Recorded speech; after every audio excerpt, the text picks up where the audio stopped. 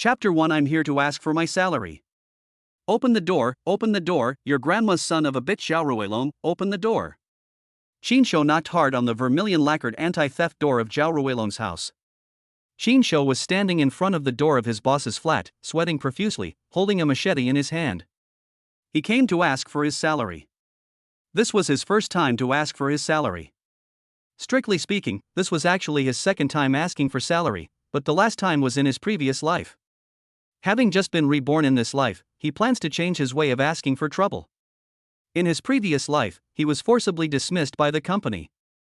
Not only did he not receive a penny of compensation, but what was even worse was that he was deducted a month's salary. Qinshu thought about how he had worked like a slave in the company in order to buy a car and a house and prepare the dowry for marriage, and how he had stayed up late every day to work overtime, which resulted in kidney failure at a young age, frequent urination, an inability to urinate completely, and he eventually died without any children or grandchildren. Finally, the girlfriend said with disdain, "You are not even a man now, what qualifications do you have to marry me?" She turned around and dumped him. Qinshu was so excited at that time. But no matter how excited I was, life still had to go on and I had to go to work. After all, I had to pay the mortgage. Who would have thought that I would be fired when I came to the company the next day? At that time, in order to ask for his salary, Qinshu went to the roof of the company building and threatened to jump down if he didn't get paid. Who knew that Qinshu was still such an idiot? At that time, there were only him and his boss on the top floor. That damn boss Xiaoruilong actually pushed him down from the office building hundreds of meters high. He was smashed into a meat pie on the spot. His death was so horrible. Qinshu guessed that Xiaoruilong must have been punished in his previous life. After all, he was rich and powerful. It was said that his wife's family was a high-ranking official and had connections with people above them. So after being reborn in this life, Qinshu didn't go to the company, but went straight to this bastard's house, intending to stab him to death on the spot if he didn't give him money. Damn it, if you bully an honest person, the honest person will get angry too. At this moment, Qinshu was filled with anger and was filled with hatred. But Qinshu was an honest man after all. He had always been the one who got beaten in fights since he was a child. Suddenly, he came with a machete to demand his wages. He was somewhat trembling in his heart. He started shaking before he even knocked on the door. Qinshu put away the knife first, intending to use courtesy before force. If he gave money, it would be fine. But if he didn't, he would stab him. Who is it? It's late at night. Why are you knocking on the door instead of ringing the doorbell? A charming voice came from inside the room. The door was opened. Qinshu didn't expect the door to open so easily. However, the person who opened the door was not Xiaoruilong, but a 28-year-old young married woman with fair skin, beautiful face, long legs and extraordinary charm. It was nighttime now, and the young woman was wearing a silk gauze nightgown, with nothing underneath. The young woman had an exaggerated S-shaped figure, and her breasts were almost touching Qinshu. Damn, this is outrageous. This damn Xiaoruilong is so lucky. Looking at the extremely beautiful woman in front of him, Qinshu swallowed his saliva. Thinking of how he had stayed up all night and suffered kidney failure for the sake of princess typing, Qinshu felt so aggrieved. What are you looking for Xiaoruilong for? He's not here. As the young woman spoke, she looked Qinshu up and down with seductive eyes. Qinshu felt a little nervous at the young woman's teasing look. If he wasn't suffering from kidney failure, he would have been in a state of panic. Then he would pounce on her and make her kneel down and beg for mercy, letting her know that being so bold in front of him was dangerous. But now he could only think about it. Qinshu felt sad. He owes me wages, and I'm here to ask for the money. Qinshu pretended to be indifferent. How much? The young woman was stunned. She didn't expect that the young man in front of her was asking for money. 3,500. TSK, how much do I deserve? 3,500 and you're making such a big fuss about it. The young woman looked disdainful. Do you think they are all rich people like you? Qinshu's face turned cold, as if he had been hit in a sore spot. Come in and sit for a while. I'll go get the money. After saying that, the young woman turned around and walked into the room without closing the door. Qinshu was stunned. He didn't expect the young woman to be so happy. Looking at the young woman's twisting waist, her pajamas swinging, and her thighs vaguely visible from behind, Qinshu almost had a nosebleed. Damn it, this isn't a scam, it's so straightforward, just give me the money, what does it mean to let me come in and sit down? Shinsho hesitated for a moment and didn't dare to go in immediately. Ding! Detected that the host is attracted to a beautiful married woman, awakening the scumbag system. Damn it! I was saying, I'd been reborn, how could I not send a system? And here it is already? Shinsho suddenly felt a little excited. Damn it, my chance to turn the tables has finally come. But this system is quite perverted. The awakening condition is to be attracted to someone's wife. Although he was excited, Shinsho felt a little unhappy in his heart. Ding! The host has been detected to have a vulgar heart, which has been approved by the system and officially bound. This system requires the host to continuously harvest various beauties in order to create a top-notch scumbag. As long as the host harvests more top-notch beauties, the system will reward more skills. The more top-notch beauties you conquer, the higher the rewarded skill level will be. The skill levels from high to low are God, Heaven, Earth, Xian, and Huang. Ding! System binding is successful, and the Xian level skill, Invincible Dragon Spear, is given for free at the beginning. As the saying goes, the gun shoots out like a dragon, going straight to the Huanglong. It can go to any dragon's den or tiger's lair. It is no problem to fire the gun thousands of times in minutes. As soon as the system skill was delivered, Shinsho raised his head exaggeratedly, looking heroic and full of vigor, many times more majestic than before. Fuck! I'm finally a man again. Seeing that his brother was finally alive and many times stronger than before, Shinsho burst into tears. System, you are my father, dear. With the system on him, he is not afraid of the dark. Now Shinsho has realized that he is now the protagonist, and he should not die inexplicably before the finale. Shinsho's doubts disappeared, and he walked into the boss's house with a swagger, closed the door with his backhand, and locked it. Shinsho walked into his boss's house and sat down on the sofa in the living room. He crossed his legs and looked at his younger brother, feeling very relaxed. At this time, the beautiful young woman had already come out of the room with the money. Ah! As soon as she left the room, the young woman saw Shinsho's exaggerated change for the first time. She was so frightened that her face turned red with shame and her eyes were seductive. Shinsho naturally saw the change on the young woman's face, and a wicked smile appeared on the corner of his mouth, staring straight at the young woman in front of him. Now that he had a guy, Shinsho's eyes were confident, and he didn't dodge anymore. He looked at the girl with confidence. You are so rude. I am wearing so little and we are alone at night. How can you look at me like that? The young woman pretended to be coquettish and twisted her body deliberately, shaking the mountains and blinding the eyes. Seduction, clearly seduction. Why, you don't like me watching? Shinsho smiled evilly, his mouth almost crooked. Chapter 2 How dare you ask me such a question? You are such a disgusting person. The young woman shook her body coquettishly again, and the car lights were intoxicating. Well, here's your money. As she spoke, the young woman walked up to Shinsho, bent down and placed 3,500 yuan on the coffee table. You know, the young woman was only wearing pajamas. When she bent down, she could see the beautiful scenery at a glance. Shinsho's face suddenly turned red, and he was even more shocked. The young woman was even more surprised when she saw the changes in Shinsho. Excellent, excellent, Zhao Ruilong, you old dog, you dare to play with women outside. I will play with a man at home today, in your bed, and he is your employee. I will piss you off to death, hum. Ding. The host's eyes are detected to be evil, and the yellow level skill Invincible Eagle Eye is randomly dropped, which can obtain accurate information about beautiful women in minutes. As soon as the skill was dropped, Shinsho found a row of small words appearing next to the wife. Yen Yorong. Yorong lives up to his name, he is indeed very beautiful. Shinsho sighed inwardly. Height, 168. Measurements 87, 66, 88.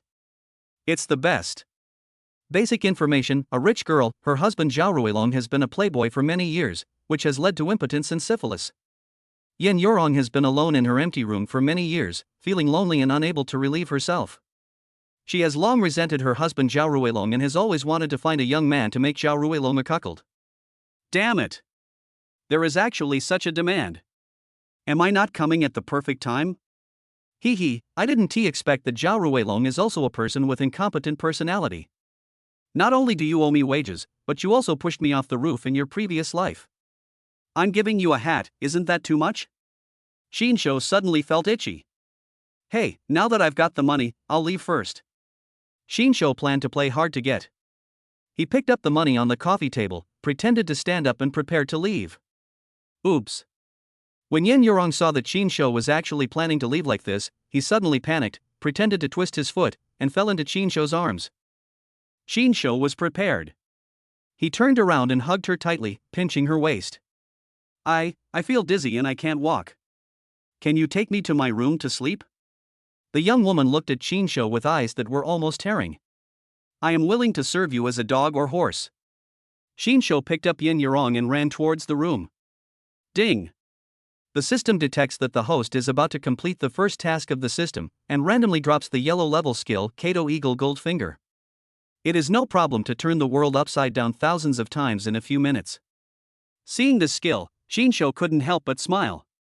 Now I have the system in my hand, the dragon spear in front and the golden hand behind, so I can't make you feel like you are in heaven or death.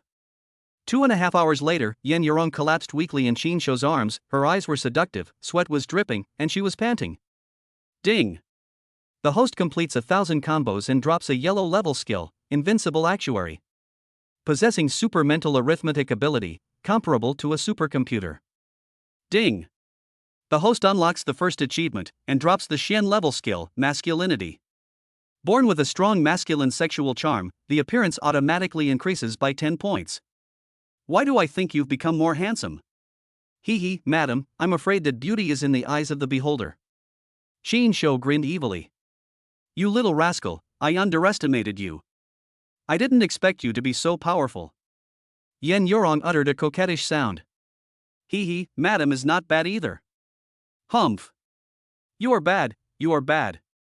While the two were flirting, the door of the room was slammed open. Honey, I'm back. Fuck. What's going on?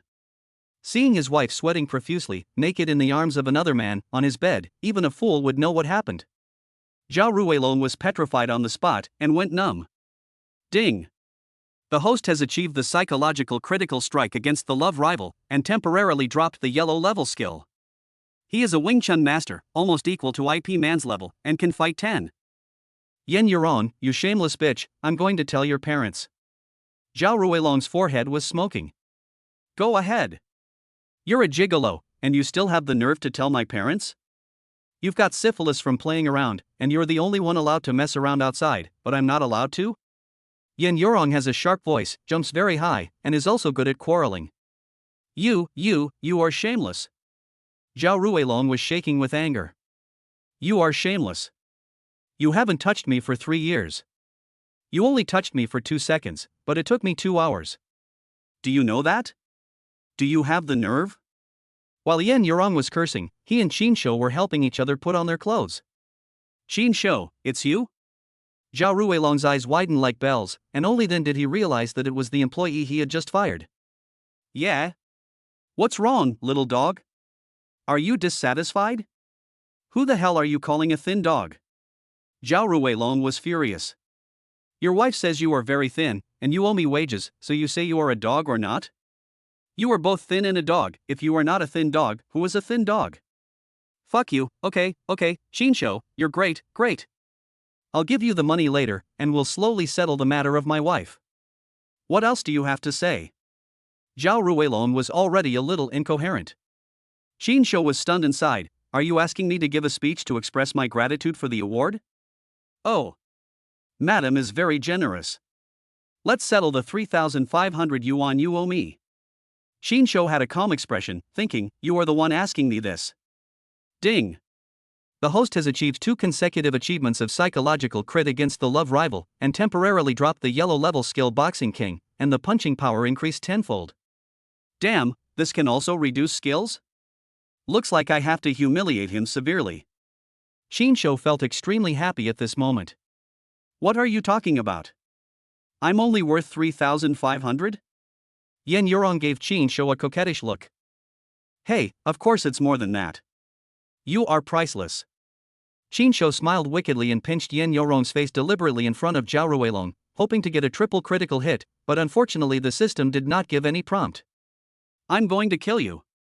Zhao Ruilong's eyes were bloodshot and he rushed over in rage. Ha ha hey, ah ha ha. Brother be gentle Brother I'm sorry, I was wrong. A few minutes later, Zhao Ruilong was lying on the ground with a bruised face and nose, and he was beaten by Qin Shou's Wing Chun until he burst into tears. Zhao Ruilong, why don't you get out of here? What are you doing here? I'm telling you, this house was bought with our family's money. You're a gigolo, and you dare to play with other women outside? Get out of this house today. Zhao Ruilong climbed up, spat out a mouthful of bloody teeth, and glared at Qin Shou and Yin Yurong viciously. You two bastards, just wait for me, I'm going to kill you both. After saying these harsh words, Zhao Ruilong fled the room in shame, rushed out of the door, and slammed it with a loud bang. I didn't expect you to be so good in bed in fighting too. I'm so lucky. After Zhao Ruilong left, Yin Yurong, still unsatisfied, came over again. Qin Shou shuddered, but didn't dare to fight anymore, otherwise he would foam at the mouth today, so he quickly dodged. Mrs. Zhao, we can't do much today. The cows need to rest too. Snort. Seeing Qin Shou dodge, Yin Yurong snorted in displeasure. You men are all the same. You call me sweetie before you sleep with me, and you call me Madame Zhao after you sleep with me. Am I still Madame Zhao now? Chapter 3, Rich women are good, and soft rice is delicious. Hey, of course it's sweetie. Qin Shou smiled evilly and pinched Yin Yurong's waist again. It must be said that as a young woman, Yin Yurong was well maintained, as if she could be squeezed to make water come out. I don't know if Zhao Ruilong has a problem with his brain. He has a beautiful wife at home, but he still flirts with other women everywhere. He is simply a beast. Of course, what Qin Shou didn't know was that he would become even more beastly in the future. Hee, that's more like it. Yin Yurong's eyes were charming and seductive, and she even pretended to be cute. The young woman instantly turned into a girl, and she lay in Qin Shou's arms again and became cuddly. If Qin Shou had not run out of ammunition and food, I'm afraid he would have staged another restricted scene.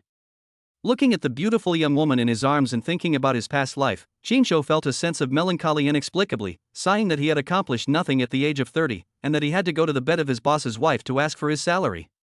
However, this kind of thing is ultimately not something that can be made public. Men, after all, still need to make money. Only in this way can they be successful in everything and have many beautiful women around them. Ding! The system has detected the host's desire to make money. The temporary task is eating free rice.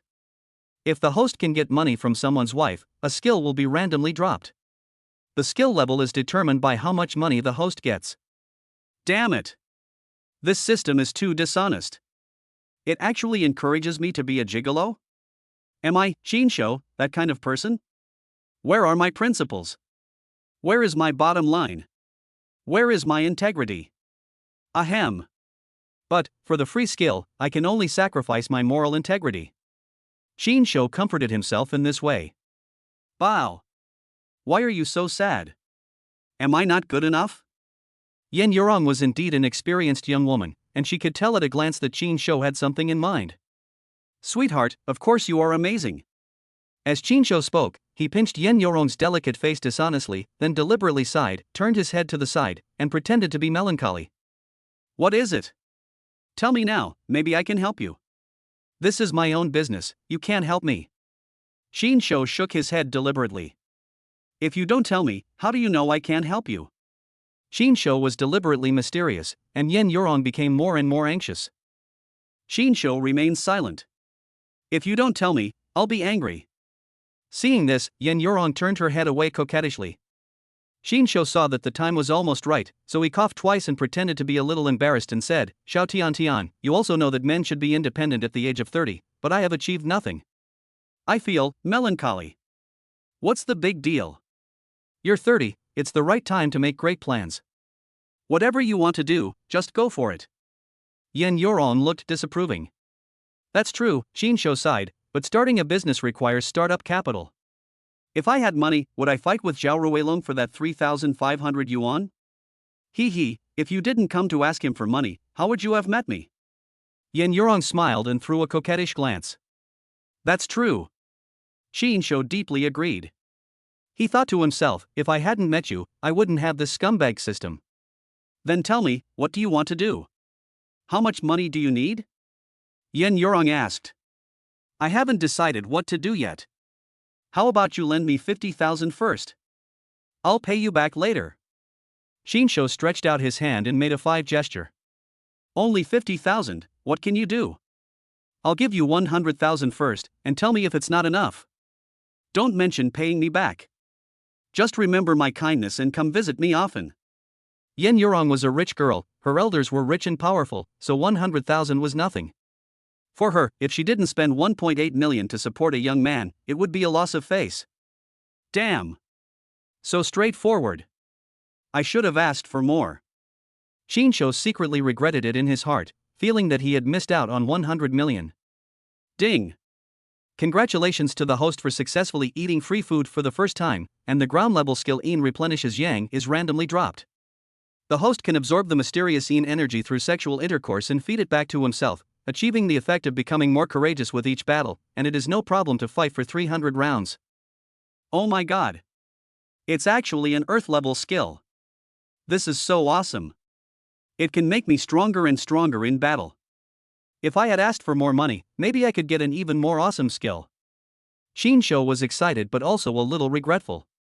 Sweetheart, you're so nice to me. I must reward you well. Shinsho said as he pulled Yen Yurong into his arms and kissed her hard on her red lips, as if he was going to fight for another 300 rounds. It was a good opportunity to try out his newly acquired earth-level skills. Hee, didn't you just say you were bored? Yen Yurong giggled. Hee, this is a different time. I have almost recovered now. Shinsho grinned wickedly and pounced on him like a tiger. The beautiful rhythm danced and the allegro beat continued until the next morning. Bao, please, forget it. I'm so sleepy. I surrender. Yen Yurong had been hungry for so many years, and today he was finally full. Not just full, but full to the point of bursting. Hee, sweetie, are you satisfied? Shinsho grinned evilly, with a smug look on his face. Yen Yurong glanced back at him weakly, with a hint of resentment in his eyes. You still say that? I'm about to fall apart. You don't know how to be gentle with women. Humph. You're bad. She beat her chest with her fists in anger. She was telling the truth. If she continued like this, she would be dead. She even rolled her eyes. However, what disappointed Shinsho was that although he was so powerful this time, the system did not give him any new skills. He guessed that the crazy amount of skills given away before should be the benefit period for novices. Hey, sweetie, have a good rest. I'll go back first. Shinsho said after putting on his clothes. Well, be careful on the road and send me a message when you get home. Yen Yurong felt dizzy and saw double at the moment. Her whole body ached. She didn't dare to keep Shinsho here any longer. If Shinsho got interested again, she would be killed by him. In stark contrast to her, Shinsho was full of energy at the moment, even more energetic than after a whole night of high-quality sleep. He put on his clothes, carefully put away the 100,000 yuan that Yen Yurong gave him, and walked out of the room contentedly. Shinsho walked out of the flat, looked back at the mansion behind him, and then looked at the 100,000 yuan in his pocket. He felt so relieved. He couldn't help but hum a little tune in his mouth. When I was young, I didn't know the good of rich women, and I mistakenly treated young girls as treasures. When I was young, I didn't know the fragrance of soft rice, and I mistakenly spent my youth on planting rice. Fortunately, the system helped me find a rich woman. A rich woman is good, a rich woman smells good, a rich woman is a ray of light in the darkness. As long as I can grasp the rich woman, I can move into the big villa overnight. Chapter 4, Too Much Bullying. Brother Long, it's already night, why hasn't he come out yet? He must be freezing to death outside. If he doesn't come out, I'm going to retreat. The bald mountain artilleryman brought a dozen of his younger brothers with him. They were holding shiny machetes in their hands, yawning continuously and shivering with cold, just like a group of eggplants hit by frost. In comparison, Zhao Ruilong was blood boiling, his face and neck were red and thick with anger, and smoke was coming out of his head. How could he feel cold? Damn it, this little bastard actually dared to spend the night in there. He clenched his fists, but he didn't dare to bring people to force his way in. After all, this was a high-end residential area with tight security. More importantly, the power of his tiger family was too great, and he didn't dare to really make trouble to the point of a fight to the death. When Zhao Ruilong thought about the background of his slutty woman, he could only swallow his anger. He thought that he would accept the green hat as long as the tiger did not divorce him. On the surface, his business could still benefit from Yen Yurong's family, so Zhao Ruilong would just pretend that nothing happened. In the future, the couple would play their own games, and it didn't matter if they were in name only, as long as he turned a blind eye and pretended not to see it. However, what happened last night was a great shame and humiliation for a man, especially since the little white face was his employee. Zhao Ruilong couldn't swallow this humiliation. He had to teach the boy a lesson to dispel the hatred in his heart. So he took a group of hooligans and waited outside all night. Paozi, how do I, Zhao Ruilong, treat you normally? You can't not help me with this matter today. Zhao Ruilong took out a cigarette, handed it to Shan Pao to light, then took out a thick stack of 100 yuan bills from his pocket and stuffed it into Shan Pao's hand. It's cold. After you're done, use the money to buy some wine for the brothers to warm up. You have to destroy him today. Hey, Brother Long, I'll take care of this matter. Why are you being so polite to me? Shan Pao weighed the thickness of the banknotes in his hand, grinned from ear to ear, and quickly put it in his pocket. Brother Long, is that him? He looks very similar to your description. The two were talking in low voices when a younger brother noticed Qin Shou swaggering out. That's him, guys, get him. Zhao Ruilong waved his hand. Qin Shou had just walked out of the high-end residential area and turned into a small road when he saw Zhao Ruilong leading 7 or 8 big men, holding shining steel knives in their hands, blocking his way with a ferocious look. Hey, you little bastard, you dare to touch my brother Long's woman? Today, Grandpa will teach you a lesson. The mountain gun grinned with a hideous smile on his face. Why, isn't this Boss Zhao? Didn't you give in to my discipline yesterday, and you're still going to look for someone? Qin Shou raised his eyebrows. He was not afraid of Yi Wen's boxing skills and Tyson's strength. When Shan Pao and others heard Qin Shou call Zhao Ruilong thin dog, their faces turned red and they tried hard not to laugh out loud. If you call me a thin dog again, I will make you a eunuch. Fuck him now. Zhao Ruilong was furious. He hated it most when people called him a thin dog. In fact, he had a reason not to touch Yin Yurong on weekdays. He only had 1 minute, plus the time to take off his pants. Yin Yurong was the daughter of a wealthy family, and he was a son-in-law, so how could he give him any face? Every time he failed, Yin Yurong would scold him.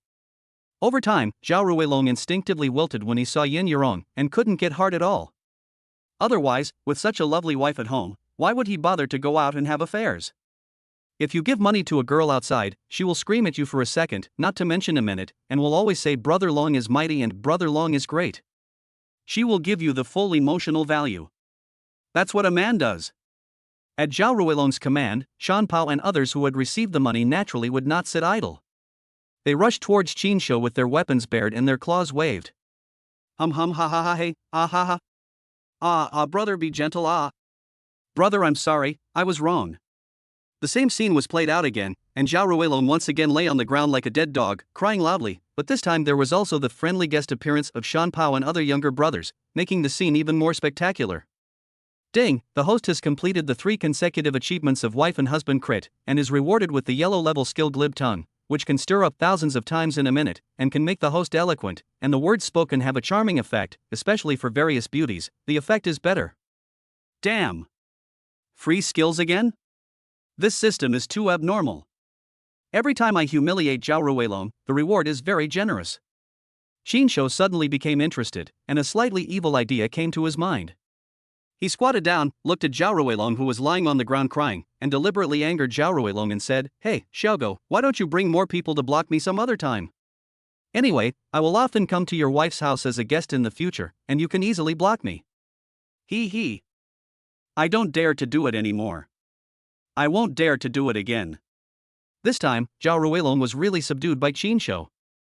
He thought that Qin Shou was deliberately testing him to see if he dared to bring people to stop him.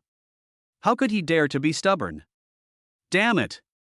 Why didn't my skills drop? Not enough critical hits? Qin Shou still didn't give up. He took out his mobile phone and found a few photos and short videos. These were originally selfies taken by Qin Shou last night. He planned to appreciate his masculinity when he returned home in the evening. Now, for the sake of his skills, he had to give them to Zhao Ruilong. Well, let me show you this. Qin Shou handed the phone to Zhao Ruilong. This is your wife. She's so plump and round. I don't understand why you still go out and flirt with other women. In the video, Yin Yurong was charming and beautiful in all kinds of poses, she was dying and howling, and she was in all kinds of postures and movements that Zhao Ruilong had never dared to imagine in the past. Unexpectedly, all of them were unlocked by Qin Shou in one night. Zhao Ruilong's face turned red and he was shaking with anger. You are going too far, you are going too far. Zhao Ruilong spat out a mouthful of blood and fainted on the spot. Brother Long! Brother Long! Shan Pao and the others immediately panicked and ran over to check the situation. Zhao Ruilong was their cash cow, and nothing could happen to him. Damn, is there really going to be a death? Qin Shou was also a little panicked, and quickly checked Zhao Ruilong's breath. Fortunately, his breathing was still stable. He probably just suffered too much stimulation and fainted due to anger. Forget it. It seems that there is no point in catching this thin dog and fleecing him. His skills won't be lost even if he does this. It seems that performing multiple critical hits on the same person won't cause him to lose new skills. Qin Shou stood up with some disappointment, patted his butt and left. Chapter 5, The Bastards. After leaving Yin Yorong's arms, Qin Shou planned to go back to his own nest to take a hot shower, have a good sleep, and then think about how to make money. His initial idea was to make money by shooting short dramas, which was very popular right now, and he heard that it made money quickly. The most important thing is that the investment is not big. With the 100,000 yuan given by Yin Yorong, plus the salary he saved from his lumbar disc herniation in the past, he can barely get together 200,000 yuan. It shouldn't be a problem to make a low-budget movie. But the problem is that he has never been involved in the entertainment industry, not even half a bottle of water, so he can't rush it. In short, go back and take a rest first, and then think about what to do. After all, after a fierce battle last night, his lumbar disc was no longer herniated, but his lumbar vertebrae were almost broken. Although he now has a dragon spear, he does not have an iron waist. If he didn't have the system, he estimated that he would not be able to move now. No wonder Zhao Ruilong was frightened when he saw Yin Yorong. This car consumes too much fuel. No one except him can handle it. Qin Shou staggered to the door of his rental house, and before he took out the key, he found that the door lock was open. Oh my god, was this robbed? Qin Shou's heart skipped a beat and he instantly became alert. But Qin Shou soon calmed down. All his money was in Alipay, and he had nothing at home. It could be said that he was penniless. When the thief sought his room, he would probably leave him 200 yuan with tears in his eyes. Qin Shou was about to go into the house to see what was going on when the door was suddenly opened from the inside. Pan Lian? Why is it you? Qin Shou showed a hint of surprise on his face, and then his expression turned cold. He never expected that the person who opened the door was Pan Lian, who had already moved out. Pan Lian is Qin Shou's ex-fiancée. They met through a blind date. To be honest, Pan Lian is still quite pretty. Although she is not a top-notch beauty, she looks pretty good with makeup on. When the two met, Qin Shou thought that he was already an adult, and his family had been urging him to get married so much that his ears were almost calloused. He wanted to find someone to live with so as to shut up his aunts and uncles. Pan Lian was a playboy when she was young and a slut. Now she was tired of it. Seeing that Qin Shou was honest and willing to give the 200,000 yuan betrothal gift, she reluctantly accepted Qin Shou. Qin Shou had no idea that because of the bride price from this woman, he would be so exhausted from urinating frequently and urgently that he would end up becoming a shower boy. But this bitch spent his money like crazy, squandered the little savings he had, and then walked away. If Qin Shou hadn't been smart and hadn't told this bitch that there was still 100,000 yuan in another card, Qin Shou would be penniless now. What's even more outrageous is that this woman saw that Qin Shou had no money and was not good in sex, so not only did she dump him, but she also didn't forget to humiliate him when she left. If we talk about his enemies in his previous life, Zhao Ruilong is at most second, and Pan Lian is the first. Why? Mr. Qin, I can't come to this room? Pan Lian gave Qin Shou a cold look with disdain on her face. Ha, this is my rental house now, what qualifications do you have to come here? Qin Shou smiled with his face but not his heart. Do you think I want to come to your shabby place? I'm here to take my things. Pan Lian curled her lips and looked around with disgust. Qin Shou, I have a gold necklace. I searched for a long time but couldn't find it. Tell me, did you sell it? Stop throwing tantrums here. I don't care if your necklace is missing. Besides, even if it's with me, it's still mine. I gave it to you in the first place. Qin Shou was almost laughed at by Pan Lian, and secretly sighed that he was so stupid that he actually fell in love with such a thing. Whatever is given to me is mine, Qin Shou. I'm telling you, if you don't take out my gold necklace today, I'll never let you go. Pan Lian put her hands on her hips and raised her voice, looking like a shrew. Xin Shou didn't bother to pay attention to Pan Lian. He pushed Pan Lian, who was blocking the door, and walked into the house. It would have been fine if he hadn't entered the house. After entering the house, Xin Shou was immediately furious. He saw that the clothes, pants, socks, and underwear in the rental house were scattered all over the floor as if they had been blown by a typhoon.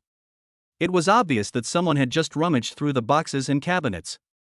What made him even more furious was that the quilt on his poor little bed was wrinkled into a ball, and there were a few long hairs that did not belong to him on the sheets.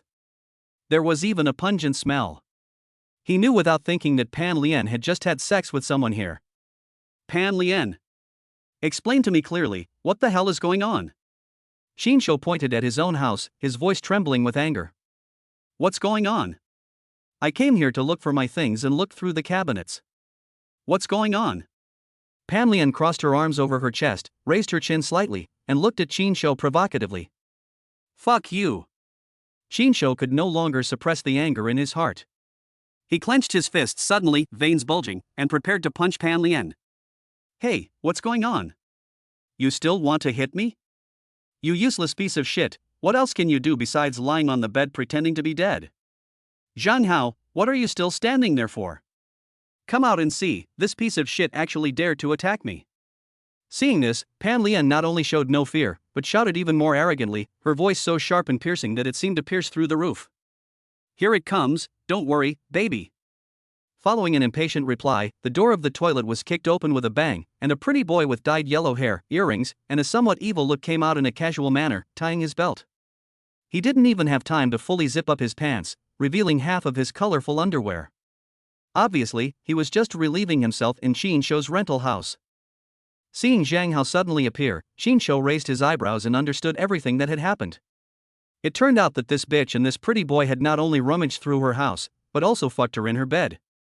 It had only been less than half a month since they broke up, and she was able to find a man to fuck so quickly. The only explanation Xin Shou could think of was that this bitch had actually been cheating on him all along. Hey, this is the loser who can't get an erection. Why, seeing our love, are you envious? The pretty boy squinted his eyes and raised the corners of his mouth. Yes. It's him, brother Hao, he's not like you, this guy, not even for a second, ha. Pan Lian deliberately hugged the pretty boy's arm and smiled in an especially wanton manner. Ah, baby, you're right. Trash is trash, you know? Every time she can't be satisfied by you, she comes to me the next day to seek comfort. TSK, how pitiful. Zhang Hao smiled particularly flamboyantly. Bang! With a crisp sound, a burning palm print appeared on Pan Lian's face. It was Xin Shou who made the move. After the slap, Xin Shou felt relieved. After living a new life, Xin Shou finally understood that he was too honest in the past. In this world, the kinder you are, the crueler the world will be to you. The worse you are, the kinder the world will be to you. You dare to hit me? Pan Lian looked incredulous. Bitch, I'm going to hit you. Xin Shou looked at her coldly, with disgust on his face. Zhang Hao. What the hell are you still standing there for? Your woman has been beaten up, why don't you do something about it? Pan Lian covered her face and screamed at the top of her lungs, becoming a little hysterical. Chapter 6 Clean up and get out. I'm going to kill you today. Zhang Hao was furious when he saw Xin Shou dared to hit Pan Lian in front of him, and his temper also came up. Although he was just playing with Pan Lian, face was more important than anything else, and he would never allow anyone to touch his woman in front of him. Bang! However, before he could pounce on her, he felt a flash before his eyes and another crisp slap was heard.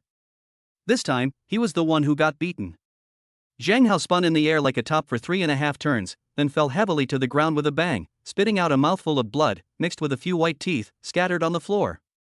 You know, Xin Shou now has Tyson's strength, so you can imagine what will happen to him if he gets slapped. Ding, the system detected that the host beat up his ex-girlfriend's current boyfriend, and randomly awarded a yellow level skill, Diamond Iron Waist, which can swing thousands of times in a minute. Damn! Can skills be lost like this? Xin Shou felt secretly happy.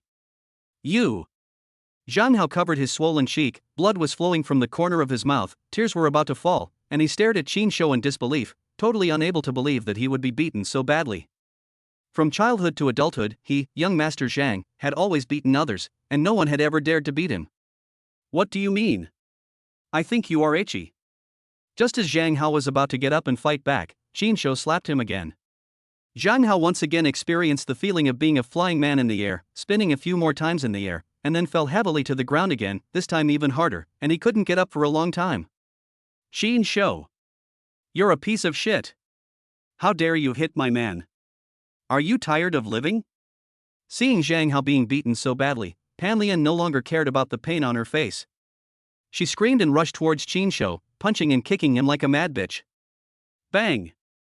Qin Shou was not polite at all and slapped Pan Lian hard in the face with his backhand. The force of this slap was no less than the one used on Zhang Hao. It sent Pan Lian flying. Her body hit the wall heavily, and then she collapsed to the ground like a puddle of mud. Blood oozed from the corners of her mouth and her hair was disheveled. Where was her previous charm? You Qin Shou. Just wait for me. Do you know who my father is? I will fucking kill you. I will never let you go. Zhang Hao struggled to get up from the ground, covering his swollen face, pointing at Qin Shou viciously, and threatening incoherently. As he spoke, he staggered towards the door, obviously wanting to go out for help. Wait. Who allowed you to leave? Qin Shou's voice was icy cold, like a cold wind in the dead of winter, causing Zhang Hao to shiver involuntarily. Zhang Hao's steps came to an abrupt halt. He turned around tremblingly and asked stutteringly, what else do you want? Qin Shou walked up to him and looked down at him condescendingly, his eyes full of contempt. Want to leave? Not that easy.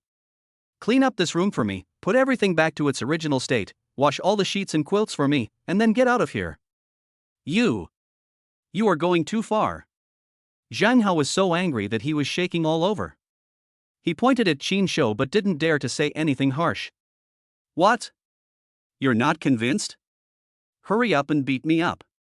If you dare to complain again, do you believe I will slap you a few more times and make sure you don't have a single tooth left? Qin Shou's eyes became colder and colder, with murderous intent in his pupils. It was a look that truly killed people. A pampered young man like Zhang Hao had never seen such a scene before. He was so scared that he trembled all over and dared not say another word. The arrogance he had just shown was long gone. Just like that, under Qin Shou's gaze as sharp as a knife, Pan Lian and Zhang Hao, the couple, tremblingly picked up the things in the house one by one, cleaned them up carefully, and washed all the sheets and quilts. Until the room was restored to its previous appearance, they fled the scene as if they had been pardoned, like two stray dogs with their tails between their legs. The only thing that made Qin Shou feel regretful was that the system never dropped any skills since then. After watching the miserable couple leave, Qin Shou finally breathed a sigh of relief. He took a comfortable hot shower, changed into clean sheets, lay down on the bed, and soon fell asleep. He was really exhausted after the day. I must make that loser pay the price. He actually dared to hit me. Zhang Hao, what kind of man are you? Your woman was beaten like this, and you dared not even fart. You actually cleaned up the house for him obediently. You are such a coward. As soon as they walked out of Qin Shou's rental house, Pan Lian erupted like a volcano and attacked Zhang Hao, who was beaten black and blue. Bang! Who would have thought that before Pan Lian finished her words, she was slapped hard in the face, causing stars to appear in her eyes and half of her face to go numb. The one who slapped her was none other than Zhang Hao, who had just been so timid. Zhang Hao! You dared to hit me? You bastard! Are you still a man? Pan Lian covered her burning cheeks and stared at Zhang Hao in disbelief, tears welling up in her eyes and her face full of grievance and anger. You stinky bitch! Don't think you're something big just because I played with you for a few days. I, Zhang Hao, have played with so many women since I was a child that I can't even count them on my two hands. Who do you think you are? Zhang Hao glared at Pan Lian fiercely with a cold tone. You didn't tell me that loser was so powerful before we went in. If it weren't for you, I wouldn't have suffered such a big loss today. Such a big loss. I'm going to fight you. Zhang Hao. You bastard. Pan Lian completely lost her mind. She screamed and rushed towards Zhang Hao, waving her hands and beating his chest frantically, leaving bloody marks on his body with her nails. Zhang Hao grabbed Pan Lian's wrist and threw her aside fiercely. He stared at her with sinister eyes and said coldly, You stinky bitch. If you dare to make trouble again, get out of here. Don't forget whose money you have been spending all this time. You are an old and ugly slut. If it weren't for your good skills in bed, I would have kicked you away long ago. Hearing Zhang Hao's naked threat, Pan Lian instantly shrank like a deflated ball, not daring to do anything else. She knew very well that she was completely dependent on Zhang Hao for support, and without Zhang Hao, a rich young man, she would be nothing, not to mention that she was still counting on getting more benefits from Zhang Hao. Yes, I'm sorry, I was just excited just now, I didn't mean it. Pan Lian's voice suddenly became weak. Although she was unwilling, she dared not to do it again. But, can this matter just be let go? We got beaten for nothing and cleaned up the house for him? Pan Lian knew that Zhang Hao's family had some power, and she had no intention of letting Qin Shou go so easily. Humph! How can we just let it go like this? Zhang Hao's eyes turned cold and a sinister smile appeared at the corner of his mouth. Don't forget, your necklace hasn't been found yet. And he hit me in the face, I can't swallow this anger. When the time comes, just insist that he stole the necklace. My uncle is the deputy chief of this police station. He will suffer the consequences. He beat up my people. I will make him spend the rest of his life in jail. Chapter 7, Unkindness. Perhaps because he was really exhausted last night, Qin Shou slept very soundly this time. He slept until about 6 in the afternoon, when he was woken up by a rapid and violent knock on the door. Knock, knock, knock. Open the door. Open the door quickly. Whoever's inside, open the door quickly. The knocks on the door became louder and louder, as if they were going to break the door. Who is this? Are you destroying the house? Can't we sleep? Qin Shou was a little impatient with the rough knock on the door.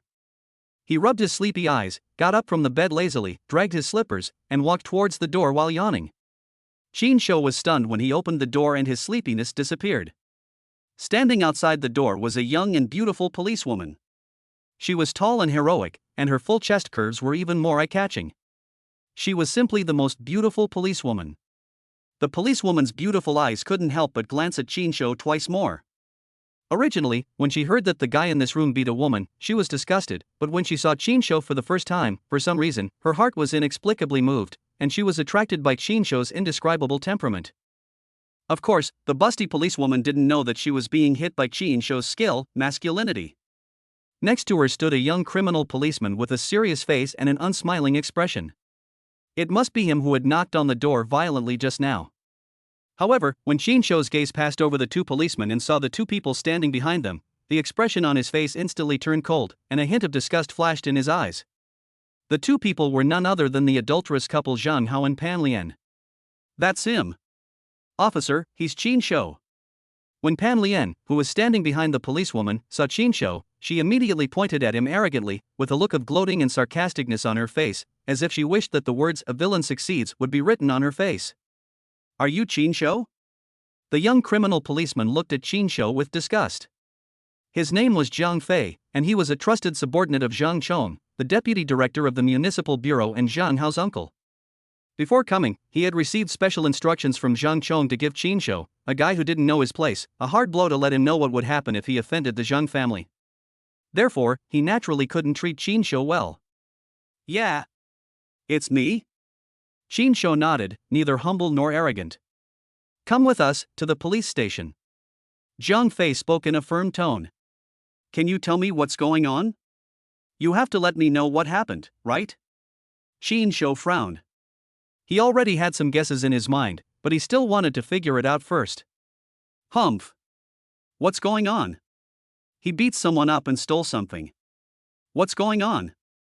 Zhang Fei curled his lips into a disdainful sneer. That's right, Mr. Qin, I've told you before, if you dare to hit me, I'll make you pay. Pan Lian chimed in, her voice shrill and piercing. Zhang Hao, who was standing nearby, was also hiding behind two policemen, staring at Qin Shou with resentment. Officer, before you arrest someone, you should at least talk about reason, right? I did hit someone, but I didn't steal anything. And I hit them because they broke into my house first. I was acting in self-defense. Qin Shou was still trying to explain it clearly, not knowing that the other party was coming for him. Hey, you have a grievance? Then come back to the police station and tell us slowly. Once we get there, we'll have plenty of time for you to explain. Zhang Fei said with a wry smile, a sinister gleam in his eyes. As he said that, Zhang Fei took out handcuffs from his waist and actually planned to handcuff Qin Shou directly. This posture was not to take him back to cooperate with the investigation, but to directly convict and arrest him. Wait. Shinsho's face darkened when he saw this. Shinsho originally thought that he just needed to go over and cooperate with the investigation and explain the matter clearly. But now looking at this posture, there is no room for maneuver, and it is obvious that they intend to make it an ironclad case. Shinsho is not a fool, and he has already guessed that this Zhang Hao is probably someone inside. If he follows him today, he will be in trouble. Why, do you still want to resist arrest? Zhang Fei raised his eyebrows and spoke in an impatient tone. Of course I don't dare to do that, but can you please allow me to make a phone call first so that my family won't worry? When Shinsho said this, he was looking at the beautiful policewoman. At the same time, he secretly activated the two skills, glib and masculinity. Shinsho knew that Zhang Fei had bad intentions at first glance, and his only chance was to persuade the beautiful policewoman in front of him. We, the police, will naturally notify your family according to procedures. You don't need to worry about it. Zhang Fei's tone was cold and his attitude was tough. He obviously didn't intend to give Shinsho any chance to call. He just wanted to bring Shinsho back to the bureau as soon as possible and complete the task assigned by Zhang Chong. Wait. Zhang Fei was about to forcibly handcuff Shinsho when Xue Min, the beautiful policewoman beside him, suddenly spoke. It must be said that a policewoman is a policewoman, and her voice is also very nice, crisp and pleasant. Brother Jiang, right now the other party is just a suspect, and the matter has not been clarified yet. It seems that there is nothing wrong with him wanting to call his family. The originally tough expression on Zhang Fei's face froze. He never expected that Xue Min, who usually obeyed him and even admired him to the extreme, would openly refute him today for a suspect she didn't even know. This made him feel very surprised and annoyed. Out of his male instinctive vigilance, he looked at Shinsho with a colder look. In fact, Xue Min herself didn't know what happened today. Ever since she saw Shinsho for the first time, she felt an inexplicable emotion surge in her heart. Her eyes were involuntarily attracted to him and she couldn't take her eyes away. When Shinsho was speaking just now, she felt as if she was possessed. There was a voice in her mind that kept echoing, telling her to speak for him and to believe him. This feeling made her feel very confused and puzzled. What Xue Min didn't know was that she was under the influence of Shinsho's system skills. Masculinity not only attracted the attention of the opposite sex, but also influenced their judgment to a certain extent, while glib tongue amplified the credibility of Shinsho's words, especially for beautiful women. With the combination of the two, she naturally couldn't resist. Snort! Although Zhang Fei was very dissatisfied with Xue Min's rebuttal in his heart, he had been pursuing Xue Min and trying to maintain an image of being upright and law-abiding in front of her. Therefore, he could not say anything more and could only snort coldly, which was regarded as his tacit agreement with Xue Min's proposal. If you want to call, do it quickly and don't waste everyone's time. There was still a hint of displeasure in his eyes, and he glared at Shinsho fiercely. Seeing this, Shinsho knew that this was an opportunity that Xue Min had helped him to get, so he naturally would not waste it. He quickly took out his mobile phone from his pocket and quickly dialed Yen Yoron's number. Chapter 8 Calling for Help. Hey! You little rascal, you've been away for such a long time and just called me now. Humph! Did you forget about me? Yen Yoron's charming voice immediately came from the other end of the phone, which made Shinsho's heart flutter, and he secretly sighed that she was such a seductive witch. Baby, I'm in trouble here, can you find someone to help me? Shinsho lowered his voice. Shinsho knew that with his social status, no one could help him. The only chance was Yen Yoron. As a wealthy lady from a prominent family, Yen Yoron must have a network of connections in the upper class. What's going on? Tell me quickly, what happened? Hearing a hint of anxiety in Shinsho's tone, Yen Yoron's tone immediately became serious. Here's what happened. I was wrongly accused of stealing and intentionally injuring someone. The other party seems to have someone backing me up in the police station, and now they want to forcibly take me to the city police station for investigation. Can you help me think of a solution? Shinsho quickly and briefly recounted the whole story. Humph! Who are so ignorant? They dare to touch my man, Yen Yoron. Don't worry, baby. Just go with them. I have my own arrangements for this matter. No one can touch you. Okay, I understand. After hearing what Yen Yoron said, Shinsho immediately felt relieved, knowing that she most likely had a way. Come on, I'll go to the police station with you. Shinsho put down the phone, looking relieved. Snort! Zhang Fei looked at Qin Shou suspiciously, not understanding what he was up to. After the call, he seemed to feel relieved. After hanging up Qin Shou's phone, Yan Yurong dialed a number. This was the number of Ren Jing, her best friend since childhood, and also the mayor of Yecheng. Hey, wrong. You haven't contacted me in the past 6 months. I thought you had forgotten about me, your old friend. How come you suddenly remembered to call me today? A clear and pleasant voice of a mature woman came from the other end of the phone, with a hint of teasing and familiarity in her tone. Jingjing, this is what happened. Yan Yurong didn't bother with the small talk and went straight to the point, recounting the whole story quickly and concisely. Humph. This is really lawless. How dare they do such a thing in broad daylight? There is simply no law. After listening to Yan Yurong's story, Ren Jing on the other end of the phone immediately became serious with a hint of anger. Wrong, don't worry. I'll take care of this matter. I will never let them do anything wrong. I will go to the municipal bureau in person right now to see what they are trying to do. Thank you so much for this, Jingjing. When I'm done with this, I'll definitely treat you to a nice meal and thank you in person. Yan Yurong said gratefully. Wrong, there's no need to eat. Do we sisters really need to be so polite to each other? Ren Jing's tone returned to its previous relaxed and teasing tone. She changed the subject and asked with a hint of gossip, but you have to tell me honestly, what is your relationship with this Qin Shou? Why do you care about him so much? Tell me honestly, is this your new gigolo? This.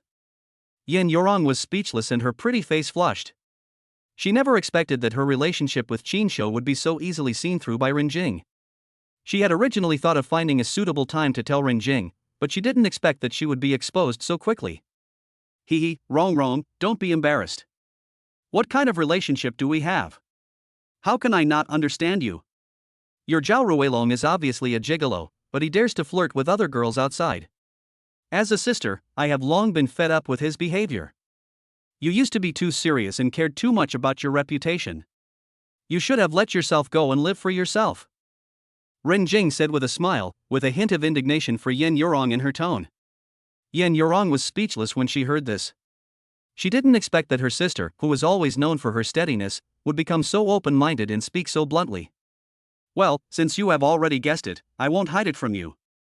Yan Yurong sighed and admitted it frankly. It should have been like this a long time ago. How could that bastard be worthy of you? He has both the looks and the money. If it weren't for you, how could he be where he is today? He even dared to flirt with other girls outside.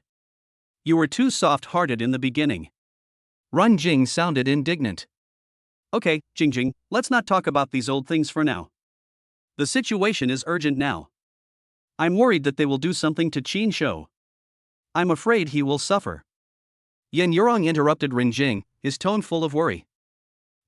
People say that women in love are stupid, but you just found your little man and you care about him so much. Ren Jing continued to tease. Jingjing. What are you talking about? I'm ignoring you.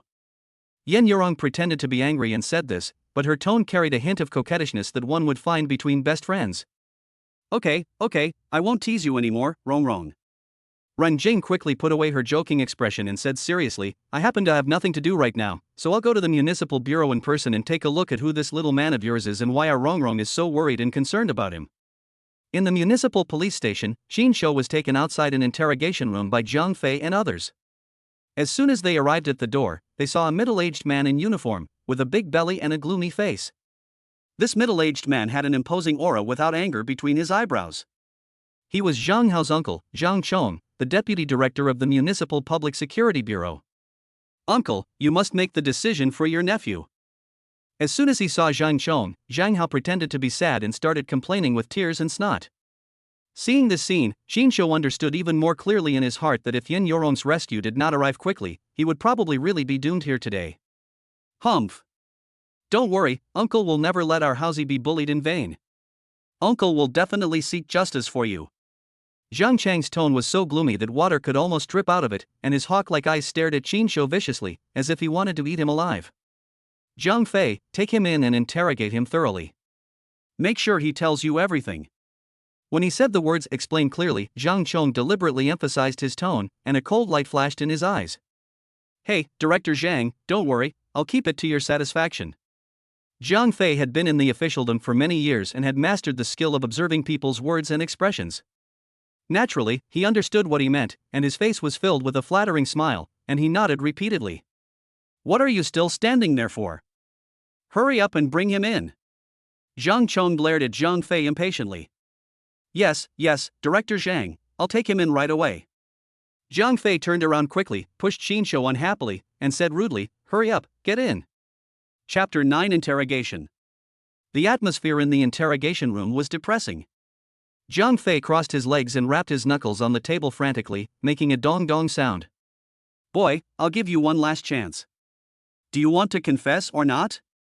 Zhang Fei narrowed his eyes, a sinister smile appeared on the corner of his mouth, the threat in his words was self-evident. Ha, officer, I've already said everything I need to say. What else do you want me to confess? Qin Shou sneered, without any fear on his face, but instead seemed unusually calm. What you mean is that there is something that cannot be said? There was a sly gleam in Zhang Fei's eyes.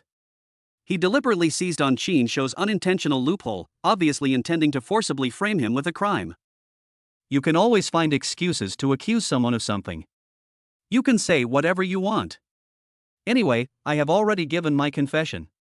Qin Shou's tone was cold, knowing that nothing he said would make sense until reinforcements arrived. It seems that if I don't use some tricks on you, you won't cry until you see the coffin. Zhang Fei had a fierce look on his face, rubbing his hands, and was obviously planning to teach Qin Shou a lesson. Zhang Fei had been holding a grudge against Xuemin for speaking for Qin Shou just now. Why, officer? Are you planning to force a confession by torture? We live in a society ruled by law.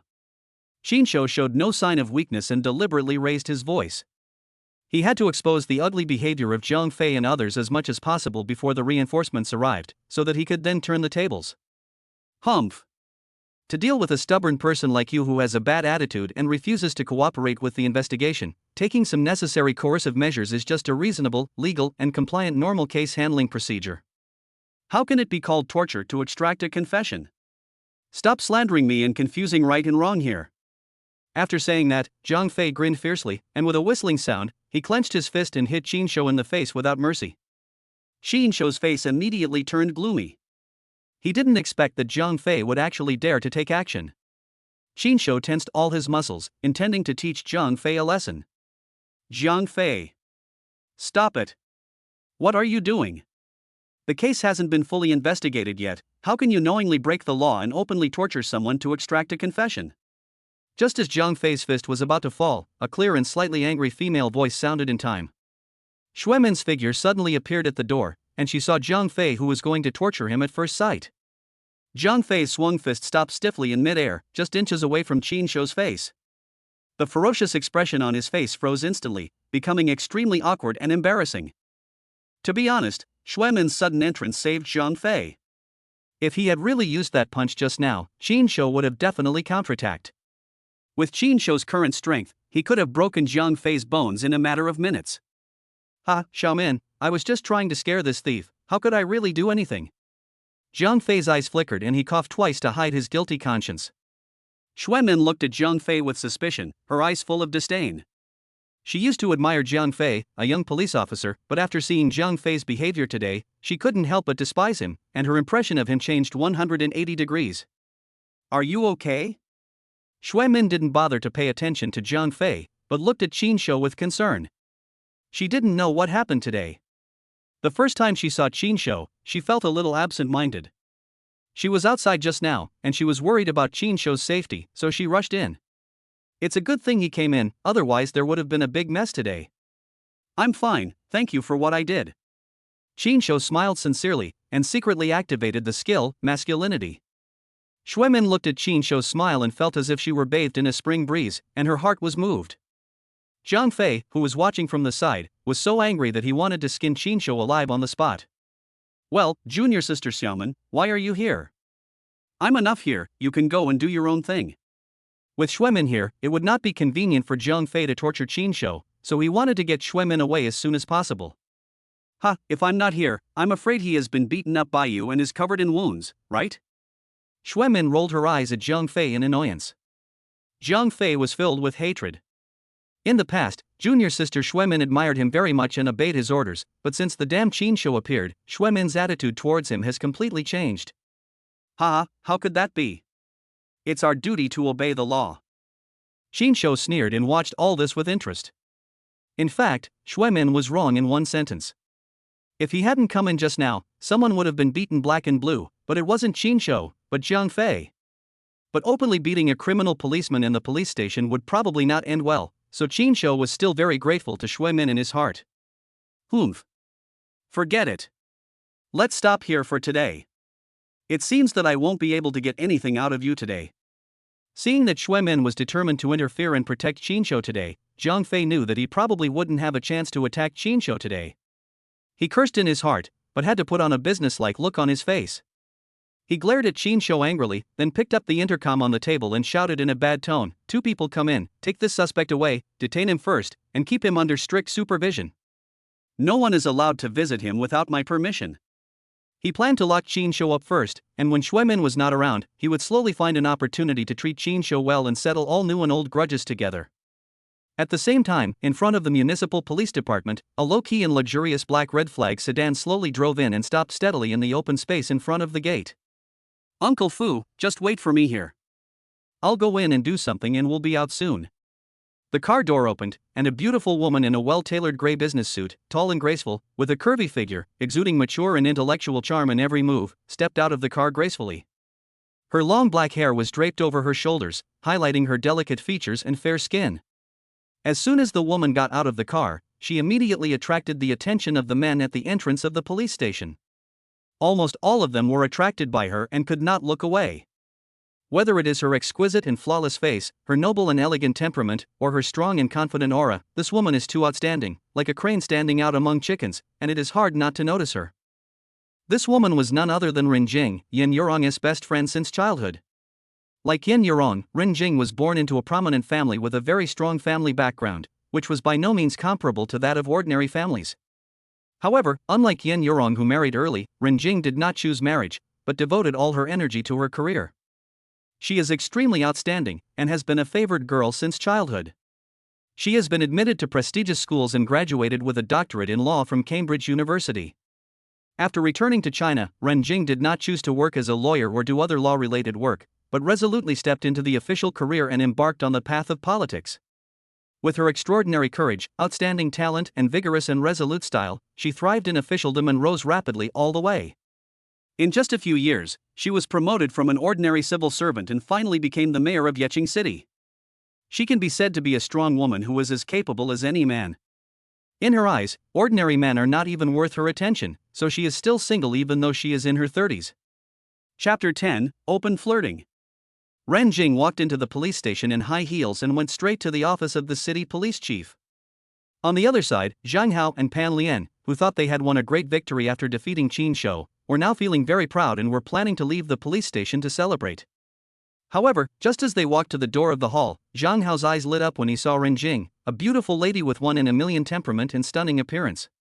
As a young man who has seen countless women and all kinds of beauties, Zhang Hao can be considered a worldly man. However, there are only a handful of beauties like Ren Jing who combine beauty, temperament, and aura, and are the best of the best. It can even be said that he has only seen such a woman in his life. To be honest, he was also quite attracted to the policewoman Xue Min he met in the police station today, and secretly coveted her. But considering that she was the one Jiang Fei liked after all, and that Jiang Fei's family had some background, and that she had outstanding abilities and a promising future, Zhang Hao weighed the pros and cons and wisely gave up his extravagant thoughts about Xue Min.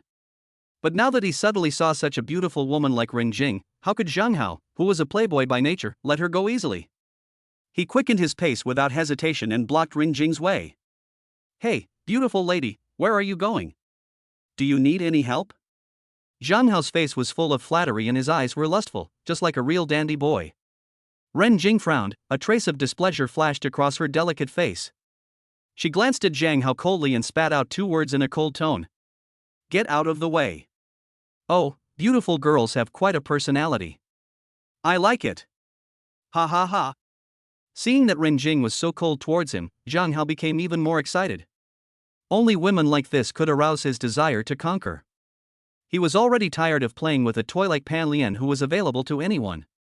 "Zhang Hao, you bastard, What do you mean? I'm still standing next to you. What do you think I am? Pan Lian never expected that Zhang Hao would be so absurd and so blatant. He completely disregarded her feelings and openly flirted with other women in front of her. She was so angry that she trembled all over and pointed at Zhang Hao's nose and cursed. I can do whatever I want, it's none of your business. Who do you think you are? You're just a rag and bone old woman. I'm tired of playing with you. If you know what's good for you, get out of here and don't get in my way. Zhang Hao spoke harshly to Pan Lian without any regard for any feelings. You bastard. I'm going to fight you. No matter how much Pan Lian could endure it, she could no longer bear it. She was completely enraged by Zhang Hao's words. The grievance and anger in her heart burst out instantly. Like an angry lioness, she pounced on Zhang Hao with bared fangs and claws, wanting to fight him to the death. But she was a woman after all, her strength and skills were far inferior to Zhang Hao. How could she be Zhang Hao's opponent? Zhang Hao easily pushed her to the ground. Pan Lian screamed, fell heavily to the ground, in a mess, and then burst into tears. Hey, beautiful lady, don't pay attention to this kind of shrew. It affects your mood. I wonder if I would have the honor to invite you to have a drink and spend a good night together? Zhang Hao completely ignored Pan Lian, who was lying on the ground crying. This is a police station. Aren't you afraid of being arrested and put in jail? Ren Jing had a look of disdain on her face and her tone was cold. Squatting in a cell? Ha ha, what a joke. To tell you the truth, the police station is owned by my family. When Zhang Hao heard Ren Jing's words, he laughed out loud as if he had heard a huge joke, extremely arrogant. Bang! However, what Zhang Hao could never have imagined was that Ren Jing did not play by the rules at all. She raised her hand without any hesitation and slapped Zhang Hao hard in the face. The crisp sound of the slap was particularly loud in the hall and instantly attracted the attention of everyone around. Zhang Hao was caught off guard by the beating. The burning pain on his face woke him up instantly. He covered his beaten face, widened his eyes in disbelief, and looked at the cold-looking woman in front of him. He cursed in anger, "You stinky bitch! How dare you hit me? I must kill you today." He had never suffered such humiliation since he was a child, let alone in front of a woman. This made him feel humiliated and furious. Bang! Ren Jing raised her hand again without hesitation and slapped Zhang Hao in the face again. Before Zhang Hao had recovered from the slap from Qinshou, a trace of blood oozed from the corner of his mouth. Fuck you, you really don't want to accept my toast. You have no shame. Zhang Hao was completely enraged. He roared, raised his fist, and his veins bulged. He actually planned to beat someone up in front of the busy police station. Just as Zhang Hao's fist was about to fall, a somewhat hunched old man appeared in front of Ren Jing like a ghost. The old man was wearing a simple grey tang suit, and his eyes revealed an unfathomable brilliance. He gently raised his hand and casually pushed Zhang Hao's chest with his palm. Puff! Zhang Hao only felt a surge of overwhelming force, and his body flew backwards like a kite with its string cut, falling heavily to the ground, spurting out a mouthful of blood. The people around him were stunned by this scene, and they all gasped, unable to believe their eyes. Miss, are you okay? Are you injured anywhere? The old man was none other than Uncle Fu. He immediately turned around and looked at Ren Jing with a concerned expression and a respectful tone. I'm fine, Uncle Fu, thank you for your timely help. Ren Jing shook her head. I was careless. I didn't expect that there would be such a blind person at the door of the police station. How dare he attack the young lady? It's really unreasonable. Humph. Uncle Fu narrowed his eyes and looked at Zhang Hao on the ground. A cold light flashed in his eyes, causing Zhang Hao to shiver involuntarily. Mr. Zhang. At this moment, Zhang Fei, who had just dealt with Qin Shou in the interrogation room, happened to walk out. He was shocked to see that Zhang Hao was beaten to the point of spitting blood and falling to the ground in a miserable state. They beat people up. Catch them. Catch them quickly.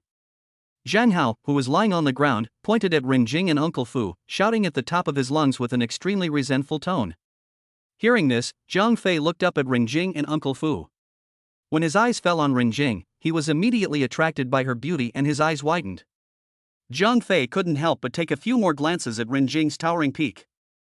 These obscene looks naturally did not escape Ren Jing's eyes, and she was extremely disgusted in her heart, and vowed to rectify these bad apples today. What are you still standing there for? Didn't you hear what young Master Zhang said? Take them in. Arrest them all. Don't let any of them go. Zhang Fei came back to his senses, immediately waved to his colleagues behind him and gave loud orders.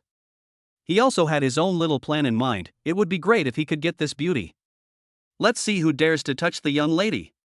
Just as several policemen were about to step forward to arrest someone, Uncle Fu suddenly stepped forward and stood in front of Renjing. A powerful aura burst out from his body, forcing these people to not dare to approach. What's going on? Why is there such a big commotion here? At this moment, Deputy Director Zhang Chong, who heard the noise outside, also came out. He frowned and looked gloomy. Uncle! You have to make the decision for me. Look at me, I've been beaten to a pulp. That bitch and that old man actually dared to beat me in front of the police station. It's totally lawless. As soon as Zhang Hao saw his uncle Zheng Chong coming out, he immediately burst into tears. What? You dare to beat someone up in front of the police station? You are so audacious. When Zhang Chong heard Zhang Hao's cry, his face instantly became even darker, and he glared at Renjing and Uncle Fu in anger. However, it would have been better if he hadn't looked at them. After looking at them, Zhang Chong was immediately frightened. Chapter 11, Floods flooded the Dragon King Temple. Zhang Chong, is this your nephew? When Renjing heard Zhang Hao calling Zhang Chong uncle, she understood a little bit more. A meaningful sneer appeared on the corner of her mouth, and she stared at Zhang Chong sharply. That's yes. Zhang Chong felt a little guilty when he saw Renjing's gaze. A layer of fine beads of sweat appeared on his forehead. After hesitating for a moment, he nodded reluctantly. Humph. Zhang Chong, you are so arrogant. Your good nephew openly molested a woman in front of the police station. He even threatened that the police station was owned by his family. What a big mouth. Zhang Chong, I want to ask you, is this police station in Yeqing really owned by your Zhang family? Ran Jing's tone suddenly became stern, and every word she said was precious. Zhang Chong was so frightened when he heard that he trembled all over and his face turned pale as paper in an instant. He never expected that Zhang Hao, this good for nothing, would actually tease the mayor. Who the hell do you think you are? How dare you talk to my uncle like that? The short-sighted Zhang Hao still didn't understand the situation and started yelling again. Bang! Another crisp and loud slap was heard. Zhang Hao had been slapped so many times in a row that he didn't have many good teeth left in his mouth. Now, all of them had finally fallen out. You, uncle, it was obviously this bitch who started it first. I was just joking with her. Why did you hit me? Zhang Hao, with a confused look on his face, covered his swollen cheeks and spoke incoherently. He still hadn't figured out who he had offended to make his uncle, who had always loved him, so angry. You blind bastard, I'm just too indulgent towards you on weekdays. At this moment, Zhang Chong almost wanted to kill Zhang Hao. He had such a stupid nephew who had no vision at all. It would be better to just forget about it. Zhang Fei, lock up this guy who has no memory. He openly molested a woman and will be detained for 15 days. His only thought now was to quickly get this blind nephew out of the way, and not lose his job for such a fool. Zhang Chong knew very well that although Mayor Rin was a woman, she was actually very powerful and decisive. Most importantly, her family background was not ordinary, and he, a small deputy director, could not afford to offend her. Zhang Fei immediately understood what he meant, called a few colleagues, took Zhang Hao and walked towards the detention center. Zhang Hao hadn't figured out the situation yet and was still yelling. Seeing that Zhang Hao had been taken away, the farce at the scene finally came to an end temporarily. Zhang Chong wiped the cold sweat from his forehead, turned around, put on a flattering smile, looked at Renjing with a smile on his face, nodded and said, that. Mayor Ren, I'm really sorry. It's all because of my negligence and discipline that this useless nephew offended you. I'm really sorry, I'm sorry. Mayor Ren, what is the reason you are here today? If you need any help, please tell me and I will do my best. Let Wang Mingrui come out to see me. Ren Jing's tone was calm, but his words revealed an unquestionable majesty. So you're here to see Director Wang? I'll take you there right away. Zhang Chong did not dare to be negligent and nodded and bowed immediately, pretending to take Ren Jing to the director's office personally. No, I'll wait for him here. Ren Jing waved her hand, then walked to the side, found a chair at random, sat down gracefully, and looked indifferent. Since Ren Jing had already spoken, Zhang Chong naturally didn't dare to say anything more. He could only smile awkwardly and then trot to the director's office to find Wang Mingrui. He was feeling very nervous, not knowing why Ren Jing suddenly came to the police station, but he had a vague feeling that it seemed to be related to what happened just now, which made him even more uneasy. A moment later, a middle-aged man with a slightly bloated figure and a big belly hurried out of the office. It was Wang Mingrui, the director of the municipal police department. As he walked, he adjusted his police uniform with a smile on his face. He had obviously received a report from Zhang Chong and knew that the visitor was Mayor Ren Jing. Oh my, I didn't know it was Mayor Ren who came to visit. I am so disrespectful and rude for not welcoming you. I am so sorry. What a sin. Sin. Wang Mingrui ran up to Ren Jing and immediately put on a fawning smile, bowing and kowtowed repeatedly with a respectful attitude. Don't be so polite, Wang Mingrui. I want to ask you, did your police station arrest a man named Qin Shou today? Qin Shou? When Wang Mingrui heard the name, he was slightly stunned. He turned to look at Zhang Chong beside him with a questioning look in his eyes. When Zhang Chong, who was standing by, heard Ren Jing asking about Qin Shou's name, his heart skipped a beat.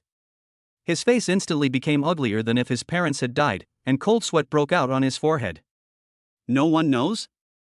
Ren Jing looked at Wang Mingrui with suspicion, then looked at Zhang Chang's expression, and had already guessed most of what was going on. Zhang Chong, did the police arrest such a person today? Tell me clearly. Wang Mingrui was also a veteran in the officialdom. He could tell at a glance that Zhang Chong was hiding something from him, and his tone immediately became stern. Ahem, well, Director Wang, this city bureau is very busy, and there are so many prisoners coming in and out every day, how could I remember it so clearly? Zhang Chong coughed twice and pretended to be ignorant, intending to get away with it first. Okay, then I'll wait here. If I can't find such a person today, I won't leave. Ren Jing sneered, dragged a chair over, leaned against the wall, and sat down with her legs crossed. This. Wang Mingrui looked embarrassed, and said to Zhang Chong, who was standing beside him in a bad tone, why don't you check for me quickly to see if there is such a person? No need, I know this guy. Before Zhang Chong could move, a clear and pleasant voice suddenly sounded, and Xue Min trotted over here. She was just worrying about how to help Qin Shou out of trouble. Ren Jing suddenly appeared, and she naturally couldn't miss this opportunity. Seeing Xue Min suddenly appear, Zhang Chang's face suddenly turned pale. He kept winking at Xue Min, hoping that she would shut up and not meddle in other people's business. Oh. Tell me about it, little girl. Ren Jing looked at Xue Min with interest. Here's what happened. A moment later, Xue Min had told the whole story of Qin Shou in detail, and even added fuel to the fire by describing in vivid detail Zhang Fei's plan to torture him to extract a confession. Zhang Chong, tell me, is this true? Wang Mingrui's face turned pale. This. I don't know either. I guess Zhang Fei acted on his own initiative to please me. I definitely didn't get involved. After all, Zhang Chong was a veteran in the officialdom. The first thing he thought of was to sacrifice the pawn to save the king and to pit his subordinates first. Director Zhang, that's not what you told me before. I work so hard for you and you treat me like this. Zhang Chong never thought that as soon as he finished speaking, Zhang Fei, who had just taken Zhang Hao away, came back and was the first to hear that Zhang Chong was planning to betray him. Chapter 12 Ren Jing. Zhang Fei. Stop talking nonsense. You broke the law knowingly. To please your superiors, you even dared to resort to lynching. Get out of here right now and write a self-criticism for me. Zhang Chong immediately flew into a rage, pointed at Zhang Fei's nose and angrily scolded him, pretending to be righteous and awe-inspiring, and asked Zhang Fei to go back and write a self-criticism. In fact, he wanted to make a big thing small, a small thing nothing, and get away with it. Zhang Fei was stunned for a moment, and was a little unwilling at first, but he quickly reacted. The person he offended today was the mayor, and it seemed that the mayor took this matter very seriously. If he could get away with it by simply writing a letter of apology, he would be extremely lucky. He weighed the pros and cons in his mind and immediately changed his attitude. Yes, Director Zhang taught me a lesson. I know I was wrong. I will go back and write a self-criticism and reflect deeply on my mistakes. Zhang Fei nodded in agreement quickly, turned around dejectedly, and planned to leave quickly. Wait. Just as Zhang Fei was about to walk to the door, a cold voice suddenly sounded and stopped him. It was Ren Jing who spoke. She had been in the officialdom for a long time and had seen countless people. How could she not see the little calculations in Zhang Chang's mind? She watched all this with cold eyes, and she had already understood it in her heart. Upon hearing this, Zhang Fei was stunned on the spot, in a dilemma. He didn't know whether to leave or not. A layer of fine beads of sweat seeped out of his forehead. Director Wang, how do you plan to end this matter today? Ren Jing raised the corner of her mouth and stared at Wang Mingrui sharply. She was so intimidating without even getting angry that Wang Mingrui felt a little breathless. Zhang Chong, from today on, you are suspended from all duties and are under investigation. As for Zhang Fei, he resorted to lynching in order to please his superiors. The circumstances are so egregious that he will be expelled from the police force and will never be employed again. Seeing Ren Jing's resolute attitude, Wang Mingrui knew that the matter could not be resolved amicably, so he had to act decisively and save himself. Director Wang, this matter has not been clarified yet.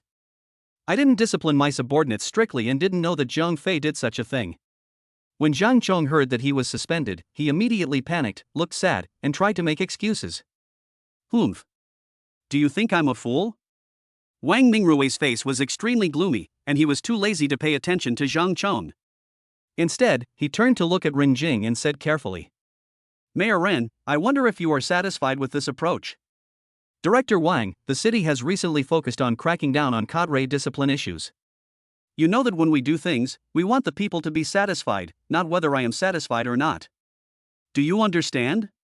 Ren Jing spoke up to remind him. I understand. Mayor Ren is absolutely right. Wang Mingrui nodded repeatedly. Okay, now that things have been dealt with, bring Qin Shou out. I want to meet him.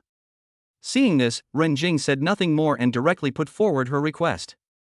Yes, I'll arrange for someone to do it right away. Wang Mingrui agreed repeatedly, then turned around and said to Xuemin beside him, Xuemin, you handled this matter well. Now you go and bring Qin Shou over. Understood. Director Wang. Seeing that Zhang Fei and Zhang Chong, the two villains, had finally been brought down, and Qin Shou was about to be rescued, Xuemin was extremely happy. He saluted, then turned around and walked quickly towards the place where Qin Shou was imprisoned. Qin Shugan was put into the detention center, and before he could even sit still, he heard a crisp sound of footsteps approaching from afar. He looked up and saw a tall, heroic female police officer trotting towards his cell. It was the busty policewoman Xuemin. Xuemin was wearing a well-fitting police uniform. As she ran, her body moved up and down, trembling all the time. The scene was spectacular. Qin Shou, you can come out now. Xuemin opened the door of the guardroom with a smile. So soon? Although Qin Shou knew that he would have reinforcements, he did not expect them to be so efficient. That's right, you are really amazing. The mayor came in person to pick someone up, how could it not be quick? Xuemin blinked and said with a playful tone. Mayor? Qin Shou was slightly surprised. He did not expect Yin Yurong to be so powerful that he directly called the mayor to help him.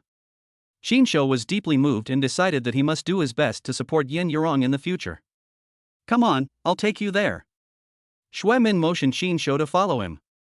Thank you for what you did today. How about we keep in touch and I'll treat you to a meal later?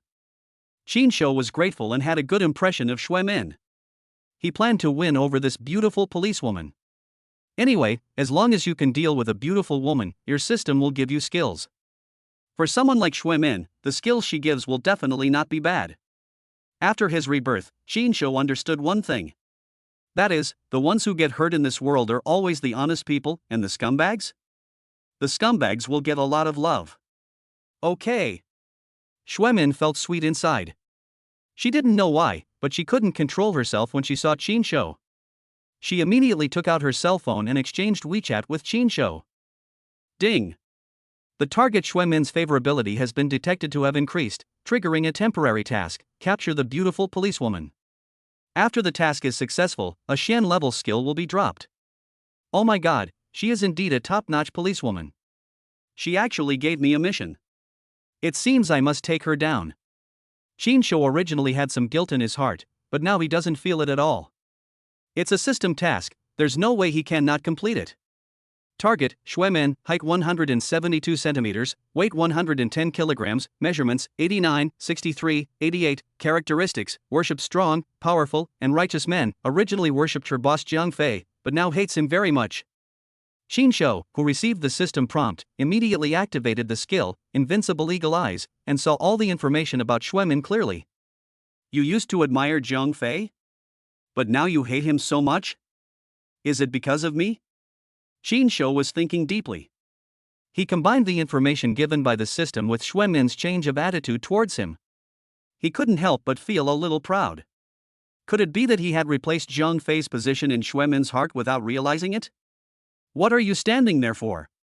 Everyone is leaving, hurry up and catch up. Seeing Qin Shou standing there in a daze, Xue Min couldn't help but turn around and look at him with a puzzled look. Oh. Okay, I'll be right there. Qin Shou came back to his senses after hearing this, nodded quickly, put away his thoughts, and quickly followed Xue Min's footsteps. A moment later, the two arrived at where Ren Jing was. Qin Shou, this is Mayor Ren. Xue Min walked up to Ren Jing, introduced her to Qin Shou softly, and pointed at Ren Jing gently with her hand. Qin Shou's eyes suddenly lit up, and he couldn't help but look at Ren Jing for a second longer. He couldn't help but sigh in his heart. This mayor is so pretty. She is even more beautiful than Yin Yurong. Most importantly, she has the temperament of a strong woman. She is one in a million. Target, Ren Jing, height 169 centimeters, weight 106 kilograms, measurements, 91, 64, 89. Characteristics, high IQ, strong woman, capable. On the surface, she looks down on all men in the world, but in her heart she longs for love, especially strong and domineering men, and longs to be conquered. Oh my god, you like strong guys? Sure enough, under that tough exterior, there's a SM heart. Chapter 13 Killer. Are you Qin Shou? Ren Jing saw Qin Shou approaching her and began to look at him carefully. To be honest, Qin Shou was not the kind of handsome guy who could make people stunned at first sight, nor was he the popular pretty boy. She really couldn't figure out what her good sister with very high standards saw in Qin Shou. Of course, Ren Jing didn't know that for Yin Yurong, the most important thing about a man is not his appearance, but that he must be strong enough at the critical moment and be able to support her behind her back when she needs it, and it would be best if he could support her continuously. But for some reason, Ren Jing always felt that Qin Shou had an indescribable temperament that attracted her attention and made her unable to take her eyes off him. Ren Jing couldn't help but sigh inwardly. Could it be that I've been single for too many years and started to miss men? In the past, so many top-notch handsome guys pursued me like crazy, but she didn't like any of them. Why would she take a few more glances at such an ordinary man today? Of course, Ren Jing didn't know that this was the result of Qin Shou's skill, masculinity, secretly activating. But to be honest, Ren Jing did have high standards. For example, the policewoman Xue Min, Qin Shou only activated his skill a little bit and already fascinated the little girl, but Ren Jing only looked at Qin Shou a few more times, and didn't have amorous feelings like Xue Min. Let's go, the matter has been resolved. Ren Jing is indeed a strong woman, and her tone of voice carries unquestionable authority. Thanks for your help. Qin Shou nodded sincerely. You don't need to thank me. If you want to thank someone, thank Rongrong. He asked me to help you. When Ren Jing mentioned the word Rongrong, she deliberately raised her voice so that everyone present could hear it to avoid misunderstanding. In the officialdom, all kinds of rumors are most likely to breed, and groundless things are not uncommon. She didn't want anyone to say that she was keeping a little man, which would not only damage her reputation, but also be used by political opponents to attack her. After saying that, Ren Jing turned around gracefully and walked towards the black car parked in front of the police station. Qin Shou turned around and smiled at Xue Min as a farewell, then turned around and followed Ren Jing. Qin Shou. But Qin Shou hadn't taken a few steps when he was stopped by a voice that disgusted him. He stopped and turned back impatiently. What? Is there anything else? There was an instinctive sense of alienation in Qin Shou's tone. It was Pan Lian who called him. At this moment, Pan Lian's face was swollen, her eyes were bloodshot, and she forced a smile. Do we still have a chance? Pan Lian's voice was trembling, with a hint of anticipation. It turned out that he was heartbroken by Zhang Hao, and suddenly realized that Qin Shou was actually a good choice. When I look at him again today, I don't know why, but I always feel that he is more manly than before. The key is that he is down to earth. In the past, he was obedient to me, not like this bastard Zhang Hao. He hit me when he didn't agree with me. Most importantly, she saw everything that happened just now. This is the mayor. The mayor came to recommend someone in person, so what is Qin Shou's background? No matter how Qin Shou climbed up to the mayor's high position, with such a powerful political figure, he will definitely have a bright future. So, Pan Lian regretted it, and she suddenly wanted to reconcile with Qin Shou. In her opinion, if she could get close to Qin, she would be like getting close to the mayor. Thank you, please let me go. Qin sneered, turned around without hesitation, and walked towards Ren Jing's car. The door of the back car was open, and Ren Jing was waiting for him in the back seat. Tell me, how did you trick our Rongrong into being so devoted to you? The black Hongqi sedan was speeding on the highway. Inside the car, Ren Jing turned her head with interest and looked at Qin with scrutiny. Her gestures revealed the elegance and competence that only a mature woman could have, but at the same time, she also exuded a sense of majesty and oppression from a superior, which made Qin feel a little uneasy. However, Qin was reborn, and his mental quality was no longer the same as before. He met Ren Jing's gaze without showing any weakness, and his skill, masculinity, was secretly activated.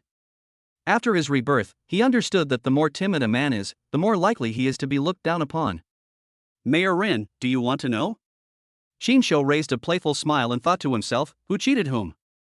I just went there to ask for my salary, but Yen Yurong dragged me to bed. I am the one who suffered the most, okay?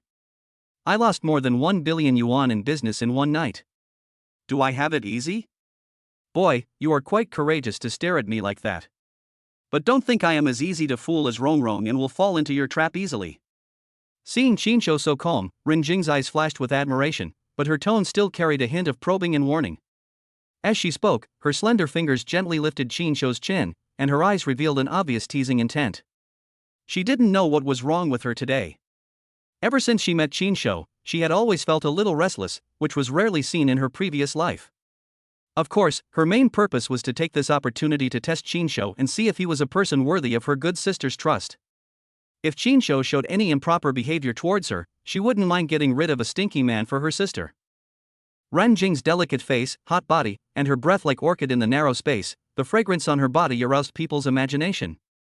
How could a normal man withstand such a teasing? Qin was not only normal now, but also strong.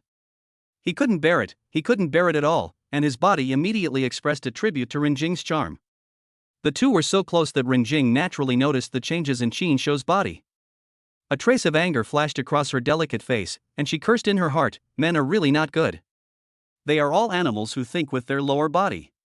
She immediately distanced herself from Qin, but even so, she still glanced at Qin intentionally or unintentionally, with a hint of surprise and disbelief in her eyes, and she sighed in her heart, how could it be so spectacular? Ren Jing is an adult woman after all. She has been single for many years and must have needs. She is very avant-garde after returning from abroad. Even if she has never touched a man, she has seen Japanese movies. Qin's capital is too strong, even more spectacular than those male stars in the movies, which makes her heart beat wildly. She sighed that it was no wonder that her best friend was so fond of him. This kind of guy who was one in a million, which woman would not be confused when seeing it? Qin also noticed the strangeness in Ren Jing's eyes, and he felt a little embarrassed. He knew very well that Ren Jing was Yen Yorong's best friend, and such a top-notch woman, it would be impossible for him to take her down easily. He didn't want to be too frivolous or presumptuous, but at this moment, his body's reaction was something he couldn't completely control. Helplessly, he could only turn his head awkwardly and look at the scenery passing by quickly outside the car window. Bang! Just as the atmosphere between the two was delicate and awkward, a gunshot suddenly rang out. A bullet instantly pierced the rear window, sending glass shards flying everywhere. Out of a man's instinctive reaction, Qin rushed to Ren Jing almost immediately, threw her body tightly on the back seat, protected her with his body, and tried to block the bullets that might be shot at her again. You! Ren Jing had been single for many years, and had never been so close to a man before? She was caught off guard and her body was pressed down by Qin. She immediately felt a little annoyed and uncomfortable, and instinctively wanted to struggle. Don't move! These people are coming for you. Chapter 14 Need to Maintain. Qin looked solemn and spoke to Ren Jing in a serious tone. At the same time, he secretly activated the skills, glib, and masculinity, at the same time, trying to calm Ren Jing's emotions and make her trust him. Ren Jing looked at Qin, who was staring at the car window with a frown on his face. For some reason, she suddenly felt an inexplicable sense of security and steadiness in her heart, and her originally flustered heart quickly calmed down. Her pretty face also flushed because of the close contact just now, which made her look particularly moving. But Qin was in no mood to care about Ren Jing's complicated thoughts. His nerves were extremely tense, and all his attention was focused on the window. At this moment, there were two black heavy motorcycles, one on the left and one on the right, sandwiching the red flag car they were riding in. The riders on the motorcycles were wearing black helmets, so their faces could not be seen clearly, and they held guns tightly in their hands. At the same time, a black SUV was following closely behind the Honchi sedan, so close that it could collide with it at any time. "Miss, there's a killer. Sit tight." Uncle Fu stepped on the accelerator hard, and the red flag sedan rushed forward like an arrow. The engine made a low roar, and the car body shook violently. Qinshu was still pressing on Renjing, and Uncle Fu suddenly accelerated, and their bodies pressed even closer. Renjing's figure was really too good, and under the pressure, Qinshu felt that his head was almost buried in it, and he felt suffocated. Can you please get up first? You're hurting me there." Renjing was extremely embarrassed and angry at the moment. She had never been so close to a man before, especially Qinshu, who was not honest at all and made Renjing uncomfortable. "Mayor Ren, that's a cell phone. Don't get me wrong. I put my cell phone in my trouser pocket." Qinshu still tried to argue that he didn't want to get up because he was too comfortable. The key point was that he couldn't get up in this situation. Once he got up, he would shoot 2 shots. Fu Bo's driving skills were obviously very sophisticated. He skillfully controlled the steering wheel and flexibly shuttled on the highway, trying to use the traffic to get rid of the pursuit. However, the black SUV and 2 motorcycles behind him were also chasing closely, always threatening the red flag car. The motorcyclists accelerated from time to time, trying to get closer to the red flag car, but every time at the critical moment, Fu Bo made a beautiful turn and threw them away. Qinshu observed the situation behind through the rearview mirror. He saw a figure suddenly flash out from the sunroof of the SUV, holding a long gun in his hand. Qinshu suddenly had an ominous premonition in his heart. He quickly said to Renjing, "Mayor Ren, be careful. They have rifles." As he said this, Qinshu hugged Renjing tightly. In fact, Qin is not a great saint and would never use his life to save others, but Renjing has done him a favor after all, and Qinshu has always been clear about gratitude and resentment in his life and work. At this moment, bang! Bang! Bang! 2 more gunshots were heard. The bullets hit the car body, making a dull impact sound, and the car body shook slightly. Qinshu couldn't help but gasp when he saw 2 more bullet holes on the car body. These killers were obviously well-trained professional killers and were ruthless. As the bullets were fired crazily, the car body controlled by Uncle Fu shook more and more violently. However, as the daughter of a wealthy family, Renjing's status was extremely sensitive, so this Honchi car was also specially made. After being hit by dozens of bullets, it was still able to drive at high speed on the highway. At the same time, Uncle Fu in the driver's seat quickly pressed a hidden button. The black metal bulletproof shield slowly rose from the outside of the windows of this special red flag sedan, covering all the windows tightly. Not only that, a thick partition also rose from the entire back seat, directly wrapping Renjing and Qinshu in a completely enclosed black compartment, completely isolating them from the front driver's seat. This is bulletproof. Now the bullets can't penetrate. Can you finally get up from me? Renjing's face was slightly cold, and her tone was filled with a hint of displeasure and resentment. Just now, Qinshu threw himself on her to protect her. Although she knew that this was out of good intentions, there was a difference between men and women after all, and long-term physical contact still made her feel a little uncomfortable. Good. Although Qinshu was still somewhat reluctant to leave, as he was a little distracted by the close contact with Renjing's softness and fragrance just now, he also knew that he could not find any reason to continue pressing Renjing. He could only slowly stand up with a little regret and sit back in his seat. At this moment, the Honchi car suddenly braked hard, and then made a sharp turn. Because Qinshu had been pressing on Renjing, his body's center of gravity was unstable, and the car's sudden sharp turn and sudden brakes inevitably caused his body to hit Renjing. Ah! After being bumped by Qinshu, Renjing instinctively let out a low cry of anger, and her body trembled slightly. This time, Renjing was hit hard, her face was even more red with shame, and she was even more angry. It would have been better if he didn't scream, but this time Qinshu's face turned red, he was distracted and his breathing became heavy. You know, they are now completely enclosed in a small space by a pitch-black bulletproof shield, completely isolated from the outside world. This is simply the perfect situation for a man and a woman to be alone in the same room. This ambiguous and private environment can easily make people have some inappropriate associations. Mayor Ren, this phone is really disobedient. I'll put it away now. Bang! Bang! Bang! Several gunshots were heard outside the car. The bullets hit the car body, making a dull impact sound, and the car body shook even more violently. Taking advantage of the violent shaking of the car body, Shinsho didn't know whether it was intentional or unintentional, or perhaps out of instinctive impulse, his lips happened to touch Renjing's soft lips. The skills, glib tongue, and manliness are activated at the same time. Renjing was about to break away, but she found Shinsho was extremely unbridled. With the help of Shinsho's dual skills of glib tongue and masculinity, she finally couldn't hold back the loneliness of keeping her chastity for many years. She was confused, completely confused. Seeing that Renjing's resistance was weakened, Shinsho's offensive became more fierce. Uncle Fu was still driving the red flag car on the highway. His driving skills were first-rate and these killers couldn't catch up with him for a while. But Uncle Fu didn't know why, but the Hongqi sedan suddenly started to shake violently, making it more difficult to control. Damn it! This is a specially made car, why is it so unstable? It seems that it has been hit by too many bullets and the car has problems. It is burning a lot of oil. It seems that after surviving this crisis, it needs a major maintenance and is sent directly back to the factory. Chapter 15 Earth Level Skill Gun God. The killers outside were chasing fiercely, and the vehicle was shaking violently due to the intense gunfight in the car. Renjing was kind to Shinsho, and Shinsho had no way to repay him, so he could only support Renjing. Fortunately, the performance of these two cars is also top-notch. They use direct injection engines. Although they burn a lot of fuel, their utilization rate is also very good. When the throttle is fully open, the 400 horsepower can make these killers run around. Step on the accelerator, sprint, brake hard. Step on the accelerator again, sprint again, brake hard again.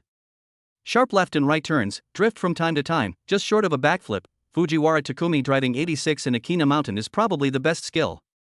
It has to be said that Fu Bo's driving skills have been honed to the extreme. Fortunately, Shinsho in the back seat is also a top-notch driving expert. With the dual support of the two driving experts, such extreme racing did not break down. Both Renjing and Shinsho who were sitting in the back seat felt like they were flying as Uncle Fu drove at such high speed. Their bodies and souls were flying, and there was no limit to their flying. Just like what Wang Feng sings in that song? It's like flying, it's like being free. Boom, boom. Finally, after more than an hour of intense car battle, accompanied by a loud roar of the engine, the oil was fucking burned out. Ding, congratulations to the host, you have successfully conquered the top wealthy lady Renjing and obtained the Earth-level skill god of firearms. With this skill, the host will be proficient in the use of all firearms, and can use any firearm freely, making sure that every shot hits the target. Oh my god. Earth-level skills. As expected of a top-notch queen, she actually gave me an Earth-level skill directly. She came at the right time. Shinsho was secretly delighted. A huge and complex knowledge of firearms instantly flooded into his mind, as if he was born with a thorough knowledge of all kinds of firearms. He felt that he was now an experienced sharpshooter, and any firearm in his hands could exert its maximum power. Shinsho knew that the situation was still very critical and he couldn't think too much. He quickly straightened his slightly messy collar, then turned around and looked at Renjing, whose hair was a little messy and whose face was flushed, and asked, "Mayor Rin, is there a gun in this car?" "Gun? Didn't you just put the gun away? You want to come again?" Renjing was so frightened that she trembled all over. She was still confused at the moment. Her soul had just flown away and it hadn't come back for a while. She sighed inwardly that it was no wonder that Ronron was so devoted to him. The cow still had strength, but the field was broken. "No, I'm talking about a gun that kills people." Shinsho patted his forehead and was speechless for a while. Renjing finally realized what was happening, and her pretty face immediately turned red, looking extremely beautiful. Renjing cursed in her heart, "Bah! It's all your fault, you stinky rascal." She quickly adjusted her mood and pressed a button on the inside of the car door. With a light click, a small hidden compartment popped out, and a black pistol was quietly placed inside. Shinsho was delighted when he saw this. He picked up the pistol without hesitation and checked it skillfully. He found that the bullet was loaded. It seemed that the gun was ready to be used at any time. "Can you use it?" Renjing saw Shinsho pick up the pistol and thought, "You are just an ordinary person who has not received any training, why do you want to use this thing? Don't lose your life." Maybe she didn't even know that she had subconsciously begun to care about Shinsho's safety. You'll know when you see it." Shinsho smiled confidently, his eyes calm. As soon as Qin Shou finished speaking, 2 heavy motorcycles and a black Hummer SUV surrounded the red flag sedan they were riding in. 4 assassins got off the cars, holding their guns pointed at them, and approached carefully. Another assassin stayed on one of the motorcycles, holding a weapon, and did not approach immediately. Apparently, they had already obtained intelligence in advance and knew that Mayor Ren's personal butler, Fu Bo, was an extraordinary master, so they did not dare to approach rashly to avoid being suddenly attacked by Fu Bo. Do not move. At this time, the 4 assassins had already surrounded him. One of them pointed a cold gun at Uncle Fu's head, his tone full of threats and warnings. Although Uncle Fu was a martial arts master with unique skills, he was unarmed at the moment, facing 4 black gun muzzles, and he felt a little hesitant. There were 5 people on the other side and 5 guns. No matter how strong Uncle Fu's martial arts skills were, it was impossible for him to deal with the shooting of 5 guns at the same time. He did not dare to act rashly for the time being and could only keep his troops in place for the time being and wait and see what happened. Old 3, go open the back door. A leading killer ordered in a deep voice. Clear. One of the assassins wearing a black mask nodded, holding the gun tightly in his hand, and walked towards the back seat carefully. Uncle Fu's eyes twitched slightly. He would never allow Ren Jing to get into trouble. He wanted to make trouble, but he couldn't find any opportunity. Although these assassins were not martial arts masters, they were obviously professionally trained, their actions were quick and decisive, and they cooperated tacitly. They all maintained a high level of vigilance and did not give Uncle Fu any chance to take advantage of. However, at this critical moment, something unexpected happened. Qin Shou suddenly kicked the car door. With a loud bang, the car door bounced open violently. The huge impact force of the car door hit the 3rd brother who was about to open the car door. The 3rd brother groaned and fell heavily to the ground. Qin Shou seized this rare opportunity, rushed out of the car like a cheetah, and fired 2 shots. Bang! Bang! 2 crisp gunshots rang out, accompanied by 2 shrill screams. Before the 2 killers could even react, Qin Shou accurately shot them in the right hand holding the gun, and the guns in their hands fell to the ground. Then, Qin Shou quickly lowered his head and rolled on the ground, avoiding 2 bullets shot from behind. Then he turned around and fired 2 more shots. Bang! Bang! There were 2 more screams, and the remaining 2 killers fell to the ground. But in a moment, Qin Shou took care of the 4 people. Bang! Bang! Bang! Seeing such a sudden change, the killer who had been on the motorcycle panicked and fired wildly in the direction of Qin Shou. But Qin Shou was well prepared, and after killing 4 people, he quickly hid behind the car body. Seeing that the situation was completely out of control, the motorcycle killer knew that he would not gain any benefit by staying and might even get himself implicated. He decisively abandoned his accomplices, stepped on the accelerator, and tried to escape the scene on his motorcycle. But how could Qin Shou give him such an opportunity? Just when the motorcycle killer turned around and was about to escape, Qin Shou raised the gun in his hand without hesitation, aimed at the rear tire of the motorcycle, and a gunshot rang out. Qin Shou now possessed the earth-level skill of the god of firearms, and his gun skills had reached a superb level, truly achieving the goal of never missing a target. The bullet accurately hit the rear tire of the motorcycle, and the tire burst instantly. The motorcycle lost its balance and rolled wildly on the ground for several rounds before it stopped. The killer was also thrown heavily to the ground, and fainted on the spot. At the same time when Qin Shou launched his attack, Uncle Fu had already taken action, snatching the guns of the killers who were lying on the ground and knocking them all unconscious. In just a moment, the 2 of them had completely controlled the 5 killers. Chapter 16. My family may not agree. Thank you for what you did today. You saved the young lady's life, so I owe you a favor. Uncle Fu clasped his fists towards Qin Shou and spoke solemnly. No need. I am also trying to save myself. Qin Shou waved his hands, thinking, what era is this? Why are people still using this trick? I, Fu Sanhai, have always been clear about gratitude and resentment. I will repay kindness and pay back hatred. If I say I owe you a favor, then I owe you a favor. Uncle Fu emphasized his tone. Okay, whatever you want. Qin Shou just felt that this man was a little stubborn and was too lazy to argue with him any further. Miss, it's okay, you can get off now. Uncle Fu turned around and spoke to Ren Jing, who was still in the car. At this time, Ren Jing stepped down from the red flag sedan that was riddled with bullet holes. Her clothes were a little messy, her delicate face was still flushed, and her hair was a little messy, but it made her look even more charming and attractive. It is my fault that I failed to protect the young lady and frightened you. Uncle Fu saw Ren Jing's messy clothes and flushed face, and thought she was frightened. He quickly bowed and apologized, his tone full of self-blame. Uncle Fu had no idea that Ren Jing was alerted, not frightened. It's okay. It's not your fault. No one expected to encounter a killer in the city, and the other party even dared to use a gun openly. Ren Jing shook her head. At this moment, she had quickly adjusted her mood, put away her slightly shy attitude in the car just now, and returned to her usual image of a capable, decisive, and powerful woman. Miss, who do you think is the mastermind behind this incident? Uncle Fu frowned, looking a little unfriendly. Humph. No matter who the other party is, if they dare to harm me, they must pay the price. Ren Jing's tone was cold, and a cold light flashed in his eyes.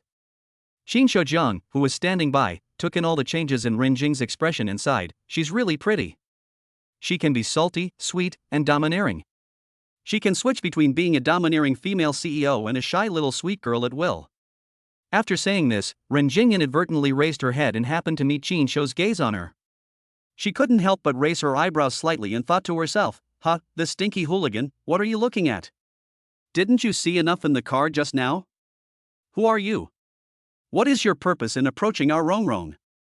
Ren Jing changed the subject, her originally gentle tone suddenly became serious, and her eyes became sharp.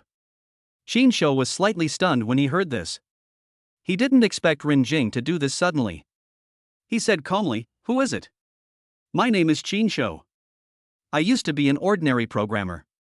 Now I am unemployed and a vagrant." "Are you really a programmer? Which programmer has such agile skills and accurate shooting skills as you?" Ren Jing looked at Qin Shou suspiciously, obviously not believing his words. The skills and marksmanship that Qin Shou had just displayed were not something that an ordinary programmer could possess. "You are the mayor.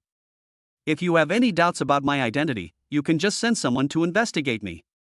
Qin Shou shrugged, with an indifferent attitude. Ren Jing couldn't help but be stunned when she heard this. She didn't expect Qin Shou to be so calm, which made her a little at a loss. "If there's nothing else, I'll leave first. I don't think you'll need me anymore." When Qin Shou faced Ren Jing, he still felt somewhat guilty, so he found an excuse to slip away quickly. Although he vowed to be a scumbag and never an honest man after his rebirth, Ren Jing is Yin Yorong's good friend after all. For the time being, Qin Shou has not been ready for the role change and feels a little uncomfortable all over. "Wait. You want to leave now?" Ren Jing saw Qin Shou actually turned around and left, and couldn't help but feel angry. She thought to herself, "What's this? You just tortured me to death in the car, and now you want to run away without taking responsibility? What's this? A car full of love? You made me feel comfortable. Who can I go to in the future?" When Qin Shou heard Ren Jing calling him, he couldn't help but feel a pang in his heart, thinking, "It's over, I'm afraid I've fallen in love with her, and she won't ask me to take responsibility." But Qin Shou thought about it again. It seems that he will not suffer any loss. How can he suffer any loss by being with a rich woman? What's more, this rich woman is rich, powerful, and beautiful. Being with one rich woman is being with her, and being with more rich women is also being with her. I worked hard last night and earned 100,000 yuan. I think the business of hanging out with rich women seems to have great potential. It is much better than squatting in front of the computer and typing code. Anyway, the nature of these two things is similar. It is nothing more than staying up late plus hurting your body. Anything else? Qin Shou turned around, put away his thoughts, and asked with a little embarrassment. "You have to leave a contact number." When saying this, Ren Jing couldn't help but pout her lips, with a hint of coquettishness in her tone, which was so adorable. When a top-notch queen suddenly starts to act coquettishly, the destructive power is also very great, and most people can't stand it. Qin Shou couldn't help but feel his heart swaying, and he sighed secretly. Monsters, they are all monsters. It turns out that no matter what kind of beauty you are, no matter whether you are a queen or a strong woman, you can turn into a crying monster at any time. Fortunately, I have already made up my mind. Any beauty can only get my body, but never my heart. After Qin Shou exchanged contact information with Ren Jing, he turned around and left alone. He knew in his heart that what happened next was not something he was qualified to interfere with at the moment. After Qin Shou left, Uncle Fu walked up to Ren Jing and asked seriously, "Miss, what do you think of this person?" "I think if this person has a clean background, he would be a good choice." What do you mean?" I think it's okay, but my family will definitely not agree. When Renjing heard what Uncle Fu said, she couldn't help but feel flustered and her fingers were spinning unconsciously. She didn't know the real meaning of Uncle Fu's words and thought that Uncle Fu already knew what had just happened in the back seat. A hint of shyness suddenly appeared on her face.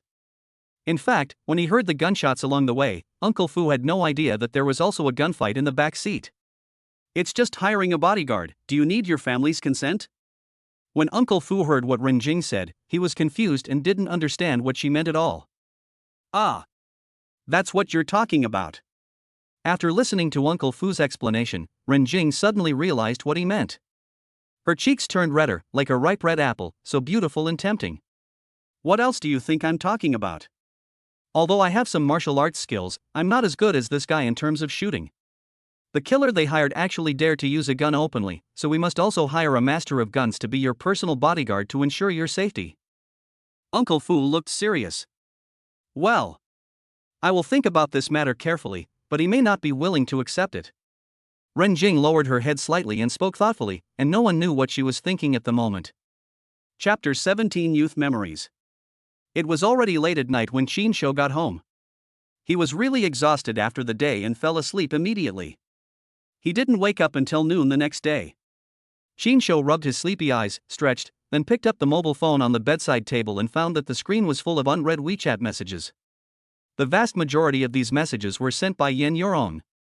Bao, have you come out of the detention center? Baby, did you miss me? Bao. When will you come to see me? Humph. You bastard, you didn't even reply to my message all night. Are you out yet? Please reply.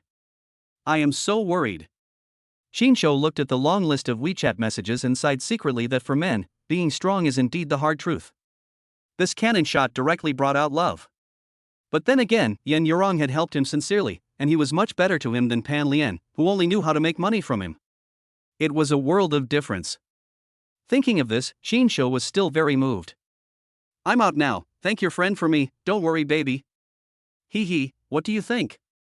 My best friend is amazing, isn't she? She's a big beauty. Tell me, are you attracted to her? Qin Shou didn't expect Yen Yorong to reply immediately. It is indeed beautiful. Qin Shou answered truthfully. Hee hee, let me tell you, my best friend is stubborn and doesn't like any man in the world. Baby, you are so capable, if you can win her over one day and let her know the good of men, maybe she will change her mind. Yen Yorong sent a meaningful message and added a naughty expression at the end. Qin Shou was speechless for a while, a few black lines appeared on his forehead, and he sighed inwardly. Don't try to guess what the young woman is thinking. Aren't you jealous? What can I do if I'm jealous? You're stronger than an ox. I can't handle it alone. Jingjing is my best friend. When we were little, we promised each other that we would marry the same person when we grew up. Qin Shou was even more speechless. What kind of train of thought were these two wealthy sisters thinking? Okay, baby, I have some things to do. I need to prepare for making money. Hee hee, good luck to you. Feel free to come to me if you need anything. Hey, if there's anything I need you. Qin Shou teased deliberately. Don't do that, you bastard. I can't even walk now. Yen Yorong on the other end of WeChat was so scared that his face turned pale, thinking, this guy recovered in just one day? Yen Yorong had no idea that Qin Shou now had a bunch of magical skills in his hands, and by using the yin-yang replenishment technique, he could fight more bravely. After maintaining his relationship with Yen Yorong, Qin Shou casually looked through WeChat on his phone. What he didn't expect was that Renjing actually sent him a message. He always thought that after what happened last night, the cold and domineering sister would ignore him for a while. Qin Shou opened Renjing's WeChat. Have you reached home yet? Renjing's message consisted of only 5 short words. We're here, what about you guys? Renjing was not Yen Yorong, and did not reply to Qin Shou's WeChat message immediately. Qin Shou did not think much about it. A scumbag should be calm and composed. He could reply to WeChat messages as he pleased. When he was a student, Qin Shou was pursuing his goddess Xu Xinyao, so he stared at his phone every day, eagerly waiting for the goddess to reply to his message. Little did he know that his level was too low. When the goddess saw how much he liked her, she ignored him, but she didn't reject him directly, giving Qin Shou a glimmer of hope every time. Qin Shou still remembers that summer when he was a freshman. Qin Shou finally mustered up the courage to confess his love to Xu Xinyao. Zhu Xinyao wore a beautiful floral dress that day, and looked particularly pure and lovely under the sunshine. Zhu Xinyao licked the small pudding popsicle in her hand and said to Qin Shou lightly, "I think you are very good, and I think love needs to stand the test. How about this, 3 years, if you can persist in pursuing me for 3 years without wavering, maybe we will be together." Social media was not well developed back then, and everyone was still using QQ. Qin Shou didn't know that he was actually being treated as a nice guy. He really foolishly pursued Zhu Xinyao for 3 years. During these 3 years, he was not even a spare tire, but a living jack. Every time the goddess changed tires, she would use him, Qin Shou, temporarily. But even so, Qin Shou, who was blinded by lard, actually hoped that one day the jack could become a regular. Unfortunately, the good times didn't last long. After college, Qin Shou licked Zhu Xinyao for another 3 years. It was not until the 3rd year that Qin Shou received a wedding invitation from Zhu Xinyao, and he suddenly realized that he was a clown. It was for this reason that Qin Shou wasted his best years of youth and could only rely on crazy blind dates. Then he found Pan Lian, a rubbish, and had a miserable life in his previous life. So after living a new life, Qin Shou understood one thing: when it comes to women, you should only be attracted by their body, not their heart. Qin Shou also has a roommate named Gui Gang, who is also a top-notch bootlicker. He is even more miserable than Qin Shou. Qin Shou is a jack, and he can also support a goddess when changing a tire. Gui Gang is an air pump. When Gui Gang's goddess Feng Mimi had an abortion, she looked for Gui Gang. But Gui Gang is indeed a top-notch dog licker. At that time, in order to please Feng Mimi, Gui Gang, who didn't know where he saw the joke, actually said, "Give birth to it and I will raise it." But Feng Mimi was also very supportive. She glanced at him coldly and replied bluntly, "Don't be so self-indulgent. You can't even support yourself, you stinky loser, how can you raise a child? I asked you to accompany me to get an abortion, so just do it. Don't be so self-indulgent." Gui Gang's old face at that time was uglier than if his mother had died. What a coincidence, the WeChat message from the 3rd person was sent by Gui Gang. Lao Qin, the 2nd floor of Zuiyu building in the city center, room 201, a class reunion, the rich 2nd generation Zhang Wei is treating, come quickly. I won't go. What's the point of this class reunion? Every year, the so-called class reunion is nothing but a bunch of rich 2nd generations pretending to be cool. Especially this Zhang Wei, he is the leader of the pretenders, and he is very arrogant. Qin Shou is poor now, so he doesn't bother to be scolded by others. Your goddess Zhu Xinyao is here too, why don't you come? She's already fucking married, it's none of my business whether she's here or not. Don't you know? She divorced her husband a long time ago. I heard that her husband not only had a mistress outside, but also lost millions in investment failure last year and was in debt. The two broke up. That's none of my business.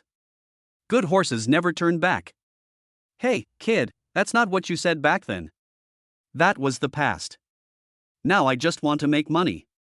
Women will only affect my progress in making money. Brother or not, if you are, come. I want to be familiar with you in class.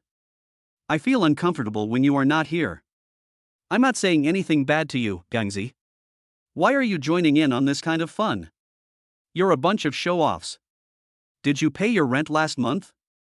Why are you so eager to get pissed in the face by these show-offs? Qin Shou looked very disappointed. Brother, you don't understand, my white moonlight Feng Mimi is here. Fuck, she's had several abortions and even had a sterilization, and you still don't give up? Bro, you're awesome. Qin Shou sent a thumbs-up emoticon, lamenting that this guy was completely hopeless and even Rebirth might not be able to save him. Chapter 18, Pretending to be a Scene. If you really don't want to come for dinner, then come over and have a chat or play some cards. It's boring to be stuck at home all day. Gui Gang still didn't give up and was determined to pull Qin Shou out. You know I don't like playing cards. Qin Shou had just finished typing a series of words on the mobile phone screen, but before he could send them out, a sudden idea flashed in his mind and he thought of something. Playing cards? Yeah. My current skill is Invincible Actuary, and my mental arithmetic ability is better than that of a supercomputer. Playing cards with this group of pretentious people, isn't that just picking up money? Especially that Zhang Wei, this pretentious person, every time he has a party, he can't wait to carve the words "I have money" on his face, desperately showing off how rich his family is. It's just right, I must slaughter them one by one when I go there this time. Let them know that bragging has risks and that you need to be careful when showing off. Thinking of this, Qin Shou immediately changed his mind and a meaningful smile appeared on his face. Wait a minute, I'll change my clothes now and come right over. Qin Shou quickly deleted the words he had just typed and quickly replied. Oh my god, you've changed so quickly? Hee hee, it seems like you really can't forget Zhu Xinyao. Gui Gang sent a vulgar emoticon. You fucking think it's all because of you, a worthless guy. Qin Shou sent a speechless emoticon, thinking to himself, it has nothing to do with Zhu Xinyao, I'm going there to make money. An hour later, Qin Shou had changed into a clean and neat casual outfit and came to Zuiyu Tower in high spirits. Zuyuela is a well-known Chinese restaurant in Yecheng. It is decorated in an antique style and has an elegant environment. It is a mid to high-end consumption place. The dishes here are indeed delicious, with good color, aroma, and taste, but the price is also quite expensive. Generally speaking, classmates will not choose such a place for a reunion. But Zhang Wei, a second-generation rich man, had a lot of money and booked the entire second floor for a free meal. A lot of people who usually lurk in the classmates group and don't like to attend class reunions also came. People are like this. After experiencing the beatings of society and the hardships of life, face is not important anymore. Why not have a good meal for free? It's just to be flattered by the rich second generation and feel superior. It's not like they haven't been flattered before in college, so I'm used to it. Maybe by flattering the rich second generation at the banquet and saying a few nice words, I can get a good job opportunity. Isn't that wonderful? Qin Shou walked straight to the private room 201. The door of the room was half open. Before he completely stepped over the threshold, he heard Zhang Wei's infuriating voice. Everyone eat and drink as much as you want today, and have fun to your heart's content. All expenses will be charged to me, Zhang Wei. Viagra is awesome. Viagra is awesome. Viagra is great. Viagra hard. Viagra is great. Suddenly, there was a burst of flattering voices in the private room, one after another. Hey, it's okay, it's just a small amount of money. The most important thing is that the students have fun. After a few drinks and hearing so many compliments, Zhang Wei felt a little dizzy and was about to reach orgasm. Just then, Qin Shou pushed the door open and walked in. Hey, isn't this Qin Shou? The sun is rising from the west? What wind brings you here? Zhang Wei was bragging when he saw Qin Shou pushing the door open and couldn't help but raise his eyebrows. Qin Shou never liked to attend such class reunions. Moreover, during college, whenever Zhang Wei showed off his wealth, Qin Shou was indifferent and didn't give Zhang Wei any face, which made Zhang Wei feel upset. Most importantly, Zhang Wei also pursued Zhu Xinyao, but he was a little better than Qin Shou. After all, his family was rich, so he was not treated as a jack. He could barely be considered a spare tire, and he was also the main man for a short period of time.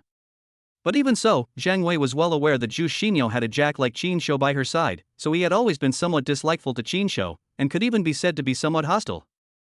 I think Qin Shou heard that Zhu Xinyao got divorced, so he came here in a hurry, hoping to take advantage of the situation. Lu Xiang, a wretched-looking man standing next to Zhang Wei, smiled nastily. Lu Xiang was Zhang Wei's lackey in college. He was appreciated by Zhang Wei because he liked to lick Zhang Wei. After graduation, Zhang Wei arranged a sinecure for Lu Xiang in his father's real estate company. His daily job was to flatter him. Therefore, Lu Xiang was definitely Zhang Wei's best confidant. He saw at a glance that Zhang Wei disliked Qin Shou, so he deliberately made sarcastic remarks to please Zhang Wei. Back then Zhu Xinyao was the white moonlight in everyone's eyes in our class. Which boy dared to say that he had never been attracted to her? But when it comes to working hard and being devoted to our Yao Yao, it must be Qin Shou. Our Yao Yao is the same. Qin Shou was like that, but he didn't even give him a chance. Zhang Hui's tone was sarcastic. She was Zhu Xinyao's college roommate and also the study committee member of the class. She was a typical gossip-prone person. She knew exactly who was good friends with whom and who was having an affair with whom in the class, and then she spread the news everywhere and never got tired of it. She hadn't been doing well in the past few years. She had a good eye and naturally saw that Zhang Wei didn't like Qin Shou, so she joined in the fun and tried to please Zhang Wei. Qin Shou just smiled faintly and said nothing. He had lived a new life, but if he couldn't even stand this little bit of ridicule, then his life was in vain. Qin Shou muttered to himself, I'll make you lose everything later, so you can show off. Lao Qin, this way. Seeing Qin Shou coming over, Gui Gang, who had been sitting in the corner, immediately waved excitedly. Gui Gang, like Qin Shou, was born in a poor rural family. After graduation, he had no background or connections, and he was just an ordinary person in society. Therefore, he could only sit in a corner and drink alone, and no one took the initiative to talk to him. Although he still missed Feng Mimi in his heart, Feng Mimi ignored him and didn't even bother to look at him. Qin Shou walked over to Gui Gang with a smile and sat down in the empty seat next to him. However, Qin Shou did not notice that as soon as he entered the door, the eyes of all the girls in the class gathered towards him. In fact, Qin Shou's foundation was not bad, and he was also handsome, otherwise Zhu Xinyao, who was known as the school belle at that time, would not have given him the opportunity to be a jack. You know, it is not so easy to be the jack of a school belle, and there is a long line of people waiting to take the position. In addition, Qin Shou now has a system, which adds to his appearance, making him look even more handsome and masculine. However, as soon as he came in, he attracted many girls' attention, and even Zhu Xinyao couldn't help but look at Qin Shou a few more times. The empty seat next to Gui Gang happened to be next to Zhu Xinyao. After Qin Shou sat down, Zhu Xinyao subconsciously leaned towards him, wanting to be closer to him. All of this was naturally seen by the sharp-eyed Zhang Wei. He felt even more unhappy with Qin Shou and his face became a little gloomy. Qin Shou, you never come to every class reunion. Where have you been making money these years? How are you doing? Zhang Wei deliberately raised his voice, with obvious provocation in his tone. It was obvious that he sincerely wanted to make Qin Shou look bad in front of everyone and embarrass him. Work, what can I do? Just to make a living. Qin Shou's tone was calm. Now he was as firm as a rock and didn't care about other people's eyes. Since he was already here, he was naturally prepared to be slapped in the face by those who pretended to be cool. I heard that you were laid off a few days ago. Zhang Wei is rich and has many connections. As long as he is willing, he can investigate all the information about his classmates clearly. Yes, that's what happened. Qin Shou shrugged and admitted it frankly. Chapter 19 Zhu Xinyao. Hey, look at you, you're unemployed so you're unemployed, why are you still hiding it? Zhang Wei looked very proud. Qin Shou, I think it would be better if we did this. We are all classmates. If you sincerely call me Wei Go and beg me, maybe I will be in a good mood and arrange a job for you. It was impossible for Zhang Wei to really arrange a good job for Qin Shou, but he just wanted to show off in front of Qin Shou and show off his power in front of others. Qin Shou smiled calmly, muttering to himself, damn, there is such a request. That's right, Qin Shou. Wei Ji's family business is so big that they can easily arrange a good job for you. Just plead with Wei Go and maybe you can get the job. Zhang Hui, who was standing by, also took the opportunity to flatter him, and her tone was so flattering that it gave people goosebumps. However, Qin Shou still didn't want to give Zhang Wei any face. He glanced at Zhang Wei calmly and said calmly, I appreciate your kindness, but I don't plan to find a job. I plan to do some small business. Oh. You want to start a business? That's a good idea. But brother, starting a business requires capital. Do you have enough money? Do you want me to lend you some money to help you get by? Seeing that Qin Shou was unmoved and refused to respond, Zhang Wei felt unhappy and his face darkened slightly. However, he still forced a smile and asked hypocritically. He was hoping that Qin Shou would ask for money so that he could humiliate him. No, it's a small business, it doesn't cost much. Qin Shou said, I came here today to make money. I will have this capital later. Why are you in such a hurry to give me money? Don't worry. I will make money from you pretenders later. How much money can you make from a small business? If you want to be a man, you should do big business. Zhang Wei spoke in a connoisseur's tone, as if he was in charge of the country. What Viagra said is true. Viagra, I respect you. Seeing that Zhang Hui was flattering him so hard, Lu Xiang was afraid that his position as the #1 flatterer would be taken away by her, so he quickly stood up, picked up his wineglass, and clapped his hands in applause. Brother Wei, the cost of this Zuiyu building is not low. It must have cost a lot of money to rent this floor, right? Lu Xiang had just finished flattering Zhang Wei, and before Zhang Wei could enjoy it, Zhou Chong couldn't wait to jump out to steal the business. Hey, it's nothing, not worth mentioning. To be honest, my family also has shares in Zugula, so it's our own property. Today, everyone can eat and drink as much as they want. Don't be polite. Just think of it as coming to your own house for dinner. You don't have to spend a penny. Zhang Wei waved his sleeves and pretended to be heroic. He felt comfortable and enjoyed the flattery. By the way, Wei Ge, you are so outstanding, successful in your career, and your family business is so big. You are simply a model of young talent. Why don't you have a girlfriend yet? Lu Xiang felt unwilling to see that someone had snatched away his opportunity to flatter someone. He immediately had an idea and quickly changed the subject, drawing everyone's attention to Zhang Wei's emotional affairs. As we all know, the so-called class reunion, in addition to providing a stage for those who pretend to be cool, also has a very important function, that is, to provide those former lovers with a chance to rekindle the past, to give them a chance to relive the old days, to have a reminiscent fire after graduation, and to satisfy each other's past regrets. It is obvious that Zhang Wei went to so much trouble to organize such a class reunion for a purpose. Besides showing off, there is another main reason, which is for Zhu Xinyao. I have to say that Zhu Xinyao is indeed a rare beauty as a school belle. Now that she is married, she is not only beautiful but also mature and charming, which is indeed attractive. As a rich second generation, it is naturally impossible for Zhang Wei to marry a divorced woman, but this does not stop him from lusting after Zhu Xinyao's body. Especially now that Zhu Xinyao is married, her front is firmer and her back is more curvy. Wearing a tight red dress, she is even more imaginative than before. He went to so much trouble and spent so much money to carefully plan this class reunion. His main purpose was to hope that something would happen between him and Zhu Xinyao. When he was in college, he had pursued Zhu Xinyao madly and licked her very hard. He didn't know how much time and money he spent on her. Although he was converted to a regular woman for a short period of time, in the end he only kissed her on the lips and never had the chance to hit a home run. This matter has been bothering him for many years. Except for Zhu Xinyao, there was no woman that Zhang Wei had not tricked into bed. Now that he knew that Zhu Xinyao had divorced and was single again, the desire deep in his heart naturally revived.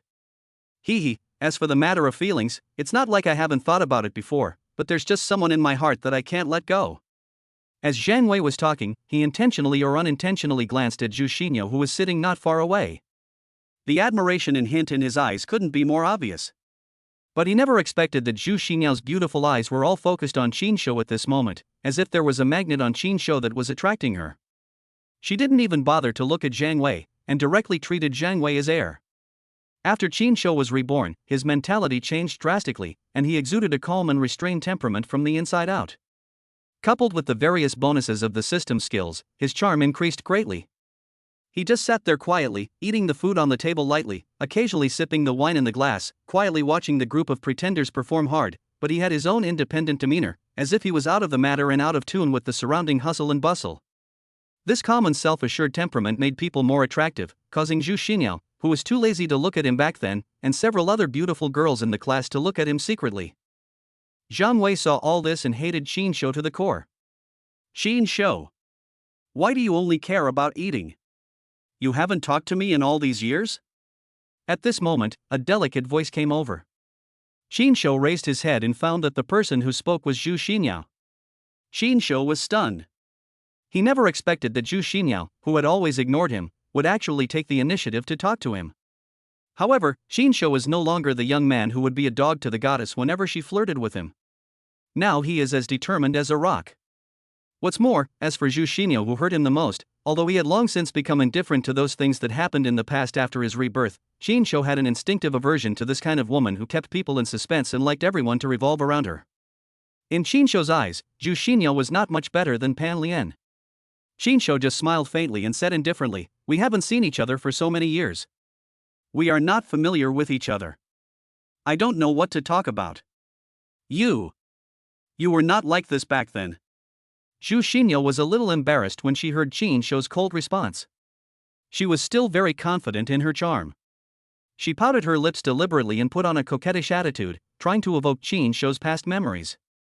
She still clearly remembered how Qin Shou obeyed her every word and obeyed her every word. She was confident that even after so many years, her charm was still the same. She didn't believe that Qin Shou would really be indifferent to her. Chapter 20: Qin Shou's indifference. Oh?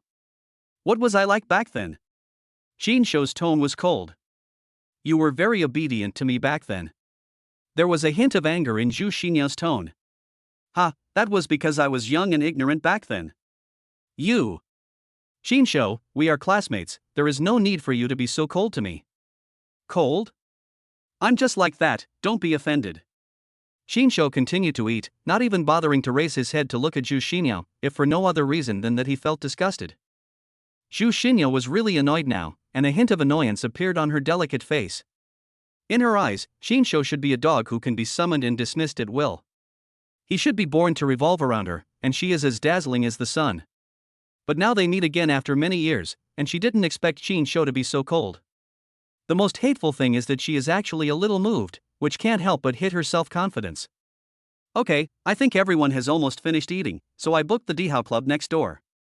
Let's go have some fun, sing some songs, soak in the hot springs, and play some cards.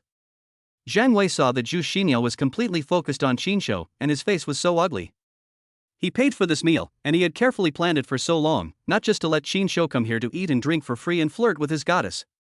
If he didn't rekindle his old love with Zhu Xinyo in the end, and Qinshu got there first, then he would be really at a loss. He would be simply making a wedding dress for others, losing both his wife and his army. Seeing Zhu Xinyo sitting next to Qinshu, he immediately wanted to separate the two, so he immediately suggested singing. Zhang Wei was quite good at singing, and he had participated in the campus star singing competition when he was a student. Although he only won a consolation prize, it was enough to make him proud. He planned to sing a love song in the KTV and completely conquer Zhu Xinyo with his singing. Qinshu's family was not well off during his studies, so he worked part-time and rarely went to entertainment venues like KTV. Therefore, Zhang Wei subjectively believed that Qinshu's singing voice must not be much better, and it was impossible for him to sing better than him. He planned to deliberately have someone hold Qinshu and force him to sing a song, so that Qinshu would embarrass himself in public. Wow, Brother Wei, your arrangements are so thoughtful. The Dihao Club is one of the top entertainment venues in Yecheng. I heard that the facilities and services there are first class. It would be such an honor to be able to go there. Lu Xiang immediately seized the opportunity and started to flatter again without hesitation. Damn it! We haven't even finished our meal yet and we're already going to sing. What a bummer. Wei Gang sat next to Qinshu, muttering quietly, looking unhappy. He came to the class reunion today, in addition to trying his luck and seeing if he could talk to Feng Mimi. His main purpose was to have a meal. After all, he was short of money recently. Unfortunately, Feng Mimi seemed to be avoiding the plague from beginning to end, deliberately avoiding him and not giving him any chance to get close, so he could only eat the food in silence, just to fill his stomach.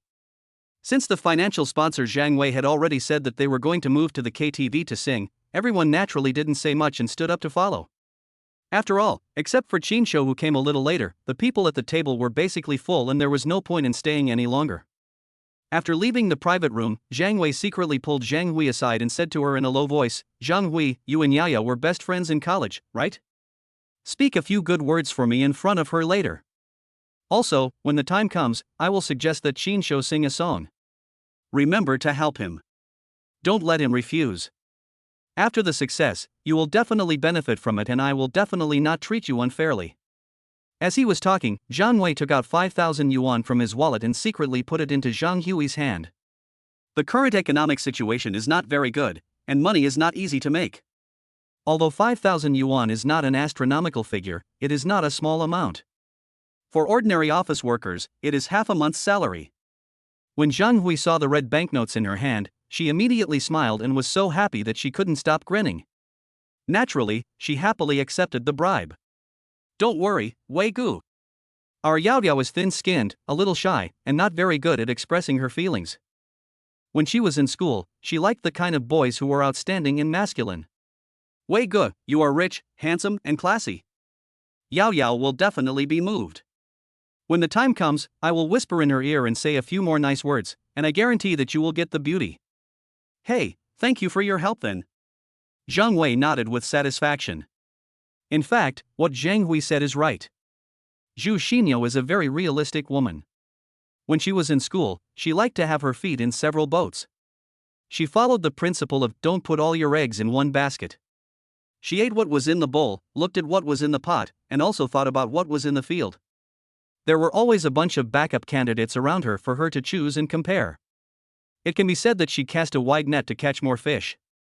Finally, she chose a vice president of the student union from among many suitors. He was also a rich second-generation man with a wealthy family. Unfortunately, the rich second-generation man was a playboy at heart, and he was very playful. After the novelty wore off, he got tired of Zhu Xinyo within a year and divorced her mercilessly, leaving her with nothing. Now that she came to attend this class reunion, she did have the idea of reconciling with Zhang Wei. After all, in the eyes of her classmates, Zhang Wei's family owned a mine. Originally, Qin Shou had no chance in front of Zhang Wei. After all, Qin Shou was just an ordinary worker, a poor loser, and was not on the same level as Zhang Wei. But no one expected that after Qin Shou's rebirth, his temperament changed drastically, which completely attracted Zhu Xinyao's attention.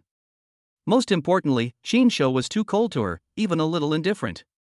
A woman like her has been pampered since childhood and treated like a star. The colder you are to her, the more dissatisfied she will be and the more she will want to conquer you. Her self-esteem and pride made her unable to accept that the licking dog who had obeyed her in everything in the past was now ignoring her, which was a huge negation of her charm. Therefore, she was even more determined to attract Qin Shou's attention again and make him fall in love with her again. Of course, with Zhu Xinyao's personality, she might not really give Qin Shou any substantial opportunities. Maybe when Qin Shou really becomes interested and plans to come back to lick her like he did in the past, she will feel bored and throw Qin Shou away mercilessly like she did in the past. She may just enjoy the feeling of being sought after and admired. Old Qin, I saw Zhu Xinyao was quite enthusiastic towards you just now. She took the initiative to talk to you and pouted delicately. Why did you ignore her? This is really unlike your style before. Didn't you like to be around her the most in the past? On the way to the Dihao Club, Gui Gang finally couldn't help but wonder, so he approached Qin Shou and asked in a low voice. Gangzi, it's been so many years, and you still can't forget about such trivial things? Can't you see how Feng Mimi treated you? Wake up, my brother. For a man, the most important thing is to make money. With money, you can find any woman. There are a lot of women like Feng Mimi, right? Qin Shou patted Gui Gang's shoulder earnestly. You are such a boaster. I saw you licking Pan Lian before, you were so enthusiastic. You wanted to give her your heart. Zhu Xinyao is much prettier than Pan Lian, why are you so unhappy now? Have you changed your personality? Gui Gang curled his lips, obviously not buying Qin Shou's words. You. It was only after I experienced the Pan Lian incident that I finally woke up. Men, don't fall in love with women. You can be passionate about your body, but you definitely can't be passionate about your heart. Qin Shou was choked by Gui Gang's words and was speechless for a moment, but then he thought again and realized that before his rebirth, there was indeed no essential difference between him and Gui Gang in terms of feelings, both of them were bootlickers. Forget it, I won't say any more. You won't understand even if I tell you this. I'll help you get rich someday and show you what real money power is. Seeing that Gui Gang was still a little confused, Qin Shou decided to prove it to him with practical actions. Take me to get rich? Lao Qin, didn't you just get laid off by the company? Now you are penniless, where are you going to make a fortune? Are you going to pick up money on the street? When Gui Gang heard Qin Shou say that he would help him get rich, he immediately became excited. Hee, my way to make money lies in them. Qin Shou smiled mysteriously, then pointed at Zhang Wei, who was leading the crowd and walking at a brisk pace in front of him, eloquently and talking loudly as he walked. No way, Lao Qin, are you sure? Zhang Wei obviously doesn't like you, and you still expect him to lend you money? Are you crazy? When Gui Gang heard Qin Shou's words, he felt that they were just fairy tales. Who the hell said I borrowed money? I took it. Do you understand? It's taken, not borrowed. Take it? How do you take it? Are you planning to just rob it? Gui Gang was completely confused by Qin Shou's words. He really couldn't figure out how Qin Shou was going to get money from Zhang Wei. Just open your eyes and watch carefully, you will understand later. Qin Shou smiled mysteriously and didn't explain much. Chapter 21. The system can't stand it anymore. In the luxurious box of Dihao Club, Zhang Wei was holding the microphone and singing with great passion. He was singing Jay Chou's Back to the Past. While singing this song, Zhang Wei glanced at Zhu Xinyao intentionally or unintentionally. Jay Chou could be regarded as the eternal music idol in the hearts of female college students of that era. After all, Zhang Wei had dated Zhu Xinyao for a period of time, so he naturally knew that Zhu Xinyao liked Jay Chou since college. Therefore, he deliberately chose this song, implying that he hoped to go back to the past with Zhu Xinyao and rekindle their old love. However, to Zhang Wei's disappointment, Zhu Xinyao was sitting close to Qin Shou at this moment, with a hint of annoyance on her face. She was still sulking about Qin Shou's cold attitude and didn't even look at the self-indulgent Zhang Wei. Since entering the KTV room, Zhu Xinyao took the initiative to sit next to Qin Shou and talk to him. But Qin Shou was unmoved. No matter how she tried to show her kindness to him, Qin Shou's memory was extremely cold, and his face was also a neutral expression. But it must be said that the more Qin Shou acted so cold, the more Zhu Xinyo felt that he exuded an indescribable charm. Her inner competitive spirit was completely aroused, and she wanted to attract Qin Shou's attention more and more, and wanted to reconquer this suck-up who once obeyed her in everything. So, even though Zhang Wei sang at the top of his lungs and with all his effort on the stage, Zhu Xinyo had no intention of listening at all. She didn't even look at Zhang Wei directly. Her attention was all on Qin Shou. To be fair, Zhang Wei has some ability to participate in the campus star singing competition. His singing skills are indeed good, and his grasp of pitch and rhythm is quite good, which won him warm applause. Great! Wei Ji's singing is really great. It's almost comparable to the original singer. He is worthy of being the campus singing king of our year. Zhang Hui, Lu Xiang and other flatterers immediately jumped on the opportunity and gave a string of corny compliments without hesitation. It was clearly just a consolation prize back then, but these two pushed him into the campus singing king. Thank you for the compliment. I haven't sung properly in so many years, so my level is not as good as before. I feel a little rusty. When Zhang Wei heard everyone's praise, a smile that was both proud and humble appeared on his face, but his heart was actually beaming with joy, and his vanity was greatly satisfied. Brother Wei, don't be so modest. You sing so beautifully, like a professional.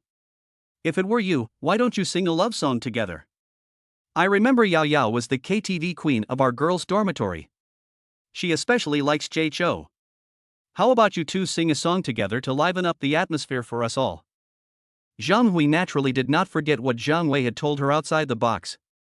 She immediately seized the opportunity and tried her best to match Zhang Wei and Zhu Xinyo to sing a love song together. Yes, let's sing a song. Wei Ge and Yao Yao sing a duet. This is definitely the biggest bonus tonight.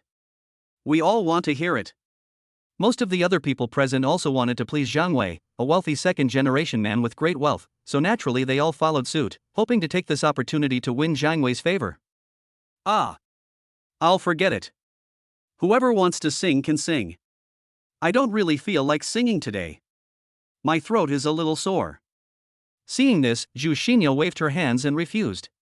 At this moment, Zhu Xinyo's mind was full of Qin Shou. All her thoughts were on Qin Shou. She was afraid that her singing with Zhang Wei would cause Qin Shou to misunderstand her or make him think that she still had feelings for Zhang Wei, so she chose to refuse without hesitation. Yao Yao, don't be such a dampener. It's rare that everyone is in such high spirits, and this is everyone's common wish, just give everyone some face and sing a song. As Zhu Xinyao's best friend, Zhang Hui had to do her best to do her job since she had accepted Zhang Wei's money. So she immediately tried her best to persuade him. That's right, Yao Yao, it's rare that our Wei Ge is in such a good mood today. And I remember that you were an enviable couple in college. Now that you are all single again, singing a love song together can be regarded as a perfect ending to our youth, allowing everyone to reminisce about the good times back then. How great! Lu Xiang followed closely behind, trying to persuade them with exaggeration. Yes, Yao Yao, I remember that you really like Jay Chou's The Rooftop. How about we sing a duet of The Rooftop? Zhang Wei also struck while the iron was hot and looked at Zhu Xinyo eagerly, full of anticipation. Zhu Xinyo was a little shaken when she heard so many people trying to persuade her. She looked at Qin Shou hesitantly to see his reaction. Qin Shou had an extremely indifferent expression on his handsome face. He seemed to be completely unaware of what was happening around him. He was quietly eating melon seeds. Humph! Why are you pretending to be so calm? I don't believe that you really don't care about me at all. When Zhu Xinyo saw Qin Shou's cold reaction, the spirit of unwillingness to admit defeat surged up again in her heart. She gritted her teeth secretly and couldn't help but feel rebellious. She wanted to deliberately provoke Qin Shou to see if he really had no feelings for her at all. Okay, then sing one song, just one. After saying this, Zhu Xinyo immediately turned to look at Qin Shou, only to see that Qin Shou still had an indifferent expression. Her eyes darkened involuntarily, and she secretly sighed. Is it true that she has no charm at all to him? Great. That's great. Zhang Wei, why are you still standing there? Hurry up and give the microphone to our Yao Yao. Really, you have no tact at all. When Zhang Hui saw that Zhu Xinyo finally agreed, she immediately clapped her hands excitedly.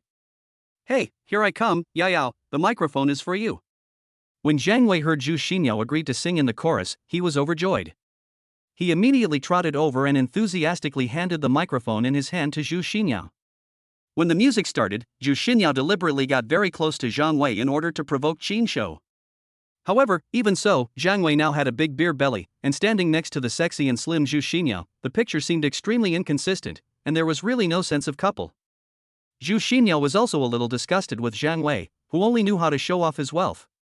But she still suppressed the discomfort in her heart and forced a smile on her face. However, Zhang Wei was enjoying it very much. He was completely immersed in the joy of singing with the goddess and did not notice the subtle changes in Zhu Xinyao's expression at all. He looked at Qin Shou with an arrogant look on his face, almost like he was writing on his face. He thought to himself, how dare you compete with me for the goddess, you stinky loser, why don't you take a piss and look at yourself? Are you fucking worthy? Ding. The system detected that the host has resentment towards his first love, and that he is being bullied by a pretentious person, which seriously affects the host's physical and mental health. A temporary task is hereby issued: take down the first love goddess Zhu Xinyao and give a slap to the pretentious person Zhang Wei. To help the host complete the task, the mysterious skill god of song is given. Once the singing voice comes out, it can instantly charm thousands of beautiful girls. Damn it! This is also a free skill? It seems that I have to take action today even if I don't want to. Since the system can't stand it anymore, I will have to reluctantly kill this pretentious guy. Qin Shou heard the system's prompt and felt a little amused. He didn't expect the system to help him in this way. However, since there were free skills to be gained and he could also teach Zhang Wei a lesson, Qin Shou was naturally happy to do it. Chapter 22, A Big Wave of. Great! Wei Guo and our class goddess Yao Yao are a perfect match. This love song duet is simply amazing. They are a perfect match. I'm crazy. After singing the song The Roof, although the two of them had no tacit understanding in singing, Zhang Hui still clapped and cheered. That's right, Wei Guo and goddess Zhu Xinyao are such a perfect match. Others were not to be outdone, and flattery continued in the box. TSK. You call this a couple? It's like a car accident, the lyrics don't match, the tune is off, it's so awkward that I'm digging my toes in. I might as well go up and sing a few lines. Gui Gang couldn't help but mutter a few words under his breath, with an undisguised look of contempt on his face. Kid, keep your voice down. After all, they invited us here to eat and drink for free. We should be grateful for their kindness and be grateful for their help. Don't ruin their show. Qin Shou smiled calmly. No, brother, Zhu Xinyao was your former goddess. Am I not standing up for you and speaking up for you? You watched her being affectionate with another man, and you really don't care at all? Have you really let her go?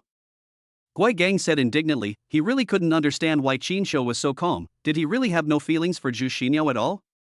Gangzi, we are all approaching 30, does it matter whether I care or not? For a man, the most important thing is to make money. Why do you think everyone gives face to Zhang Wei and treats us like air? Tisk, just brag. If making money is so easy, wouldn't the streets be full of rich people? Would we still have to work so hard like us? Gui Gang curled his lips, looking disapproving. Hey, everyone, thank you for your praise. I'm sorry for showing off my ugliness. Is there anyone who hasn't sung before? Are you interested in singing a song? Zhang Wei felt even more proud when he heard everyone's praise. While pretending to be modest, he gave Zhang Hui a subtle wink, indicating that she could start acting according to the plan. Qin Shou, you've been sitting there alone eating sunflower seeds. Isn't that too quiet? Why don't you come up and sing a song? I don't think I've ever seen you sing in a KTV during college. Everyone is curious about your singing voice and wants to hear what you sing like. Zhang Hui understood what Zhang Wei meant, and after receiving Zhang Wei's instructions, she immediately and deliberately led the topic to Qin Shou, encouraging him to sing in order to embarrass him in public. Yes, Qin Shou, I rarely saw you attend class reunions during college. Now that you finally come, everyone wants to hear your singing voice, so don't hide it. Lu Xiang also joined in the fun at the right time. Qin Shou had never sung a song during college. In Lu Xiang's mind, he was definitely not as good as Zhang Wei. When Qin Shou opened his mouth, he would definitely be outshined by Zhang Wei. That's right, Qin Shou, don't be shy, sing a song. Sing a song. Others followed suit and encouraged Qin Shou to sing. Damn it, these bastards are clearly trying to embarrass you. They all know that you almost never go to KTV to sing, let alone sing in front of so many people. This is really too much. Gui Gang cursed in a low voice and felt indignant on behalf of Qin Shou. He thought that Jiang Wei, Zhang Hui, and others were really going too far and actually came up with such a dirty trick to embarrass Qin Shou. Sure. Since everyone is so enthusiastic, I will sing a song, Eason Chan's The Lone Brave Man. Qin Shou behaved unusually calmly. He took the microphone with a faint smile on his face, showing no sign of stage fright at all. In fact, Qin Shou's singing skills were good, and he sang very well, not worse than Jiang Wei, who won the consolation prize in the Campus Star Singing Contest. However, during college, he was busy working part-time and struggling to earn a living, so he had no time or opportunity to attend those class reunions, and naturally he had never appeared in entertainment places such as KTV, so everyone naturally thought that he could not sing at all. Now, he has been blessed with the mysterious skill god of song given by the system, which is like adding wings to a tiger. Qin Shou is naturally fearless. Oh my god, brother, are you so excited that you've lost your mind? You just said you don't care about Zhu Xinyao?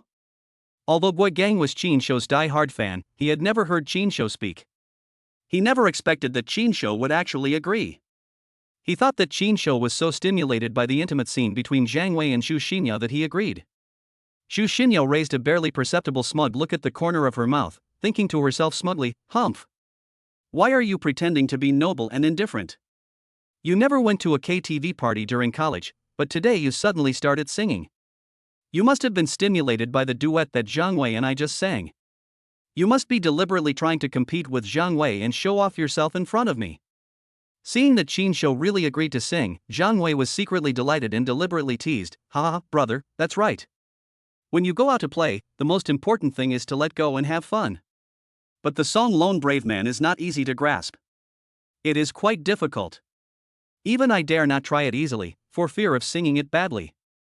But don't worry, no matter how badly you sing, even if you are out of tune, I will never laugh at you, don't you agree?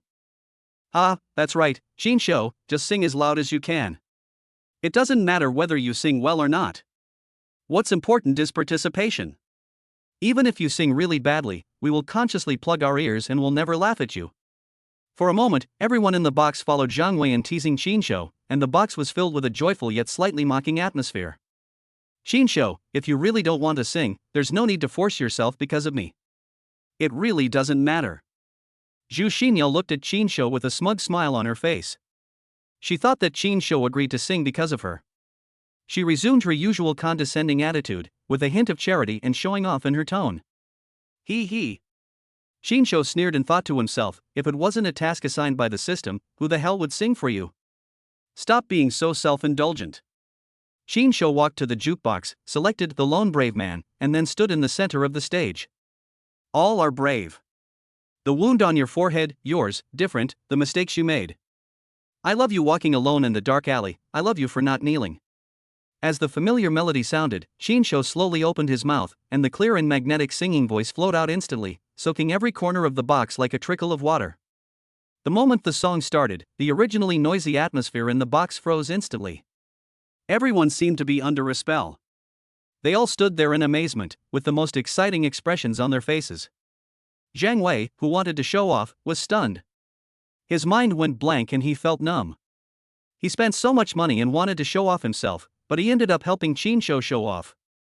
It's heavenly music. It's totally heavenly music. This is the common thought in everyone's mind. It's amazing, not inferior to Eason Chan's original version, and even better. Some people even exclaimed. Zhu Xinyao's eyes were full of little stars when she looked at Qin Shou, and Feng Mimi's eyes were full of little stars when she looked at Qin Shou. All the girls looked at Qin Shou with admiration. On the contrary, all the boys treated him as a formidable enemy and looked at him with complicated eyes, a mixture of envy, jealousy, and unwillingness. This is so fucking amazing. There were many people who had been thinking of rekindling their old lover from college, but now, once Qin Shou started singing, there was no chance. All the girls were mesmerized by Qin Shou's singing. Chapter 23. I'll play with you. When the song ended, Qin Shou put down the microphone, walked back to his seat calmly, and continued to eat melon seeds calmly, as if the song that had just amazed the audience was just a trivial matter.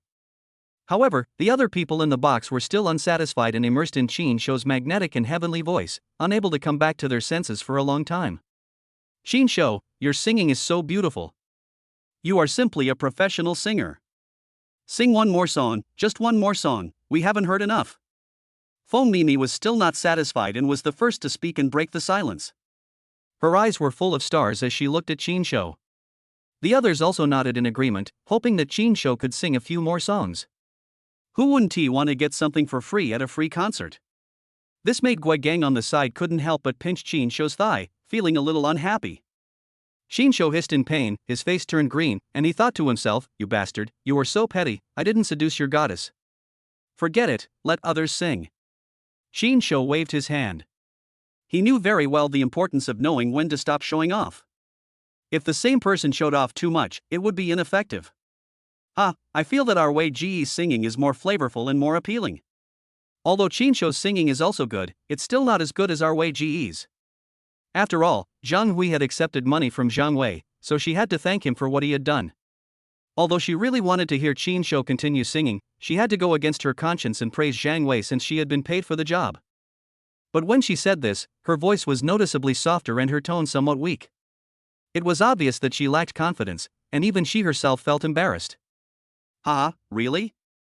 Although Feng Nini usually has a lot of fun, she is a straightforward person.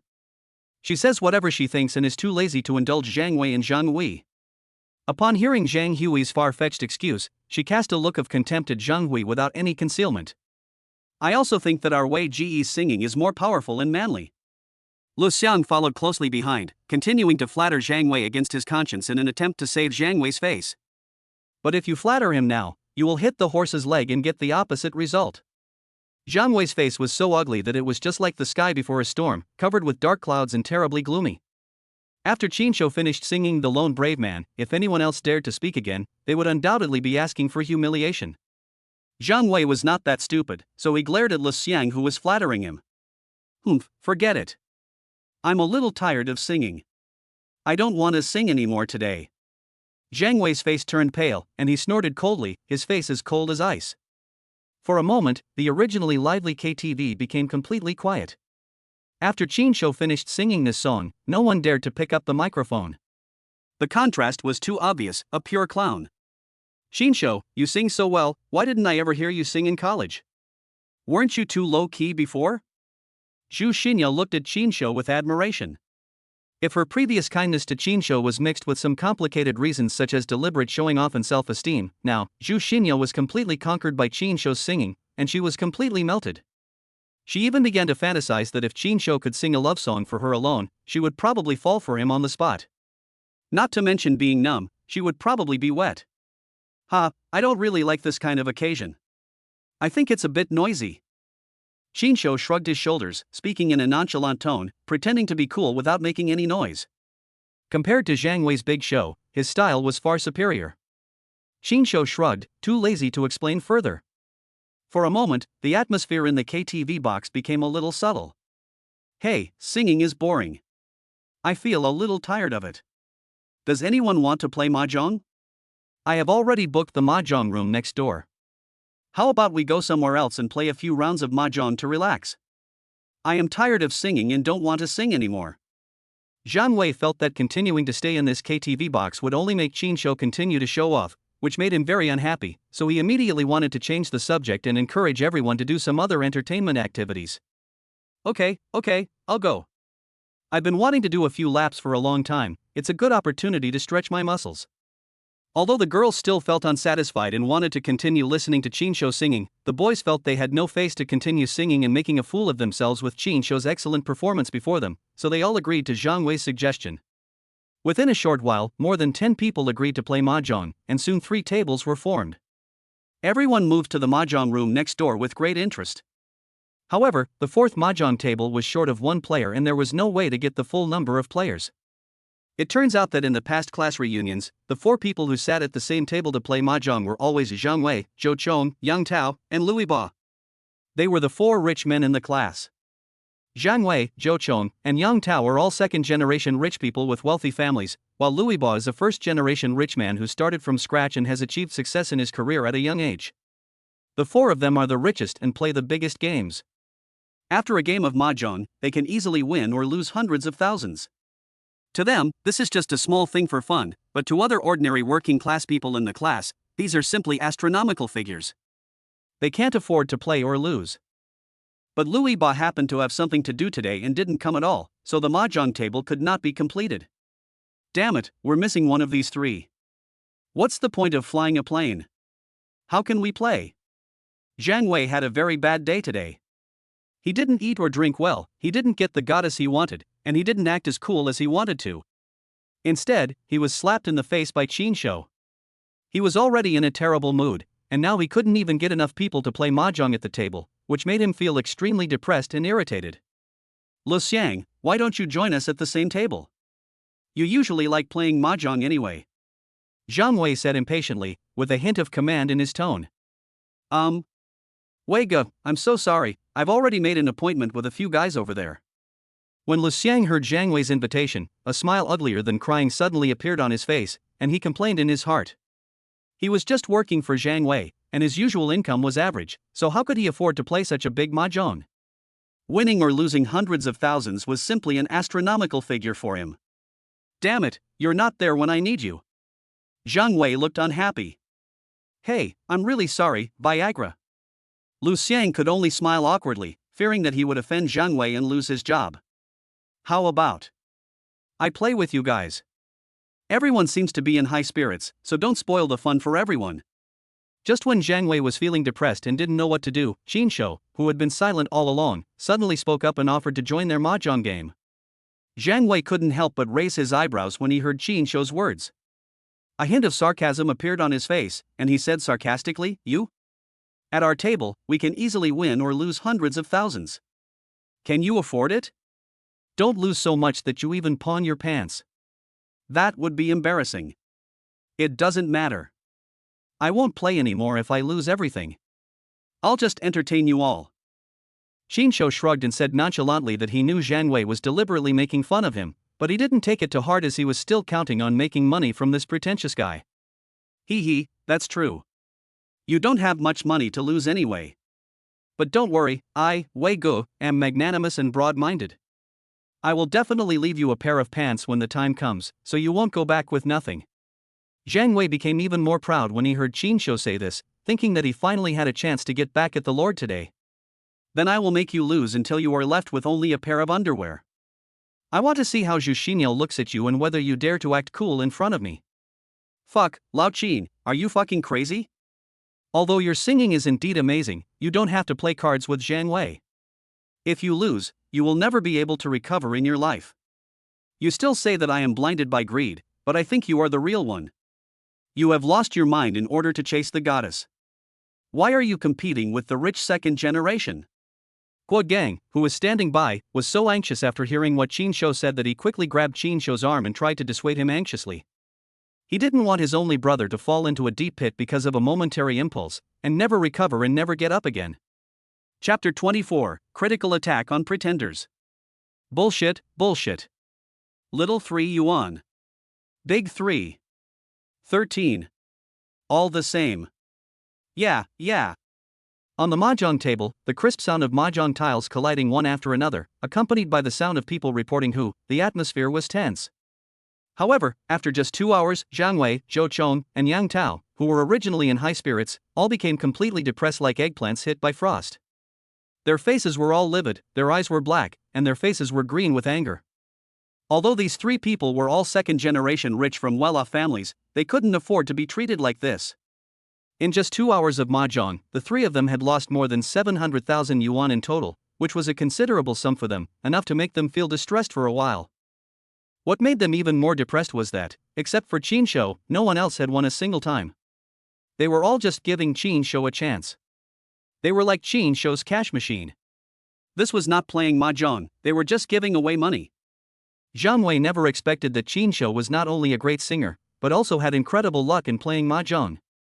It was okay that he won the game, but he won big cards, and the 3 of them were crying out in pain. They now realized that Qin Shou was just pretending to be a pig and eating the tiger, and was deliberately trying to cheat them out of their money. At this moment, the 3 of them were staring at Qin Shou as he was picking up the cards, with cold sweat running down their foreheads, and they were extremely nervous. Qin Shou showed a meaningful and mysterious smile at the corner of his mouth, picked up a card slowly, and then touched it lightly, turning the card in his hand over.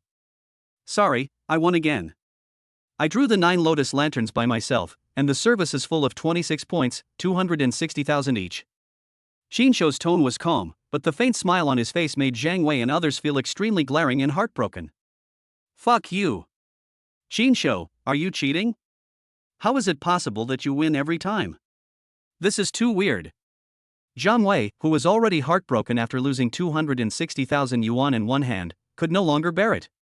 He slammed the table, pushed the cards in his hand down, pointed at Qin Shou angrily and questioned him.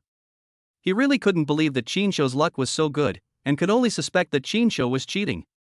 That's right, Qin Shou, you are too outrageous, aren't you? Did he secretly do something to the cards? How could it be possible that you can win every time, and all of them are big cards? Although Zhou Chong and Yang Tao also have rich families, they are still far behind Zhang Wei.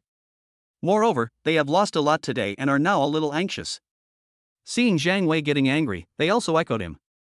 How could they know that Qin Shou had no reason to cheat, because with his invincible actuary skill activated, his mental arithmetic and memory were comparable to a national-level supercomputer.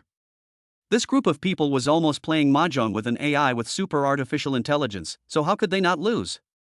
Hey, I don't know who just said that someone should not afford to play, saying that each person should leave a pair of pants. Don't you have money? Why can't you afford to play now? Ever since sitting at the mahjong table, Guo Gang has been watching beside Qin Shou, fearing that Qin Shou would lose everything. He never expected that the three most pretentious rich second generations in the class would really lose everything. Naturally, he was grinning from ear to ear, and immediately seized the opportunity to speak up for Qin Shou and add insult to injury. Fuck you, Guo Gang, we are playing cards, what the hell is it to you? What are you doing here? You are meddling in other people's business. When Zhang Wei heard Guo Gang's ridicule, his face suddenly became even gloomier. He glared at Guo Gang fiercely with a bad tone. What? There's a show-off who lost and wants to deny his debt. Can't I stand up for him? If you can't afford to lose, then don't play.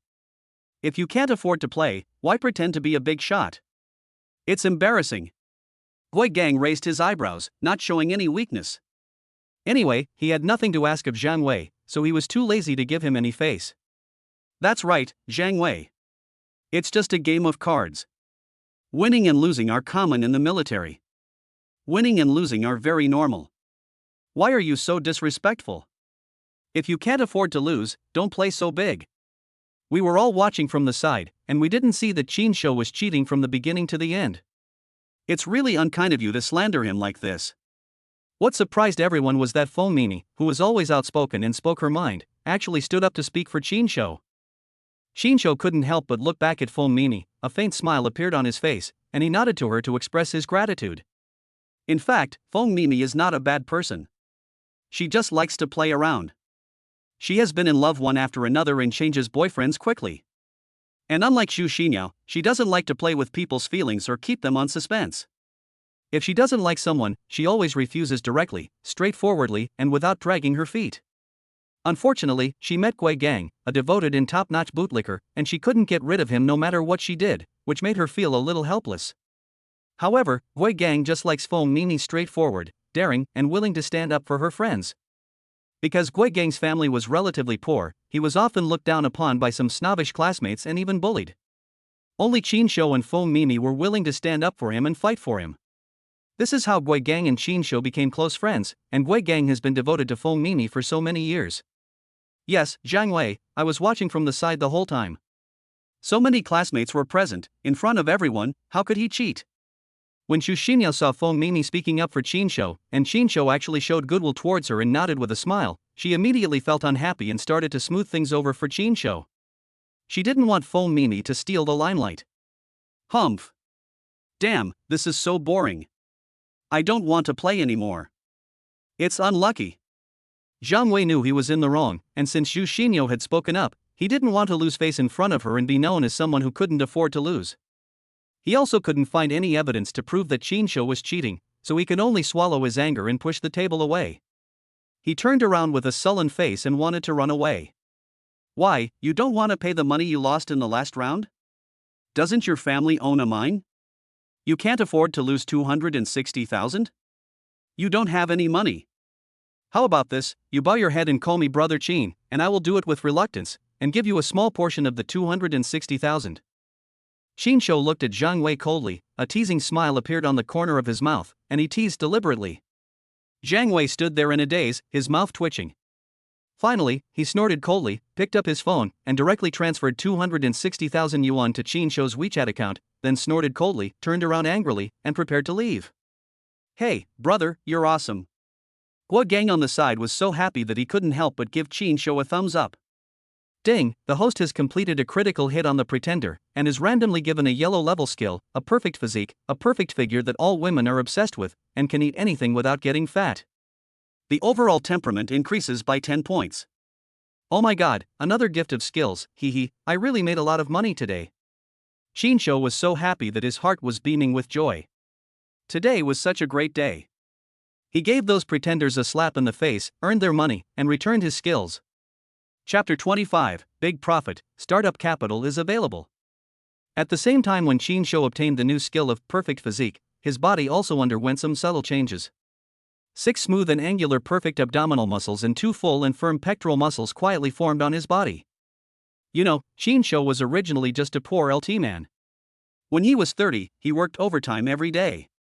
He had no time and energy to exercise, let alone have enviable muscles. It was already very good that he didn't have a beer belly. Now, he suddenly had a perfect muscle line for no reason. Naturally, his overall image and temperament changed drastically, and he instantly became a handsome man full of male hormones. Oh my god, Lao Qin, I feel like you've suddenly become so tall and handsome. I don't know if it's because Qin Shou succeeded in pretending to be awesome today, and now he's so awesome, which makes Guo Gang feel that Qin Shou is extremely dazzling, or what, he always feels that Qin Shou has suddenly become handsome. Of course, what Guo Gang doesn't know is that it's not because Qin Shou is so awesome at the moment, but that he really has become handsome. Of course, Guo Gang was not the only one who had this feeling. The girls who were watching Qin Shou playing cards in the back of the box, including Zhu Xinyo and Feng Mimi, also felt that Qin Shou's temperament seemed to have inexplicably become better. He was shining, as if there was a halo behind his forehead, and it was so bright that it blinded their eyes. Hey, brother Qin, you are my brother, my dear brother. You are closer than my dear brother. Can you give me the change of my 260,000 yuan? Didn't you just say that if I call you brother, I can give you the change? Zhou Chong was not as concerned about his reputation as Zhang Wei. He was thick-skinned and pragmatic. When he heard Qin Shou say that he could get a small discount by calling him brother, he immediately became interested. 260,000 yuan with a small discount, that's a full 60,000 yuan. This was not a small amount of money for him. Even if his family had some money, 60,000 yuan was not something he could squander casually. Moreover, he had lost a lot today. Adding the 260,000 yuan he had just lost to Qin Shou, he had lost almost 500,000 yuan in total. This made him feel distressed. Anything he could save was worth it. Even a small amount was still meat. No problem. We are all classmates. This is nothing. It's easy to talk about it. Since you called me brother, I will waive the 60,000 yuan. You're welcome. Qin Shou nodded generously, pretending to be cool without realizing it. Okay. Thank you, brother Qin. Brother Qin, you are so generous. Brother Qin, if you need me, Zhou Chong, for anything in the future, just let me know, and I, Zhou Chong, will do my best. When Zhou Chong heard that Qin Shou really agreed to waive the 60,000 yuan, he immediately smiled and was so happy that he couldn't stop smiling. He quickly took out his mobile phone and quickly transferred 200,000 yuan to Qin Shou. Then, fearing that Qin Shou would regret it, he slipped away in disgrace and left so quickly. Oh my god, brother Qin, you are also my brother, my dear brother, closer than my dear brother. Can you also give me the 60,000 yuan? Seeing that Qin Shou actually waived 60,000 yuan for Zhou Chong, Yang Tao naturally didn't want to miss out on such a good opportunity. He thought it would be a waste not to take advantage of it, so he immediately came up to him with a shameless face, calling him brother Qin all the time, and sounded very affectionate. Okay, you two, since you already call me brother, then forget about the 60,000 yuan, we are all brothers. Qin Shou smiled and patted Yang Tao on the shoulder, speaking in the same generous tone. Brother Qin is awesome. Brother Qin is generous. When Yang Tao saw that Qin Shou also agreed to waive the 60,000 yuan for him, he immediately smiled, gave Qin Shou a thumbs up, praised him repeatedly, then quickly took out his mobile phone and transferred 200,000 yuan to Qin Shou. In fact, Qin Shou knew very well that he won too much today. If he was determined to take the 260,000, these rich second generations might unite and rely on their wealth and power to deny their debts. Then he would not get a penny. It is very common to default on debts when playing mahjong. But now he took the initiative to offer that as long as they called him brother, they would be exempted from the change of 60,000 yuan. These people would definitely worry that he would go back on his word, so in order to avoid any more trouble, they would immediately transfer the money. Moreover, doing so would make him look very generous, and invisibly leave a good impression on them, and maybe they would be useful to them in the future. This is called retreating in order to advance. You make money and pretend to be cool. It seems like you lost 60,000 yuan, but in fact you made 200,000 yuan. It's a great win. Okay, you're the same, so just forget about the 60,000. Brother Qin is awesome, Brother Qin is generous. Yang Tao gave a thumbs up and also transferred 200,000 yuan to Qin Shou. Qin Shou, what the hell do you mean? Why can they be exempted from 60,000? Zhang Wei had already walked to the door, but when he saw Zhou Chong and Yang Tao, two spineless guys, actually called Qin Shou brother for 60,000 yuan, he immediately regretted it and was so angry that his lungs almost exploded. He was also in pain. In the past, when playing mahjong, although he played big, he would win and lose, so he didn't lose too much. But today, Qin Shou was the only one who played the hand, and he was the one who gave Qin Shou the most points. He lost more than 700,000 yuan in one breath. No one's money comes from the wind, and anyone would feel sad. Now, he was exempted from 60,000 yuan for no reason just because he called him brother. How could Zhang Wei feel comfortable? But the money had been given, and he just couldn't bring himself to call him brother. For him, who was so proud and arrogant, this was even more painful than killing him. It was so frustrating. Qin Shou looked at Zhang Wei's expression of having eaten shit, smiled jokingly, and deliberately added fuel to the fire. Zhang Wei, we are all old classmates, and I don't want people to say that I treat you differently. How about this? I will give you another chance. As long as you call me Brother Qin, I will immediately transfer the 60,000 yuan back to you. How about it? Fuck you, let's wait and see. This matter is not over yet. Zhang Wei was so angry that his teeth itched, but he could do nothing. He could not call him brother, not in this life. In the end, he could only leave a cruel word, snorted coldly, and turned away without looking back.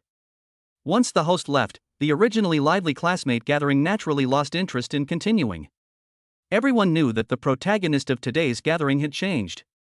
Except for the people at other tables who were still playing mahjong with great interest, everyone else got up and said goodbye in disappointment, leaving the box in 2s and 3s, and went their separate ways.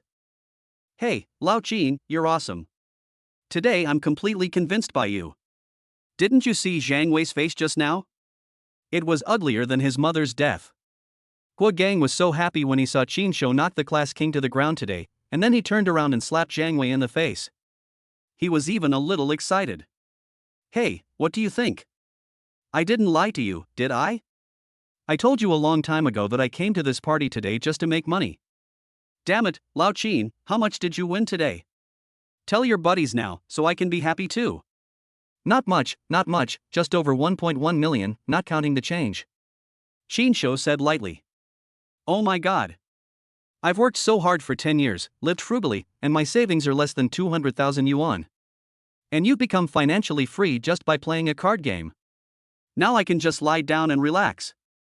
When Gui Gang heard that Qin Shou had won more than 1 million, he was stunned and couldn't help but swear. He felt a little jealous and felt that the gap between him and Qin Shou was too big after this game of cards. He was afraid that his brother would suffer and that he would drive a Land Rover. This was Gui Gang's feeling at the moment. Hey, more than 1 million is not enough for me to live comfortably, but it is enough to start my business. I plan to shoot short dramas and set up a film and television company. Gangzi, are you interested in following me? I will take you flying. With the money, you still worry about not having women? Qin Shou patted Gui Gang on the shoulder. Gui Gang was Qin Shou's die-hard supporter. He would naturally not forget his brother when he had the chance to make a fortune. Chapter 26 Brothers drive a Bentley. The two were chatting casually when Qin Shou's phone suddenly vibrated and a new WeChat message popped up. Qin Shou picked up the phone and saw that it was a message from Yin Yurong. Baby, where are you? I miss you so much.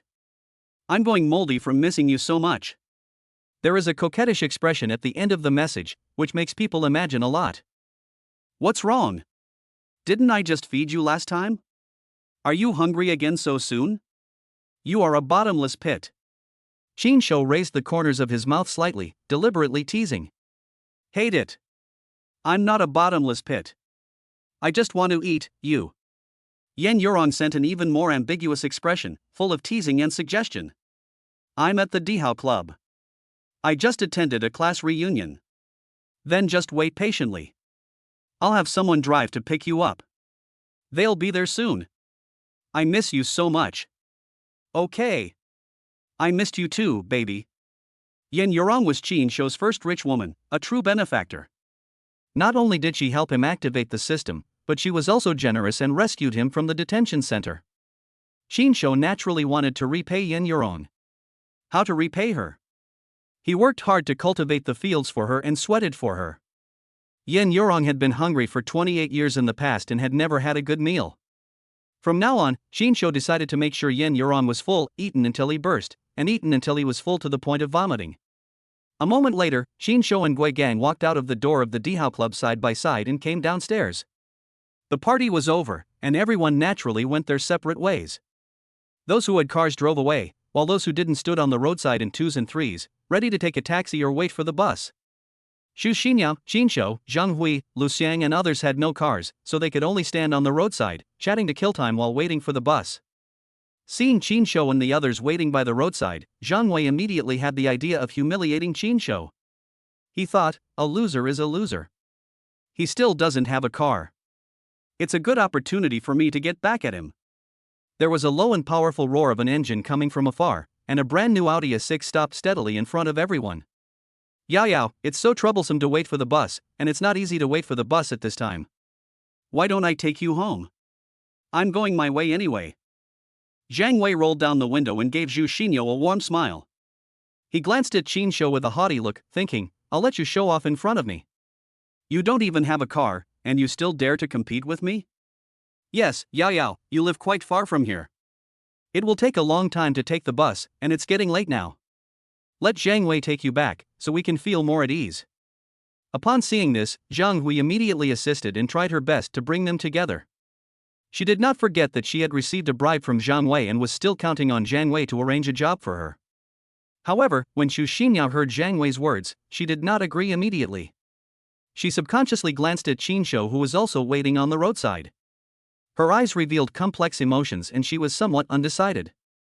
Qin Shou was so dazzling today that Zhu Xinyo was really moved. She also had some strange feelings deep in her heart. Therefore, she was reluctant to have too much contact with Zhang Wei in front of Qin Shou. But Qin Shou was always too cold towards her, which made her completely unable to figure out what Qin Shou was thinking. She felt a little uneasy and even began to back down.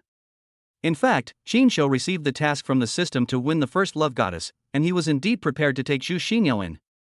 After all, Zhu Xinyo was pretty and had a good figure, and it was not a loss for him to just go for sex. But Qin Shou deliberately adopted the strategy of playing hard to get. He did not forget how Zhu Xinyo deliberately kept him hanging in the past, which made him feel somewhat unhappy. Therefore, he planned to keep Zhu Xinyo hanging for a while to let her have a taste of the anxiety. The task can be done at any time, he is not in a hurry. Zhu Xinyo secretly glanced at Qin Shou a few more times, and saw that Qin Shou still looked nonchalant and had nothing to do with it, which made her feel even more disappointed. She originally wanted to deliberately provoke Qin Shou to see his reaction, but now she couldn't bring herself to do anything. For the first time, she felt that Qin Shou might not really care about her anymore, at least not as much as she thought. This made her feel a little disappointed, and even her nose felt a little sour and her eyes were slightly moist. For the first time, she regretted what she had done to Qin Shou in the past, and felt that she was too willful and ignorant. She always felt as if she had missed something very important, and her heart was empty and very uncomfortable. Women like to compare and measure in their hearts. After what happened today, Zhu Xinyo compared Qin Shou and Zhang Wei carefully. It turned out that apart from having some dirty money, Zhang Wei was completely useless. But Qin Shou won so much in today's game of cards. Although he is not rich, he is not a pauper either. Zhang Wei has lost his only remaining advantage. Qin Shou, why don't you call me Wei Guo? Since we are classmates, I will reluctantly give you a ride. My Audi A6 has a large space, so it is more than enough to bring one more person. Zhang Wei, who had been severely slapped in the face by Qin Shou before, finally found an opportunity to get back at his former self. Naturally, he would not let it go easily and deliberately amplified his voice. No, my car will be here soon, so I won't bother you. Qin Shou looked indifferent and shook his head neither humbly nor arrogantly. No way, brother, when did you get a car? How come I didn't know anything about it? Are we still brothers? When Gui Gang heard Chinsho say that his car would be here soon, his heart skipped a beat, and he felt an indescribable complex emotion, a little disappointed and depressed. My brother is not suffering at all now, he really drives a Land Rover, why am I so upset? You have a car. Ha, stop bragging. If you have a car, why don't you drive over here? And you even asked someone to pick you up? You're just trying to show off, to make yourself look good. You didn't call a Didi taxi on the spur of the moment, did you? Zhang Wei had a look of disdain on his face. Today he finally got the chance, he had to put on airs again. However, just when Zhang Wei was looking very proud, accompanied by a low and rich engine roar, a black Bentley Continental GT Series drove over and stopped steadily in front of Chinsho and others. The car door slowly opened, and a middle-aged male driver wearing a neat black tuxedo and white gloves got out of the car with a standard professional smile on his face. He walked up to Chinsho, bowed slightly, and said respectfully, "Mr. Chin, I am here to pick you up on the orders of the eldest lady. Please get in the car." This scene made everyone stunned. This was a movie being filmed across the distance. How could this guy pretend like this? For a moment, everyone looked at Chinsho again, only to feel that the halo behind his forehead had appeared again, so intimidating that they couldn't bear to look directly at it.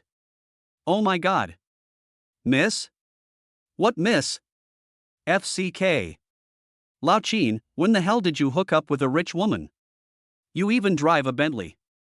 Gui Gang was filled with sadness. It turned out that his brother was not driving a Land Rover, but a Bentley.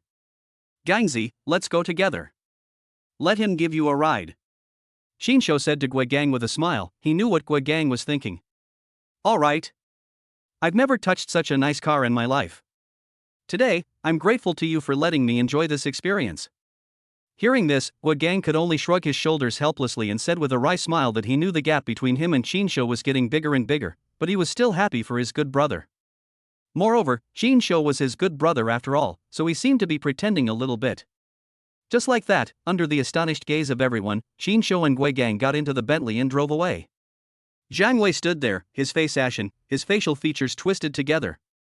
He felt as if he had been slapped hard in the face, his face burning with pain. That feeling was like peeing. Originally, he wanted to splash Chinsho's face, but the urine split in the middle. Not only did he not splash Chinsho, but he also wet his pants. What made him even more embarrassed was that Chinsho also urinated afterwards, and this urine was not only powerful, but also far and strong, and it sprayed directly on his face. The key point is that Chinsho's urine is fucking yellow. Zhang Wei only feels that his face is burning at this moment, as if he was scalded by boiling water. He was just showing off his Audi A6, but he turned around and drove a Bentley. You know, the cheapest Bentley Continental GT Series costs more than 3 million. Oh my god, Wei Gu, what's wrong with your face? Why is it so red? Do you want to see a doctor? Lu Xiang saw that Zhang Wei's face was extremely red, and thought about pretending to care about him and flatter him. Shut the fuck up. No one will think you're dumb if you don't speak. Get out of here. When Zhang Wei heard what Lu Xiang said, he became even more furious. After saying that, Zhang Wei slammed the accelerator and drove away in disgrace. He no longer had the face to pretend in front of Zhu Xinyao. Zhu Xinyao was left with a bewildered look on her face, staring at the Bentley that drove away. Chapter 27. My sisters are big stars. At Chinsho's request, the driver first sent Gui Gang back, and then took a detour to the villa where Yin Yurong was. However, what surprised Chinsho was that the destination this time was not the high-end flat in the city center where he had been before to ask for wages, but a single-family luxury villa in a quiet environment in the suburbs. When the car slowly drove into the gate of the villa and stopped in the spacious courtyard, Chinsho got out of the car, looked up at the magnificent and vast single-family luxury villa in front of him, and couldn't help but sigh in his heart again that a rich woman is a rich woman. She has so many properties under her name. She is simply inhumane. Chinsho probably could guess Yin Yorong's thoughts by arranging the meeting place in such a private suburban villa. Most likely, she didn't want to be disturbed by her ex-husband Zhao Ruilong anymore and wanted to have a private space that truly belonged to the two of them. It seemed that this villa would most likely become the love nest of him and Yin Yorong. Chinsho walked into the villa, tiptoed to Yin Yorong's room, gently pushed open the door, and what came into his eyes was a fragrant and seductive picture. At this moment, she was wearing black stockings on her lower body and a JK top. She looked sexy and charming, and cute, and she was half leaning against the head of the bed. With the nourishment of the man, Yin Yurong is even more radiant and graceful today, more attractive than when they met a few days ago. She was only 28 years old, with a young woman's figure and a girl's face, extremely seductive. Which man would not be confused when seeing her? Qinshu immediately raised his head and chest to show respect. How could Qinshu control himself in the face of such a beautiful woman? He was like a hungry wolf and wanted to pounce on her right away. However, just when Qinshu was about to take action, Yin Yurong stretched out a slender white jade foot and gently pressed it against Qinshu's chest, saying coquettishly, "You bastard, why are you in such a hurry? I won't run away. Go take a shower first. Hey, together." Qinshu smirked. "Oh, you bad guy. You're getting more and more indecent." Yin Yurong rolled his eyes at him and bit his lower lip lightly, but did not refuse. In the bathroom, there is a spraying shower, misty water, and under the oversized double bathtub, there are waves and gentle sounds. 2 hours later, Yin Yurong lay limply in Qinshu's broad arms like a lazy kitten, sweating profusely, his face flushed, without any strength at all, and too lazy to even move a finger. "Bao, why do I feel like you've become even stronger? If you continue like this, I really can't handle it. I guess I have to ask Jingjing to help me share the burden." Yin Yurong's eyes were seductive and her tone was coquettish. "Are you really thinking about this? I thought you were just talking." Qinshu originally thought she was joking and couldn't help but be a little surprised. "That's no big deal. Good things should be shared among good sisters. I also want to serve you together with Jingjing. Just thinking about it makes me excited." Yin Yurong blinked her big watery eyes, and there was a hint of excitement in her tone. "Hee, baby, tell me the truth, have you been coveting our Jingjing's beauty for a long time? Tell me the truth, I won't be angry." Yin Yurong gently poked Qinshu's chest with his finger, wanting to see Qinshu's true reaction. Hee. Qinshu smiled awkwardly and did not answer the question directly. "By the way, I'll return your 100,000 yuan to you." Qinshu felt that Yin Yurong was becoming more and more ridiculous, so he quickly changed the subject. "So fast? Aren't you going to use it for business?" "It's not necessary now. I have money."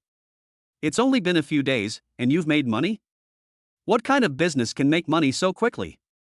It can't be illegal." Yin Yurong couldn't help but feel a little worried. She was a wealthy woman and had helped Zhao Ruilong build a large commercial empire. How could she not know that making money was not easy? "Hey, it's not a business deal. I won the money playing cards with my classmates." Qinshu told Yin Yurong everything about the class reunion. "Bao, you are really amazing. You can win millions playing cards. What kind of business do you plan to start with this money? Maybe I can help you." Yin Yurong's words hit the mark, exactly what Qinshu wanted. Although he had the idea of shooting a short drama, he had no experience or connections in this area, and was worried about how to start. Now that Yin Yurong offered to help, he naturally welcomed the offer. "I'm planning to make a short play. Do you know any talent in this field?" Qinshu expressed his thoughts. "This direction is not bad. Short videos and short dramas are really popular now, and they make money quickly. But, if I say that I know people with talent in this field directly, I don't really have any." Yin Yurong pondered for a moment and shook his head with some regret. "Well, it seems I can only figure it out slowly by myself." Qinshu was slightly disappointed. "But you don't have to worry too much. Although I don't know any talent in this field directly, but last year's Golden Rooster Award for Best Actress, actress Su Sishi, do you know her? You also know a big star like the national goddess, Su Sishi." Qinshu couldn't help but feel a little shocked, secretly sighing that Yin Yurong had so many connections. First she was a female mayor, and now she is a big star. Seeing Qinshu's surprised expression, Yin Yurong couldn't help but chuckle and said lightly, "Hee, what's so strange about this? We all grew up in the same compound and have known each other since childhood. We have a very good relationship." After hearing what Yin Yurong said, Qinshu suddenly realized and felt relieved. It turned out that he was a child of a big compound, no wonder. "I'll contact her for you some other day and tell her about your situation. I believe she will agree to help out for my sake. She happens to be filming in Yechim right now." Yin Yurong continued. "Thank you so much, baby." Qinshu kissed Yin Yurong's cheek excitedly. If Su Sishi was really willing to give him face and appear in his skit for even one scene, his skit would definitely be a hit. After all, this was Su Sishi, the goddess in the eyes of many otakus. "Oh, that's annoying. She's all yours, and you're still saying polite words like thank you or trouble. How rude. Why don't you just take Sishi with you? Then the three of us sisters will be with you, wouldn't it be more exciting? What do you think? Isn't this a good suggestion? Yen Yorong said this coquettishly, while throwing a wink to Qinsho. Qinsho was suddenly furious, secretly sighing that these wealthy sisters were playing too extravagantly. If he didn't have the system now, he would have been played badly by them. The next day, early in the morning, Qinsho left Yen Yorong's villa. The two of them spent the whole night together, and Yen Yorong was almost exhausted. When Qinsho left, Yen Yorong was still asleep. However, because Qinsho used the skill of taking in to replenish yang, he not only did not feel tired at all, but became more radiant and energetic, and his whole body was full of energy. Qinsho even felt vaguely that there seemed to be a warm airflow inexplicably appearing in his body, at the location of his dantian. He didn't know what it was, but he always felt that his whole body was full of endless strength, and even his reaction speed was a bit faster than before. Chapter 28, Choosing a Script. Qinsho left Yen Yorong's villa and was sent back to his community by Yen Yorong's driver. As soon as he entered the door and had no time to sit down, he received a WeChat message from Yen Yorong. Bao, I just contacted Sishi and told her about you. She was filming at Yeqing Film and Television City this morning, so she will probably be quite busy. But she said she should have some free time in the afternoon. She will add you as a friend on WeChat later, and you can contact each other and talk about the specific situation in detail. Okay, no problem. Thank you so much, baby. You are such a great benefactor to me. Qinsho didn't expect Yen Yorong to be so efficient. He couldn't help but feel a little moved. He thought that she must have been thinking about him all the time. Hee, what are you thanking me for? There's no need to be so polite between us. But, you have to pamper me well, I've spent a lot of time and effort to help you. I have to tell you first, even if you really win Jingjing and Sishi in the future, I will still be your first wife. Yen Yorong added a playful emoticon at the end of the message. After reading Yen Yorong's message, Qinsho felt ashamed and secretly sighed, you were so thoughtful. Do your sisters know about this? About half an hour later, Qinsho indeed received a new friend request on WeChat. Qinsho looked at the profile picture requested on WeChat. He didn't expect that the celebrity's WeChat profile picture was Chibi Maruko-chan. His WeChat name was also quite cute, a little thoughtful child. It seems that this celebrity, who is known for his fairy spirit, actually has a girlish heart. Qinsho accepted the friend request of Yazixia without hesitation. Hello, are you there? As soon as Qinsho passed the verification, Sishi sent him a message directly. Qinsho sighed that Yen Yorong was really influential to the point that such a big star could contact him on his own initiative. Yes, hello, Miss Su, I'm Qinsho. Qinsho quickly replied, but he didn't dare to let the big star wait too long. Sishi, Rongrong asked me to call you. Yes, I know. Tell me, what do you need me to do? Sishi asked very straightforwardly. It's like this, I recently plan to open a short drama company and invest in shooting some short dramas myself, so as to catch up with the current hot trend. But I am a complete novice in the film and television industry. I have no experience in this field, and I don't know any knowledgeable people. So I want to ask you if you have any good suggestions or if you can recommend some reliable professionals to me. Qinsho told Sishi in detail about his current situation and thoughts. Well, I understand. It's hard to explain this over the phone, and I'm on the set right now, so I'm a little busy and it's not convenient for us to chat for a long time. How about this, I'll wait for you at the restaurant on the top floor of the Yeqing Hilton Hotel at 5 o'clock this afternoon. We'll have dinner together and then we can talk about this in detail. What do you think? Okay, no problem. Let's meet at the restaurant on the rooftop of the Hilton Hotel at 5 p.m. Qinsho put away his phone, feeling a little excited. He didn't expect the other party to be so straightforward. This is the national goddess Sishi, the dream lover of many men. Although he is not a fan of stars, he has watched Sishi's TV series. She is indeed beautiful, the kind of fairy-like beauty. Although Sishi and Yen Yorong are sisters, she is 3 years younger than Yen Yorong and is only 25 years old. She is young and beautiful. On the screen, she is fairy-like, cute, lively and smart, and she simply fascinates thousands of boys. Qinsho never imagined that one day he would be able to chat with such a big star on WeChat, and even meet him in person and have dinner with him. It just seemed a little unreal. While waiting to have dinner with Sishi, Qinsho was not idle. He did not search for all kinds of news and gossip about Su Sishi on the internet like a star chaser, but began to do his homework seriously reading online novels. Since he decided to shoot a short play, choosing a suitable script was naturally a top priority. Most of the short plays nowadays are adapted from online novels, so Chinsho decided to find a suitable novel to remake directly on the Tomato novel app. He had no intention of remaking any popular online novels. After all, those truly popular online novels were all big LPs with huge traffic and fan bases. The copyrights were usually bought out at high prices by large film and television companies, who then invested huge sums of money to remake them into well-made dramas. Chinsho had a budget of only over 1.5 million yuan at most. This amount of money was not enough to remake those big LPs, let alone buy the copyrights. But it is different for some novels that are not very popular on the internet. The copyright prices of these novels are usually very cheap. They can be easily obtained for tens of thousands of yuan, and some can even be done for a few thousand yuan. Most of those small authors earn a little money by writing, and their income is not high, even less than some ordinary office workers. They are naturally very happy to sell the copyright for a few thousand yuan, and also take this opportunity to bring some secondary exposure to their works. They are more than willing to give it away for free, let alone sell it for money. Chinsho spent a long time browsing through the novels on the Tomato novel app, and finally chose a modern urban martial arts novel called The Peerless Master in Japan.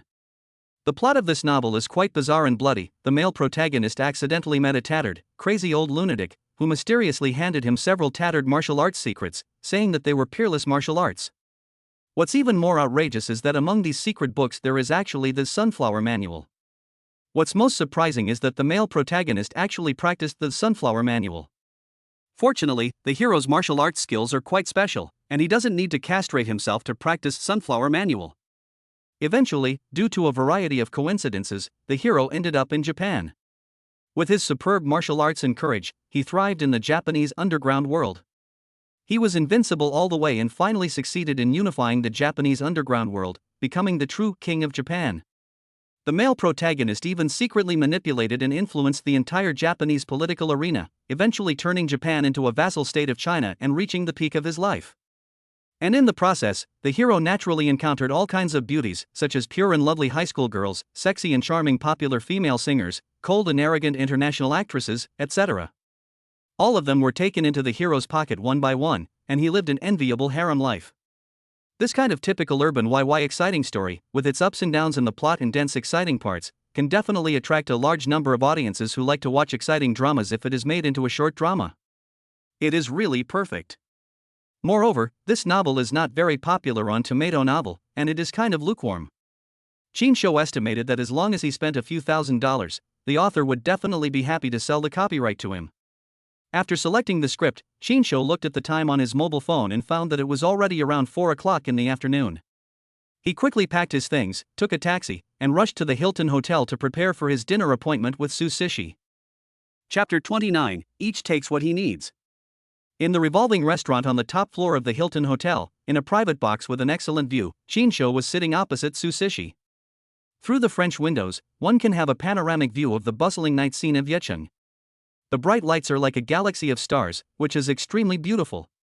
However, at this moment, Chinsho's eyes were completely attracted by Su Sishi, who was sitting opposite him, and he had no time to pay attention to the beautiful scenery outside the window. Amazing!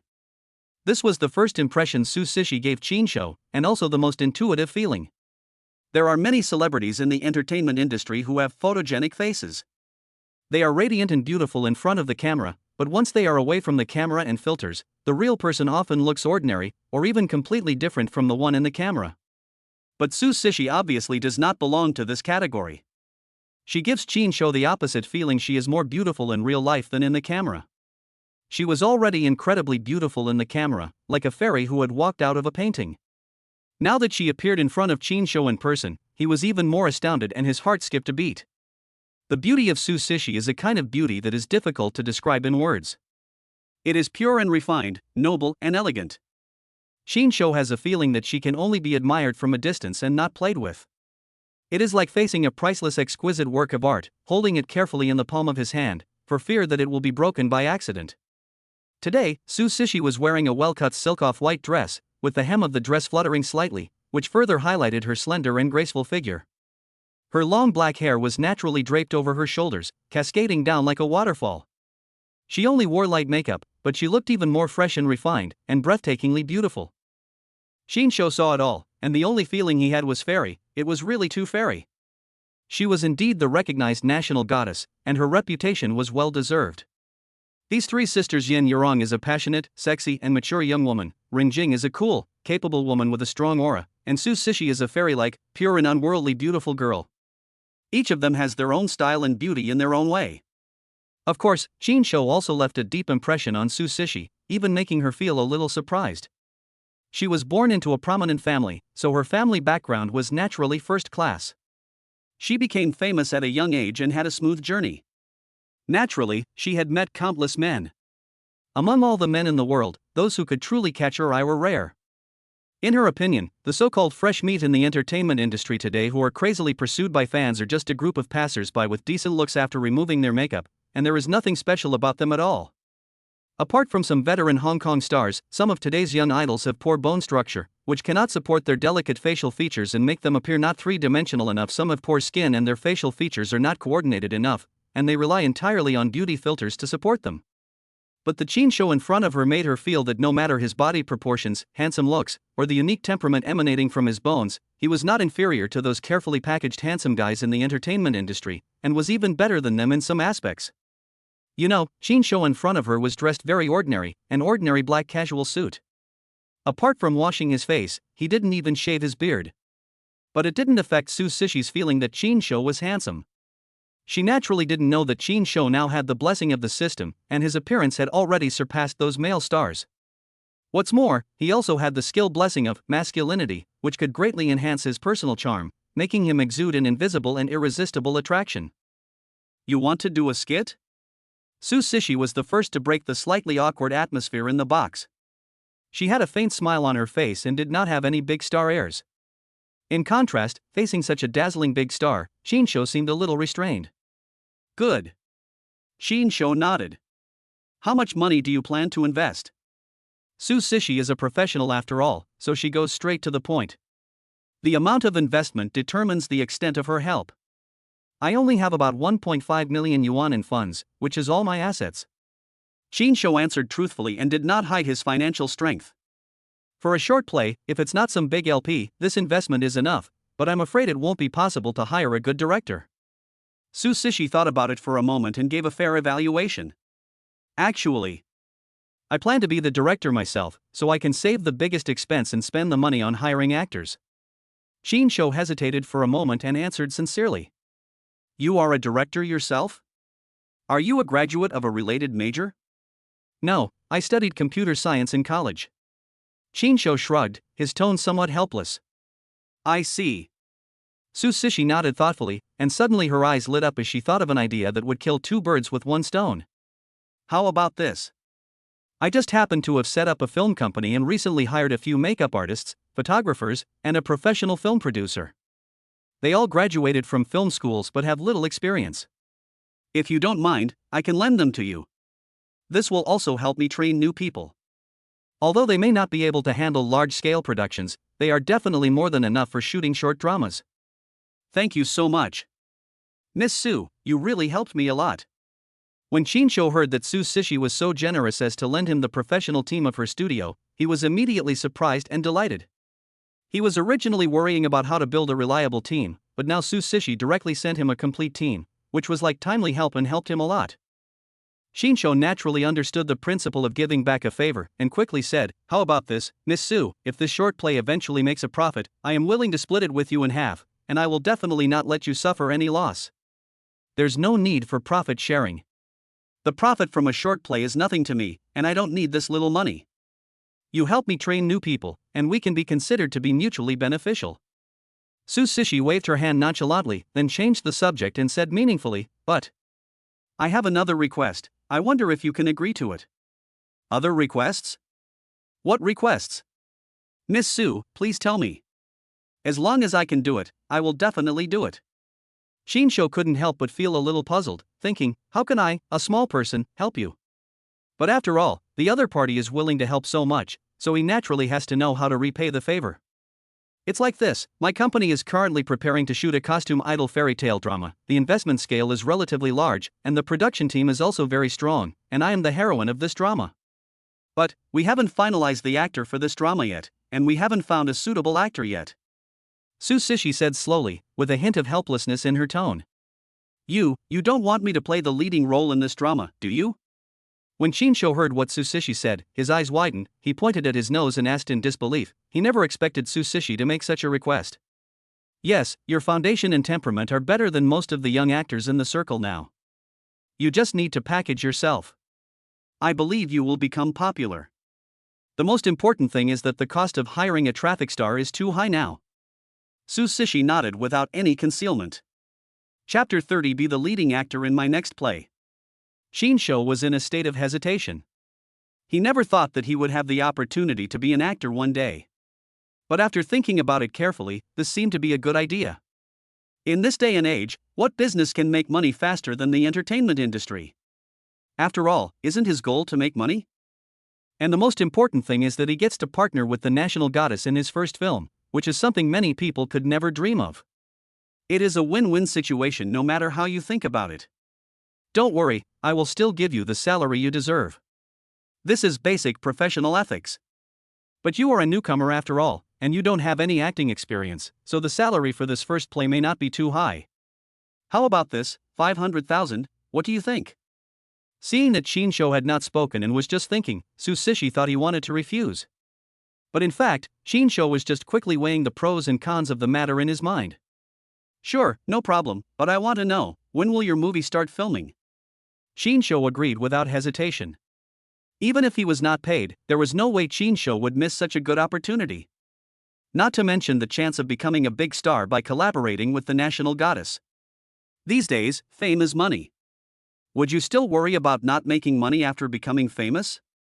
Even without considering becoming extremely popular, the more beauties his system pursues, the more and more powerful skills it will give. For a fairy-level beauty like Susishi, there is no doubt that if he gets her, she will definitely be given top-level skills. Being able to have more contact with Susishi in a legitimate way is something Shinsho couldn't ask for more. What's more, they also pay him for the film. Although 500,000 is not much, it is not a small amount for Shinsho. Is it easy to earn 500,000 these days? If you work for 5,000, you have to work very hard and work overtime every day. It's still in preparation and will start filming in a few months. Short dramas progress quickly, so a few months should be enough for you to finish a short drama and put it on the market. Susishi picked up the coffee in front of her and took a sip. She continued, I suggest that you play the leading role in this short play. This will help you hone your acting skills. With experience, when you work with me, you won't be completely clueless about acting. Okay, Ms. Su, I understand. I will seriously consider your suggestion. Shinsho nodded in agreement. Susishi's suggestion was very pertinent, and Shinsho had the same idea. However, he was not considering honing his acting skills, but mainly to save money. After all, hiring a male lead costs money. Anyway, he has a good temperament, and it is not easy to find a male lead who can fight as well as himself. Moreover, the online novel he liked has many kissing scenes. If not for himself, who else would he leave this good opportunity to? That's good. Now that everything has been settled, I'll be leaving first. I'll have my assistants send you the contact information of our studio producer. You can contact him yourself when the time comes. He will bring his team to meet with you and arrange the specific shooting matters. I still have some things to deal with here, so let's stop here for today. After all, Susishi is a big star, and her daily schedule is packed with various announcements and filming tasks. She is also vigorous and efficient in her work. After she finished talking about business with Shinsho, she did not stay any longer. She stood up, said goodbye to Shinsho politely, turned around and prepared to leave the box, etc. Just when Susishi had taken a few steps and was about to reach the door of the box, Shinsho suddenly called her. Anything else? Susishi turned around with some confusion and looked at Shinsho. Can you take a photo with me? Actually, I'm your fan. Shinsho rubbed his hands, a slightly shy and embarrassed expression appeared on his face, and he spoke hesitantly. However, while saying this, Shinsho secretly activated his skill, glib tongue. Okay, but I can only take one photo. I have other plans later, so time is tight. Su Sishi originally wanted to politely refuse. After all, she didn't like taking photos with people she didn't know well, and she did have other things to deal with. However, under the influence of Chinsho's skill, glib tongue, she unconsciously changed her mind and inexplicably agreed to Chinsho's request. Just like that, Chinsho happily took out his mobile phone from his pocket, stood side by side with Su Sishi, and took a selfie. After taking the photos, Su Sishi left the box without stopping, leaving Chinsho alone in the box, feeling reluctant to leave. Su Sishi didn't know that the reason Chinsho took a photo with her was not because he was her fan. That was pure nonsense made up by Chinsho. Chinsho was not a fan of any star at all. This photo was of great use to Chinsho. It must be said that although Su Sishi is a big star, she is still very considerate and thoughtful. When she left, she paid for the meal. You know, a meal in the revolving restaurant on the top floor of Hilton, even if it is just a simple meal, will cost tens of thousands of yuan, which is definitely a considerable expense for ordinary people. Su Sishi was very clear about Chinsho's current financial situation. Although he could afford this meal considering the more than 1 million he had won, it would definitely hurt him a little. After Su Sishi left, Chinsho did not stay in the restaurant for too long. He directly took out his mobile phone and called his good brother Guigang. Now that he has the startup capital and Su Sishi's great help, the matter of forming a team has been settled. Naturally, he has to tell his good brother the good news as soon as possible and take him with him. Hey, Lao Chin, you're driving a Bentley now, but you still remember a poor brother like me. It's not easy. Guigang's tone was sour, and it was obvious that he felt a little uncomfortable with his brother's success. Don't talk nonsense to me. What do you mean I drive a Bentley? It's not my car. I just took a ride on it. Chinsho replied unhappily, knowing that Guigang was joking with him, and didn't take it seriously. Hey, I know, it's the car of a rich lady. You're hooking up with a rich woman now, can you introduce one to me too? I don't mind sacrificing my looks. Guigang on the other end of the phone teased with a sly smile, a hint of sarcasm in his tone. Don't talk nonsense. Do you have any shame? Let's talk business. Gangzi, I plan to shoot a short video. Tomorrow I plan to register a company and then select actors. Are you interested in following me? Chinsho was too lazy to chat with Guigang and directly brought the topic back on track. Take your brothers with you? Of course I can. How can I refuse such a good thing? But, what do you want me to do? Filming a skit? I don't know how to do it. When Guigang heard that Chinsho wanted to take him along, he immediately became excited.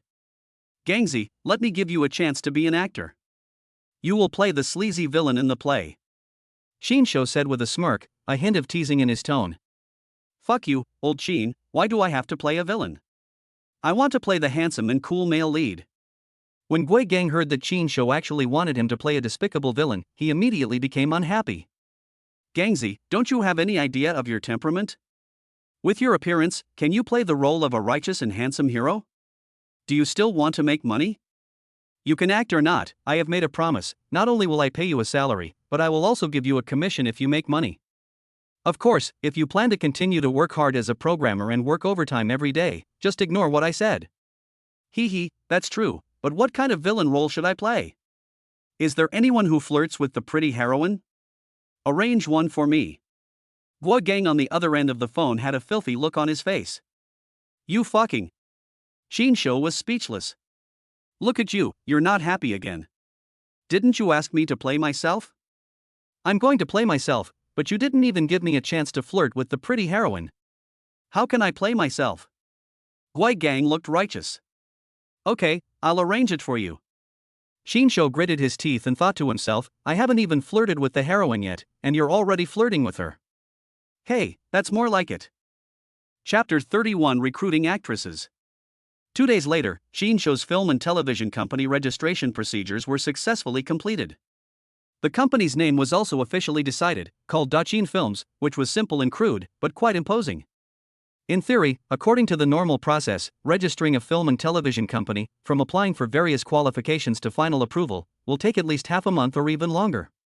But this time, Chinsho contacted Ring Jing and asked her to help a little. After all, Ring Jing was a high-ranking mayor. Under her care, many things were handled specially. It took only 2 days to complete the company registration.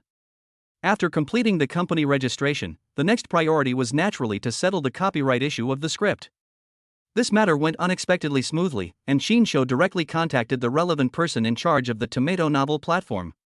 Because the online novel he had his eyes on, The Peerless Master in Japan, had always been lukewarm on the platform and was considered a marginal work that was dispensable, the tomato platform eventually sold the copyright to Shinsho for a mere 5,000 yuan. It is said that the author himself only received about 2,000 yuan in copyright fees in the end. However, even so, Shinsho heard that the author was so happy to know that his work could be adapted into a short drama that he couldn't stop smiling. After getting the copyright of the script, the only thing left was to choose the right heroine. Shinsho did not plan to look for actresses who had already had experience in filming several short plays, for a simple reason: it was expensive. Actors who have experience in filming will be paid much more than newcomers even for short dramas.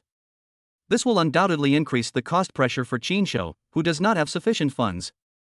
In Shinsho's opinion, he did not expect this first play to become an instant hit, but he wanted to at least make a small profit to lay a good foundation for future development. Therefore, strictly controlling costs was his first priority. After some consideration, Shinsho decided to go directly to those art schools that offer performing arts majors to see if he could unearth some high quality and potential talents. The most important thing is that they must be beautiful enough to fit the image of the heroine in his mind. In today's market, it's hard to find a job. It's still relatively okay in famous schools like the Beijing Film Academy, but in some ordinary art academies, many college students who study acting become unemployed upon graduation. A lot of people are scrambling to do this job for only a few hundred yuan a day. After all, it's an opportunity, not to mention being the leading actress. At this moment, Shinsho and Gui Gang came to Yeqing Academy of Performing Arts. They rented a classroom and prepared to recruit actresses here. Shinsho planned to directly recruit 3 actresses because the novel he was going to film had several important female characters in the early plot. Hey, Lao Qin, it's been half a day and there's not a single decent one. They're all crappy. I don't think this so-called acting school is that great. There aren't many pretty girls. After searching for most of the day, Gui Gang was almost dazzled by the choices, but there was not a single one that caught their eyes. In fact, Gui Gang's requirements are relatively low. After interviewing so many people, he also took a fancy to a few girls who looked pretty good and felt that they were barely acceptable. But Shinsho's vision is extremely picky, and he is not satisfied with almost all the girls who come for interviews. In fact, this cannot be completely blamed on Shinsho. Recently, he has been in contact with beauties like Yen Yurong, Su Sishi, and Run Jing every day. Being influenced by beautiful women for a long time, his aesthetic standards have naturally risen and become very picky. Hello, teachers. My name is Su Nanqin, and I am a student majoring in Chinese opera performance in the Department of Performance. Just when Shinsho and Gui Gang were feeling extremely disappointed and thought they were destined to return empty-handed today, a gentle and pleasant voice as clear and melodious as that of an oriole reached their ears. The two looked up when they heard the voice, and saw a figure with a slender figure and beautiful face appear in their sight. This was a young girl wearing a light yellow floral dress, with long hair draped over her shoulders, and a fresh temperament, like a wisp of breeze blowing on your face, which made people's eyes bright. Shinsho and Gui Gang looked at each other at the same time, with a hint of surprise and admiration in their eyes. They secretly sighed in their hearts, "Oh my god, this is really good. Finally, a decent one has come." Shinsho and Gui Gang had been looking at and interviewing countless ordinary-looking or even terrible-looking people all day long, and they had long been aesthetically fatigued. At this moment, they suddenly saw a girl who was so beautiful and elegant with outstanding temperament. It was like a change of style. Naturally, they couldn't help but take a few more glances. After all, everyone has a love for beauty. However, their gazes made Su Nanqin feel uncomfortable and even a little scared, and she couldn't help but back off. Especially Gui Gang, the look in his eyes and expression almost wrote, "I want to take advantage of you," on his face. For a college girl who is about to graduate and has little social experience, how can she withstand such an obviously aggressive look? She felt a little scared. Fortunately, Shinsho discovered it in time. Seeing that Gui Gang's drool was almost all over the floor, he quickly and secretly nudged the boy with his arm. Gui Gang then realized that he had lost his composure just now. He quickly took out a tissue, wiped the drool from the corner of his mouth, and looked away. "Well, your temperament is pretty good, and it fits the setting of our first female lead. I just don't know how you perform. How about this, you perform a breakup crying scene for me first, and treat me as your boyfriend who is about to break up with you." After saying that, Shinsho immediately activated his skill, masculinity, in secret. In an instant, his masculine charm increased significantly, and his whole body exuded an indescribable attraction. Okay, I'll try. When Su Nanchin heard Qin Shou's request, she hesitated slightly, but finally nodded in agreement. She raised her head and glanced at Qin Shou inadvertently, but this glance made her stunned. Qin Shou was handsome, with regular features and sharp edges. With the blessing of the masculinity skill, he was simply a walking hormone, radiating masculine charm. After all, Su Nanchin was just a young girl who had not experienced much of the world. How could she have seen such a scene? She couldn't help but be stunned. However, it was precisely this moment of fascination that unexpectedly helped her performance. Su Nanchin immediately imagined the sweet scenes of her love with Qin Shou, from the heartbeat of their first meeting, to the sweetness of their passionate love, to the pain and reluctance of their impending breakup. All kinds of emotions flashed through her mind.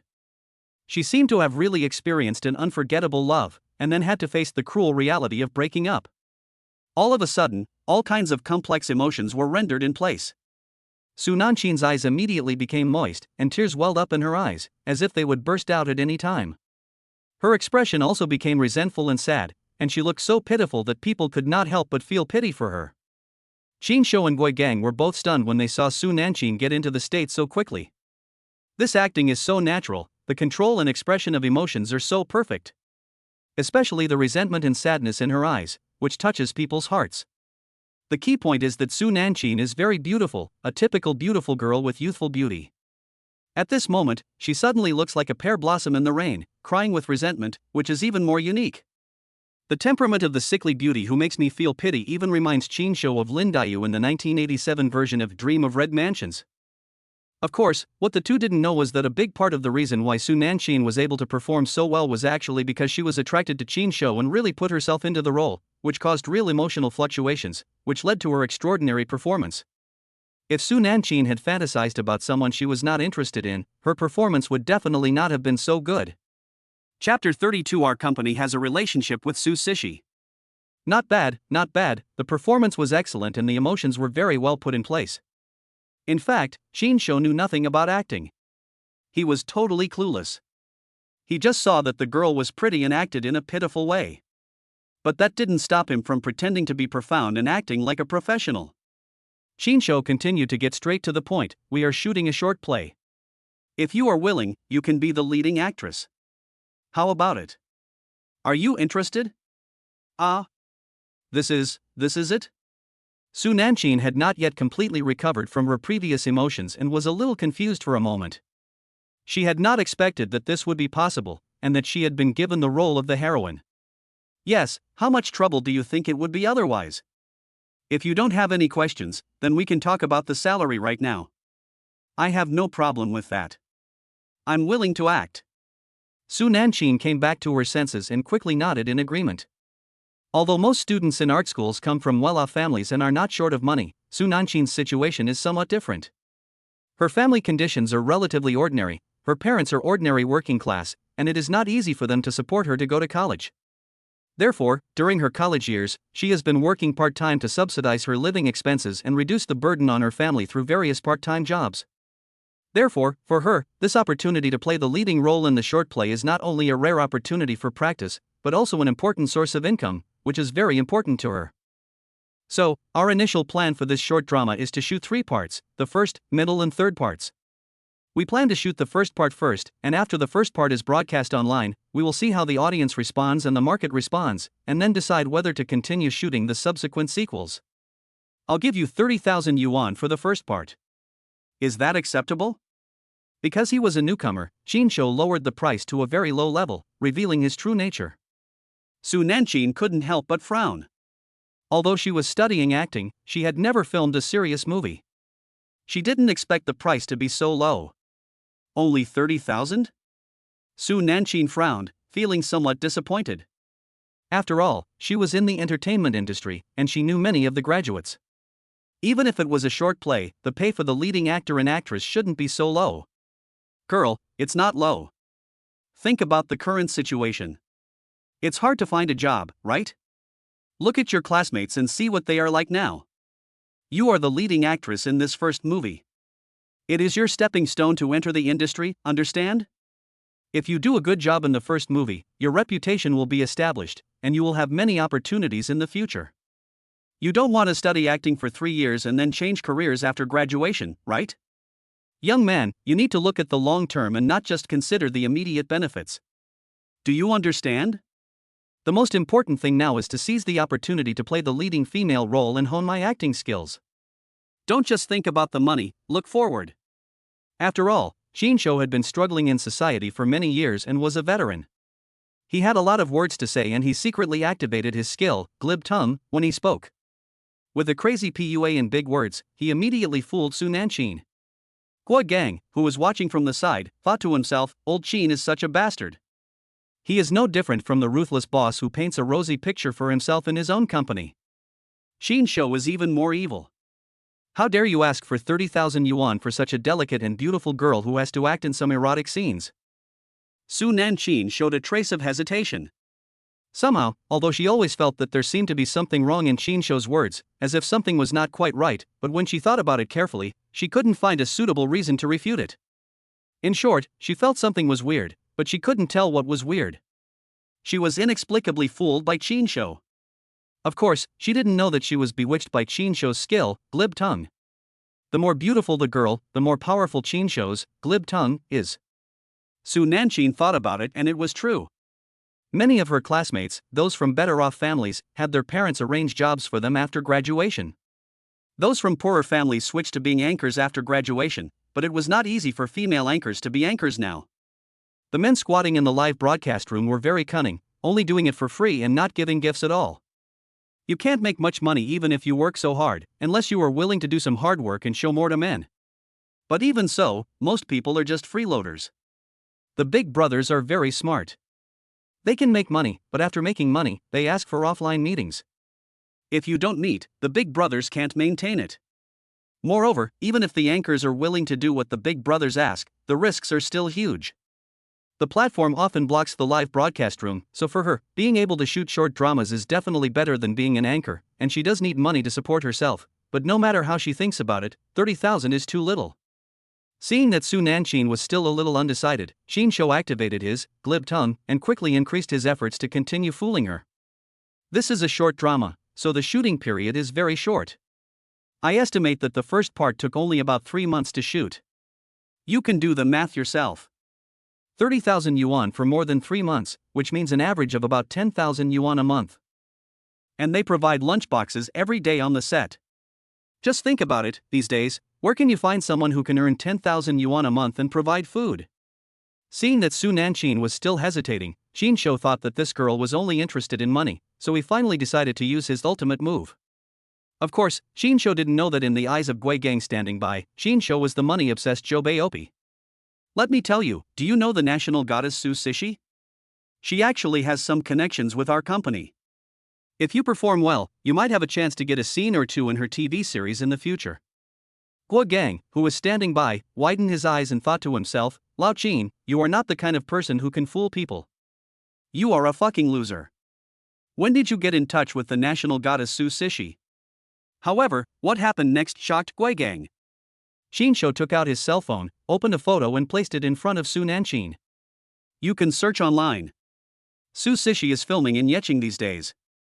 This is the day before yesterday when I discussed the company's development with her and we had a meal together. Look, the photo is dated the day before yesterday. Shinsho pointed to the date in the upper right corner of the photo. When seeing this photo, Su Nanshin's eyes lit up and Gui Gang was numb. Okay, I do. What's your name, director? Su Nanshin nodded vigorously.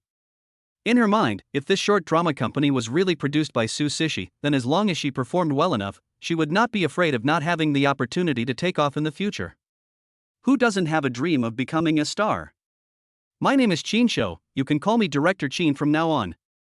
Shinsho smiled and put away his phone with satisfaction. He had expected something like this to happen, which was why he teamed up with Su Sishi to fool these young people. Chapter 33 The First Scene. At 6 o'clock in the evening, the lights come on. Shinsho and Gui Gang found a clean and tidy restaurant nearby, ordered some home-cooked dishes, chatted while eating, and discussed the next filming arrangements. Since Su Nanshin, Shinsho has interviewed several actors one after another and basically finalized the main roles in the play, leaving only some insignificant supporting roles that have not yet been finalized.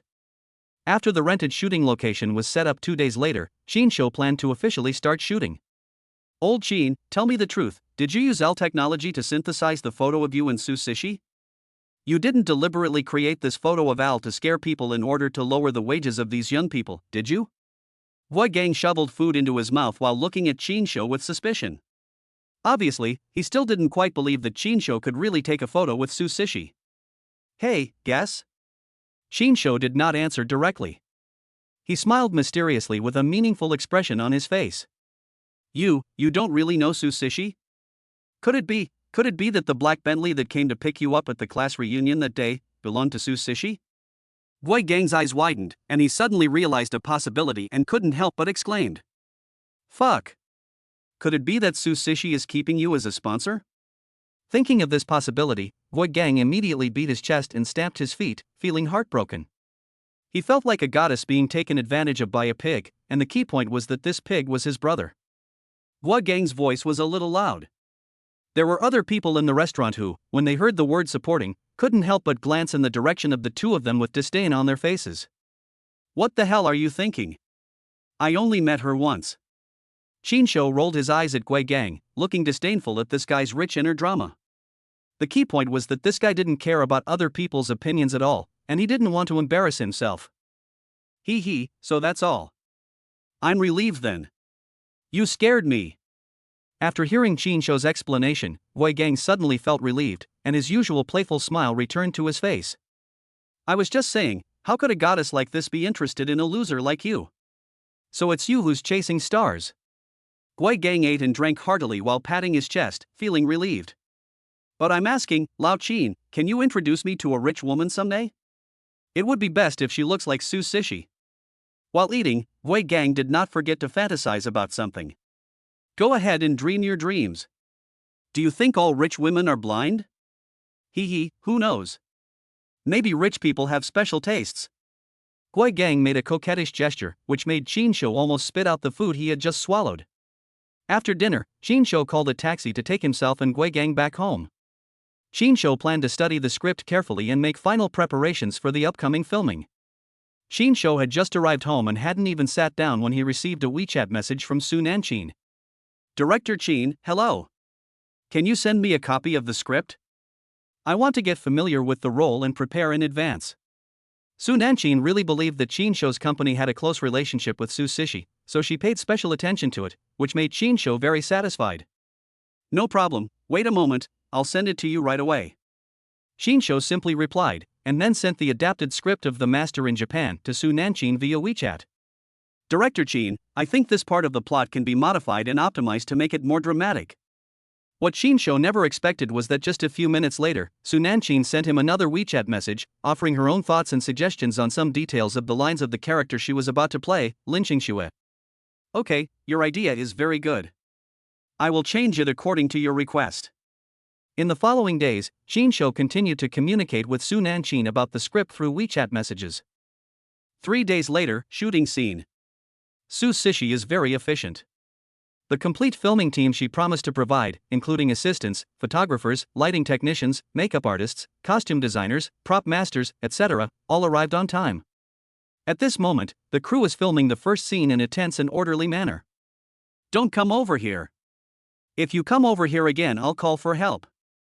At the filming site, Lin Xingxue, played by Su Nanchin, retreated backwards with a look of grievance and fear on her face.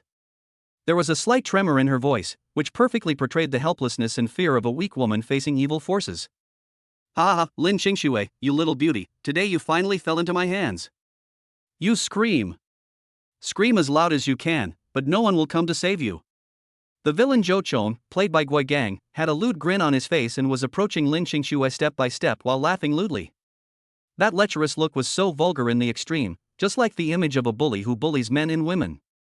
It was truly a true portrayal of himself, without any trace of acting. The entire shot was shot in one go, so smoothly that there was no need for Chinsho, the half-baked director, to even shortcut. It was simply perfect. The photographers and producers at the scene were stunned by Gang's outstanding performance. They all whispered to each other, thinking that Gang was an experienced old actor that Chinsho had hired from somewhere at a high price. Only Qinshu knew that Gui Gang, an old loser, had never touched a girl's hand in his 30s. Now that he saw such a beautiful woman like Su Nanqing, how could he not perform hard? He wanted to rush up and eat up Lin Qingxue, played by Su Nanqing. He wanted to satisfy his acting addiction. Su Nanqing's performance was also very good. She grasped Lin Qingxue's complex emotions such as grievance, fear, despair and helplessness just right and expressed them vividly. Of course, no one knew that Su Nanqing was really frightened by Gui Gang's wretched appearance. It was not acting, it was a pure expression of her true feelings. Bang! Just when Gui Gang was still unsatisfied and wanted to take further action, the male protagonist Chu Jiangnan, played by Qinshu, rushed out. A slap was slapped towards Gui Gang's face, and a crisp and loud slapping sound echoed throughout the filming scene. Ah! With a shrill scream like a pig being slaughtered, Gui Gang's body drew a parabola in the air, and like a kite with a broken string, he was slapped away by Qinshu and lay on the ground like a dead pig. After all, it was Qinshu's first time filming a scene, so he was inevitably a little nervous and excited. In addition, he had awakened the boxing champion skill, and his physical fitness and strength far exceeded that of ordinary people. For a moment, he failed to control his strength well and really slapped Gui Gang away. Mr. Gui's performance was so great. His acting skills were simply superb and perfect. That's right. Mr. Gui is indeed a veteran actor. His acting skills are incredible. It's a textbook performance. The producers, photographers, lighting technicians and other staff at the scene were all shocked when they saw Gui Gang being slapped away by Qinshu. They couldn't help but give a thumbs up, and were full of admiration for Gui Gang's superb acting skills, completely unaware that Gui Gang was actually beaten away by Qinshu, and was now really dizzy. Everyone thought that Gui Gang was too immersed in the role and refused to get up. Xiaoxue, are you okay? The male protagonist Chu Jiangnan, played by Qinshu, hugged Su Nanqing's slender waist with a look of concern on his face. Su Nanqing is indeed a beautiful girl in her youth. Her slender waist is soft and boneless, very elastic and springy, and feels great to the touch. Qinshu couldn't completely control himself for a moment, and couldn't help but secretly pinch Su Nanqing's slender waist with his fingers. This sudden intimate contact caught Su Nanqing off guard. Her body trembled slightly, and her pretty face instantly turned a light blush, as delicate and tempting as a ripe red apple. Su Nanqing raised her head and looked at Qinshu with a slightly shy and reproachful look, then quickly lowered her head, her long eyelashes trembling slightly, making her look even more shy and cute. Good. Very good. This is the expression. This shy look is what I want. Great. It's perfect. When the producer at the shooting scene saw the perfect shy expression on Su Nanqing's face, he immediately shouted excitedly and couldn't help but give her a thumbs up. Chapter 34 Kissing Scene. Don't stop, keep that expression, keep going, let's shoot the kiss scene. The shot just now was so perfect, Su Nanqing's shyness was just right. Therefore, he decided to strike while the iron was hot and shoot the kissing scene in one take. Qinshu looked closely at Su Nanqing's pretty face, which was still blushing and charming. His heartbeat quickened and even his breathing became heavy. He could clearly smell the faint fragrance emanating from Su Nanqing, which made him even more distracted and unable to control himself. Su Nanqing was held in Qinshu's arms around the waist.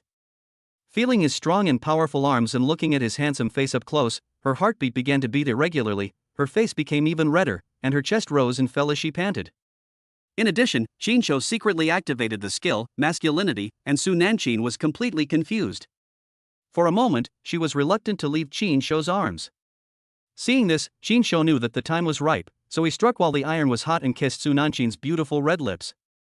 Qinshu kissed her so passionately that Su Nanqing hadn't fully reacted for a while. Her mind went blank, and she felt a little aggrieved and at a loss. After all, this was her first kiss and she had no experience. But soon, Su Nanqing came back to her senses from her initial panic, and began to slowly appreciate the sweetness of her first kiss. She couldn't help but respond passionately. Ding, congratulations to the host, you have received the first kiss from a beautiful young girl, and you are rewarded with the Xian level skill, Genius Actor. You have a perfect acting talent, and can handle any performance perfectly and easily get into the role. Oh my god. Another gift of skills? And it's a Xian level talent. I didn't expect this was Su Nanqing's first kiss. This time she's getting a big advantage. After hearing the system prompt, Qinshu was immediately delighted. He never expected that a kiss could bring such a generous reward. While he continued to kiss Su Nanqing passionately, he secretly rejoiced in his heart. The skill of this genius actor is like a timely help to him. With this skill, he will be more adept at filming in the future. Click, okay, this part is over, it was shot perfectly. The producer stopped the performance with great satisfaction. He thought that the scene just now was perfect and completely achieved the effect he expected. Fuck you, I'm having a great time, why are you, the producer, taking the initiative? When Chinsho heard the producer shout cut, he reluctantly let go of Su Nanchin, looking unhappy. After all, it was Su Nanchin's first kiss, and the one she had was a handsome and charming guy like Chinsho. In addition, Chinsho had secretly used the skill, masculinity, before, which made her heart beat fast and her heart was beating wildly, unable to calm down for a long time. There was still a hint of shyness and confusion on her blushing face, and her eyes revealed a bit of panic and helplessness. It was obvious that she had not fully recovered from the kiss scene just now, and she did not dare to look Chinsho in the eye. Well, producer, I feel that the kissing scene we just shot wasn't good enough, and the emotional expression wasn't quite there. How about we do another one? We'll try to make it more perfect. Chinsho looked at Su Nanchin's charming appearance and his heart was even more excited. It was his first kiss with a young and beautiful girl like Su Nanchin. The most important thing was that he could obtain skills rewarded by the system by kissing her. This kind of good thing was a once-in-a-lifetime opportunity. He had to do it more often. Ah? You want to do it again? When the male producer heard Chinsho's words, he was immediately puzzled.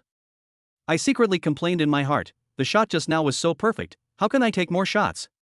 This bastard is obviously trying to take advantage of me and kissed the pretty girl a few more times. However, although he thought so in his heart, he didn't dare to say it out loud.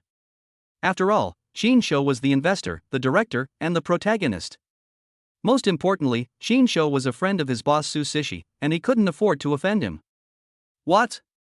Am I the one who has the final say, or are you? Am I the director, or are you the director? Hurry up, don't dawdle. Chinsho saw the male producer's puzzled expression and urged him unhappily, with a hint of unquestionable arrogance in his tone. Well, since you, the director, think we need another take, let's go ahead and shoot another one. The male producer shrugged helplessly and had to compromise. He waved his hand and signaled the staff to continue preparing for filming. Before Su Nanchin could fully recover from the kissing scene, Chinsho hugged her around the waist again and started filming again. This time, Chinsho's hands were even more restless, and he pinched her slender waist wildly. Not only that, this time Chinsho also directly activated the skill, glib tone, coupled with the continued effect of the skill, masculinity. Su Nanchin was completely conquered. Su Nanchin's lips were so sweet, with the purity and sweetness that only a young girl could have. Compared to the mature and charming Yin Yaron, they had a completely different and unique flavor, which made Chinsho deeply fascinated and unable to extricate himself. The same was true for Su Nanchin. Under Chinsho's fierce attack with various skills, Su Nanchin became drunk, confused, and weak. Her heart was about to jump out and her soul was about to fly away. She just felt that her lips were almost rubbed bald by Chinsho. This time, without Chinsho's signal, the producer didn't dare to shout cut casually. Finally, Chinsho was worried that if he continued kissing Su Nanchin's pink lips would become swollen and affect the subsequent filming, so he reluctantly let go of Su Nanchin. Okay, this one passed, the shoot was very good, thank you all for your hard work. Chinsho licked his lips with satisfaction, nodded contentedly, and signaled everyone to prepare for the next shot. At this moment, Chinsho suddenly remembered that Gui Gang, who was slapped away by him just now, seemed to be still lying on the ground. He then slapped his head suddenly, cursing himself for being so busy taking advantage that he forgot such an important thing. Chinsho quickly trotted over to Gui Gang, squatted down, checked Gui Gang's condition, and found that he had just fainted temporarily and was not seriously injured. He breathed a sigh of relief. Chinsho stretched out his fingers and pinched Gui Gang's Renjong acupoint hard. Ugh! Gui Gang groaned in pain and slowly opened his eyes. He looked around in a daze, then saw Chinsho who was close to him, and immediately remembered what had just happened. Old Chin, you son of a bitch. You slapped me really hard. Are you trying to take this opportunity to get back at me for stealing your chicken leg in college? The first thing Gui Gang did when he woke up was to point at Chinsho's nose in indignation and start cursing. His cheeks were still burning with pain. I'm not going to shoot anymore. You're the only one who has to take all the blame. Hugging a beautiful girl, kissing a beautiful girl, I want to do a kissing scene too. At this time, everyone at the scene finally came to their senses and realized that teacher Gui's wonderful performance just now was not due to his good acting skills, but because he was really slapped unconscious by Chinsho. For a moment, everyone was ashamed. Especially Sunan Chin, who was so shy that she didn't dare to raise her head when she heard Guigang yelling that he wanted to film a kissing scene. Shoo! Chinsho saw that everyone around him was looking over here, and quickly made a gesture to keep quiet. Then, he lowered his voice, leaned close to Guigang's ear, and said mysteriously, "Don't yell. Listen to me. The next scene of your role is a nightclub scene. I have specially arranged 2 hot girls for you so that you can experience the thrill of a threesome. How about that? Isn't that nice? Hey, really? Old Sheen, you didn't lie to me? Is there really a threesome scene?" When Guigang heard the word threesome, he immediately smiled. The sadness on his face just now disappeared instantly, replaced by a look of obscenity. Chapter 35. Can you take me back? In the afternoon, Chinsho no longer had much to do, and the rest was all Guigang's. Guigang, with his fat face swollen from being slapped, imitated Zhang Wei's arrogant and contemptuous attitude at the class reunion, looking exactly like a villain rich kid. At this moment, he was hugged by girls on both sides and was so happy. "Mr. Zhou, you are so generous. I admire you for being so magnanimous. Yes, Mr. Zhou, you must pamper me tonight, and I will serve you well." "No, Mr. Zhou, you promised me last night that you would choose me tonight. You can't go back on your word." The 2 actresses held in Guigang's arms also had seductive eyes, spoke in a coquettish voice, and did their best to flatter him in an attempt to win his favor. "You 2 little beauties, stop fighting. Tonight, I, young Master Zhou, am willing to sacrifice my life to bring down the emperor. You 2, I'll take it all tonight. Let you both taste the power of Master Zhou." Ah ha ha ha ha. As Guigang spoke, he hugged the 2 actresses in his arms even tighter, with an extremely obscene and lascivious smile on his face, which did not seem like he was acting at all. Guigang just felt that he had reached the peak of his life at this moment, and he was almost flying with joy. "Director Chin, where did you invite this Mr. Guo from? His villain performance is so realistic. It's so lifelike. I think his acting skills are not inferior to those of professional drama actors." Seeing Guigang's outstanding performance, the on-site producer Chen Tao couldn't help but give Chinsho a thumbs up and praised him sincerely. Yes, this wretched look is just perfect. It's simply acting like himself." The photographer next to him couldn't help but admire and praised Guigang's performance. He. Chinsho smiled awkwardly, thinking to himself, this is not acting at all. He is clearly expressing his true feelings, showing his true colors. The whole day of shooting lasted until around 9 o'clock in the evening.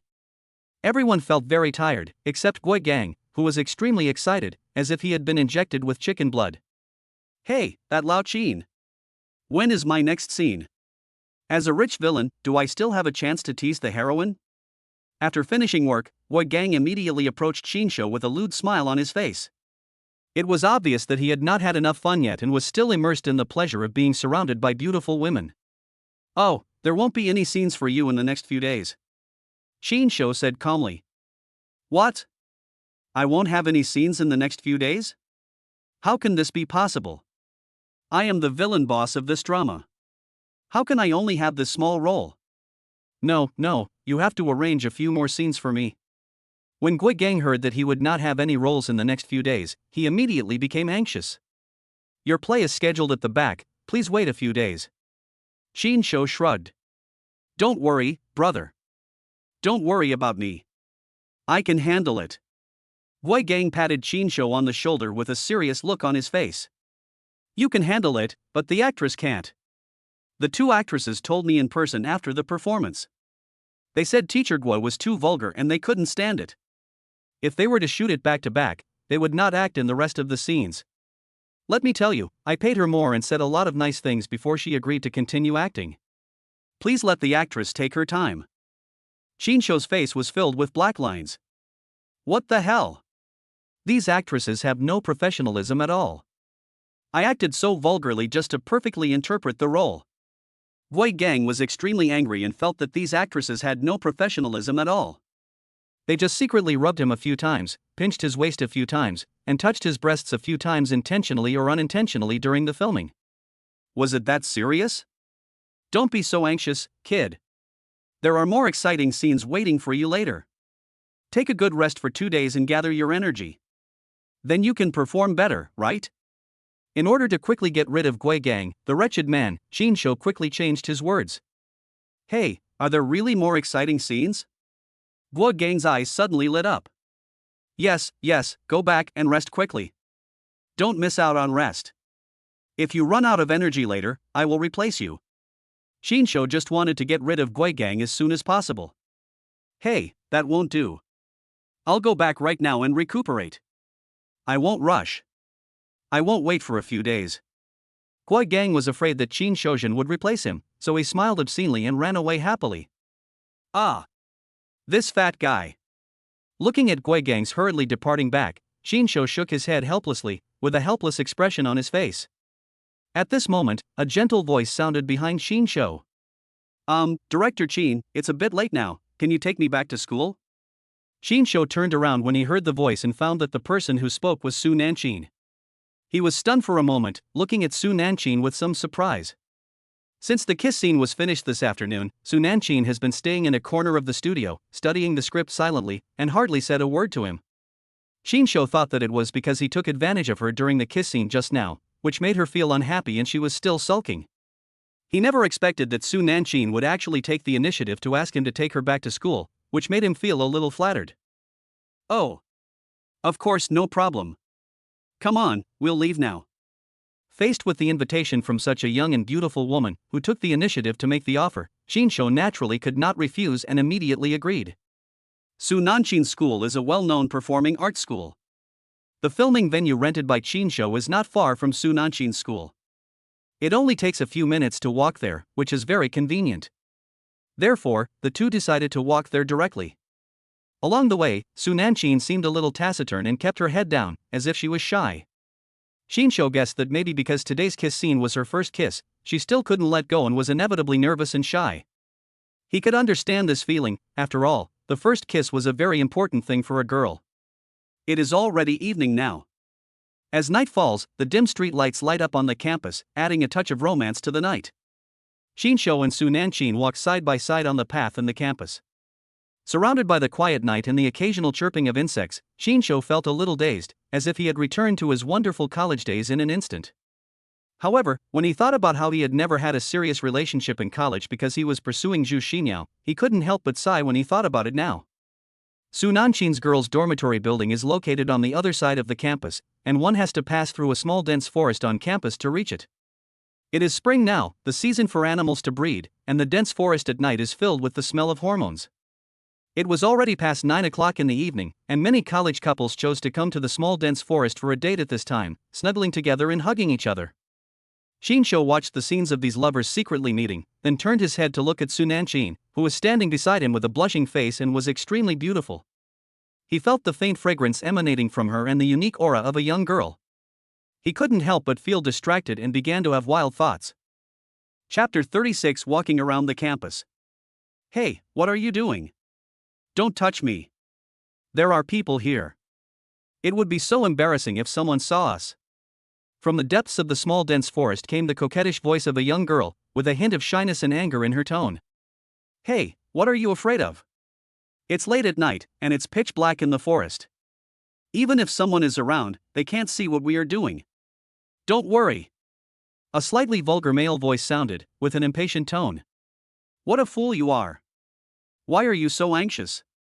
Can't you just spend a little money to get a room outside? Why do you have to stay here? You're making me nervous. There was clearly some complaint and dissatisfaction in the girl's voice. Hey, what's the point of renting a room outside? There's no excitement at all. It's sneaky, that's enough. The boy said in a more obscene tone. A moment later, from the depths of the small dense forest came the heavy breathing of the boys, as well as the suppressed gasps and slight moans of the girls.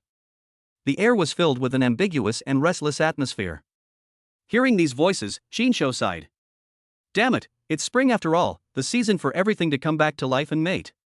But college students nowadays are so open and unrestrained in their play. The world is really going downhill. Shinsho shook his head in a serious manner. However, no matter how serious he pretended to be, he was, after all, a normal man full of vigor and vitality. When he heard such erotic music that aroused his imagination, his body naturally produced some physiological reactions. As luck would have it, because of the erotic scene in the small dense forest, Su Nanshin didn't dare to look directly at Qinsho, and lowered her pretty face even lower, which allowed her to see Qinsho's reaction clearly. This time, Su Nanshin's face turned even redder, her heart was pounding, and she was a little at a loss. Qinsho also had an innocent look on his face, thinking, I don't want to do that either, but there's nothing I can do. It's because the students at your art academy are so open-minded. They ruined my chance to be a decent person.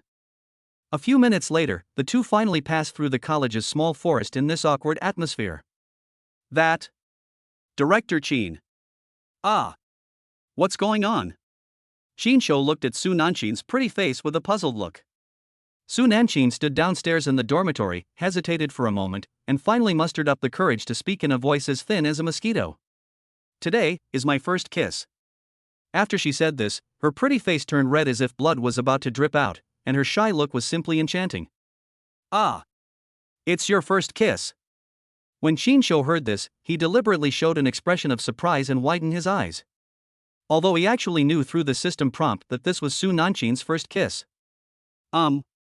Su Nanshin nodded gently, then lowered her head even more embarrassedly, drawing circles with the fingers of both hands. Well, don't worry, I will be responsible. Qinsho liked Su Nanshin even more when he saw her shy look. He deliberately put on a serious and solemn expression, then nodded half-jokingly, trying to tease Su Nanshin. Really? When Su Nanshin heard Qinsho's words, a glimmer of surprise flashed in her originally lowered eyes. She raised her head and looked at Qinsho with expectant eyes, and there was a hint of excitement in her voice that was hard to conceal. Hey, what do you think? Do you like me a little bit? When Qinsho saw Su Nanshin's reaction, he knew the time was almost right, so he smiled wickedly, with a wicked curve at the corner of his mouth. At the same time, he secretly activated the skill, masculinity, intending to further win Su Nanshin's heart. Su Nanshin was struck by Qinsho's charming smile, and her heart began to beat wildly. She lowered her head shyly. The fingers of her two little hands began to stir restlessly in front of her, like a young girl who had just begun to fall in love. Qinsho felt that the atmosphere was almost set, and it would seem a bit hypocritical if he didn't take action, so he acted decisively, suddenly hugged Su Nanshin's slender waist, lowered his head, and kissed her soft and sweet red lips again. At the same time, the skill, Silent Tongue, was activated, and he started licking wildly. Although I tasted its sweetness during the day, it was a filming after all, and there were a bunch of people watching me, so I felt a little restrained. Nanshin had never expected Qinsho to suddenly attack so domineeringly that her mind went blank in an instant and her body became a little stiff. But she did not break free. Instead, she slowly began to respond to Qinsho's kiss. It is night now, and the place is quiet with only the occasional chirping of insects around, creating a perfect atmosphere. After a long while, Qinsho reluctantly let go of Su Nanshin. Su Nanshin's rosy cheeks and dazed eyes were still savoring the moment. Actually, that day, when I first saw you, Director Qin, I was a little moved. Su Nanshin was a little confused by Qinsho's kiss. She mustered up her courage and shyly expressed her feelings to Qinsho in a voice quieter than a mosquito's hum. This. Qinsho originally thought that he had taken down Su Nanshin, but unexpectedly, it was Su Nanshin who took down him. Sure enough, high-end hunters all appear as prey. However, Qinsho thought about it and realized that Su Nanshin was indeed a rare beauty. Especially since she was so young, beautiful, no man would dislike such a girl. It seemed that he would not suffer any loss if he became her prey. Ding, congratulations to the host, you have successfully captured the heart of the beautiful girl and got her first love. You are rewarded with the Earth-level skill Genius Director, which allows you to control the movies of a world-class director. The moment this skill appeared, a lot of knowledge about film shooting frantically flooded into Qinsho's mind. I'm going to go back first. It's getting late. You should go back and rest as well. After Su Nanshin mustered up the courage to confess her feelings to Qinsho, she felt both happy and shy. She didn't dare look at Qinsho any longer. She said goodbye to him in a hurry and then trotted towards her dormitory building. Qinsho stood there, watching Su Nanshin's slender figure disappear into the night. His mind was filled with thoughts. He felt that everything he had experienced after his rebirth seemed a little unreal, as if he was dreaming. Qinsho quickly came back to his senses from his distraction. He began to think seriously about what had just happened and discovered an important pattern from it. For the first time, he realized a problem so clearly, that is, it seemed that the reward from Su Nanshin was exceptionally generous. With just 2 kisses and Su Nanshin's active confession, he had obtained 2 skills in a row. And this time he was directly rewarded with an Earth-level skill. This was a rare occurrence since he passed the novice protection period. You know, ever since the novice protection period, the system has greatly reduced the frequency of giving away skills and has become very stingy. Normally, only after he completes a home run with the target woman will the system symbolically reward him with a skill, and it is usually only a low-level skill of the Xian or Huang level. As it is now, acquiring skills continuously just by kissing and confessing, and including high-level Earth-level skills, is simply unprecedented. Then, the only reasonable explanation for this special situation is, because this is Su Nanqin's first love. In other words, Qinshu came to an important conclusion: the higher the quality of the beauty and the more she has never been touched by other men, the richer the skill reward the system will give her. This discovery was very important to Qinshu, as it provided him with a clear direction and strategy for his future actions. This means that when he chooses his targets in the future, he can pay more attention to the other person's quality and try to choose women who have no dating experience and are beautiful enough, so that he can more easily obtain high-quality skill rewards. Thinking of this, Qinshu suddenly thought of someone. Su Sishi. If I can handle this national goddess who makes all the men in the country fall in love with her, I wonder what kind of skills the system will reward me with. Chapter 37 Men in Black. After sending Su Nanqin back to the dormitory, Qinshu planned to go directly back to the small house he rented. During this period, Qinshu would occasionally stay at Yen Yorong's villa for a few days to enjoy the sweet time with this mature and beautiful woman, but due to the busy filming work, he did not go to the villa as frequently as before. Of course, the main reason was that Yen Yorong really couldn't handle Qinshu's overly strong fighting power. During this period, she felt that her body was about to be hollowed out and she really couldn't bear it, so naturally she didn't take the initiative to contact Qinshu as frequently as before. She even often whispered in Qinshu's ear, urging him to take down her two good sisters as soon as possible, so that she could share some of the pressure and give her a break. Qinshu returned to the door of the simple hut he rented, took out the key from his pocket and was about to open the door. "Are you Qinshu?" A somewhat hoarse and low voice suddenly sounded beside him. When Qinshu heard the sound, he immediately raised his head alertly and looked in the direction of the sound. I saw a tall man standing next to me, dressed in a very mysterious way. He was wearing a dark long windbreaker, a black hat pulled down low on his head, and a pair of large sunglasses on his face, which almost covered most of his face, making it difficult to see his true appearance. Qinshu rented an apartment. There was no one in the entire long corridor. Qinshu had no idea when and where this person suddenly appeared from. Moreover, the lighting in the corridor was dim, and the man was wearing sunglasses. There was an indescribable weirdness about his whole body. Qinshu is 1.83 meters tall, which is considered tall among ordinary people, but the man standing in front of him is about a head taller than him, and is estimated to be at least 1.9 meters tall. Moreover, this man was not only tall, but also very sturdy and strong, with broad shoulders and a strong body.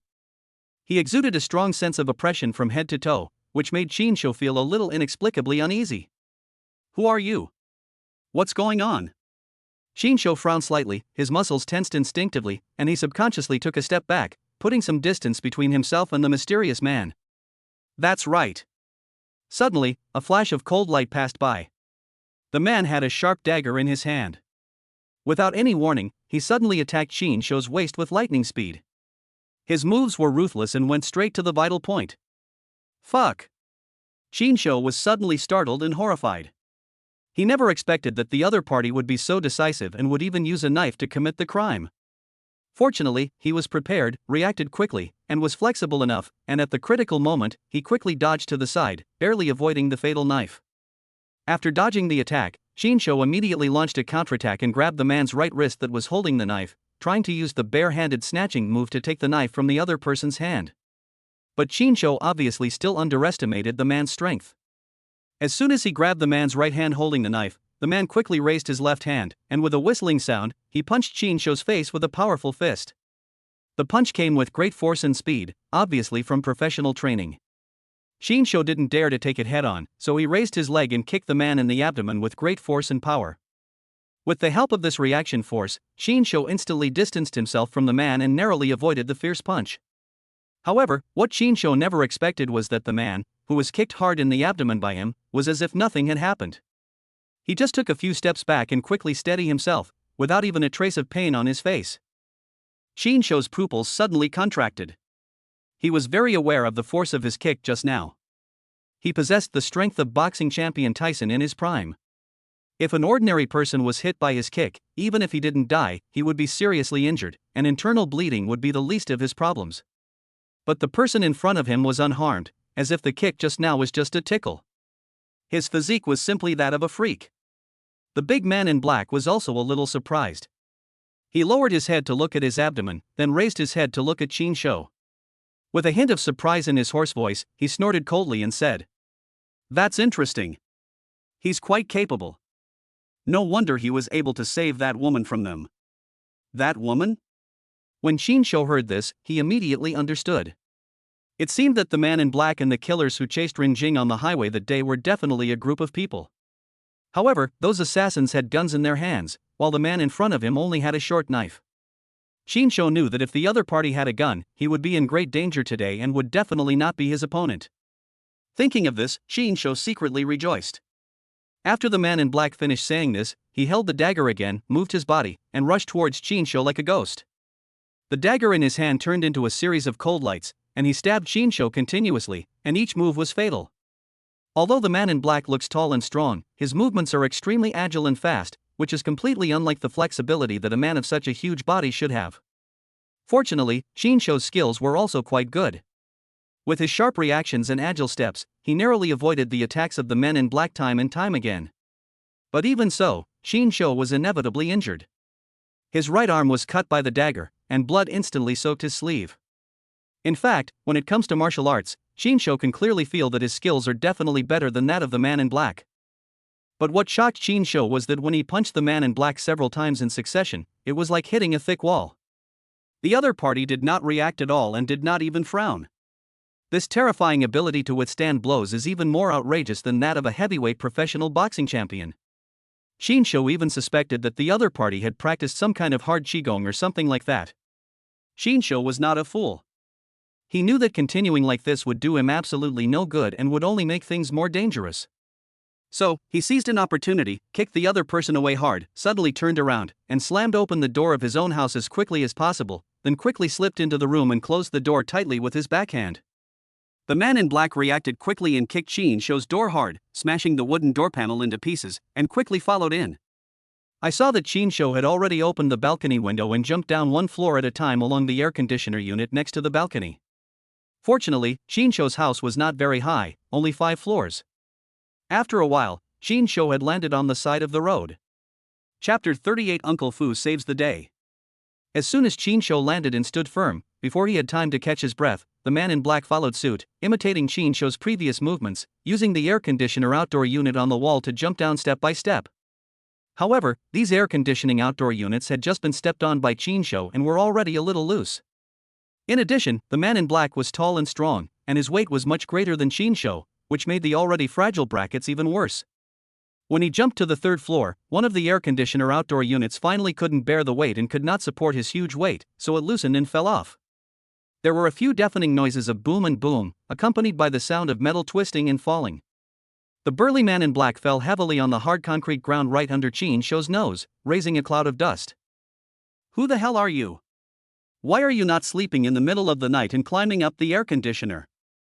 At the same time as the burly man in black fell, a window on the 3rd floor was suddenly opened from the inside, and a bloated middle-aged woman in loose pajamas stuck her head out. She had sleepy eyes and messy hair. She pointed at Qin Shou downstairs and cursed angrily. Qin Shou knew this woman. She was the landlady of this apartment building and a nouveau riche from the demolition. It was said that 3 floors of the entire building belonged to their family. Qin Shou looked at the landlady on the 3rd floor, smiled awkwardly, and took out his cell phone to call the police directly. "What the hell are you laughing at?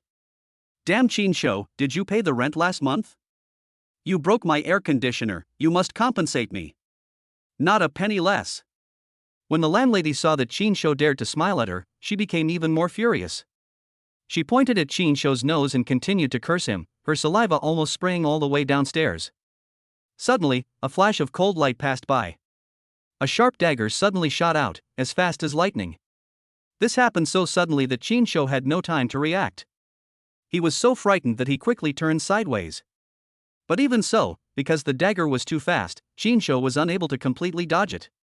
The sharp blade of the dagger still cut his cheek, leaving a long bloody gash on his face. Blood gushed out instantly, staining his cheeks red.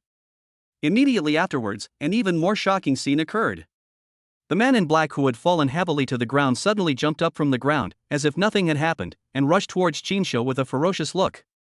Fuck, is this guy still a human being? Chinsho cursed in his heart and turned around to escape. He had no intention of fighting against this completely unkillable opponent. Just at this moment, a black heavy Hummer off-road vehicle suddenly came speeding from the side of the road, making a deafening roar, and then slammed into the burly man in black at an extremely fast speed. What a powerful Hummer! The huge impact instantly knocked the black-clad sturdy man dozens of meters away, and he fell heavily to the ground with a dull thud. Seeing the situation outside, how could the landlady dare to continue to curse Chinsho and ask for compensation? She turned pale with fear, screamed, quickly closed the window, and then ran back to the room as fast as she could, covering herself with the quilt, trembling. The sturdy man in black had both legs broken after being hit by the Hummer. His body was covered in blood and it was a horrible sight, but he did not die on the spot. Instead, he struggled and tried to get up from the ground again. Fuck you, immortal master. You're just a body cultivator from a fucking immortal cultivation novel. Chinsho was completely stunned when he saw this scene. This Hummer was obviously coming for the burly man in black. After knocking him away, the car did not stop but stepped on the accelerator to the bottom and ran over him again. Then it ran over the man in black several times until it was sure that the other party was completely motionless. Only then did it stop. Get in the car. After dealing with the burly man in black, the driver's window slowly rolled down, revealing a familiar face. The driver turned out to be Uncle Fu. Chinsho didn't say anything. He quickly opened the car door, jumped in nimbly, and sat down in the passenger seat. What the hell is going on? How come that guy just now was like an indestructible cockroach, falling from the third floor and not hurt at all? Also, who is this person? Why is he trying to kill me? As soon as Chinsho sat down, he couldn't wait to ask Uncle Fu a series of questions. This is not the place to talk. Go see the young lady first. If you have anything to say, we can talk about it after we see her. Uncle Fu did not directly answer Chinsho's question. He just said a simple sentence, then quickly started the car and sped towards the suburbs. Chinsho had already seen Uncle Fu's driving skills, and one word to describe it is wild. Last time he was sitting in the back seat and he was also driving another car, so the two vibrations cancelled each other out, so the feeling was not particularly strong. This time, he sat in the passenger seat and finally experienced what speed and passion meant. Uncle Fu stepped on the accelerator all the way, speeding up to 120 in the downtown area, completely disregarding any traffic rules, such as speed limits and red lights. Chinsho was sitting in the passenger seat, and he was terrified. Chinsho felt that he was going to be hit several times, but Uncle Fu always managed to escape danger at the critical moment with his unpredictable driving skills. It would have taken about an hour to drive there, but Uncle Fu managed to drive there in just 15 minutes. Finally, the car drove into a luxurious villa in the suburbs.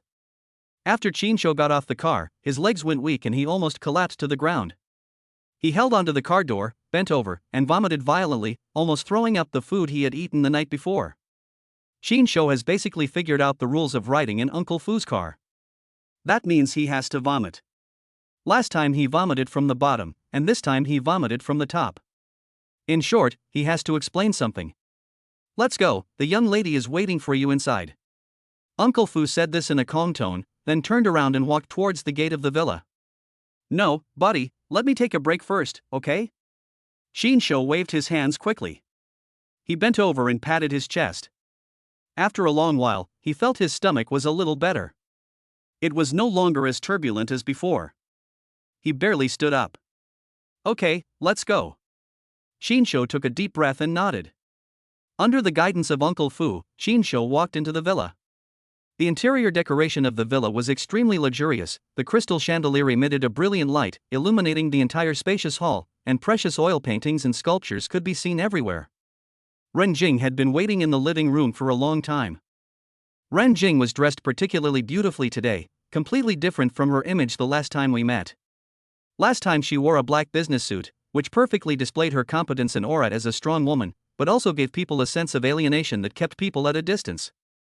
But today, she changed into a flowing light white dress and put on delicate light makeup, which made her already delicate facial features even more perfect, and her brows looked less cold and more charming. Combined with her tall and graceful figure, the whole person looks particularly sexy and charming, exuding the unique charm of a mature woman, showing the elegance and luxury of a wealthy daughter. She sat on the soft sofa, holding a glass of red wine in her hand, looking at Qin Shou with her beautiful eyes, with a barely perceptible smile on the corner of her mouth. Come sit down, let's talk. Ren Jing pointed to the soft sofa opposite her. Chapter 39 Qigong. Tell me, what is going on? Who was that person just now? Why did you want to kill me? Qin Shugong sat down on the sofa in the living room and asked impatiently. His mind was full of questions and he urgently wanted to know the ins and outs of the matter. You seem to have a wound on your face? And it's bleeding. It's important to treat the wound first. Ren Jing did not answer Qin Shou's question directly. Her eyes immediately fell on the shocking scar on Qin Shou's cheek, from which blood was still oozing out. It's just a minor injury, superficial. It won't cause any trouble. Let's talk business first. Qin Shou waved his hand nonchalantly. He just wanted to find out what had happened as soon as possible. He didn't care about the wound on his face. Look at what you said. It would be terrible if such a handsome face was damaged. What a pity. There is no rush. It is more important to stop the bleeding first. When Ren Jing heard Qin Shou's indifferent tone, she couldn't help but scold him, and there was even a hint of teasing in her tone. Qin Shou was stunned, thinking, has this girl changed her personality today? Wasn't she always cold before? Uncle Fu, contact my personal doctor and ask him to come over as quickly as possible. Ren Jing turned around and instructed Uncle Fu, who was standing beside her. Yes, Mississippi. Uncle Fu nodded, then immediately took out his cell phone and walked aside to make a call. A moment later, hurried footsteps were heard outside the villa. A middle-aged doctor in a white coat and gold-rimmed glasses hurried over with several female nurses in nurse uniforms. Each of them was holding a medicine box in their hands. They were obviously a professional medical team. Qin Shou saw the scene and couldn't help but sigh in his heart. As expected of a strong woman in a high position. She even has a private medical team on standby at all times. Since Ren Jing had spoken, Qin Shou was too lazy to rush. Anyway, Ren Jing was by his side at the moment, and he would know the ins and outs of the matter sooner or later.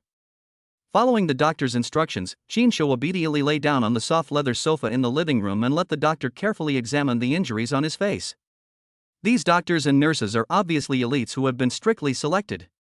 Their professional skills and professional qualities are first class, and their level is much higher than that of the chief physicians in tertiary hospitals. They were skilled and coordinated well, and in just a few moments they had treated Qin Shou's wound. Okay, now you can finally tell me, right? What's going on?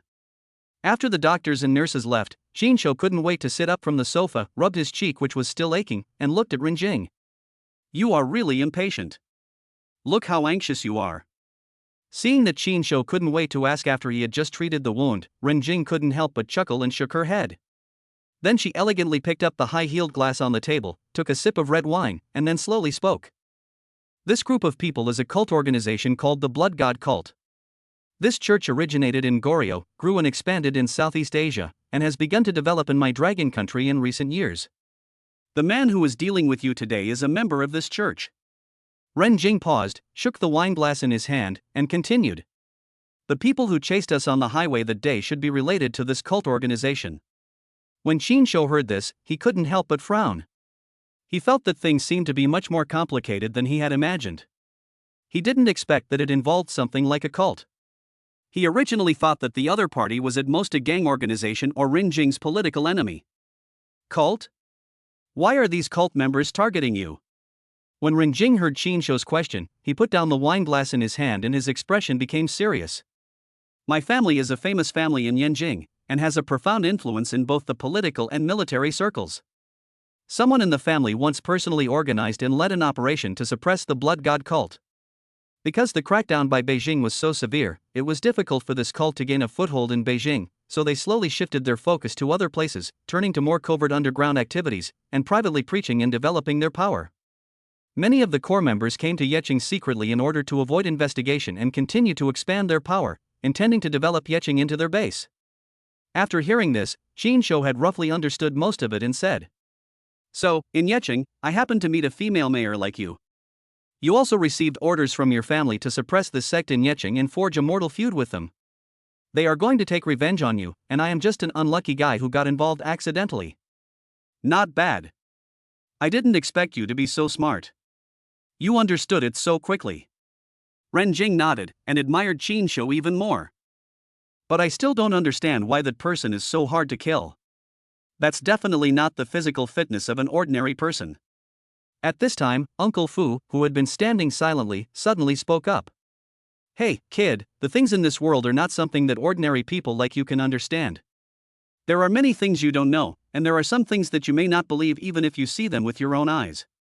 As he spoke, Uncle Fu walked to the sofa and picked up a baseball bat leaning against the armrest of the sofa. This was a solid wood baseball bat that looked very sturdy. Uncle Fu held one end of the baseball bat, took a deep breath, and then suddenly made a hand knife. There was a crisp click sound, and the seemingly sturdy solid wood baseball bat broke just like that. Then, Uncle Fu handed the broken half of the baseball bat to Qin Shou, with a proud look on his face, and said proudly, "Boy, you try it too and see if you can do it." "Okay, I'll try." Qin Shou took the half baseball bat, took a deep breath, and then swung his fist hard, hitting the remaining half of the baseball bat. There was another crisp click sound, and the remaining half of the baseball bat also broke into two pieces, and it was more clean and neat than when Uncle Fu broke it. It doesn't look that difficult. Qin Shou shrugged, looking relaxed. Fuck. This kid. A gleam of light flashed in Fu Bo's eyes. Seeing that he failed to show off and was slapped in the face, his old face suddenly turned slightly red, and he cursed in his heart. Good boy, you're pretending to be a pig to eat the tiger, right? You're hiding well enough. Fu Bo sneered and said. Hee, this kid is born with supernatural powers. Not bad, the young are really formidable. Let's not compare this, let's compare something else. Uncle Fu turned to look at Ren Jing and said. Miss, could you please pour me a glass of wine? Can. Ren Jing nodded, took out a clean wine glass, poured a glass of red wine, and placed it on the coffee table in front of her. Boy, you see it clearly. Uncle Fu yelled, gathered his energy into his dantian, made a starting stance, and struck out with a palm through the air. Qin Shou's expression froze, and he felt an invisible energy suddenly rising. Then, Qin Shou saw the red wine in the glass swaying violently. After a moment, the red wine in the goblet swayed more and more, and the frequency became faster and faster. Suddenly, with a crisp bang, the goblet suddenly exploded without any external force. The broken glass and scarlet red wine instantly splashed all over the floor. Miss, I just lost my composure. I'm here to find you if you're not hurt. Only then did Uncle Fu realize that he seemed to have used too much force in his attempt to save face, and he quickly bowed and apologized. Chapter 40. It turns out that I also know Qigong. No problem. Ren Jing waved her hand indifferently. Hey, kid, did you see it clearly? What I used just now is the Qigong that has been passed down in my dragon country for thousands of years. Uncle Fu felt that he had finally regained his face, and looked at Qin Shou with pride and complacency. Qin Shou looked at the red wine and glass fragments scattered on the ground, still a little stunned. He was still thinking about the moment when Uncle Fu made his move, how the invisible force shattered the wine glass. He did not reply to Uncle Fu immediately, but fell into deep thought, replaying the scene in his mind. Qin Shou thought of something, that is, after he used the skill of gathering yin to replenish yang, the warm air that appeared in his dantian might be the Qigong that Uncle Fu mentioned. If this is true, doesn't it mean that he can do it himself? Seeing Qin Shou's reaction, Uncle Fu thought that Qin Shou was shocked by his palm strike and was quite satisfied. He thought, although this kid is born with supernatural power and has practiced some basic boxing and kicking skills, he is just an ordinary person from the bottom of society. He has too little experience and was shocked by my cup breaking through the air move. Can you pour me a glass of red wine too? After being stunned for a while, Qin Shou suddenly looked up and said something that no one expected. Ah. You want to drink? Your face is still injured. Didn't the doctor just tell you that it's best not to drink during this period? Ren Jing was confused by Qin Shou's sudden words. She thought he wanted to drink and hurried to try to stop him. No, you misunderstood. I also want to try what I did just now. Qin Shou quickly waved his hands and explained. Hey, kid, this is not something that can be done casually. Without 20 or 30 years of hard work, don't even think about it. When Uncle Fu heard Qin Shou's words, he was stunned at first, then a sneer of disdain appeared on his face, and he thought to himself, this kid really doesn't know how high the sky is and how deep the earth is. How do you know I can't do it if you don't try? Hurry up and pour me a glass, and I'll try it too. Qin Shou still insisted and wanted to verify his guess. Okay. Seeing that Qin was so persistent, Renjing was also curious about what Qin would do, so she did as she was told and picked up a clean wine glass and poured a glass of red wine. Hum ha. Qin imitated Uncle Fu's way of taking a breath just now, took a deep breath, and then shouted loudly, making a similar starting posture as Uncle Fu just now, and also pushed out a palm fiercely, hitting the wine glass on the coffee table through the air. When Uncle Fu saw Qin actions, he first curled his lips in disdain, but then a trace of nervousness flashed in his eyes. He was still a little worried that Qin would really make some noise. After all, the power that Qin had just displayed made him a little unsure of Qin's background. However, after a while, the wine glass on the coffee table did not react at all, and the red wine in the glass did not even cause a ripple. Hey, kid, don't be so stubborn. I told you that without 20 years of hard work, you don't even have to think about this thing. When Uncle Fu saw that the wine glass had no reaction, he heaved a sigh of relief, regained his previous arrogant look, and shook his head in a pretentious manner. Hum ha. Qin still didn't give up and tried again, but the result was the same, the wine glass didn't move at all and there was no reaction. Hum ha. After 4 or 5 times, Uncle Fu became a little impatient and waved his hand. Forget it, kid, don't waste your energy and time. I've told you a long time ago that this thing can't be mastered overnight. You'd better give up. However, just as Uncle Fu finished his words, the red wine in the glass, which had been calm, suddenly began to shake violently. Seeing this scene, Uncle Fu was numb and stunned. He stood there completely stunned. He failed in his attempt to pretend again. You have to know that he has practiced for more than 10 years to achieve his current achievements. How many times has Qin only tried? Then, the goblet lost its center of gravity due to the violent shaking of the red wine in the glass, and finally fell onto the coffee table, with the scarlet wine spilling all over the floor. However, the glass did not completely break into pieces, it just fell sideways. Why didn't it break? Is it because I don't have enough energy? Or is it because I don't control it precisely enough? Qin looked at the wine glass that had fallen on the coffee table, scratched his head, and looked confused. Boy, have you ever practiced Qigong? No, since you have practiced Qigong, why do you look like a complete layman when it comes to the use of Qi? You don't understand anything at all. Uncle Fu finally came back to his senses from his shock and looked at Qin with some surprise. He felt more and more that he could not understand the young man in front of him. No. Qin shook his head without disguising himself. Impossible. It is impossible for someone who has never practiced Qigong to do this. Tell me, what is going on? Who are you and why are you close to the young lady? Uncle Fu still refused to give in, his expression turned cold, and he took a step forward, standing in front of Renjing, fearing that Qin would suddenly do something bad to the eldest lady. Thinking of Qin superb marksmanship that day, and then seeing that Qin, an ordinary person, actually knew Qigong, he couldn't help but become alert. Qin saw Fu Bo's nervous reaction and knew he had to find a reasonable excuse.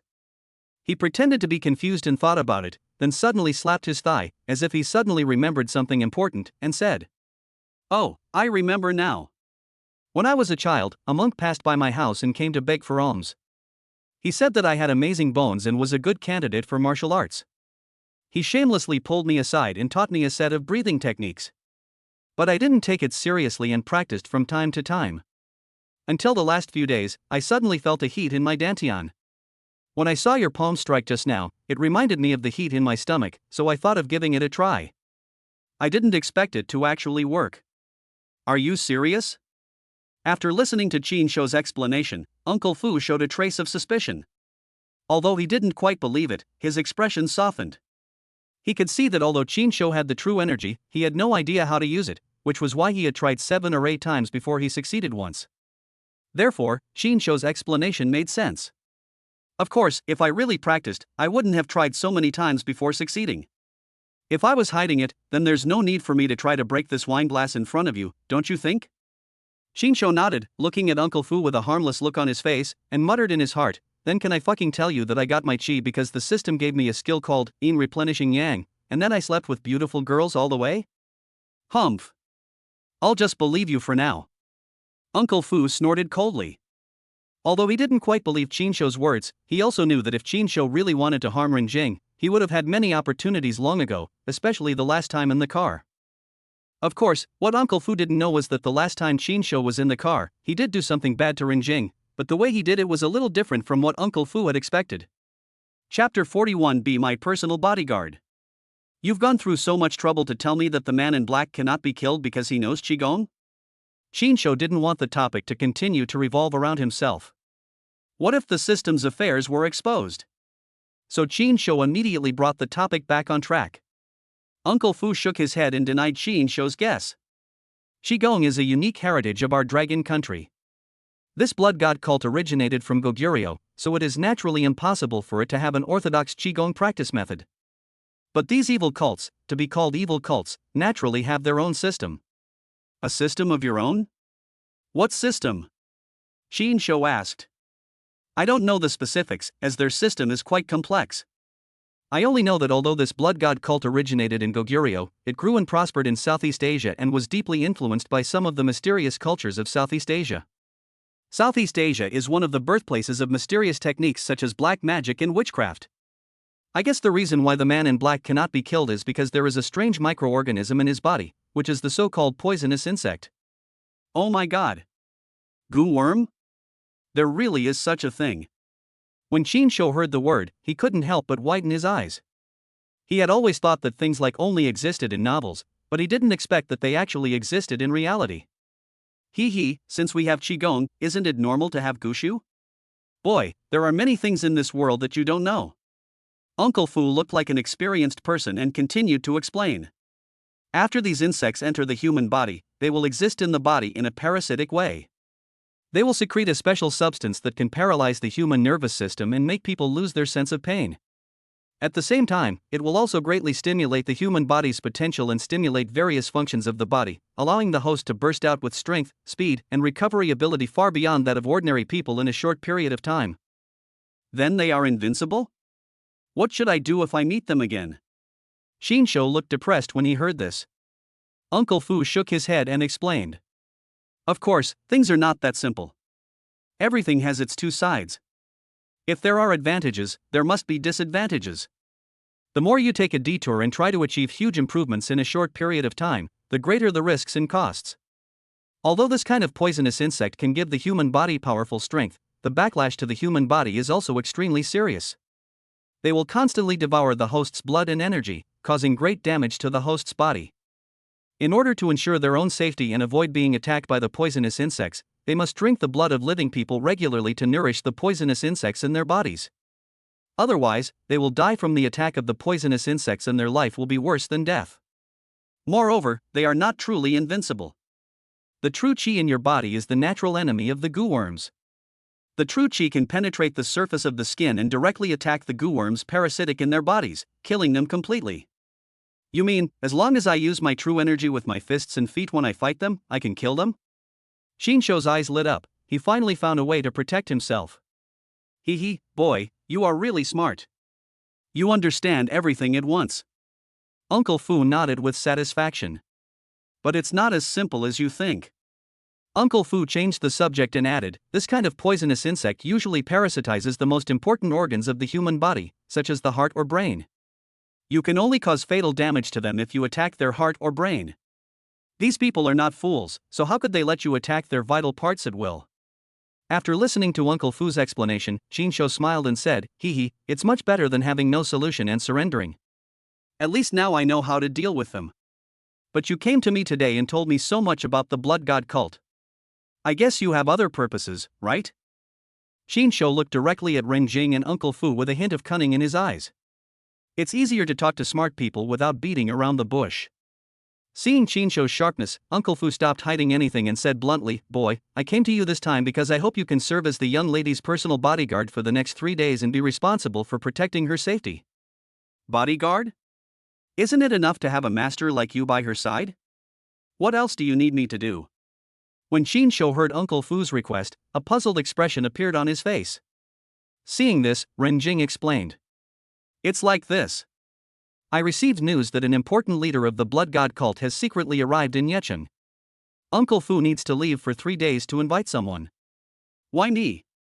With your status and position as mayor, it shouldn't be difficult to find a master, right? Qinshu still felt that some of the explanations did not make sense. When Uncle Fu heard Qinshu's question, he stroked his beard and said, This is what the eldest lady wanted. She specifically asked you to be her bodyguard for the next 3 days. Originally, I was a little reluctant, but today I saw that you can do Qigong, and in my opinion, you are at least at the early stage of the yellow rank. Hee, it's not easy to find a martial arts master who has superb spear skills and is also at the early yellow level. Early yellow level? When Qin Shou heard the word yellow level, his heart couldn't help but move. He suddenly thought of the level division of his system skills, which was also divided into 4 levels: Heaven, Earth, Profound Yellow. Could it be that the strength division of this Qigong master is also divided according to Heaven, Earth, Profound Yellow? Thinking of this, Qin Shou couldn't help but have a bold guess in his mind, that is, this mysterious system of his might be related to some ancient heritage? However, Qin Shou still couldn't figure out why the system chose him, and he couldn't reach this level now. Qin Shou was still in a trance, and Uncle Fu continued. Yes, martial arts masters are divided into 4 levels: Heaven, Earth, Black and Yellow. I am already in the late yellow level. But my spear skills are not as good as yours. If you have a gun in your hand, plus your skills, I believe it should be no problem to protect the young lady. Tell me, boy, are you willing or not? Uncle Fu stared at Qin Shou with a sharp gaze. Sure. Of course. Seeing that Uncle Fu was so direct, Qin Shou didn't beat around the bush and nodded with a smile. Then he changed the subject and a sly smile appeared on his face. However, Mayor Ren has been targeted by such a dangerous organization. The risk of this mission is quite high. I am risking my life to protect you, so you have to give me some reward, right? Otherwise, wouldn't my efforts be in vain? Hee. Qin Shou rubbed his hands and looked at Ren Jing and Uncle Fu expectantly, as if he was determined to do so. 100,000 for 1 day. 3 days, 300,000. Ren Jing went straight to the point. Okay, deal. When Qin Shou heard the price offered by Ren Jing, he agreed without saying a word and a satisfied smile appeared on his face. Where can you find such a cheap business to earn 300,000 in 3 days? Moreover, this time the mission is to be a close bodyguard for a beautiful woman like Ren Jing. If this gets out, I am afraid that even if it is free, countless men will break their heads to want to do it. Being inseparable from Ren Jing for 3 days, if I perform well, I might have a chance to acquire some good skills, which is really killing 2 birds with 1 stone. Anyway, 3 days 1T delay the filming, so let the producer shoot the scenes of the Fat Gaigua gang in advance. Chapter 42: A Night of Storm. Okay, Uncle Fu, there's nothing else to do. Go do your thing first. Qin Shou and I need to discuss the specific matters of the bodyguard separately. It's more convenient for us to discuss some details ourselves. Seeing that the matter had been basically settled, Ren Jing actually took the initiative to ask Uncle Fu to get rid of him, which made Qin Shou feel a little excited. Understood. I'll leave first then. Uncle Fu didn't think much about it. He nodded respectfully, then turned around and left the living room. In the huge villa, Qin Shou and Ren Jing were the only ones left. It was late at night, and there was a man and a woman alone, both of whom were handsome men and beautiful women. It was hard to imagine that something would not happen. Qin Shou has been busy filming a short drama in recent days and has not been able to find yen yuan. The accumulated engine oil is quite sufficient and it is time to use some of it. Although Qin Shou knew clearly that Ren Jing's luxury car burned some oil, he didn't care. Qin Shou was not afraid of burning oil, but was afraid that she was not coquettish. After a few glasses of red wine, the effect of alcohol began to show on Ren Jing. A faint blush appeared on her fair face, adding a bit of charm and seduction, making her look particularly attractive. Qin Shou couldn't help but stare in a daze, with admiration and fascination revealed in his eyes. What are you looking at, you bastard? Ren Jing noticed Qin Shou's gaze and gave him a coquettish look with a hint of shyness and teasing in her tone, but she was not really angry. Hey, do you want me to be a gangster or serious? After Qin Shou heard Ren Jing's words, he became more certain of his guess. While he was speaking, he secretly activated his skills, glib tongue, and masculinity, trying to narrow the distance between the two. Qin Shou knew very well that since Ren Jing specifically asked him to be her personal bodyguard and also sent Uncle Fu away, it was probably because she felt that his skill in applying engine oil last time was good and made her very comfortable, and now she needed maintenance again. Ren Jing was indeed feeling a little itchy. Ever since what happened between her and Qin Shou in the car last time, she had been a little distracted these past few days and always thought of the scene of that night unconsciously. Come on up. If you have anything to say, let's talk in my room. It's not convenient to talk here. As she spoke, Ren Jing's eyes were charming and she stood up. Her graceful curves and soft waist were fully revealed under the thin white gauze skirt. Ren Jinglian moved lightly with graceful steps, twisting her waist in a deliberately provocative manner, and walked towards the second floor step by step. Qin Shou stood below, looking at Ren Jing's graceful and beautiful figure and her deliberately charming style. He couldn't control himself and sighed inwardly, she is really a demon-level woman. She is so good at seducing people.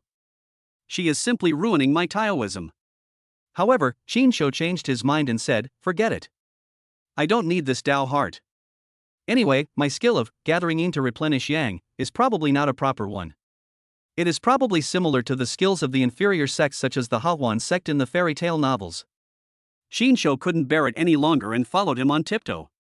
As soon as he entered Ren Jing's room, Qin Shou heard the sound of water dripping from the bathroom. The bathroom in Ren Jing's room was designed with a transparent glass door. In the hazy mist, her graceful curves were reflected, which made people imagine. Qin Shou originally wanted to push the door open and go in directly, just like he did with Yin Yurong last time, but Ren Jing had already expected that he would follow her and had locked the bathroom door in advance. Through the misty glass door, Qin Shou could only vaguely see some fuzzy outlines. This was completely a live version of Mosaic, which was like scratching an itch through a shoe, making people feel itchy and scratching their heads. Fortunately, Ren Jing didn't take too long to shower. About 10 minutes later, the bathroom door opened and she came out wearing a loose white silk bathrobe. The white gauze bathrobe gently wrapped around her exquisite body. The neckline of the bathrobe was slightly open, revealing her delicate collarbone and fair skin. Qin Shou only felt that there were majestic mountains shrouded in mist, lush grass, and quiet springs in the mountain streams. In front of the beauty, Qin Shou naturally had to show some respect. A good man should be upright. Qin Shou could no longer suppress his impulse, and like a hungry wolf, he pounced on Ren Jing, wanting to hug her. However, Ren Jing dodged Qin Shou's attack with a deft move. Look at how anxious you are. You stink of sweat and are so dirty. Go wash yourself first and then come see me, or I will ignore you. Ren Jing looked at Qin Shou, who had missed his target, with an arrogant look on her face. There was a hint of disdain and ridicule in her tone, but her eyes were full of smiles. Although Qin Shou was a little depressed, he also knew that he had just had a fierce fight with the man in black, and his body was indeed covered with some dust and sweat, which must have smelled unpleasant. So he had to reluctantly go into the bathroom to wash up. Qin Shou took a shower as quickly as possible and rushed out. He couldn't wait to get back to Ren Jing. As soon as he walked out of the bathroom, he pressed Ren Jing under him and took the initiative. But what he didn't expect was that Ren Jing turned over like a beautiful lady and pressed Qin Shou under her with her backhand, and the situation was reversed in an instant. Ren Jing looked down at Qin Shou with a smug smile on her face. She said proudly, "The last time in the car was just an accident. This time I'm going to take the initiative and let you have a good taste of my power." Qin Shou looked at Ren Jing's domineering appearance and thought that she was indeed a strong woman who liked to take the initiative in everything she did. Ren Jing's family is indeed a wealthy and prestigious family. Even the furnishings in the bedroom are so luxurious. There is actually an extra large round spring bed in their bedroom. The mattress is thick, soft, and extremely elastic. How to put it, Qin Shou just felt that the effect of this bed was particularly good, and its main feature was earthquake resistance. A night of wind and rain with wild dragon dancing. Ding, congratulations to the host for completely conquering the ultimate queen, completing the queen killer achievement, and dropping the ground level skill, control the overall situation. The host will have super personal charm and overall view, which can instantly shock people and make people involuntarily worship the host. It is an advanced version of the manliness skill. The next morning, Qin Shou woke up in a daze. He opened his sleepy eyes and found that Ren Jing had already gotten up and was sitting in front of the dressing table in front of the window, carefully dressing herself in front of the mirror. The morning light shone through the gauze curtains and sprinkled on her delicate face, coating her with a layer of light golden light, making her look particularly beautiful. Now that you're awake, get up quickly. I have a very important meeting today and I need you to go with me. Seeing Qin Shou wake up, Ren Jing turned her head and smiled at him. Her tone returned to its usual dignity, without any trace of the feminine air from last night. Seeing Qin Shou wake up, Ren Jing turned around and said, "Good." Qin Shou responded, and he felt a little sore and weak all over. But at the same time, he could also clearly feel that the warm current in his dantian, that is, the true qi in his body, was a little stronger than before. This made Qin Shou secretly happy. 300,000 in 3 days, with earth-level skills and more powerful true energy, this was a huge profit. Chapter 43 City Hall Meeting. Can you drive? At this moment, Ren Jing has changed into a neat professional suit. She exudes a strong aura and the aura of a strong woman. She is completely different from the charming and attractive appearance she had last night. I learned to drive in college and barely got my license, but I've hardly driven since then and I've almost forgotten everything. Qinshu scratched his head a little embarrassedly and told the truth. As long as you have a driver's license, you will learn it naturally as you drive. Practice makes perfect. You can drive today. As she spoke, Ren Jing took out a pair of car keys from her handbag and casually threw them to Qinshu, who was quick to catch them. The last Hongqi sedan was unfortunately scrapped in the gunfight, so this time Ren Jing replaced it with a black Hummer SUV, which was the one that Uncle Fu drove last night. Qinshu estimated that Ren Jing's idea of changing this car was very simple. The last Hongqi car was probably specially modified, and it would be difficult to find the same model for a while, so he could only use this powerful and high-performance Hummer to temporarily replace it. In case of a similar pursuit on the highway again, the Hummer would be more convenient and safer when escaping with its powerful tonnage and sufficient horsepower. Although Qinshu got his driver's license, it was his first time driving a car, especially a luxury car of this size, and he was driving on a city road, so he drove very carefully and very slowly. Fortunately, they got up early and had plenty of time, so Ren Jing didn't rush Qinshu. She just sat quietly in the passenger seat, looking at the scenery outside the window. At about 9 o'clock, Qinshu finally drove the Hummer steadily and brought Ren Jing to the Yeqing Municipal Government Building. Qinshu followed Ren Jing closely. As soon as they entered the city hall, they saw a young girl wearing gold-rimmed glasses and dressed elegantly coming towards them. Mayor Ren, you are finally here. Everyone is waiting for you in the conference room. Several big entrepreneurs from Yeqing have already arrived and are waiting for you to preside over the meeting. The girl had a hint of anxiety on her face, and it was obvious that the meeting time was almost up. As soon as she finished speaking, she noticed Qinshu standing next to Ren Jing. She was slightly startled and thought to herself, when did Mayor Ren have such a handsome boy by his side? And he seems to have a good relationship with Mayor Ren. Could it be that Mayor Ren has come to his senses? Has he found a boyfriend? Qinshu naturally noticed this girl as well. After taking a closer look, he found that the girl was no more than 20 years old. Although she wore a pair of slightly dull gold-rimmed glasses and was dressed like a typical academic master, she was youthful and beautiful, with fair and delicate skin. Even without makeup, one could tell that she had a beautiful face and delicate features. She was an absolute beauty. Seeing the girl looking at him, Qinshu politely raised the corner of his mouth, revealing a faint smile, and nodded at the girl to show his friendliness. When the girl saw Qinshu smiling at her, she couldn't help but feel excited and her cheeks flushed slightly. She thought to herself, no wonder Mayor Ren, who was always picky and serious, suddenly became interested in this. This handsome boy is really charming. It's okay. There's no harm in asking them to wait a little. It's still early. Ren Jing didn't seem to care about the girl's anxiety, and said calmly, have you prepared the document I asked you to prepare? Oh, the documents are all here. Mayor Ren, please take a look. Hearing Ren Jing's question, the girl came to her senses, quickly took out a document from the folder in her hand and handed it to Ren Jing respectfully. Ren Jing took the document, glanced through it briefly, and after confirming that there were no problems, she nodded with satisfaction. Well, you did a good job, very efficient, thank you for your hard work. Let's go upstairs for the meeting. After saying that, Ren Jing took the lead, leading Qinshu and the girl, and walked towards the elevator. You will come with me into the conference room later and sit next to me. During this time, you will be responsible for protecting my safety and stay with me all the time. As soon as she entered the elevator, Ren Jing turned around and said to Qinshu in an unquestionable tone. Okay, I understand. Don't worry, Mayor Ren. Qinshu smiled playfully at Ren Jing. Upon seeing this, Ren Jing glared at Qinshu angrily, but there was clearly some anger in her eyes that only lovers could have. So he's Mayor Ren's personal bodyguard. But he doesn't look like him. The female secretary at the side secretly glanced at Ren Jing and Qinshu with a look of suspicion on her face. Soon, the elevator reached the second floor, and Qinshu followed Ren Jing closely into the spacious and bright conference hall. Qinshu looked around and saw that there were already more than 10 people sitting in the hall. Each of these people was wearing an exquisite brand name suit, dressed meticulously, with a big belly, and their every move revealed a graceful and elegant temperament. It was obvious that they were wealthy people who had been in high positions for a long time. As soon as Rin Jing walked into the conference hall, many entrepreneurs who were originally sitting in their seats stood up, smiled, bowed and nodded respectfully to Rin Jing to show their respect. At this time, Qin Shou's eyes swept through the crowd and unexpectedly found a familiar face, the pretentious war criminal Zhang Wei.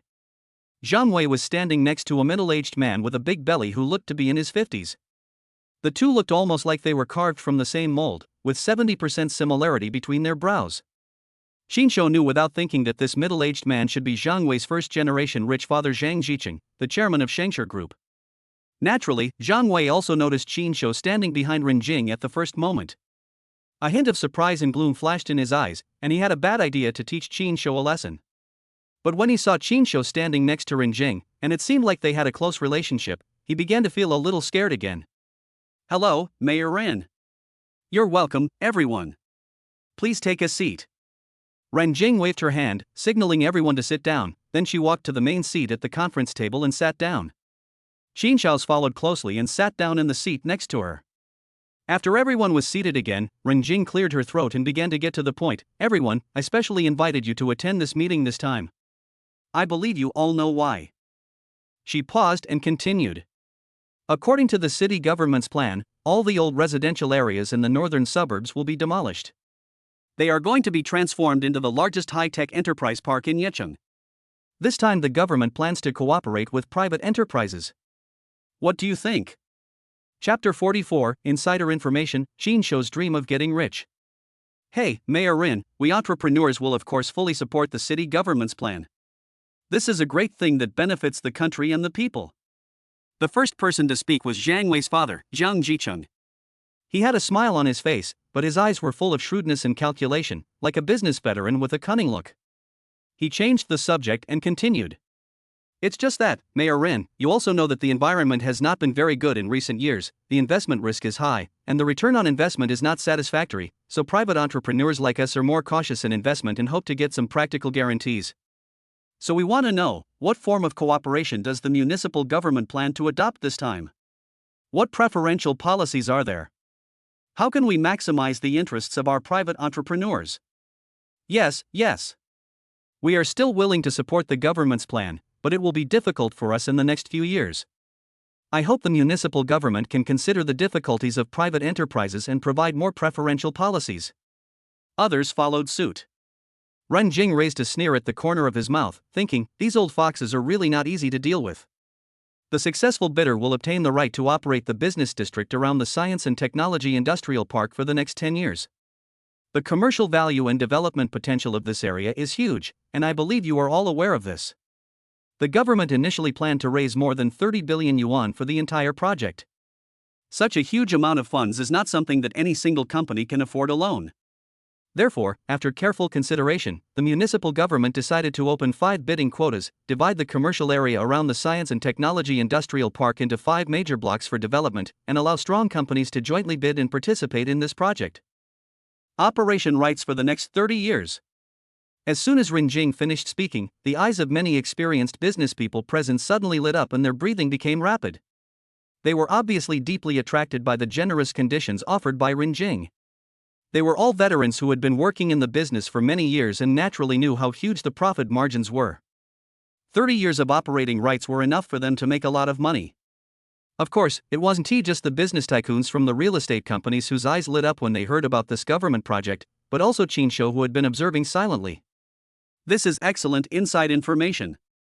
It is equivalent to Rin Jing announcing in front of him that the old and dilapidated area will definitely be demolished. If he quickly goes there to buy a few properties, he will definitely get a very generous compensation for demolition in the future. Qin Shou quickly calculated in his mind, generally speaking, for such large-scale projects led by the municipal government, the compensation for demolition is usually resettlement housing plus a certain amount of compensation.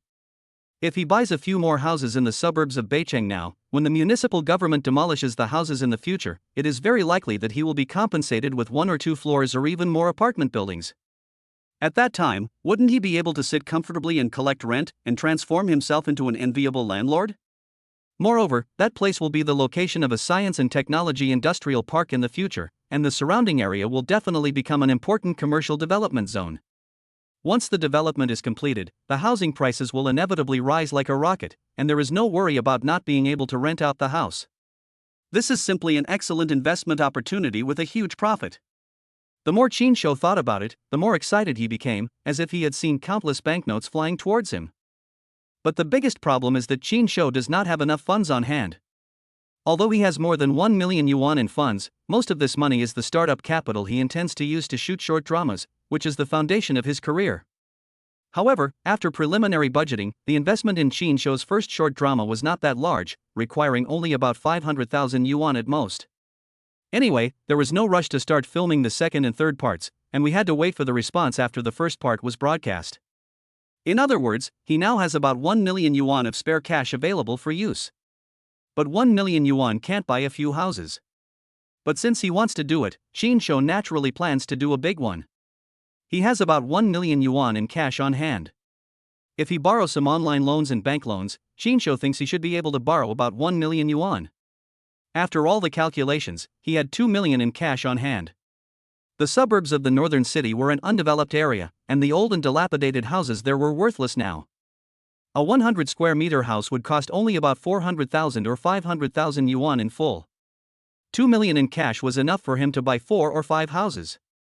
With 4 or 5 houses, it should not be a problem to get a resettlement apartment on one floor when the houses are demolished in the future. Add in the compensation for demolition, and it is estimated that you can get several million. The more Qin Shou thought about it, the more impatient he became. He wanted to rush to the suburbs of the northern city to buy a house immediately, fearing that it would be snatched away by others if he was a step late. He seemed to have seen the scene of himself holding several property certificates, waiting for demolition, and then becoming rich overnight. How is it? Are you satisfied with these conditions? If you have any questions or suggestions, please feel free to raise them. Our municipal government will listen carefully to your opinions and strive to make this project the best and achieve mutual benefit and win-win results between the government and enterprises. Qin Shou was still dreaming of getting rich from demolition, but his thoughts were brought back by Ren Jing, who suddenly spoke. Mayor Ren, I would like to ask, when will the city government's bidding start? We can make relevant preparations in advance. One of the entrepreneurs asked. The time for the bidding has been set. It will be held at 10 a.m. tomorrow in the conference hall on the 3rd floor of the City Hall building. The bidding will be open to the public. After that, Ren Jing continued to add. All companies interested in participating in the bidding need to undergo strict qualification review and capital verification. Only companies with total assets exceeding 5 billion renminbi are eligible to participate in this bidding. Of course, if multiple companies are bidding together, as long as the total assets of the companies combined reach 5 billion renminbi, they can also be qualified to participate in the bidding. Great! This is a major project that benefits both the country and the people. It can not only promote urban development, but also drive economic growth. We private entrepreneurs will definitely strongly support and actively participate. Zhang Jicheng immediately cheered loudly when he heard this. This old guy had been in the business world for decades and was experienced and cunning. Naturally, he immediately sensed the huge commercial benefits hidden in it. He had already started thinking about how to get a share of the bidding. Okay, since everyone has no questions, the meeting ends here. I hope everyone can actively participate in tomorrow's bidding. Ren Jing was too lazy to pay attention to Zhang Jicheng, the cunning old fox, and just stood up and left the meeting room. Qin Shou, as Ren Jing's personal bodyguard, naturally followed him. Chapter 45 Zhang Wei and his son's calculations. Xiao Wei, from the beginning of the meeting, I noticed that you have been staring at the young man next to Mayor Run, and I saw that the young man seemed to look at you twice. How come you two know each other? Zhang Jicheng is indeed a veteran who has been in the business world for many years. He has seen countless people and has a keen eye. He could tell at a glance that his son seemed to know Qin Shou. Humph. We can be considered college classmates. We were in the same class before, but we are not close friends. Zhang Wei snorted coldly. When Qin Shou was mentioned, a hint of displeasure immediately flashed across his face. Look at your face, it's so gloomy, as if someone owes you millions. It seems like you have a grudge against him? How could Zhang Wei's expression change be hidden from his father Zhang Jicheng, who saw through his son's thoughts at a glance? Well, it's a little bit of a holiday. Some unpleasant things happened at a class reunion. Zhang Wei nodded and, without hiding anything, told his father what had happened at the class reunion some time ago, adding some exaggeration to it.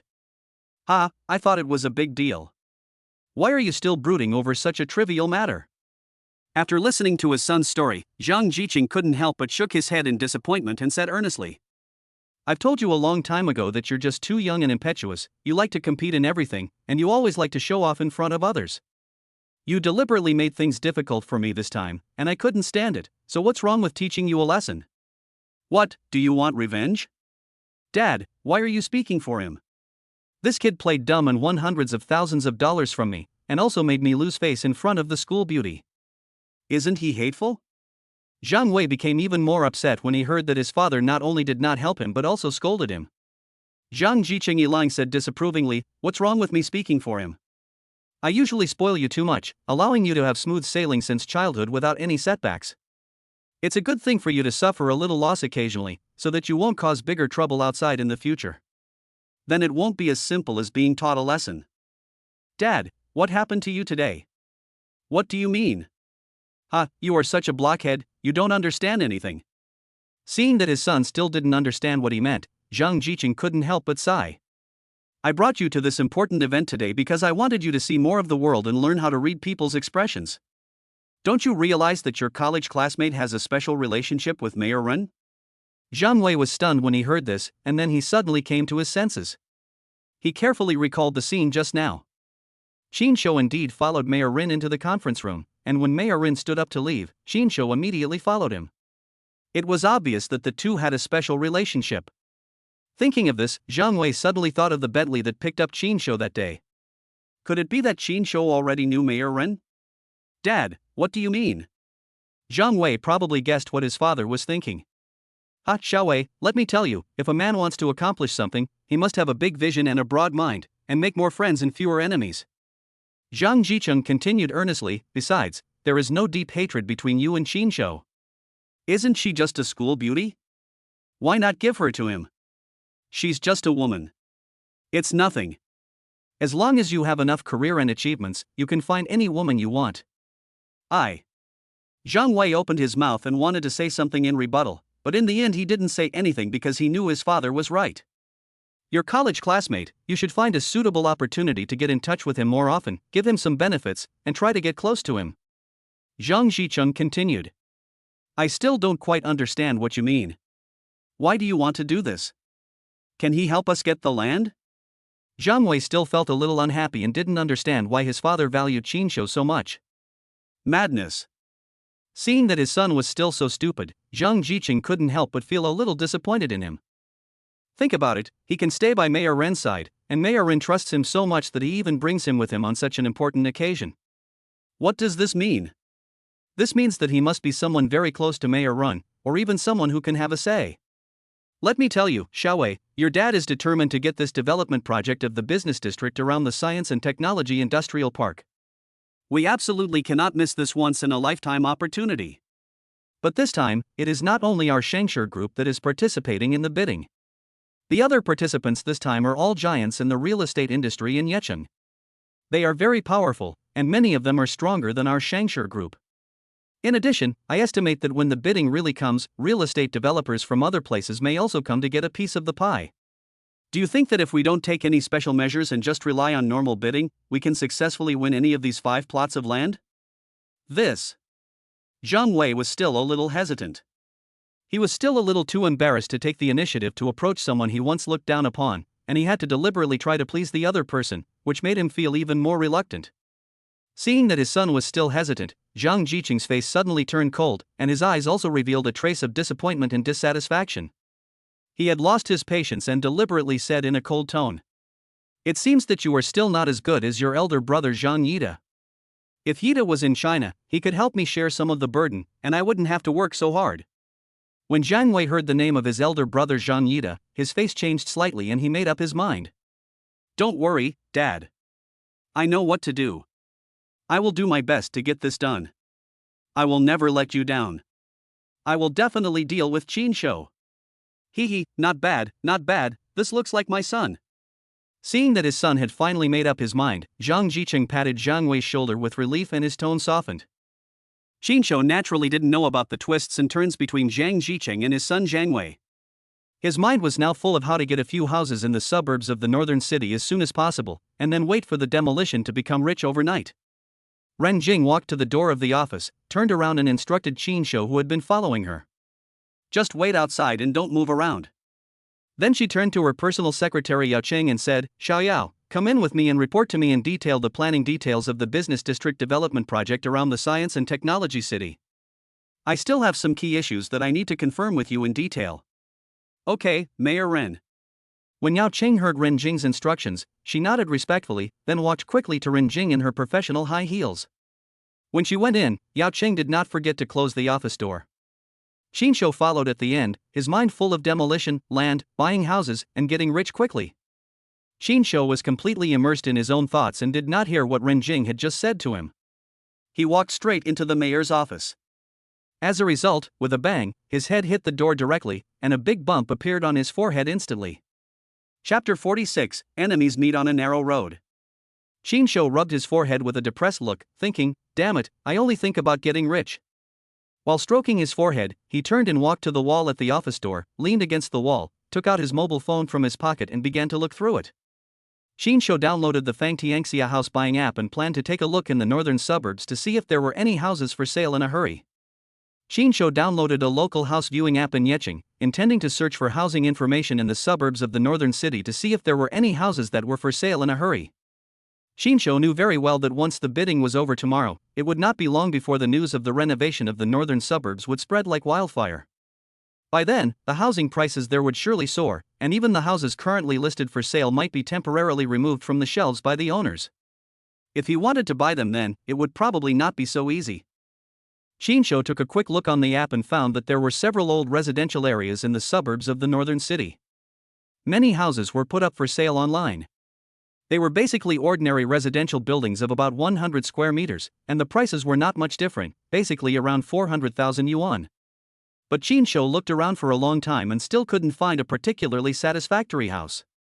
His purpose for buying a house this time was very clear, that is, to complete the transaction as quickly as possible before the news of demolition and reconstruction was officially announced. It would be best if he could sign the contract tomorrow if he liked it today. In addition, there is another very important point, that is, the original owner of the house should not live in the local area all year round. It is best if he or she has immigrated abroad or works in other places for a long time. The reason why Qin Shou thought so was very simple.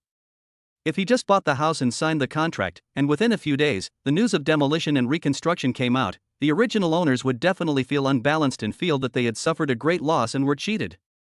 If they met some reasonable owners, it would be fine, and everyone could sit down and negotiate to solve it. But if they met some unreasonable scoundrels who liked to make trouble, they would inevitably cause unnecessary disputes and trouble themselves. Qin Shou browsed through the app for a long time, and finally a house caught his attention and made his eyes light up. Qin Shou carefully checked the seller's introduction and found that this house was not a residential building in an ordinary community, but a single-family dangerous house on a vacant lot. The house has 3 floors, each floor has an area of 100 square meters, and the total construction area is more than 300 square meters. Most importantly, this house also has a yard of 200 square meters. The most important thing is that the property rights of the land occupied by this house are also in the hands of the seller, which means that he bought not only the house, but also the property rights of this piece of land. This is undoubtedly a huge surprise for Qin Shou. According to the seller, this house is an old house passed down from the seller's ancestors. More than 10 years ago, the municipal government carried out a large-scale housing renovation project, planning to demolish all the surrounding single-family houses and rebuild them into modern community apartment buildings. This house was also included in the renovation plan at that time. However, the seller's ancestors were quite powerful in Yecheng at that time, had a wide network of contacts, and had a very tough attitude.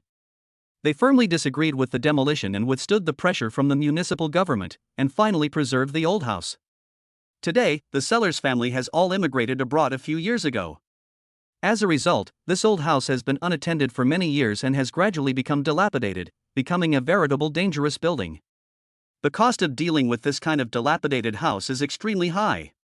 Both demolition and reconstruction require a lot of money and effort. In addition, the development of the northern suburbs has not been very good in recent years, and there are almost no outsiders. Therefore, although this house comes with a large piece of land, it has not been sold at a good price. It has been listed for sale online for several years, but no suitable buyer has been found. The seller's current listing price is 2 million renminbi. 2 million is for a 3-story old house with each floor covering an area of 100 square meters, adding up to a total construction area of about 300 square meters. It also comes with a yard of about 200 square meters, and most importantly, the property rights of the land. Shinsho thought about it for a while and felt that this deal was a big win. As long as he could get this house, even if the city government compensated according to the policy's demolition standards, he could at least get more than a dozen apartments, plus several million in cash subsidies. It would be a big success. After reading the information about this house, Shinsho couldn't wait to leave a message to the seller, fearing that someone else would get there first. Hello, I am very interested in this house, but I am in a hurry. It would be best if the transaction can be completed within 3 days. Is that convenient? Hello, may I ask your name and surname? What Shinsho never expected was that not long after he sent the message, the other party replied within seconds. It seemed that the other party was also in a hurry to sell the house. Shinsho was so happy. My last name is Chin, you can call me Mr. Chin. Hello, Mr. Chin. I am not in China right now and cannot return in the short term. It may be difficult for me to return within 3 days. However, I have entrusted the sale of this house to Xingfu House Agency. They can complete all the procedures on my behalf. If it is convenient for you, please leave your contact information and I will let the agency contact you as soon as possible. 13x times x times x times x times x. Shinsho sent his phone number to the seller in a private message without saying anything. I have to say that this seller is very efficient and swift. Just a few minutes after Shinsho sent the phone number, his cell phone rang and the caller ID showed an unfamiliar local number. Hello, is this Mr. Chin? I am a real estate agent from Xingfu Real Estate Agency. Our client has entrusted me to contact you. My last name is Xu, and you can call me Miss Xu.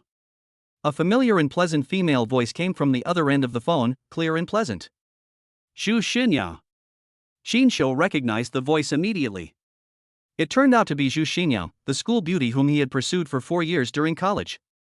It must be said that this world is really small and enemies often meet on narrow roads. Who are you? Shinsho. The person on the other end of the phone was stunned for a moment, then finally reacted and called out Shinsho's name in surprise.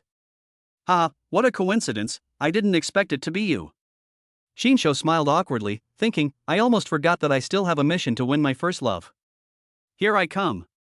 Well, it's quite a coincidence, so coincidental that I don't even know what to say. Xu Xinyao smiled self-deprecatingly, with a barely perceptible hint of sadness and desolation in her tone. I guess you must be very happy now. Seeing how miserable I am now, you must be very proud, right? Happy? Why should I be happy? Shinsho looked puzzled. Shinsho, you don't have to pretend.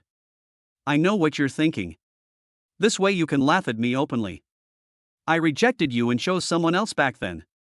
Now you can finally be proud of yourself, seeing how miserable I am. Not only am I divorced, but I'm also living a hard life as a real estate agent. There was a hint of resentment and self-mockery in Zhu Xinyao's tone. Ha, Zhu Xinyao, do you know what I can't stand the most about you? Shinsho sneered. Chapter 47, Top Quality Real Estate. What can't you stand about me? Zhu Xinyao asked back. I can't stand your self-righteous personality. You always think you are superior, as if the whole world revolves around you and everyone should like you and accommodate you. What happened back then is a long time ago. I don't take it to heart and I don't care anymore. Also, there is one thing you are completely wrong about. Compared to when you chose to rely on rich men for support, you are now self-reliant. I respect you more. When Shinsho said this, his tone was flat, without any emotion in his voice. You don't care anymore. So that's how it is. Zhu Xinyao's tone was a little sad. She originally thought that Shinsho would take this opportunity to mock her. If that was true, she might feel better. At least this showed that she still had a place in Shinsho's heart.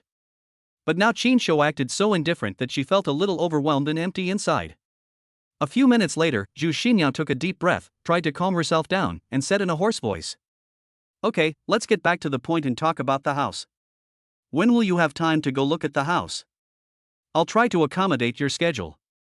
It would be best if it were today, the sooner the better. If it is convenient, you'd better bring all the relevant materials and certificates. If there is no problem with the house, I want to buy it today and complete the transaction as soon as possible. Are you in such a hurry? Don't you plan to go see the house first? Compare prices? After all, this is a multi-million-dollar deal. Aren't you afraid of problems? Zhu Xinyao was a little surprised to hear Qin Shou was so anxious, and felt that Qin Shou's decision was a bit hasty. It doesn't matter. I'm mainly interested in the land. As for what the house looks like, I don't care. I'm going to tear it down and rebuild it or renovate it anyway. What it looked like before is not important to me. Qin Shou naturally couldn't really renovate it. Anyway, whether it was a dilapidated house or a new house, the government would compensate according to the area, so there was no need for him to spend such money. The reason why he said this was mainly because he didn't want Zhu Xinyao to get suspicious. Naturally, the fewer people who knew about this kind of internal information, the better. Okay. It seems that having money really makes a difference. You can speak so proudly. Seeing Qin Shou's wealth and power, Zhu Xinyao thought of the Bentley that came to pick him up that day, and didn't think much about it. But her tone was sour, and she felt even worse. She suddenly felt that she seemed to have missed out on something invaluable. If she had not been so snobbish and had chosen Qin Shou, perhaps her life would be very different now. How about 2 o'clock this afternoon? Are you free? If that's okay, we can meet at 2 o'clock and go look at houses together.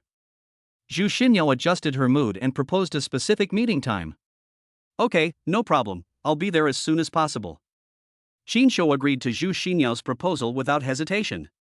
He also wanted to get the house done as soon as possible to avoid any further complications. Okay, I'll send you the exact address of the house now, and we'll meet there at 2 p.m. Zhu Xinyao hung up the phone after she finished speaking. A few minutes later, Qin Shou received a text message on his phone, which contained the detailed address of the house. Since he had already agreed on the time and place with Zhu Xinyao, Qin Shou naturally had to rush there as soon as possible. However, he was now faced with a more troublesome problem, that is, he was now Ren Jing's personal bodyguard and needed to protect her safety at all times, which made him a little embarrassed. He had to find a suitable time to discuss with her and see if he could ask for leave. Qin Shou walked to the door of Ren Jing's office, raised his hand, and was about to knock on the door, but unexpectedly. There was a muffled bang sound, followed by a scream, "Ah!" As luck would have it, Ren Jing had just finished a meeting with her personal secretary Yao Qing. Yao Qing was about to come out of the office with a thick stack of documents. She lowered her head to organize the documents and did not pay any attention to the situation at the door. As a result, she bumped into Qin Shou, who was about to knock on the door. Qin Shou only felt that he had hit something majestic and soft, as if he had hit an air cushion, extremely comfortable. He was about 1.8 meters tall and had a muscular body, while Yao Qing was a petite girl just over 1.6 meters tall. When the two of them bumped into each other, Yao Qing naturally became a little unstable and her petite body fell backwards. Fortunately, Qin Shou reacted quickly and grabbed Yao Qing's slender waist at the moment when she was about to fall. It must be said that Yao Qing had a petite figure, with a slender and soft waist, which could be held in one hand. It felt so soft in the hand, as if she had no bones, which made Qin Shou unable to help but feel distracted. What are you doing? Why don't you let me go?" Yao Qing was held in Qin Shou's arms. Feeling the masculine scent emanating from him, her pretty face instantly turned red. She struggled with some embarrassment, trying to break free from Qin Shou's arms. Oh! Qin Shou was stunned for a moment, then he suddenly realized that he was still at the door of Ren Jing's office, and Ren Jing was still in the office. His previous behavior was really inappropriate, and he quickly withdrew his hands that were around Yao Qing's waist. Something even more embarrassing happened since Yao Qing's body was originally in a backward-leaning position. When Qin Shou let go of her hand, Yao Qing, who lost her support, naturally fell to the ground with a bang, making a muffled sound. Ouch! Yao Qing rubbed her sore buttocks and got up from the ground with a wronged look on her face. There were even some crystal tears in her eyes. She said pitifully with an obvious crying tone. How could you do this? You threw me like this. I really didn't mean it. Didn't you ask me to let go? Qin Shou raised his hands and made an innocent expression, thinking, women are really unreasonable. Didn't you tell me to let go? Snort! Yao Qing frowned slightly, glared at Qin Shou in shame and anger, then raised her high-heeled foot, stepped hard on Qin Shou's toes, and left the office door angrily. Fuck! This is simply murder. Qin Shou felt such a sharp pain from Yao Qing's kick that he hugged his foot, shivering in pain, with cold sweat on his forehead. Why did you come in? Didn't I tell you to wait outside? Ren Jing looked at Qin Shou, who was shaking with pain, with interest, and a smile appeared on her lips. For some reason, she felt indescribably happy when she recalled how she had begged for mercy last night, but this guy didn't show any mercy to her and let her take a break. Qin Shou saw Ren Jing looking at him, and quickly put down his hands that were hugging his feet, and forced a smile and said, "Hey, Mayor Ren, I suddenly remembered that I have some personal matters to deal with, so I need to leave for a while, but don't worry, I promise to be back before you get off work, and you are now in the City Hall building, the security measures are so strict, you don't need me to stay here, right?" "Leave? What are you going to do? Is there something you must do now?" When Ren Jing heard that Qin Shou was leaving, she frowned slightly, thinking, this guy, 300,000 in 3 days, he would just leave his post without permission? "Hey, Mayor Ren, you know I'm just an ordinary citizen. It's not easy to make money. I finally have a chance to make money, and I don't want to miss it." Qin Shou smiled a little embarrassedly, speaking hesitantly. "Just say what you want to say, don't hesitate. Ren Jing doesn't like beating around the bush." Qin Shou hesitated and said, "Well, it's like this. I just heard you talk about the demolition and reconstruction plan for the northern suburbs at the meeting. I suddenly thought that this is a good investment opportunity, so I thought. You're thinking of buying a few properties there and waiting for them to be demolished and get rich, right?" Ren Jing was so smart that she saw through what he was thinking at a glance. She looked at Qin Shou with a smile, a hint of mockery in her tone. "Mayor Ren is indeed an expert. He has a keen eye and nothing can be hidden from you." Qin Shou saw that Ren Jing saw through his thoughts at a glance, and now he pointed at Ren Jing and asked her to release the man. He did not dare to hide it. He immediately gave Ren Jing a thumbs up with a flattering look on his face. Chapter 48 House Viewing. "Sure. But your bodyguard will cost 300,000 for 3 days, which is not cheap." Ren Jing stared at Qin Shou with a smile, with a hint of teasing in her tone. "Well, then I'll take half a day off? Just half a day, it won't interfere with your work." Qin Shou was frightened by Ren Jing's stare. He thought to himself, this woman, who is the mayor and the daughter of a wealthy family, lives in such a top-notch house, why is she so fussy? It turns out that rich people are stingy. "Okay. Since it's only half a day, then I'll charge half a day's price. Half a day is 50,000. I'll deduct 50,000 from your 300,000 salary. That's reasonable, right?" Ren Jing nodded without hesitation, still with that half smile on her face. When Qin Shou heard this, he suddenly felt a pain in his heart. He lost 50,000 yuan just because of a few words. I thought to myself that this woman is really stingy. However, for the sake of the millions of dollars in demolition compensation, I can only reluctantly give up the 50,000 yuan. Just treat it as an investment cost. You can't catch a wolf without sacrificing a child. Okay, no problem. Since Mayor Ren has agreed, I'll go do my work first and try to come back as soon as possible. Qin Shouxiang suppressed his reluctance, forced a smile, and asked tentatively. He was afraid that Ren Jing would suddenly change her mind and not let him go. "Well, go ahead. It's not good to have you guarding outside the door all the time. Besides, there's nothing special going on here. The sooner you go, the sooner you can come back." As soon as Ren Jing finished speaking, Qin Shou ran out of the office as if he had received a special pardon, fearing that Ren Jing would go back on his word.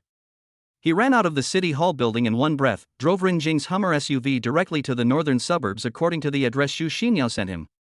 Qin Shou's Hummer had just driven out not far when Zhang Wei walked out of the municipal building. At the moment, he looked depressed. Not only was he scolded by his father, but he also had to curry favor with Qin Shou, whom he had always disliked. He felt annoyed just thinking about it. Of course, what made Zhang Wei most irritated and depressed was his father Zhang Jiqing's completely different attitudes towards him and his older brother Zhang Yida. This obvious favoritism filled him with resentment and unwillingness. The relationship between Zhang Yida and Zhang Wei cannot be considered close, and can even be said to be very distant, because they are half-brothers and there is no real brotherhood between them, only secret rivalry and competition. It is very common and normal for rich people like Zhang Jiqing to keep mistresses and second wives outside. And Zhang Wei is the child that his third wife secretly gave birth to without telling Zhang Jiqing. Zhang Wei's mother Fang Qiaolan also had some tricks. After giving birth to Zhang Wei, she took the newborn Zhang Wei and ran to the Zhang family to force the emperor to abdicate, hoping to rise to the top by relying on her son. At that time, this incident caused chaos in the Zhang family, and Zhang Jiqing was very embarrassed. However, Zhang Jiqing's success today is due to the help of his wife, who is also very supportive of him. Therefore, how could Zhang Jiqing divorce his wife for an illegitimate child? After all, his wife also gave birth to a son, Zhang Wei's half-brother Zhang Yida. After weighing the pros and cons, Zhang Jicheng gave Fang Xiaolan several million in resettlement fees as compensation. He also asked her not to disturb his life again in the future and kept Zhang Wei in the Zhang family. You have to know that it was several million from more than 10 years ago, which was definitely a huge sum of money at that time. Fang Xiaolan was able to be a mistress, so she was naturally a greedy woman. She didn't care about Zhang Wei's son at all. After getting several million, she happily took the money to enjoy a leisurely life, and disappeared from Zhang Wei's life ever since. Therefore, Zhang Wei's position in the Zhang family can be said to be very embarrassing. He has no status at all, and it can even be said that he can't even hold his head up. This is why Zhang Wei likes to show off in front of others, because in that cold family, he has suffered too much grievance and humiliation. Only outside can he find some sense of existence and superiority. As a veritable rich second generation, Zhang Wei can only drive an ordinary Audi A6 on weekdays. This is simply unimaginable in the circle of other rich second generations, because he has no qualifications and rights to inherit the Zhang family's business. The little money he has is just some pocket money given to him by Zhang Jiqing every month. If his brother Zhang Yida had not gone abroad to study in the past 2 years, he would not have had any chance to get in touch with these business matters, let alone have the opportunity to attend such an important occasion in meeting today. In the past, Zhang Jiqing only brought his brother Zhang Yida to meetings of this level. His brother Zhang Yida was the legitimate heir of the Zhang family, the son of the legal wife, and the real future owner of the Zhang family. The scene of Qin Shou driving away from the city hall building alone was naturally seen by Zhang Wei, who had been keeping an eye on him.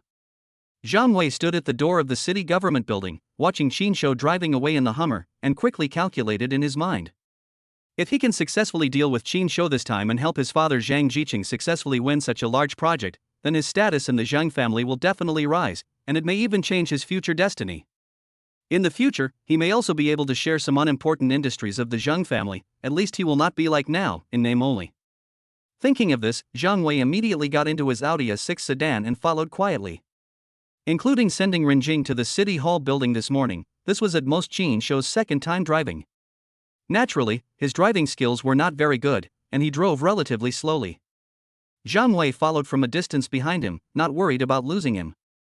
Qin Shou, who was concentrating on driving, naturally did not notice that someone was following him. The suburbs of the northern city are not close to the city center. Even if he took the highway, it took Qin Shou a full hour to get there. Of course, this was mainly because he drove slowly. This is a relatively old area, surrounded by some old residential apartment buildings. There is only this old single-family house with a yard, sandwiched between several tall residential buildings, which looks a bit abrupt. As soon as Qin Shou got out of the car, he saw Zhu Xinya waiting at the door of the old house. She had deliberately worn a neat and tidy real estate agency suit today, a white shirt with a black hip skirt, which perfectly outlined her exquisite figure, making her look particularly capable, and quite a bit of uniform temptation. When Zhu Xinya saw that Qin Shou was driving such a domineering and expensive Hummer off-road vehicle, she couldn't help but feel disappointed and sad. She remembered that she was just an ordinary real estate agent now, working hard every day to make a living, while Qin Shou had already driven a luxury car. Compared with the past, the gap between the two seemed to be getting bigger and bigger, which made her sigh even more. "Come on, I'll take you inside to see the details of the house." Seeing Qin Shou coming over, Zhu Xinya tried to appear calm. She took out a bunch of keys from her handbag, one of which was the key to the iron gate of the yard, and prepared to open the rusty gate. "Don't worry, I'll take a look at the surrounding environment first." Qin Shou did not follow Zhu Xinya into the yard immediately, but stood at the door and carefully looked at the surrounding environment. Qin Shou didn't care about the quality of the house at all. What he cared about was whether the location was good enough, whether it was close enough to the science and technology industrial park to be developed in the future, and whether he could get generous compensation. Qin Shou found that the location of this old house was not bad. It was surrounded by old apartment buildings. This house was right between several apartment buildings and would definitely be within the scope of demolition and reconstruction in the future. It was not far from the science and technology industrial park planned by the future municipal government. There was no doubt that he would definitely get a lot of compensation. Chapter 49. Sign the contract now. Okay, take me in to have a look. Only after confirming that the geographical location of this old house was within the scope of the future development plan of the municipal government did Qin Shou contentedly follow Zhu Xinyao into the yard. Because no one had taken care of the yard for many years, it was already overgrown with weeds and looked desolate. The trees in the yard also looked a little withered, but Chinsho didn't care about that at all. He just walked around the yard casually for a while, roughly estimated the area of the yard, and made sure that the area of more than 200 square meters was not empty. No problem, let's sign the contract directly. After looking at the yard and the size of the house, Chinsho had basically confirmed that the area was not exaggerated. He didn't even ask to go inside the house to take a look, and he was in a hurry to sign the contract. So fast? Don't you even want to go inside the house to take a look? This is a multi-million-dollar deal, aren't you afraid of any problems? When Xu Xinyao heard Chinsho was so ready to sign the contract, she asked in surprise. She thought to herself, who would look at a house like this? They wouldn't even go inside to take a look. Even if they were rich, they wouldn't do that. It doesn't matter.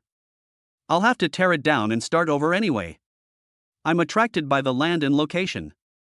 I don't care what the house looks like. Chinsho shrugged, looking nonchalant. Chinsho's words were a double entendre, but he was not lying. He did plan to tear down and start over, but the city government would be responsible for the demolition, and he would only be responsible for collecting the demolition compensation and waiting to count the money. But to Xu Xinyao, these words were proof that Chinsho was rich and willful. When most people buy an old house, they would first consider renovating it. After all, this would save a lot of costs. How could someone like Chinsho decide to tear down and rebuild without even taking a look inside the house? This was simply inhumane. Well, it seems that having money really makes a difference. You can speak so proudly. Xu Xinyao said sourly, then let's go to our store now. The relevant real estate certificates and contracts are all in our store. We can handle the transfer procedures directly. Xu Xinyao felt a bit complicated, happy, and disappointed. She was happy because this deal was a big one for her. You know, the houses in the nearby residential buildings were only worth a few $100,000 at most, but this old house was sold for around $2 million. She could get a good commission from it, and her performance this month was completely up to standard. The disappointing thing is that the more heroic Chinsho acted, the more Xu Xinyao felt that she was blind and had missed out on a super potential stock like Chinsho. Okay, take my car and go straight there. Chinsho nodded, then pointed to the Hummer parked on the side of the road, motioning Xu Xinyao to get in. Chinsho originally had only over $1 million in cash on hand, but this did not prevent him from making the deal, because on his way here, he had already maxed out the loan limits of all major online lending platforms. Anyway, he had more than $1 million in deposits as collateral, so major online lending platforms were not worried that he would not be able to repay the loan. He was a high-quality customer, so the loan amounts they gave him were very high. Chinsho easily borrowed more than $1 million in cash. Combined with his original savings, he now has more than 2 million yuan at his disposal. By the way, on the way to your store, I want to discuss something with you. As soon as he got in the car, Chinsho went straight to the point and talked about the price issue directly. You can talk to the landlord and see if you can get a better price of 1.8 million. If you can, I can transfer the full amount right now and pay it off in one lump sum. You're really good at bargaining. You cut the price by 200,000 in one go. Xu Xinyao thought to herself, how can you bargain like that? 200,000 is gone in one go. How can I negotiate with the landlord? Hey. Chinsho smiled confidently and said, from what I know, this old house is probably not easy to sell. The land is almost completely abandoned, and the house is now a dangerous building. After buying it, it will cost a lot to renovate it. Besides, the suburbs of North City are not economically developed areas, and there are few immigrants. If this house is really popular, it wouldn't have been unsold for so long, right? Let the landlord think it over carefully.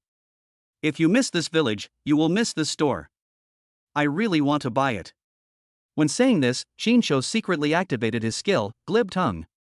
Chinsho's words were well reasoned, and with the help of glib tongue, Xu Xinyao instantly felt that Chinsho was right, and her heart couldn't help but waver. Okay, what you said makes sense. I'll ask the landlord for you and see what he says. As she spoke, Xu Xinyao took out her cell phone and sent a WeChat message directly to the landlord who was far away abroad, telling him the price of 1.8 million yuan in full payment proposed by Chinsho. Tell me, why is he in such a hurry to buy this house? What Chinsho didn't expect was that the landlord replied to his message within a few minutes. The landlord was indeed smart enough. When he saw Chinsho was so anxious to buy, he immediately became suspicious. The landlord wants to know why you are so anxious to buy this house and why you are so eager to pay the full amount. Zhu Xinyao immediately conveyed the landlord's question. Fortunately, Qinshu was well prepared for this and had already thought of a response. Tell the landlord that my parents have not been in good health in the past 2 years. I work in the city and am usually very busy, so I can't take good care of them. So I thought of buying them a house with a yard in the suburbs and let them move to the city so that it will be more convenient for me to take care of them. Moreover, there are not many factories in the northern suburbs, so the environment is good and the air is fresher, allowing them to enjoy their old age in peace and contentment. They are not used to living in those high-rise buildings in the city, and prefer this kind of single-family house with a yard, so I am anxious to get one. Qinshu said to Zhu Xinyao calmly. I didn't expect you to be so filial. I really can't tell.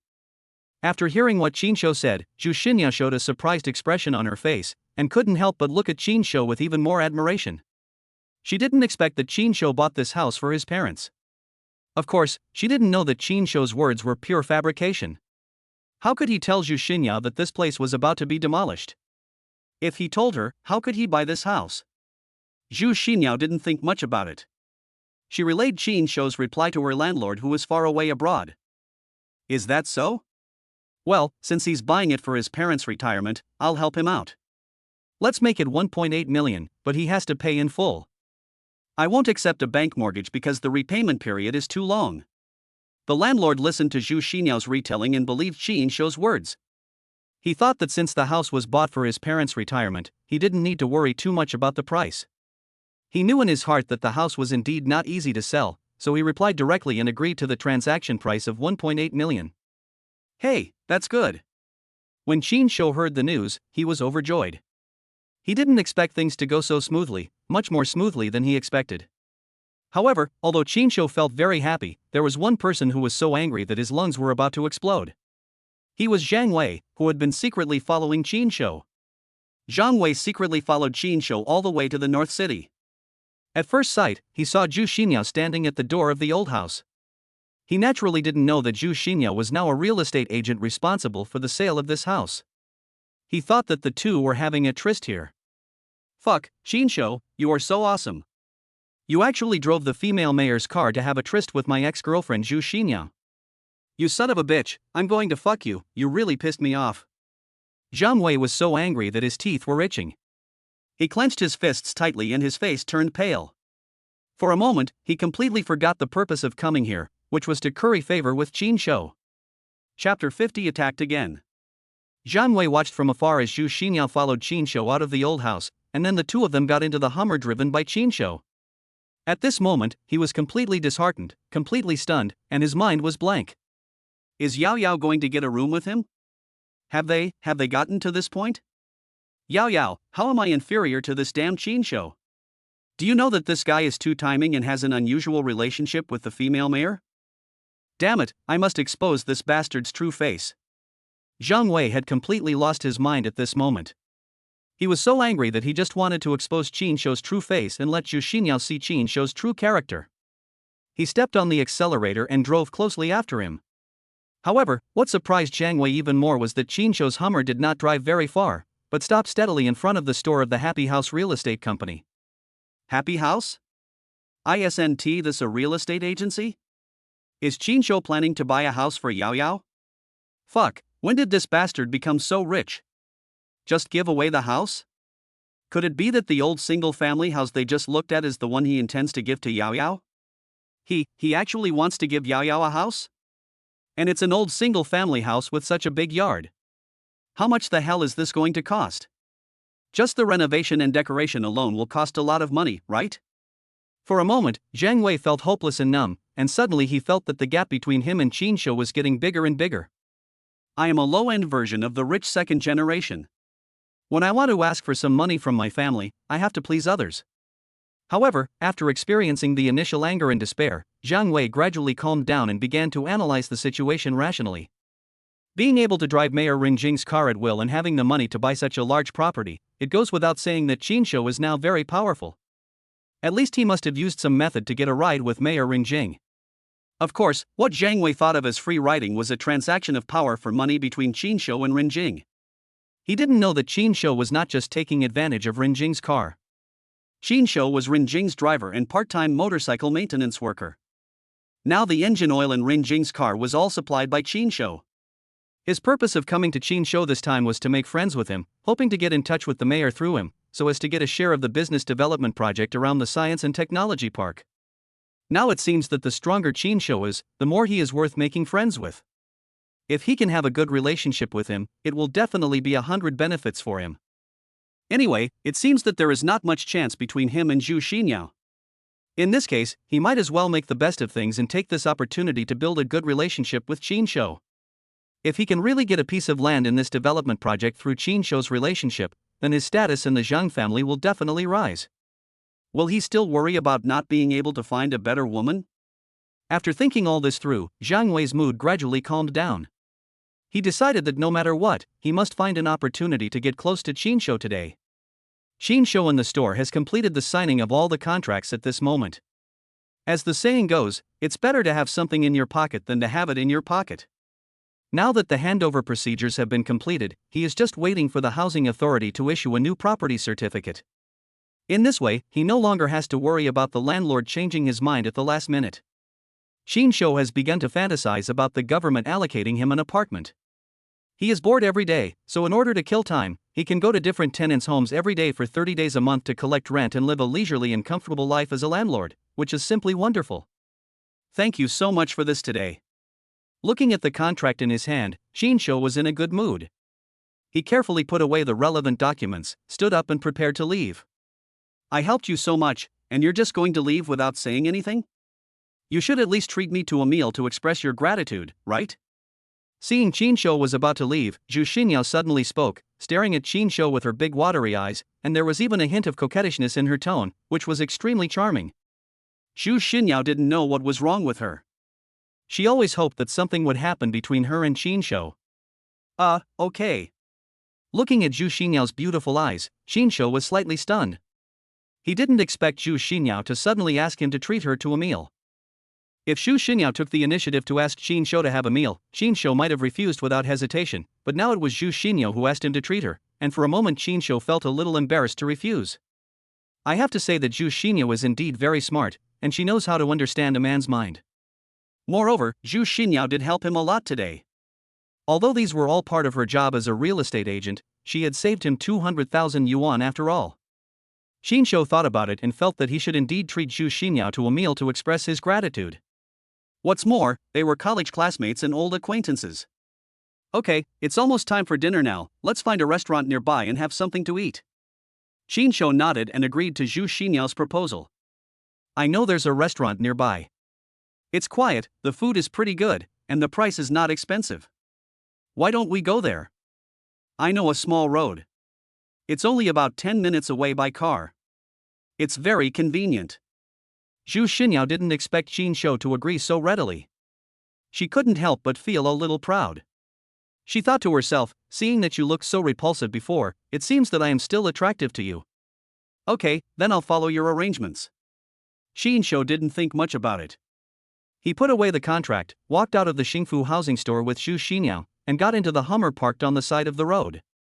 The path that Zhu Xinyao mentioned required passing through a rugged section of road that had not yet been developed. The road conditions were not very good, and there were almost no vehicles passing through it, which seemed a bit desolate. However, Qin Shou was driving a Hummer, which had sufficient horsepower, a high chassis, and very strong passability, so there was no problem at all with this section of road. Moreover, there are fewer cars on this road, so for Qin Shou, who has average driving skills, he feels more comfortable driving. However, just a few minutes after Qin Shou's car drove out, a black Land Rover suddenly overtook him from the opposite lane, and then the Land Rover suddenly braked and stopped in front of Qin Shou. Qin Shou didn't react for a while, and he couldn't brake in time, and he rear-ended it. Damn it, do you know how to drive? You're looking for death. Qin Shou was furious by the sudden rear-end collision. He cursed angrily and was about to get out of the car to argue with the other party, but his body suddenly rushed forward again, and he heard a muffled bang from behind. His Hummer was rear-ended again. Qin Shou immediately became alert and subconsciously felt that something was wrong. This undeveloped road section usually has almost no traffic. How could two cars suddenly appear at the same time and cause a chain rear-end collision? This is definitely not a coincidence. Someone must have done it on purpose. Sure enough, just as Qin Shou began to suspect something, he saw 4 men in black suits getting out of the Land Rover in front of him. They all looked grim and unfriendly. Through the rearview mirror, Qin Shou also saw 4 men in black getting out of the car behind him. The way these people were dressed, as well as the cold, lifeless aura they exuded, were almost exactly the same as the black-clad assassin who suddenly appeared in the apartment building where he lived that night and attempted to assassinate him. Qin Shou knew without hesitation that this group of people must be members of the blood god cult. What made Qin Shou even more frightened was that he saw one of the men in black holding a black pistol. Damn it, this car belongs to Rinjing. These people are probably coming for Rinjing. I am here to take the blame for her and save her from this disaster. Qin Shou thought of a possibility at the first moment. Fasten your seatbelts and sit tight. Zhu Xinyao's face was still a little pale, and she didn't understand what was going on. Qin Shou suddenly stepped on the accelerator and directly pushed away the Land Rover in front. Keep your head down. Chapter 51, Sharpshooter Showdown. Zhu Xinyao was not stupid, and she quickly realized that something was wrong. As soon as Qin Shou finished speaking, she instinctively bent down and buried her head in the car, using the car body to protect herself. Sure enough, at the moment Zhu Xinyao lowered her head, there was a gunshot, and the man in black holding the pistol fired. However, to his surprise, the shot did not directly penetrate the car window glass as he expected, but only left some spiderweb-like cracks on the thick glass. Bulletproof. Qin Shou realized at this time that he had not noticed before that this Hummer was equipped with bulletproof glass. This made him feel a little relieved, at least he was safe for the time being. Qin Shou quickly adjusted his state and stepped on the accelerator to the bottom. The powerful horsepower of the Hummer burst out instantly, and it suddenly pushed away the Land Rover in front of it with a muffled bang sound. Then, Qin Shou quickly reversed the car and hit the car behind him again, pushing it away for some distance and buying more space for himself. Then he turned the steering wheel sharply, the car body turned sharply, and completed a beautiful drift on the spot. The 2 men in black who were walking in the front were originally preparing to approach the Hummer, but they were caught off guard and were knocked flying by the sudden rotation of the vehicle. They fell heavily to the ground and groaned in pain. Qin Shou seized the opportunity and stepped on the accelerator again. The Hummer rushed out like a wild beast, passed through the dirt slope on the side of the road, went around to the front, and got rid of the dilemma of being attacked from the front and back. The leading man in black with the gun looked even gloomier when he saw this sudden change, and he fired several shots at the Hummer. However, the Hummer driven by Qin Shou was covered with thick steel plates and bulletproof glass, and ordinary pistol bullets could not penetrate it at all, leaving only some shallow bullet marks on the body of the car. Fuck, chase them. That woman is in the car, we can't let them get away. The man in black roared ferociously, then quickly jumped into the Land Rover and stepped on the accelerator to chase after him. What's going on? Did that guy just shoot? Zhu Xinyao in the car was still in shock, her voice trembling, and she was obviously frightened by the gunshot just now. You have to know that this is Dragon Country, where robbery is prohibited. What kind of vicious people are they? It was actually possible to get guns within the territory of Dragon Country.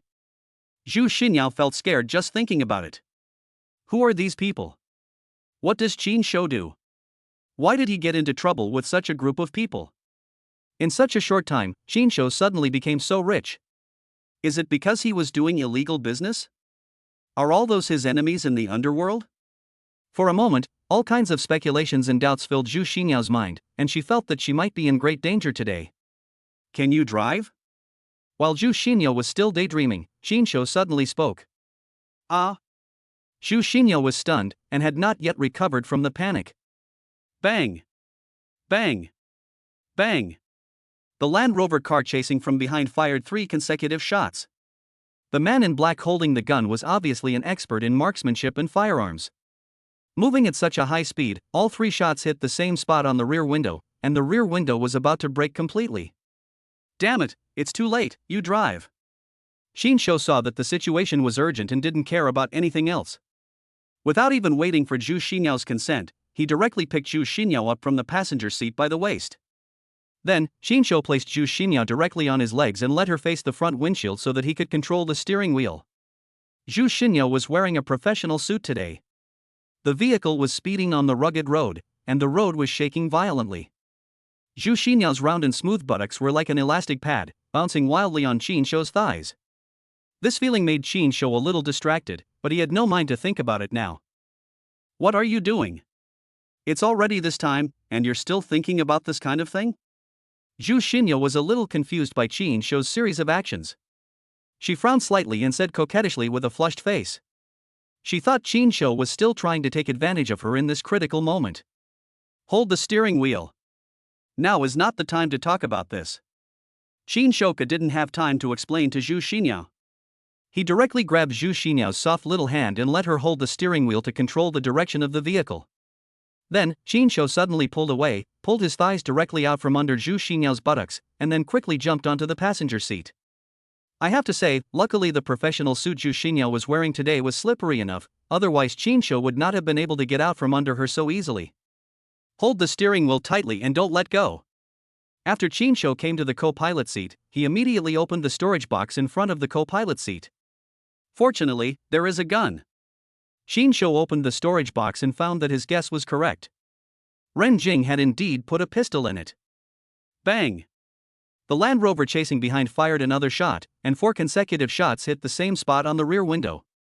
The already cracked bulletproof glass was finally completely penetrated. Fortunately, Qin Shou's reaction was fast enough.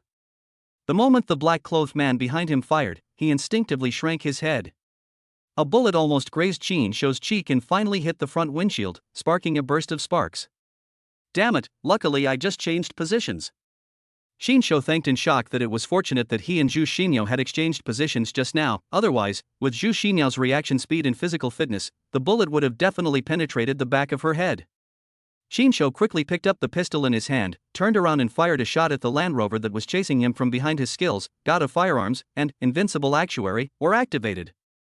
With a bang sound of a gunshot, the bullet accurately penetrated the bullet hole that the man in black had just shot behind him, and went straight to the center of the eyebrows of the man in black holding the gun. The Land Rover that these men in black were riding in was not a special one, and its windows were not bulletproof. The bullets easily shattered the glass of the Land Rover and then went straight to the man in black's eyebrows with great precision. However, the reaction speed of this man in black was incredibly fast. He seemed to have sensed the danger before Qin Shou fired. He slightly moved his head in advance and avoided the vital points. However, Qin Shou's shot did not miss, but directly hit the head of another man in black sitting in the back seat of the Land Rover, killing him on the spot. This is the abnormality shown when Qin Shou's dual skills, God of Guns, and Invincible Actuary, are activated at the same time. The moment Qin Shou fired, he had already accurately calculated the flight trajectory and landing point of the bullet in his mind. Even if this shot could not directly hit the target in front, the flight path of the bullet could still hit the person behind, ensuring that at least one target would be hit. Hey, damn, aren't you freaks immortal? I don't believe you can survive with a hole in your head. Qin Shou sneered. He knew that the members of the Blood God cult all had abnormal recovery abilities. But no matter how strong their recovery abilities were, it was absolutely impossible for them to survive a bullet piercing their heads. Hee hee, interesting. Your marksmanship is pretty good. You can actually dodge my bullets and even counterattack accurately. The man in black holding the gun showed a strange smile on his face, and even a barely perceptible excitement flashed in his eyes. Then he raised the gun in his hand and fired 4 or 5 shots in succession at Qin Shou's car. His shooting skills were also very accurate. Just like Qin Shou, every bullet went through the same bullet hole on the rear window. He was also a sharpshooter. Fortunately, although the man in black had accurate shooting skills, he did not have the outrageous calculation ability of Qin Shou. After his bullet passed through the bullet hole, the trajectory of the bullet inevitably changed slightly, and it was impossible to guarantee 100% accuracy. In the end, the bullet flew around in the body of the Hummer and did not cause any substantial harm to Qin Shou and Zhu Xinyo.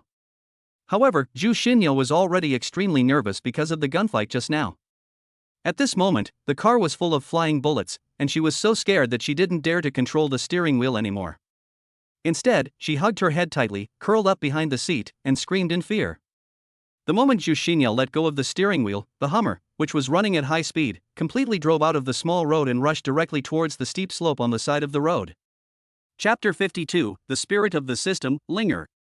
The steep slopes on both sides of the road are undeveloped hills with extremely steep slopes. The Hummer rushed up at an oblique angle and at an extremely fast speed. The moment it rushed up the slope, the Hummer completely lost its balance. The body of the car shook violently, turned over, and hit the ground heavily with a loud boom. Fuck. Damn it, I really have to rely on myself at the critical moment. Women are really unreliable. Qinshu cursed angrily, and at the moment the Hummer overturned, he instinctively hugged Zhu Xinyao tightly in his arms, intending to use his body to block the impact that might be caused by the Hummer's rollover. At the moment when Zhu Xinyao was extremely frightened by the sudden rollover, she suddenly felt her body being tightly embraced by a warm, soft, and powerful embrace. Why would he rush over to protect me at this time? He could obviously protect himself first. Could it be that he still likes me in his heart? He doesn't care about me anymore like he said? Did I really misunderstand him? He is actually a very good person. I missed him because I was too superficial and too snobbish. If I had chosen him instead of that playboy, what would my life be like now? Maybe I would be much happier than I am now. At this moment, all kinds of complicated and chaotic thoughts flooded into Zhu Xinyao's mind like a tide, making her a little overwhelmed for a moment. In fact, Zhu Xinyao thought too much. The reason why Qinshu took action to protect her was purely out of his instinctive reaction. Although Qinshu swore in this life that he would treat women with his body but not his heart, he was not a villain. He did not like to owe favors to others, let alone owe a woman. In Qinshu's opinion, the reason why Zhu Xinyao fell into such a dangerous situation today was more or less related to him. He felt that he had a certain responsibility, and he was a man after all, and it was his unshirkable responsibility to protect the weak in times of crisis, so he instinctively protected Zhu Xinyao. Ding, the system detected that the host protected his first love goddess at the cost of his own life, and successfully achieved the system's hidden achievement Love Saint. Chen Gong activated the system's spirit linger. Hello, Master. At this moment, everything around seemed to have stopped, and time seemed to have stopped flowing. Qinshu and Zhu Xinyao were still hugging each other tightly, hanging in the overturned Hummer. A beautiful girl wearing a snow-white gauze, emitting a faint halo and looking like an immortal, suddenly appeared in Qinshu's mind. The girl had an innocent, delicate, and flawless smile. She bowed deeply to Qinshu, and her every move exuded an indescribable elegance and agility. That was a beauty that Qinshu could not even imagine. The moment this girl appeared, Qinshu felt that all the women he had ever seen had lost their color and become dull. Even Su Sishi, the national goddess who is extremely popular in Dragon Country and is known as fairy-like, seems to be dwarfed and overshadowed by this girl. Qinshu only felt that the moment the girl appeared, his heart seemed to be tightly grasped by an invisible hand, and an indescribable emotion surged in his heart. In order to thank the master for successfully activating me from the Taiyin energy, Linger will give the master a small gift to express Linger's gratitude.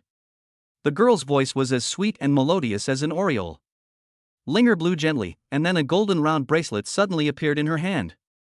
The bracelet was engraved with some ancient and mysterious patterns, and emitted a faint golden light.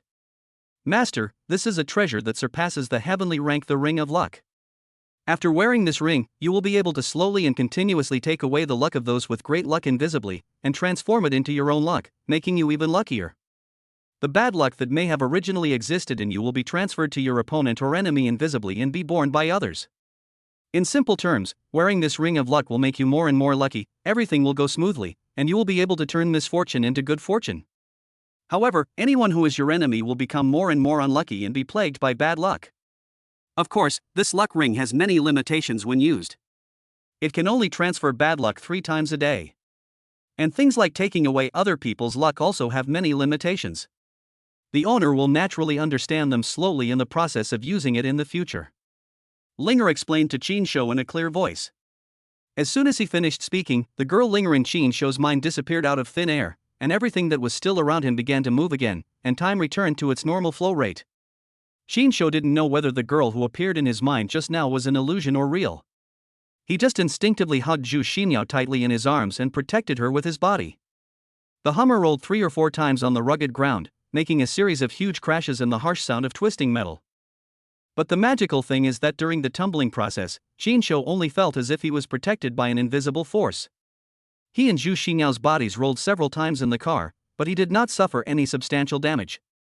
Every time a vital part of his body was about to hit the car body, it happened to hit the soft seat or other cushioning materials, which relieved most of the impact force. Qinshu himself was fine, so Zhu Xinyao, who was held tightly in his arms, would naturally be fine too. Finally, after rolling 3 or 4 times in a row, the Hummer's body stabilized on its side and landed heavily on the ground, raising a cloud of dust. Qinshu and Zhu Xinyao's heads were a little dizzy from the continuous rolling, and they saw stars in front of their eyes. Although they did not suffer any serious physical injuries, they were still a little confused and unable to react for a moment. You two, go check out the situation. If the man is still alive, kill him immediately. Try to catch the woman alive. The leader wants her alive. A cold voice came from not far away. It was the man in black who had been holding the pistol. He was staring at the overturned Hummer with cold eyes. Yes, brotherly. Hearing the black-clad man's order, the two black-clad men beside him immediately responded, and then walked towards the Hummer cautiously. The man in black holding a pistol is named Li Jingxi. He is a fundamentalist member of Goryeo, the birthplace of the blood god cult. He is a core member of the sect who was specially sent to Longwei to preach. He was considered a small leader in Yecheng. The blood god cult was a cult organization that worshipped evil gods, and the main source of their power came from the evil god they worshipped. As one of the core members of the origin country, Li Jingxi naturally obtained more power than other members. Therefore, his intuition is extremely sharp and his ability to perceive danger far exceeds that of ordinary people. This is why he was able to predict the trajectory of Qin Shou's shooting in advance and dodge in time. The reason why he asked two of the people following him to go over and check the situation first was because he vaguely sensed a hint of danger, so he didn't dare to approach the overturned Hummer rashly. Chapter 53, Ring of Luck. Are you okay? After the car body stabilized, Qin Shou also woke up from the dizziness and immediately asked Zhu Xinyo in his arms with concern. I'm fine. How about you? Are you hurt anywhere? Zhu Xinyo shook her head, her face still pale. It was obvious that the car rollover just now had frightened her quite a bit. That's good, I'm glad you're alright. Qin Shou was relieved when he heard Zhu Xinyo say that everything was fine. I'll go out and check the situation outside. You stay in the car for now. It's safer this way. Don't move. As he said that, Qin Shou raised his hand and pushed open the car door above his head, intending to climb out. At this moment, Qin Shou suddenly felt a flash of golden light on his left wrist. He subconsciously looked at his wrist and saw an exquisite golden bracelet firmly worn on his left wrist. The bracelet was engraved with some ancient and mysterious patterns, emitting a faint golden light. Oh my god? This is real. I thought I was just hitting my head and was confused and hallucinating. When Qin Shou saw the golden bracelet on his wrist, he instinctively exclaimed in his mind. Only then did he realize that the girl who called herself Linger who appeared in his mind just now and what she said did not seem to be an illusion. Then, Qin Shou saw the golden bracelet flash a light again, and then he clearly saw that there seemed to be a wisp of faint black smoke on his body, which was sucked into the bracelet, and then flew out from the bracelet and floated outside. What is this black smoke? Could it be bad luck? Qin Shou's mind was full of questions at the moment, and he didn't know what was going on. However, when he recalled the girl's introduction to the bracelet and the illusion just now, Qin Shou had some guesses in his mind. At the same time, the wisp of black smoke flying out from the golden bracelet just floated towards the two blood god members who were approaching the Hummer. The two men in black trotted over to the overturned Hummer and were about to take a closer look at the situation inside the car when they suddenly felt a chill, as if a chill had invaded their bodies, making them shiver uncontrollably and getting goosebumps all over their bodies. Damn it, Lao Lu, what's going on? Why do I suddenly feel a chill and my body is freezing? One of the men in black couldn't help rubbing his arms and asked his companion beside him. I feel the same way, too. It's really weird. The weather isn't cool at all today, so why do I suddenly feel cold? The other man in black also couldn't help but shiver, wondering why he suddenly felt cold. Don't waste your time, check what's going on in the car and check what's going on with that woman. Li Jingxi, who was far away, saw the two of them standing there hesitating and seemed to be talking about something, and immediately urged them impatiently. Understood, brotherly. Li Jingxi was only a small leader after all. The hierarchy within the blood god cult was strict and his status was much higher than theirs. As soon as Li Jingxi opened his mouth, the two ordinary cult members did not dare to delay any longer. They turned around quickly, nodded and bowed in response, and then walked towards the Hummer again. At the same time, Qin Shou in the car also moved. He grabbed the door handle on the top of the car body and tried to get out from it with great force. Who would have thought that the car body was originally overturned, with an unstable center of gravity, barely maintaining a balanced state? Qin Shou's movement instantly broke the already precarious balance. The overturned car body suddenly shook violently, and then fell towards the direction of the two men in black. Ah! Qin Shou only heard two shrill screams coming from outside. Before he understood what was happening, he felt the car body hit something heavily, making a crack sound of broken bones. Just like that, the overturned Hummer happened to fall on the two men in black. Logically speaking, these two people should have been able to react, but who knew that by coincidence, they were unlucky. Li Jingxi suddenly spoke at this time and diverted their attention, which led to them being killed by a Hummer. How heavy is the tonnage of the Hummer? Even if the evil magic of the blood god cult is powerful, it is impossible for people to recover unscathed after being crushed by such a heavy object. The chests of the two people were crushed in an instant, and they vomited blood and their internal organs were ruptured. The two struggled for a moment in severe pain, and then died completely, the deadest possible death. Fuck, damn, these two useless people are always causing trouble instead of doing anything good. Li Jingxi saw that two of his men were crushed to death by an overturned car, and he cursed angrily. He raised the pistol in his hand and planned to shoot Qinshou, who was about to get out of the car. Qinshou had not yet completely gotten out of the car and was still curled up inside. In this situation, he had no way of making any effective evasive moves. However, at this critical moment, Qinshou clearly saw again that there was a faint black gas on his body, which flew out quickly with the ring of luck worn on his left wrist as the medium, and then floated straight towards Li Jingxi, who was aiming a gun at him. Bang! Almost at the same moment, Li Jingxi pulled the trigger and gunshots rang out again. Qinshou was so frightened that his body trembled violently. He couldn't help but feel his body for a long time. After confirming that there were no signs of injury on his body, he felt relieved and breathed a sigh of relief. Qinshou was full of doubts at this moment, thinking, wasn't this guy's shooting skills very accurate just now? How come he suddenly became so bad? He didn't even hit me with this shot? However, just as Qinshou's mind was full of questions, he suddenly heard a shrill scream coming from the front. Qinshou looked in the direction of the sound and saw Li Jingxi, who had just pointed a gun at him, now holding his right hand in pain and screaming. His right hand was covered in blood and blurry at this moment. The pistol in his hand actually exploded, the barrel burst open, and fragments flew everywhere. His right hand was obviously injured by the explosion.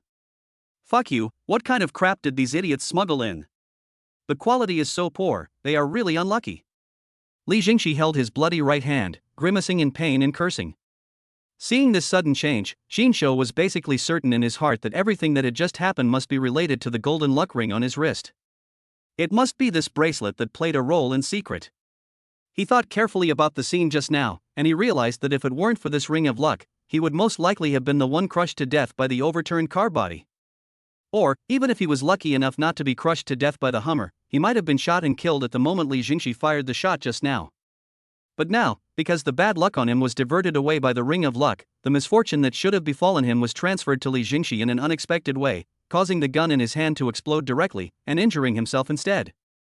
Chapter 54 Death Battle. Qinshou naturally would not miss such a great opportunity to counterattack.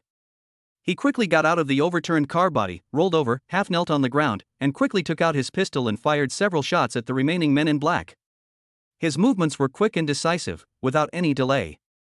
It has to be said that Li Jingxi was indeed no ordinary person. He realized the danger at the first moment and quickly hid behind the Land Rover, using the body of the Land Rover as a cover. However, Qinshou's target was not him originally. Through the brief fight and observation before, Qinshou had already vaguely realized that this Li Jingxi was a little weird. He seemed to have some kind of ability similar to foreseeing danger and could sense the impending danger in advance. Therefore, when he could not ensure that he could kill the opponent with one blow, Qinshou decisively chose to prioritize eliminating other men in black who posed less of a threat. With the powerful blessing of the God of Guns skill, Qinshou's shooting skills were extremely accurate. The other men in black had no chance to resist in front of him. Qinshou shot them one by one, and each shot hit them accurately in the middle of their eyebrows. He took care of the 5 men in black in an instant, cleanly and neatly, without leaving them any chance to fight back. However, after firing 5 consecutive shots, the bullets in Qinshou's pistol were completely used up. When Li Jingxi saw that Qinshou's pistol had no bullets, he knew that the opportunity to counterattack had come. He immediately rushed out from behind the Land Rover, ran straight towards Qinshou at an extremely fast speed, raised his right foot, and kicked Qinshou in the chest with great force. Li Jingxi's kick was fast, fierce, and powerful. If you were hit by it, you would be seriously injured even if you didn't die.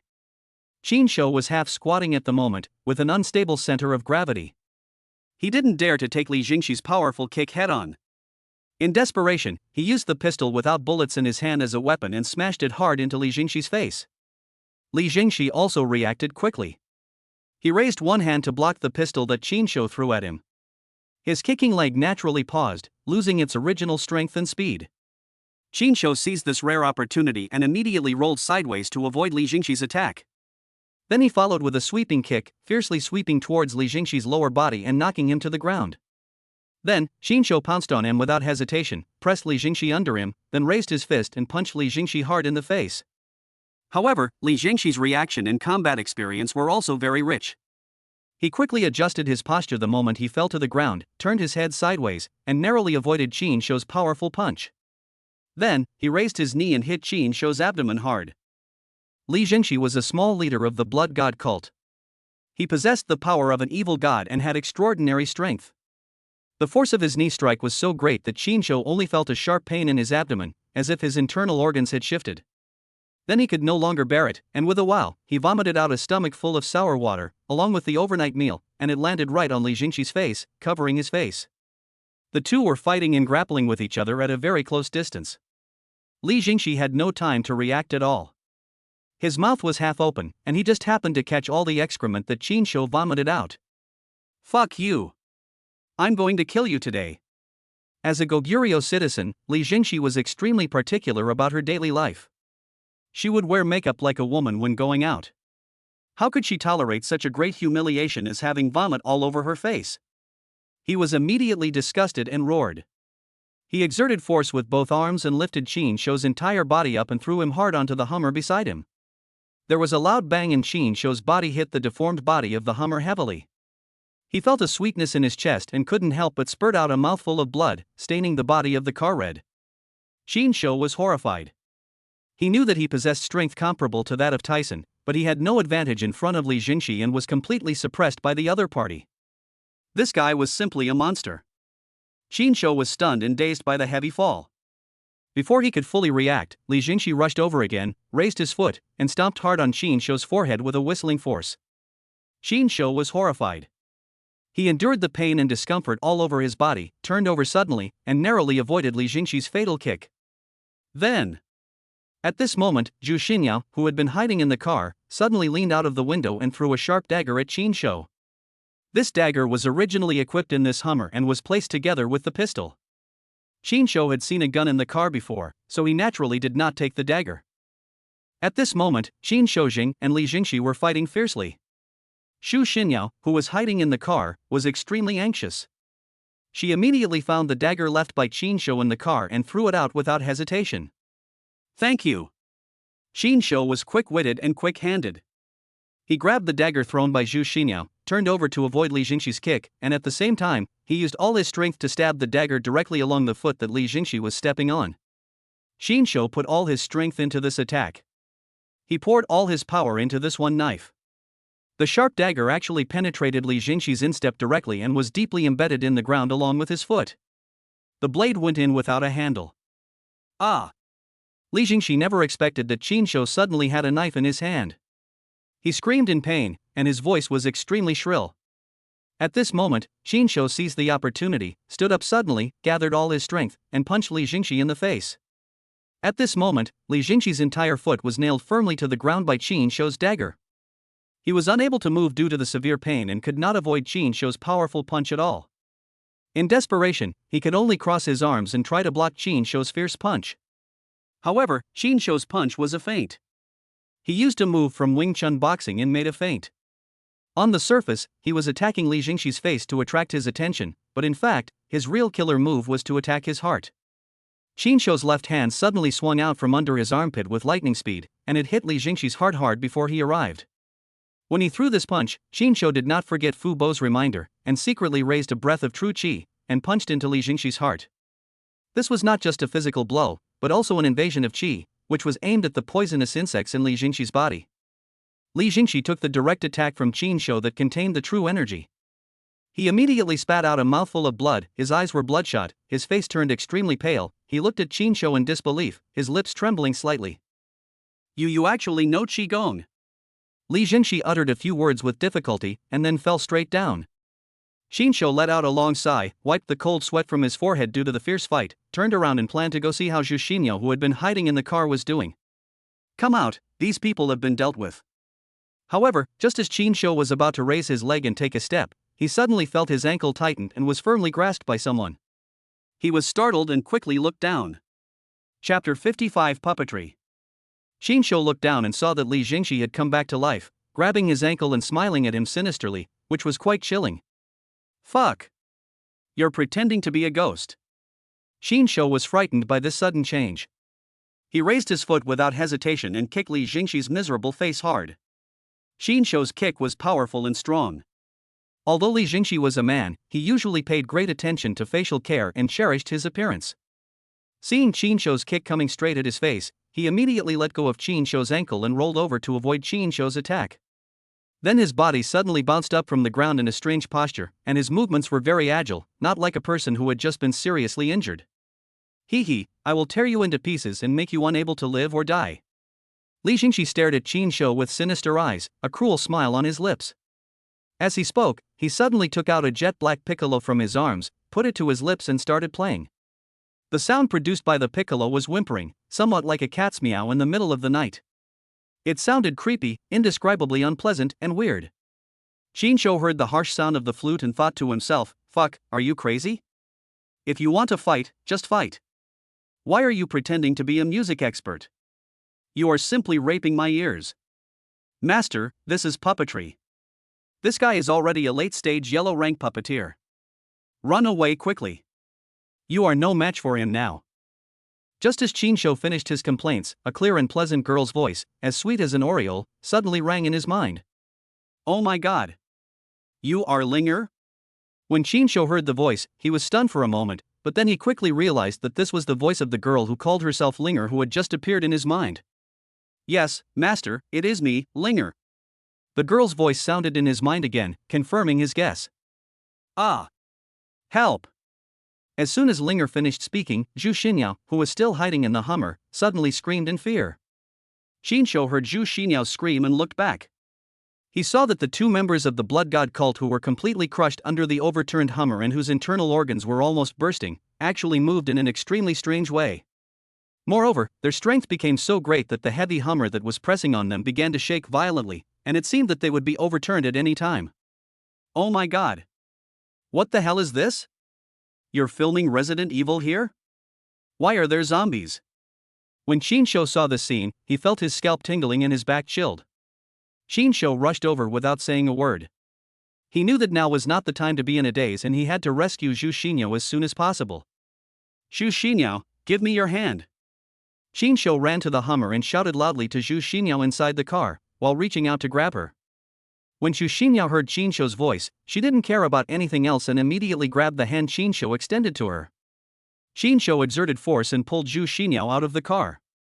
However, just as Xinshu pulled Zhu Xinyao out of the car, he discovered that Zhu Xinyao's calves were caught by the two puppets under the car. Zhu Xinyao was so frightened that her face turned pale. She screamed madly and kicked her legs wildly, trying to break free, but she was too weak and the puppet's strange power was of no use to her. Fortunately, Xinshu was quick-witted and quickly picked up the dagger that fell on the ground, and without hesitation, he cut off the arm of the puppet that was pressing down on Zhu Xinyao's calf. There was a click and blood splattered everywhere. Xinshu directly cut off the puppet's arm. However, Xinshu had just rescued Zhu Xinyao from the hands of these two puppets, and the other members of the blood god cult who were killed by him had now woken up. Their eyes were empty and their faces were pale, but their movements were not slow at all. They twisted their bodies in an extremely strange posture and approached Xinshu and the others. The scene was extremely weird. Xinshu saw this and kicked the puppet in the front in the chest. He used all his strength in this kick. But what shocked him was that after this powerful kick, the puppet seemed to be fine and only paused slightly. Instead, Xinshu himself was bounced back due to the huge reaction force. He felt a dull pain in his leg bones, and he was afraid that they were broken. Xinshu felt a little powerless after personally feeling the strength of this group of puppets. With his current strength, he might not be able to deal with even one puppet, and the other party had 5 or 6 of them, so he had no chance of winning. Xinshu thought to himself, damn it, I finally got a system, and was ready to follow a smooth script, be super cool and awesome, but now I'm going to fail right after the game starts? Just when Xinshu was in despair, suddenly an Audi A6 rushed over from the rear and directly knocked the puppet in front away. Brother Qin! Get in the car! Zhang Wei leaned his head out of the driver's window, looking anxious, and waved at him desperately. Zhang Wei? Why is this guy here? Shinshou's mind was full of doubts, but now was not the time to think about these things. He quickly opened the car door and rushed into the car with Xu Xinyao, who was still in shock. Zhang Wei is worthy of being a rich second generation. He has been playing with cars for longer time than Shinshou and his skills are much better than Shinshou's.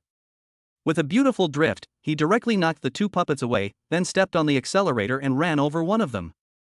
Afterwards, Zhang Wei skillfully avoided the Hummer that had overturned on the side of the road and drove away, raising a cloud of dust. Hold! Li Jingxi watched Shinshou and Xu Xinyao escape right under his nose, and he was so angry that he kicked the Land Rover next to him hard to vent his anger. However, his kick aggravated the injury in his chest, and he couldn't help but cough violently. The pain made cold sweat on his forehead and his face became even paler. He covered his chest and couldn't help but spurt out another mouthful of blood.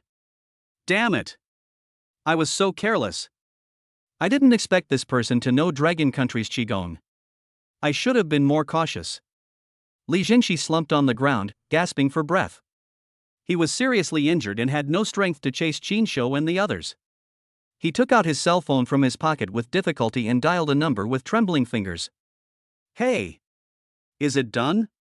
A deep male voice came from the other end of the phone, sounding a little cold. Master, I'm sorry I failed. The target was much more difficult to deal with than I thought. I was seriously injured and can't move now. Please send someone to pick me up. Li Jingxi's voice was a little weak and he was panting while speaking. Chapter 56 Youth. New. On the other side of the phone, a young man with luxurious clothes, elegant temperament and handsome appearance put down the phone. Although this young man looked handsome, his complexion and temperament seemed a bit sinister, which made people shudder. Master, have they caught Miss Ren? A somewhat hoarse voice sounded beside the young man. The person who spoke was an old man who was as thin as a bamboo pole. His face was pale, without a trace of blood, as if he had not seen the sun for many years. The old man was wearing gray and white clothes, which were old-fashioned and looked like the shroud worn by the dead. It was indescribably eerie and strange. No! These useless people are more likely to cause trouble than to accomplish anything. They can't even handle such a small matter. The young man's face became increasingly gloomy, his brows were tightly furrowed, and a hint of viciousness flashed in his eyes. Then he seemed to have thought of something, suddenly turned his head, looked at the old man behind him and said, "Please prepare a private plane for me, I'm going to Yecheng. Speaking of which, I haven't seen Jingjing for a long time, I miss her. Since the hard way doesn't work, let's try something soft." He. Understood, master. I'll arrange it right away. The old man nodded respectfully, then hesitated for a moment and asked, "Master, what should we do with this Li Jingxi? Should we send someone to rescue him?" "Humph, the Yecheng police are probably on their way there now. It's too late for us to send anyone to rescue him now. Besides, he's not very capable, so there's no point in keeping him around. Let's just kill him to avoid any more trouble and any evidence behind him." There was a cold light in the young man's eyes and his tone was indifferent. Obviously, he seemed to have long been accustomed to this kind of power over the life and death of others. "Understood, I'll do it now." The old man responded respectfully, and suddenly took out a piece of yellow talisman paper from his arms, and quickly wrote the 3 words Li Jingxi on it with an unknown black ink. Then, a ball of blue flame appeared out of thin air in the old man's hand, directly igniting the talisman paper in his hand. The talisman paper instantly burned up and turned into a pile of ashes. On the other side, Li Jingxi, who had just put down the phone, suddenly had a distorted facial expression. He covered his chest in pain, and his body shook violently. Then, countless tiny black insects crawled out from Li Jingxi's ears, mouth, and eyes at the same time. There were so many of them that it made people's scalps numb. Master! Master, please spare my life! Master, please spare my life! Please give me another chance! Li Jingxi screamed madly, rolled on the ground in pain, and wailed. But in an instant, his whole body turned into a pool of blood, without even a bone residue left, leaving only a disgusting blood stain on the ground, and a faint fishy smell filled the air. As soon as Qin Shugang got in the car, he took out his mobile phone, only to see more than a dozen missed calls on it, most of which were from Rin Jing, as well as Su Nanqin and Yen Yurong. I have to say, as a Sea King, Jinshou is now quite busy with his business. Jinshou dialed Rin Jing's phone number without hesitation. "Why did you stay on the phone for so long? I only gave you 4 hours, and you've already exceeded the time limit. You are not competent as a bodyguard at all. I have to deduct your salary." Ren Jing on the other end of the phone had a reproachful tone, clearly filled with resentment. She was obviously very angry that Qin Shou, her temporary bodyguard, had been away for so long and had not answered the phone. I met someone from the Blood God cult. Qin Shou spoke straight to the point. What? Are you okay? Are you hurt? Ren Jing was shocked when she heard that, and her tone softened immediately. The anger she had just shown disappeared without a trace, and was replaced by deep concern. I'm fine. They must have mistaken someone. The real estate agent who introduced me to buy a house today happened to be in my car. They might have mistaken her for you, so they chased after me. Qin Shou casually explained what happened. You are really amazing. When you go to buy a house, you can even trick the real estate agent into buying it. It seems that you are really good at picking up girls. Unexpectedly, it would have been fine if Qin Shou hadn't explained. As soon as he did, Ren Jing immediately became jealous and spoke in a sour tone. It was obvious that she was a little unhappy that Qin Shou was with another woman. Hey, what's wrong? Is our powerful mayor jealous? I just let her get in the car. Do you have to be so petty? Qin Shou deliberately spoke in a teasing tone. Zhang Wei, who was driving in front, was immediately ashamed. He was full of admiration for Qin Shou. He thought to himself, how can you speak to such a cool and beautiful woman like Mayor Ring Jing in such a tone? Brother Qin is awesome. I, Zhang Wei, will follow you, Brother Qin, from now on. Ha, who knows how you use this car?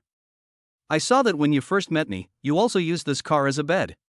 When Ren Jing said this, she deliberately emphasized the tone, teasing Qin Shou for what he had done to her in the car before. Qin Shou was speechless for a moment, thinking that this woman was really petty. She brought up such a thing and really held a grudge. Okay, let's get down to business. The people who came this time are very powerful.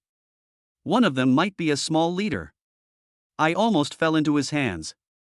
But I think he must have been seriously injured. I don't think he can walk far. He should still be in the undeveloped Shishing Road in the suburbs of the North City. Send someone to search for him. Qin Shou brought the topic back on track in time and sent the location address to Ren Jing. Okay, I understand. I will arrange for someone to go there immediately. Ren Jing listened to Qin Shou talking about serious matters, and she stopped joking and became serious. She hung up the phone and went to arrange related matters. This matter was of a serious nature and also involved Qin Shou's safety. She was really angry. Qin Shou, can you tell me what is going on? Who are those people and why do they want to kill you? Qin Shugong hung up the phone, and Xu Xinyao, who was sitting in the car with doubts in her heart, couldn't help but ask. She was still a little frightened and wanted to know the truth of the matter urgently. They are not here to kill me, they are here to deal with you. Qin Shou shook his head and corrected Xu Xinyao's statement. Deal with me? How could I possibly mess with someone like that? Xu Xinyao's face was full of disbelief. To be precise, they were coming for the owner of my Hummer, but you happened to be in the car, so they targeted the wrong person. The owner of the Hummer? Then, that car is not yours? Xu Xinyao was surprised when she heard Qin Shou's words. She always thought that the Hummer belonged to Qin Shou. Nonsense, if I had that much money, would I still need to be a temporary bodyguard for the mayor? Qin Shou shrugged and said disapprovingly. All right. Xu Xinyao pouted. She originally thought that Qin Shou was a hidden rich man, but now it seems that she was overthinking. She thought to herself that it turns out that this guy is not a rich man. Chapter 57. You're just a bodyguard. What the hell? You're just a bodyguard. Right? When Zhang Wei heard Qin Shou's answer, he slammed on the brakes with a look of disbelief on his face. He wondered if there was any bodyguard in the world who could speak to Mayor Rin in that tone. Ah. Because Xu Xinyao was not wearing a seatbelt, Zhang Wei's sudden slam on the brakes caused her body to rush forward and she let out a scream. Fortunately, Qin Shou was quick-witted and stretched out his arms in time to hug Xu Xinyao around the waist, thus preventing her from hitting the seat in front. I have to say, under close contact, Xu Xinyao's waist is indeed thin and soft, and feels smooth. Can you drive more steadily? Xu Xinyao was frightened and said unhappily. That's right. Why are you so surprised? There's someone in the back seat. Qin Shou immediately followed suit, and on the surface he followed Xu Xinyao and blaming Zhang Wei, but in his heart he was secretly happy, thinking, brother, please come a few more times. Hey, I'm sorry, Yao Yao. I was wrong just now. I drove too fast. Zhang Wei apologized repeatedly with a smile. When saying this, Zhang Wei noticed that Qin Shou's arms were still around Zhu Xinyao's slender waist, and he was even secretly touching her. Take your dirty hands away, kid. Zhang Wei's eyes widened immediately and he was filled with indignation. Qin Shou then reluctantly let go of his hand around Zhu Xinyao's waist and said with a sly smile, I'm just worried about your body being unstable. It would be bad if you bump into something again. I mean, well, what do you know? While saying this, Qin Shou did not forget to secretly activate his skill, glib tongue. That's right, what does it have to do with you if he holds me? Do you care? I'm happy with it. After hearing what Qin Shou said, Zhu Xinyao was not angry. Instead, she put her hands on her hips, raised her eyebrows slightly, and spoke with a hint of coquettishness. She had been dazzled by Qin Shou's charm for some time and had developed some feelings for him. At this moment, Qin Shou activated his glib tongue skill, and she became even more confused and could not tell the directions. In addition, Qin Shou's pair of dirty hands, although a little dishonest and likes to take advantage of others, it must be said that his technique is first class. Kneading is like giving a massage, with moderate strength, and the tender flesh on her waist feels comfortable. For a moment, she was reluctant to let Qin Shou take his hands away. Yao Yao. You weren't like this before. You obviously hated others touching you before. When Zhang Wei saw Zhu Xinyao actually speaking for Qin Shou, he felt extremely aggrieved. He wondered what kind of love potion Qin Shou had given Yao Yao that made Yao Yao protect him so much and even accept such obvious taking advantage of him and speak for him. Zhang Wei felt at this moment as if the cabbages he had carefully cultivated were being eaten by pigs, but the key point was that the cabbages were happy to eat them. What was I like before? Zhang Wei, let me tell you, we have nothing to do with each other now. When Zhu Xinyao heard Zhang Wei mention the past, she was afraid that Qin Shou would have some misunderstanding, so she immediately cut off her relationship with Zhang Wei. Forget it. Let's not talk about this anymore. Tell me, how did you become Mayor Ren's bodyguard? Didn't you work as an LT before? How did you become a bodyguard now? With your frail body, how can you protect Mayor Ren? Zhang Wei knew that continuing to tangle with the woman would not bring him any benefits, but would make him more embarrassed, so he quickly changed the subject and shifted his attention to Qin Shou. He was really curious about how Qin Shou got involved with Ren Jing. Why, do you think I'm incompetent? Do you think I'm unworthy of protecting Mayor Ren? When Qin Shou heard Zhang Wei questioning his ability, he raised his eyebrows and asked with a playful smile. Zhang Wei was choked by Qin Shou's words and didn't know how to answer. He remembered that he had just been hiding in the distance, secretly observing the desperate fight between Qin Shou and the group of men in black. Qin Shou's skills were indeed very good, with agile movements, quick reactions, and superb gun skills. If it were him, he would have died 10,000 times. However, he was still a little depressed. He originally wanted to make friends with Qin Shou and take this opportunity to please Mayor Ren, so as to get a share of the municipal renovation project in the suburbs of the northern city. But now it seems that Qin Shou is just a bodyguard of Ren Jing and can't seem to help him in any substantial way. This makes him feel that he has suffered a huge loss and worked in vain. I didn't expect that the scope of your career change would be so big. It's really unexpected. Zhang Wei laughed dryly and said in an awkward tone. It's not too big, just enough to make a living. Qin Shou waved his hand nonchalantly, then changed the subject and said seriously, okay, let's get down to business. Tell me, why are you following me? Qin Shou didn't believe that Zhang Wei's appearance was just a simple coincidence. The only explanation was that Zhang Wei had been following him. Hey, it's nothing serious. I just want to talk to you about the municipal renovation of the northern suburbs. As you know, I'm quite interested in this area and want to see if there is any opportunity for cooperation. After Qin Shou directly pointed out his thoughts, Zhang Wei no longer tried to hide it. He scratched his head a little embarrassedly and said with a smile.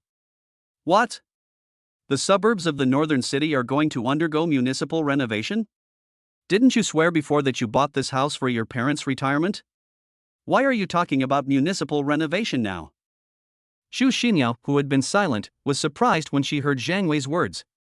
She turned around and looked at Qin Shou with some contempt.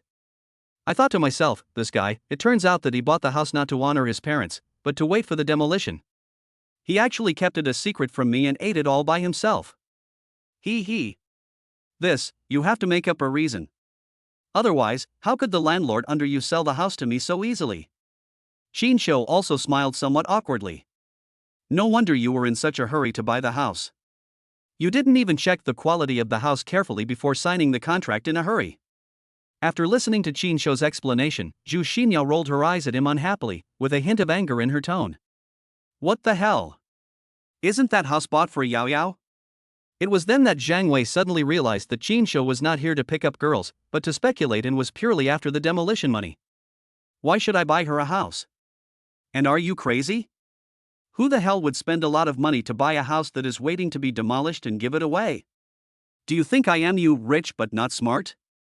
When Qin Shou heard what Zhang Wei said, he looked at him as if he were an idiot and asked back in a bad mood.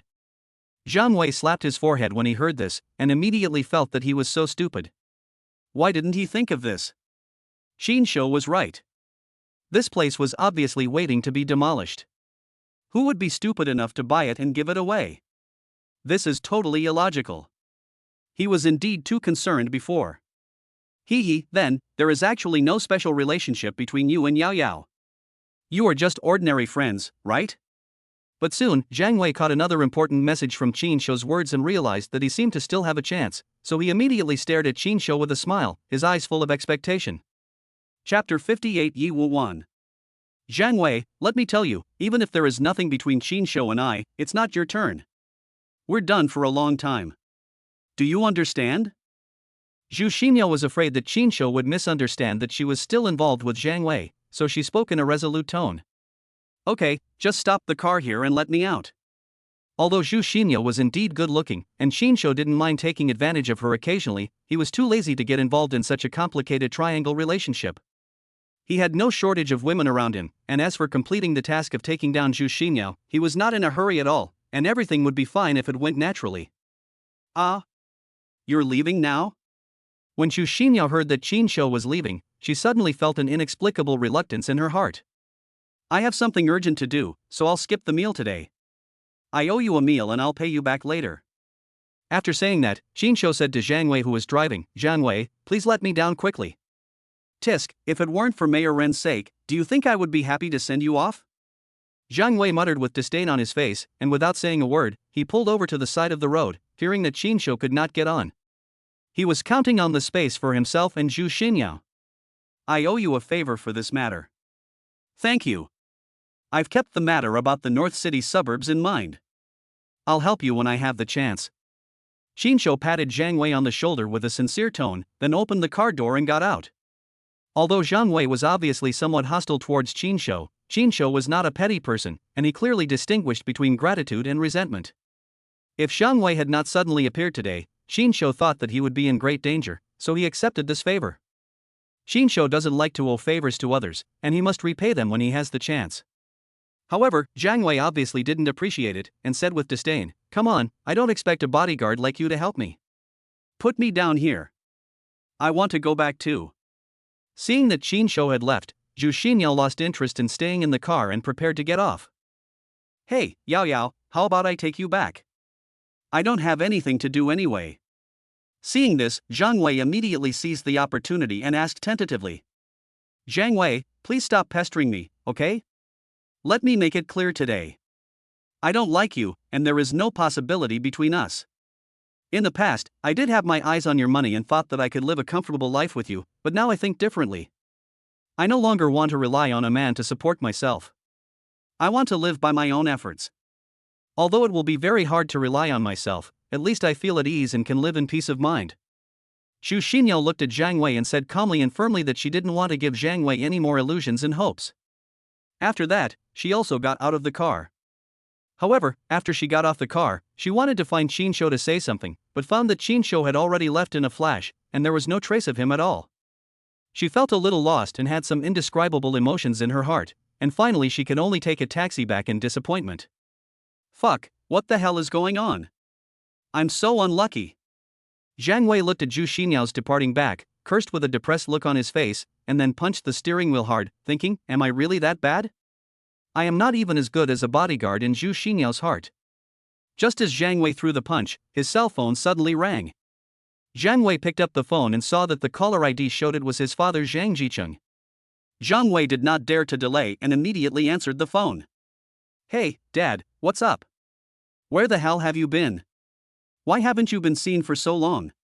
And you didn't even answer the phone. Zhang Jiqing on the other end of the phone had a rather unfriendly tone, and was obviously somewhat dissatisfied with Zhang Wei's disappearance all day long. Didn't I follow your instructions and go find that guy called Qin Shou? I was busy with this matter, so I didn't have time to reply. Zhang Wei hurriedly explained, fearing that he would vent his anger on his father. Humph. You are a sensible guy. You know how to listen to me. How is it going? Any progress? When Zhang Jiqing heard that Zhang Wei was doing what he told him to do, his tone softened a little. Dad, you're wrong. He's not a big shot at all. He's just a bodyguard for Mayor Ren. I've already kicked him out of the car, hee. Zhang Wei looked very proud. What? You kicked him out of the car? You idiot, you are short-sighted. Have you ever seen Mayor Ren treat any of his personal bodyguards like that? You just kicked him out. When Zhang Jiqing on the other end of the phone heard that Zhang Wei had actually driven Qin Shou away, he was immediately furious and started cursing at the person on the phone, feeling very disappointed with him. Well, Dad, don't be angry, listen to my explanation first. I saved his life today, and he promised in person that he owed me a favor. He also said that he would try to put in a good word for me in front of Mayor Ren about the bidding for the North City suburbs. He will help me speak up. Zhang Wei was so frightened by Zhang Jiqing's scolding that he couldn't help but shiver a few times. He quickly told Qin Shou what Qin Shou had promised to help him with, trying to ease his father's anger. Humph. Forget it, let's put this matter aside for now and talk about it later. Now I have something more important to do for you. You must do this well for me and there must be no mistakes. Zhang Jiqing calmed down a little when he heard his son say that Qin Shou owed him a favor and promised to speak for him in the bidding for the suburbs of North City. Dad, just tell me what you want. No matter what it is, I will do my best to make sure it's done properly for you. I will never let you down. When Zhang Wei heard his father say that there were more important things for him to do, he immediately patted his chest and promised. I just received news that Yi Wuwan, the young master of the Yi family in Yanjing, will come to Yecheng at 3 p.m. tomorrow. Young Master Yi is a key figure in the current generation of the Yi family, one of the 5 major families in Yanjing. He is one of the future heirs of the Yi family and has an extremely noble status and a transcendent position. A big part of the reason why your father can have the current achievements and status in Yecheng today is because your mother's family once had a tiny relationship with the Yi family, which led to what is today. You must serve Yi Wuwan well for me tomorrow. You must make him satisfied and happy, okay? Remember, don't cause me any trouble. Don't let me always feel that I only have eyes for your big brother Zhang Yida and can't see you. If you can serve Master Yi well, even if you cannot inherit our Zhang family's property in the future, it will be enough for you to enjoy a lifetime of wealth and glory. Hearing the words Yi family, Zhang Wei took a breath of cold air, nodded solemnly, and his tone became particularly serious. Dad, don't worry, I will definitely do this for you, and I will never let you down.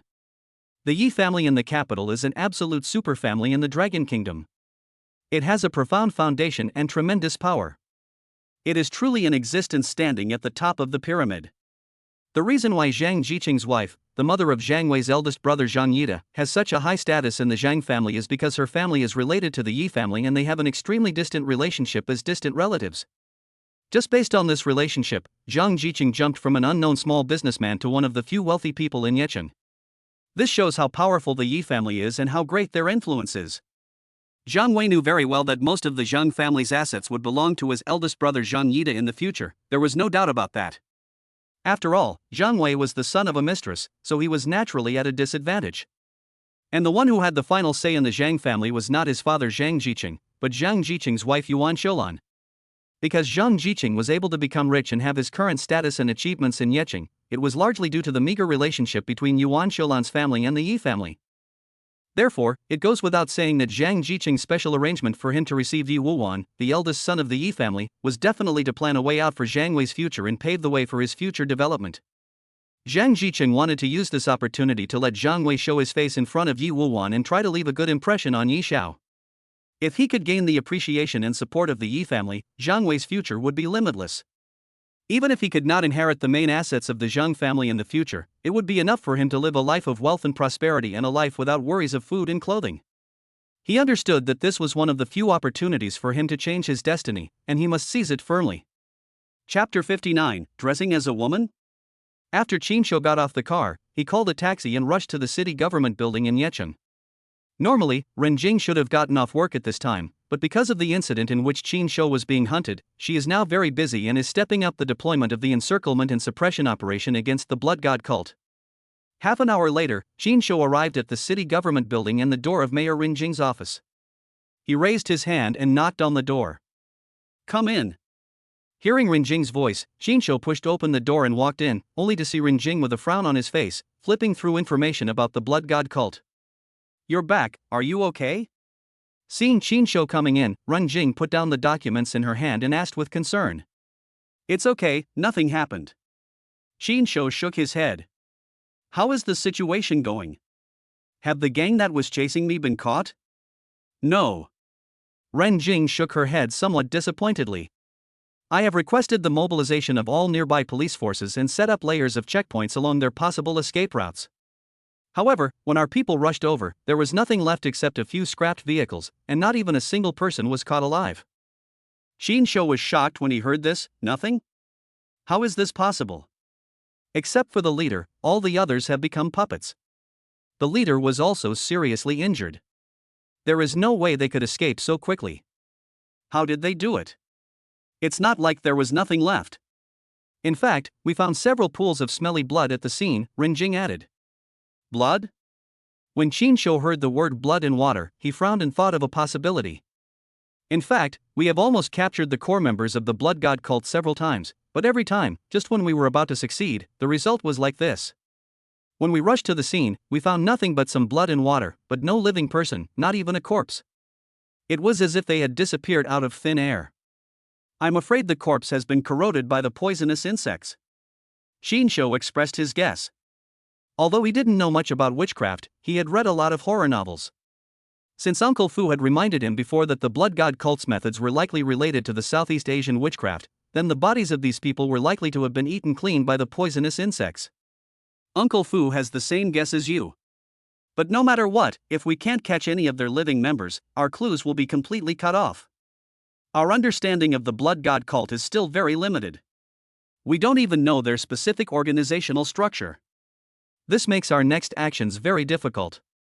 Ren Jing sighed and said helplessly. "Are there no other clues?" Qin Shou was somewhat unwilling to accept this. This group of people had threatened his lifetime and again. After his rebirth, Qin Shou always adopted the style of "I will not offend others unless they offend me. But if someone offends me, I will root them out completely." This group of people wanted his life now, so he naturally didn't want to let them go. As the saying goes, you don't worry about thieves stealing, you worry about thieves thinking about it. No one can sleep well if there is an organization that wants to kill you every day. Why? It looks like you really want to deal with them. Ren Jing looked at Qin Shou with a playful tone. "Ha, these people want to kill me. Do you think I want to deal with them?" Qin Shou sneered. "In fact, we are not completely without clues." Ren Jing suddenly changed the subject and said, "I asked the police to check the abnormal data of various cases in Yeqing in recent times. It turned out that the number of missing women in Yeqing has increased dramatically in recent months, and the time when the number of cases increased coincided with the time when the Blood God cult began to operate in Yeqing." "You mean, these increased missing cases are all related to the Blood God cult?" Qin Shou immediately guessed what Ren Jing meant. Ren Jing nodded and said, "Yes, and according to the investigation, most of the missing people are fallen women." "A fallen woman?" Qin Shou's face turned cold when he heard this, and he felt even more disgusted with the Blood God cult. Qin Shou analyzed, it seems that this Blood God cult is quite smart. The targets they choose are marginalized people living in the great corners of the city.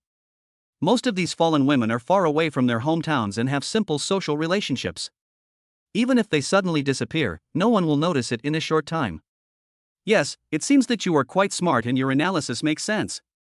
Ren Jing looked at Qin Shou with appreciation, and then continued, "We noticed that the place with the most missing girls recently is the South City Fengqing Street in Yeqing. It is a place where good and bad people mix together, and the turnover of people is very high. It really brings great difficulties to our investigation. Are you interested in cooperating with the police? Maybe you can help us find a breakthrough." "Cooperation? How? Do you have money?" When Qin Shou heard about the opportunity for cooperation, he immediately became interested. For such a big case, even reporting it could result in a reward of hundreds of thousands of yuan, not to mention in-depth cooperation. You go pretend to be a fallen woman and go deep into the South City's romantic street. Use yourself as bait to deliberately lure the Blood God cult members into the trap. Then we'll wait for an opportunity and catch them all in one fell swoop. Ren Jing told her plan. Qinshu raised his eyebrows after hearing Ren Jing's plan. He pointed at his face and said with a smile, "Me? Pretending to be a woman? Are you sure? Look carefully, how can I look like a woman with such a manly face? I think that after shaving my beard, changing into women's clothes, and putting on makeup, there might be some unexpected results." Ren Jing shrugged, stared at Qinshu with a smile, with a hint of teasing in her tone. Qinshu's face was filled with black lines, and he felt that this idea was simply nonsense. He was so handsome and masculine, and he was asked to dress up as a woman? It was impossible even if he was killed. How about it, are you interested? Don't worry, we won't let you work for nothing. This time, in order to deal with the Blood God cult, the city government has offered a high bonus. As long as you can successfully infiltrate the Blood God cult, the bonus will be yours. Ren Jing knew that Qinshu was a money grubber, so she directly used the bonus to tempt Qinshu. As long as the money was enough, Ren Jing was not afraid that Qinshu would not take the bait. She had considered deeply before letting Qinshu be the bait. She had seen Qinshu's ability before, and he was very powerful, much stronger than those special police. And the Blood God cult was very evil. If she let an ordinary female police officer be the bait, it would be very dangerous, and she would most likely never come back. In addition, Qinshu's facial features are definitely good looking. If he dresses up and puts on makeup, he may be more beautiful than a woman. Ren Jing had no choice but to resort to this last resort. Qinshu was indeed moved when he heard this, and immediately changed his attitude. He had spent almost all of his cash on speculation and buying demolished houses, and he also owed a lot of online loans. But his short drama is still waiting to be filmed, which requires a lot of financial support, and he needs money now.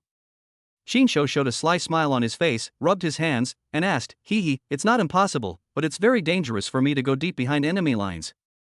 If I'm not careful, I might die there.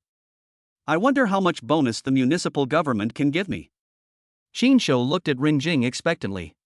Ren Jing couldn't help but look at him with disdain, thinking that this guy was really a money grubber. He had no dedication to serve the general public for free and only cared about money. It depends on the specific merit, but as long as it succeeds, I can guarantee that the reward will not be less than 1 million. Since the Blood God cult came to Yecheng, it has caused more than a dozen cases of missing people. It's a big case. Okay. Deal. It's just pretending to be a woman. What's so difficult about that? Qinshu, have not seen all kinds of storms and waves. Before Ren Jing finished her words, Qinshu's eyes suddenly lit up when he heard the amount of the bonus. He slammed Ren Jing's desk and patted his chest to make a promise, leaving Ren Jing speechless. Chapter 60, You Want All My Looks? Qinshu agreed to Ren Jing's arrangement, and just as he walked out of Ren Jing's office, his cell phone rang. Qinshu picked up the phone and saw that it was Gui Gang calling. "Hey, Gangzi, what's going on?" "Hey. Where the hell have you been, Lao Qin? Are you still going to shoot your skit? I've been looking for you for a whole day and couldn't find you. You didn't answer my phone calls. I thought you disappeared from the face of the earth." As soon as Qinshu picked up the phone, he heard Gui Gang on the other end of the phone scolding him. Qinshu felt as if Gui Gang's saliva was about to spray on his face through the phone. "You're such a jerk. Can't we shoot your scenes first when I'm not here? Besides, even if I'm not here, there's still a producer, right?" Qinshu was inexplicably scolded by Gui Gang, so he was naturally not in a good mood and his tone was not very good. "It's fine if you don't mention this damn producer. Once you do, I get so angry." When Gui Gang heard Qinshu mention the producer, he became even angrier. "What's going on? Did the producer offend you?" Qinshu looked puzzled. "When you were not around, he didn't give me any face. Those actresses acted like they were worth 2.5 million. Not to mention touching my hand or taking advantage of me, they didn't even say a word to me. I am a rich villain, I don't even have this little bit of benefit, what's the point of acting?" Gui Gang's tone suddenly became resentful, and he complained to Qinshu like a resentful woman in the boudoir. "Hey, I thought it was something serious. It turns out that you didn't have the chance to take advantage of the actresses during the filming, so you got so anxious. Gangzi, can you be more ambitious?" When Qinshu heard the reason for Gui Gang's complaint, he was suddenly at a loss whether to laugh or cry, thinking that this was all Gui Gang pursued. Nonsense. I quit my job to follow you in filming, and if you don't give me any benefits, wouldn't I be at a huge loss? Besides, I am also devoting myself to art, understand? If a rich villain doesn't take advantage of others, can he still be called a rich villain? Do you think it's all you? A bunch of goddesses are around you all day long. Qinshu never expected that Gui Gang would actually speak of taking advantage of the filming opportunity to take advantage of others so naturally and righteously. He couldn't help but admire this guy's shamelessness. Gangzi, how about this? I've just taken on a temporary job. If I do a good job, I can make a lot of money in a few days. How about you work with me? If this is successful, I estimate I can get about 500,000 yuan. We can split it in half, 250,000 yuan each. With the money, why bother taking advantage of the goddess by filming? Just find one directly. Qinshu thought of the task arranged by Ren Jing and felt that he could get Gui Gang to join in. After all, they were all acting, being an actor was still acting, and being a woman dressed as a man was still acting. There was no difference to him, and he could even earn extra money. Bah! Do you think I'm an idiot? Is there any job these days that can earn 500,000 in just a few days? Don't try to fool me. After hearing what Qinshu said, Gui Gang spat out a mouthful of saliva, his face full of disdain, obviously not believing Qinshu's nonsense. Qinshu said, "Damn it, if this job is done, the reward is not 500,000, but at least 1 million. Fortunately, I said less, otherwise you would not believe it even more, right? Hey, Gangzi, let me be frank. This job requires you to cooperate with the police and be an undercover agent to lure criminals into the trap. Believe it or not, I've already given you the chance. Don't blame me for not giving you a chance when good things happen. The money will be given by the government, so it's absolutely reliable. Is there really such a good thing? Is there any danger to one's life?" When Gui Gang heard that Qinshu was cooperating with the police, he immediately felt that Qinshu might not be lying, and began to believe it a little, but he was still a little worried about safety issues. Qinshu knew that although Gui Gang was timid, he was anxious to make money. Seeing that Gui Gang was already somewhat tempted, he continued to tempt him. Nonsense. Otherwise, why would I give up filming a good skit and suddenly disappear? I'm not stupid. Let me tell you, this mission is very important and the reward is generous. If you miss this opportunity, you will definitely regret it for the rest of your life. As for the danger, you can rest assured. With the police backing you up, what do you have to be afraid of? Besides, we are just cooperating with the police, what's the danger? Are you going to do it or not?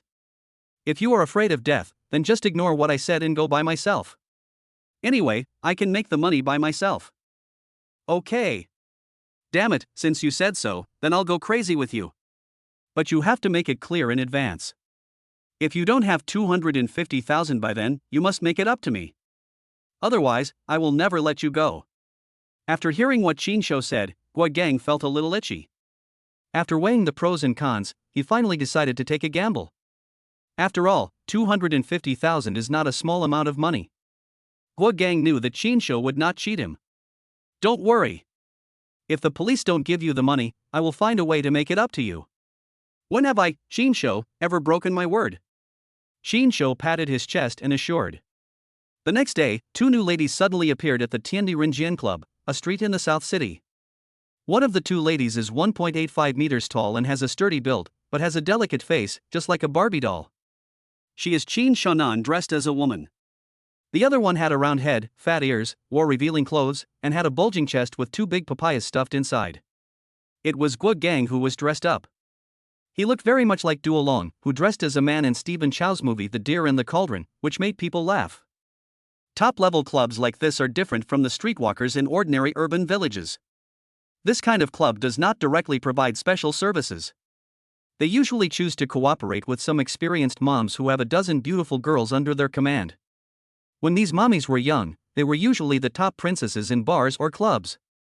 When they got older, they formed their own teams and brought a group of girls out to make money. Because these mommies have extensive connections, they are usually able to cooperate with high-end clubs frequented by wealthy people.